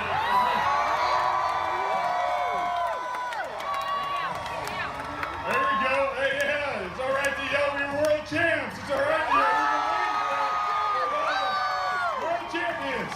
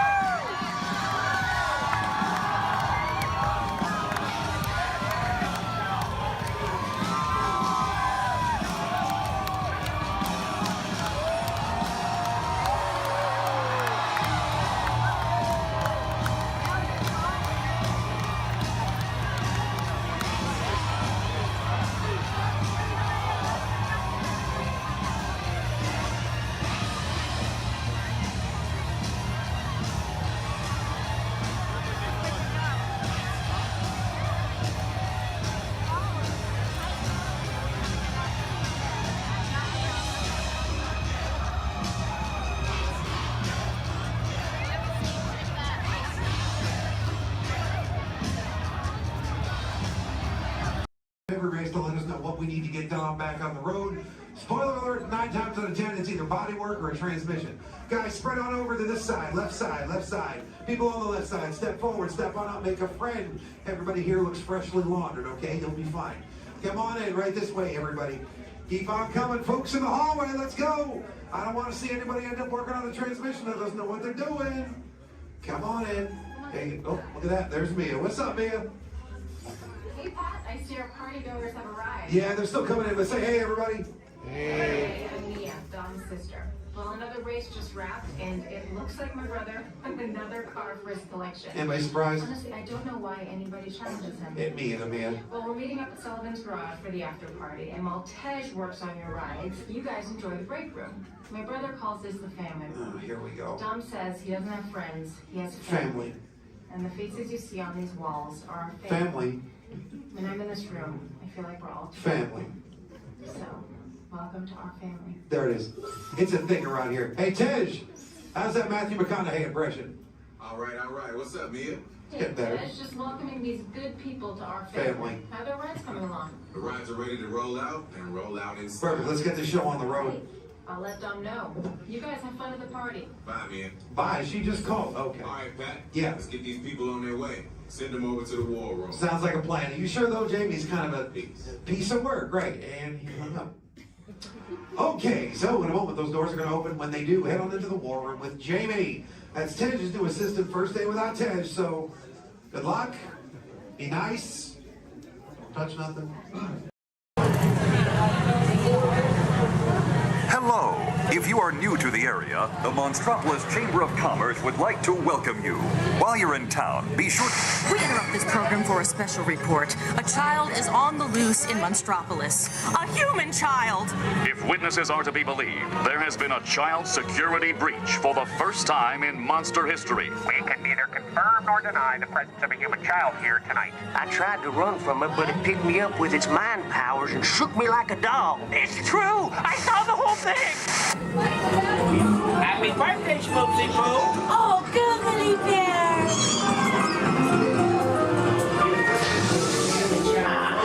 It's telepathic control. Lazy dance like a chicken. I thought toward my own. Then it grabbed me with its giant forked tongue and rolled me up and down like a show. Oh, we gotta get you home.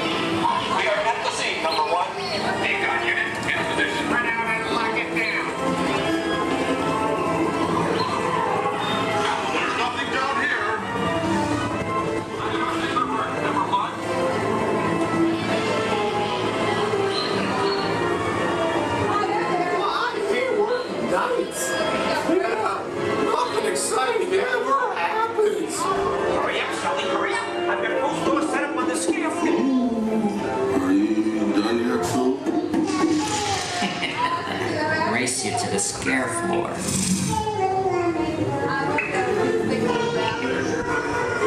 Almost there.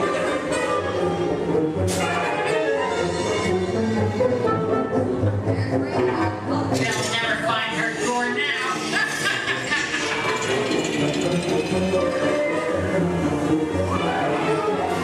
Oh, there's your door. We're almost there, kiddo. Not so fast, Sullivan. We'll never get her home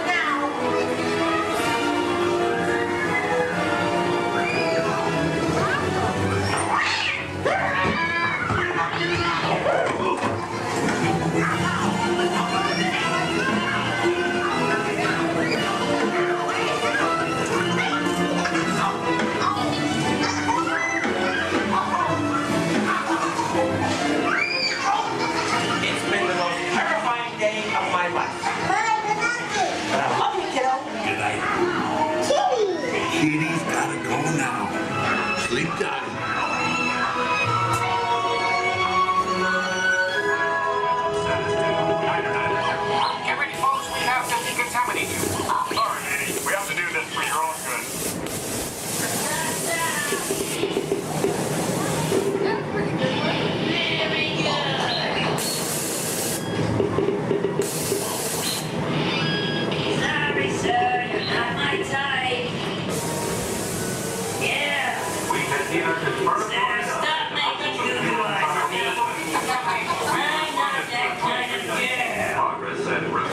scene where we immediately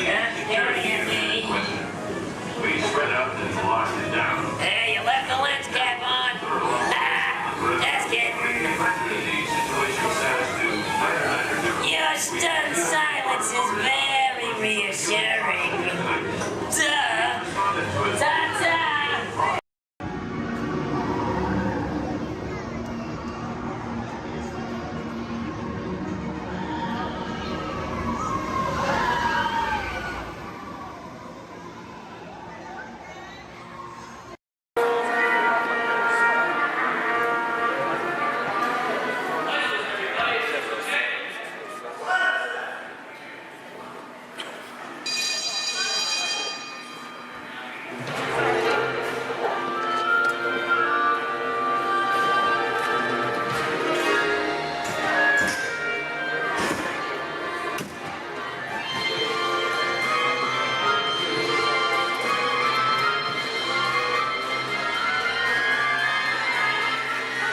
Welcome aboard. At this time, I'd like to ask everyone to please remain seated throughout our show, and please keep your arms and hands inside the vehicle at all times.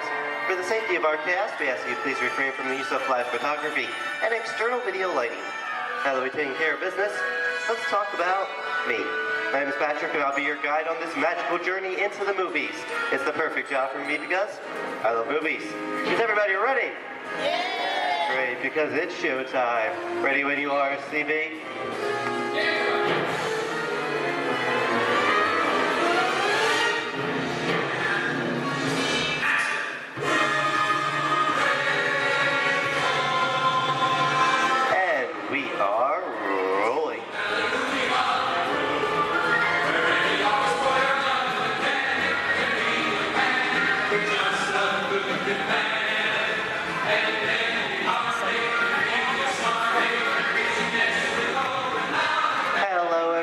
Welcome to the Great Movie Ride. Once again, my name is Patrick, and I'll be taking you from this Hollywood soundstage into some of the greatest movies of all time, all on one tour. But between you and me, this is no ordinary tour because the Great Movie Ride brings these movies to life and puts you right in the middle of the action.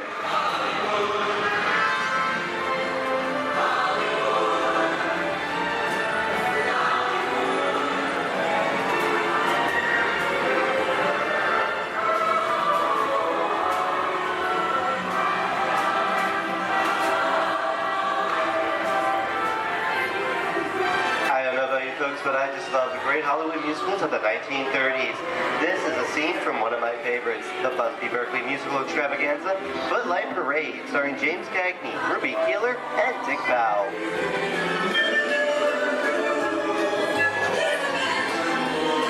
In 1952, Gene Kelly was Singing in the Rain with Debbie Reynolds and Donald O'Connor. Did you know that Gene Kelly co-directed this movie? Who can tell me what movie this is? That's right, it's Walt Disney's Academy Award-winning film from 1964, Mary Poppins, starring Julie Andrews and Dick Van Dyke. Julie Andrews won an Oscar for her portrayal of the nanny, who is practically perfect in every way.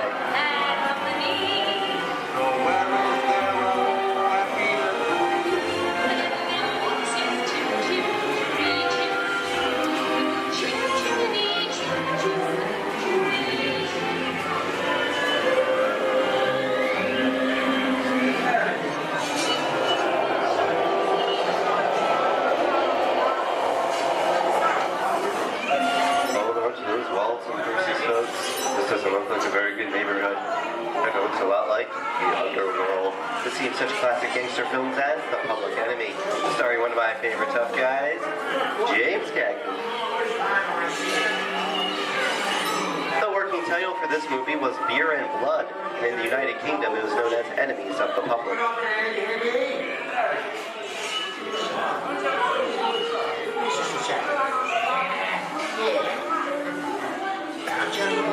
Very nice time.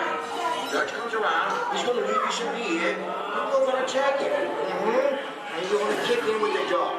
If you don't, somebody's going to drop by you and kick your teeth out one at a time. You me? I get you.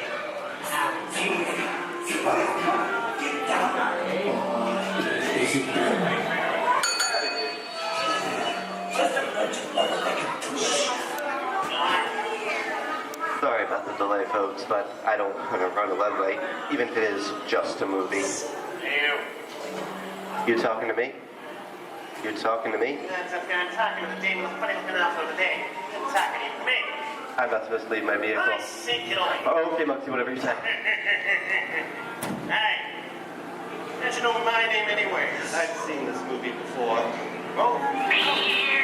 Unseen fancy cats like thinking that is amazing. You're making me think about this and scream out of here. You gotta get out of here. You gotta know the movie. I'm beating you, son. Here they come, boss. Get out your grinders.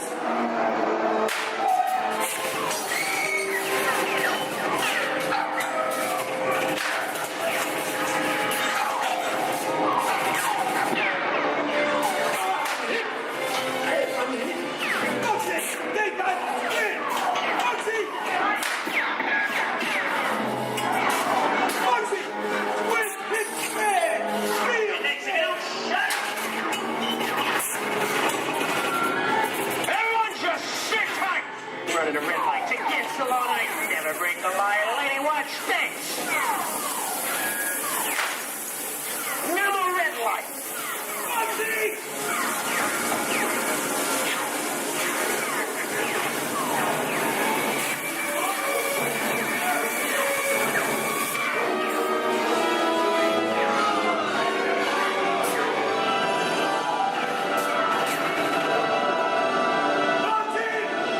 Sorry, boys, I'm making my getaway.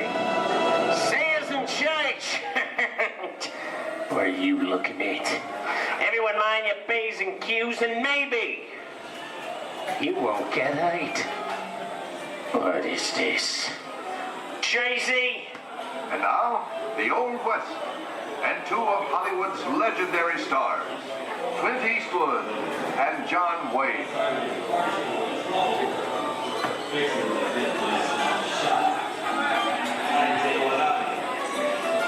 Go right ahead. That's what you're going to do. A long time ago, I made me a rule. Let people do what they want. Sleepy little bird. So, that's some mighty tough territory you're heading into, Pilgrim. I'd think about turning back if I was you. That is, if you want my opinion. Now to make it clear, it's a perfect time for me to collect up all your valuables. Starting with the jewelry, going on with the cold hard cash. Perhaps work around. Hey! I don't even like this neighborhood, Kappa! This is nuts. Nuts! Tell us I'm getting out of here. Looking at this one. Can't get any worse.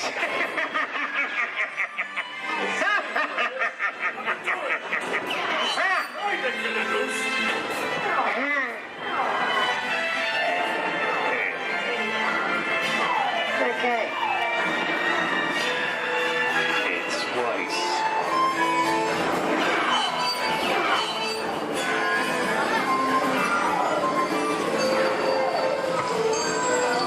I don't know about you guys. This is kind of creepy. What is this? This is Alien. You are with Sigourney Weaver aboard the spaceship Nostromo. Something has gone wrong. One by one, the crew has vanished. And somewhere in the ship, a terrifying creature waits to claim its name. Well, I ain't no victim. Warning, remain in your vehicle. The area you are entering is extremely dangerous. Proceed with caution.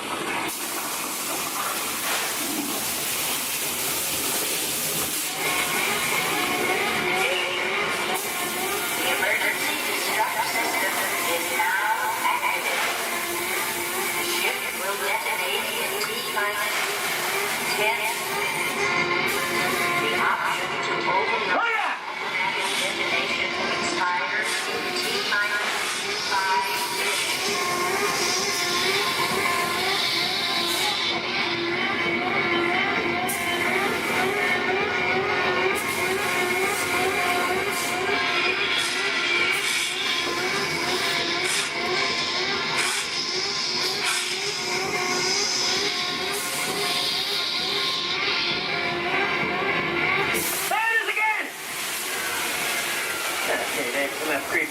things for one day, right? Wrong.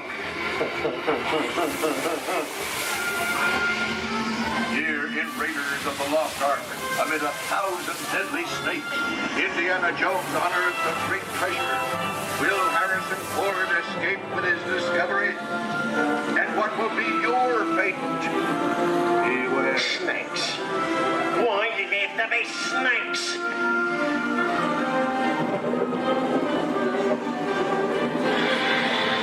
The dust of 3,000 years lies undisturbed in this ancient burial chamber. And on the chest of the great stone goblet, a priceless Get over that chunk of ice. Time for me to get back to work. Don't nobody move while I go get the goods. I don't think they'd notice a few extra bodies around here. Know what I mean? But the jewel is guarded by a curse, and those who dare defy that curse must pay with their lives.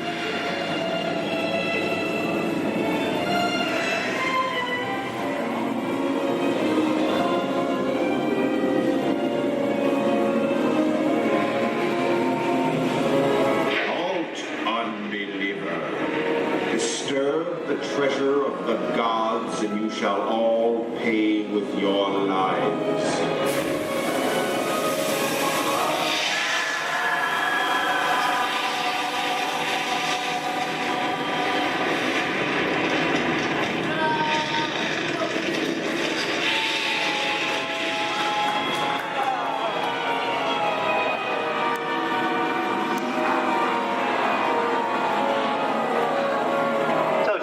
Popcorn. So this just goes to show anything can happen in the movies. Now let's get on with the show.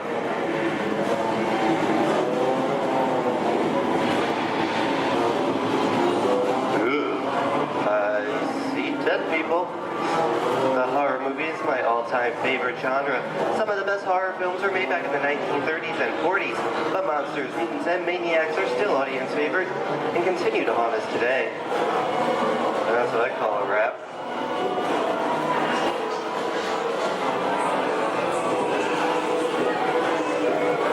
We are now entering the jungle home of one of the most beloved characters of all time. Now it's not George of the Jungle. Actually, it's Tarzan, portrayed here by Johnny Weissmuller. Over here we have Maureen O'Sullivan as Jane, and the lovely and talented Cheetah as herself.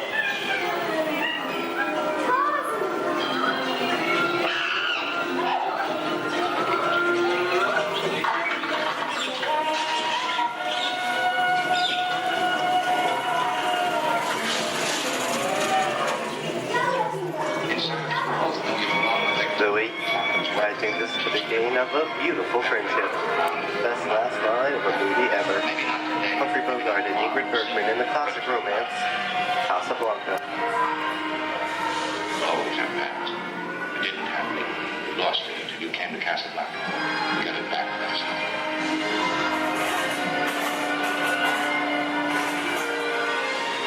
I've got a job to do too.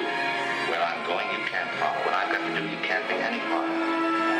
Listen, I'm not good at being noble, but it doesn't take much to see that the problems of three little people don't amount to a hill of beans in this crazy world.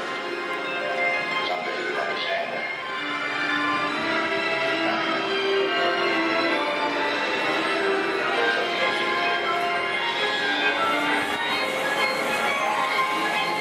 And here's one of my favorite movie stars, Mickey Mouse, in one of his greatest roles, the Sorcerer's Apprentice in Fantasia.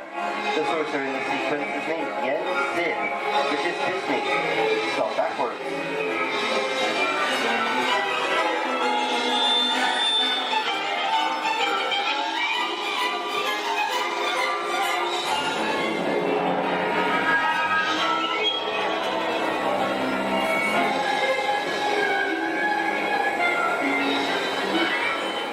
Toto, I have a feeling we're not in Kansas anymore.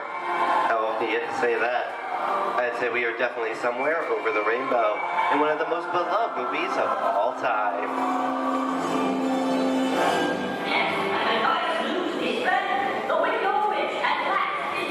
The Wizard of Oz.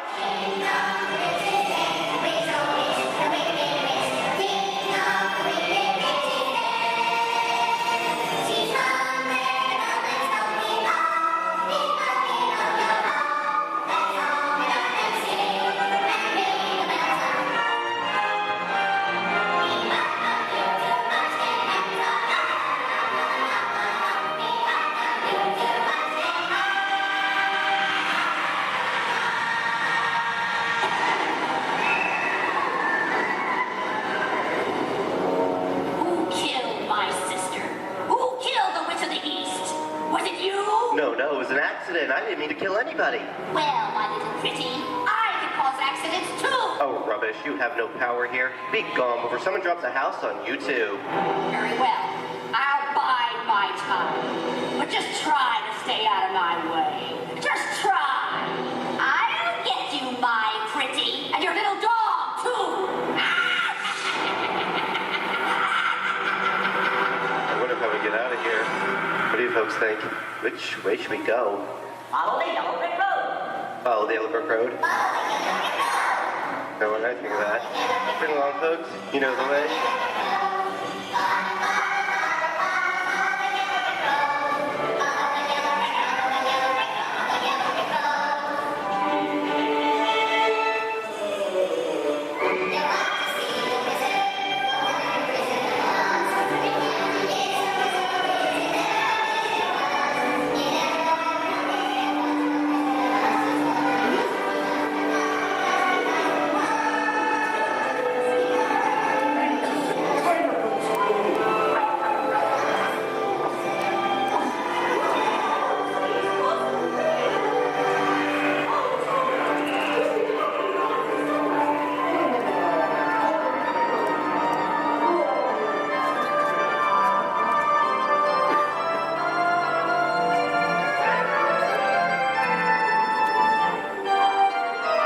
I hope you enjoyed our tour of these great moments at the movies, but we've only scratched the surface of what Hollywood has to offer. There are thousands of great movies out there just waiting for you to discover, and here are just a few of my favorites.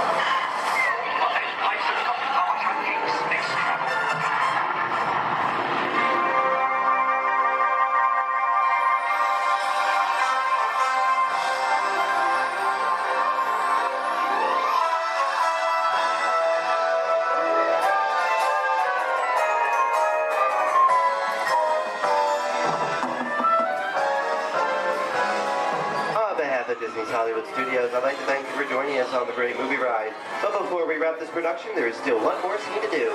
It's called The Exit. The action begins with you remain seated till we come to a complete stop. Then gather all your personal belongings and take small children by the hand. When these doors open, rush dramatically to your feet and make a grand exit directly to the rear of your vehicle.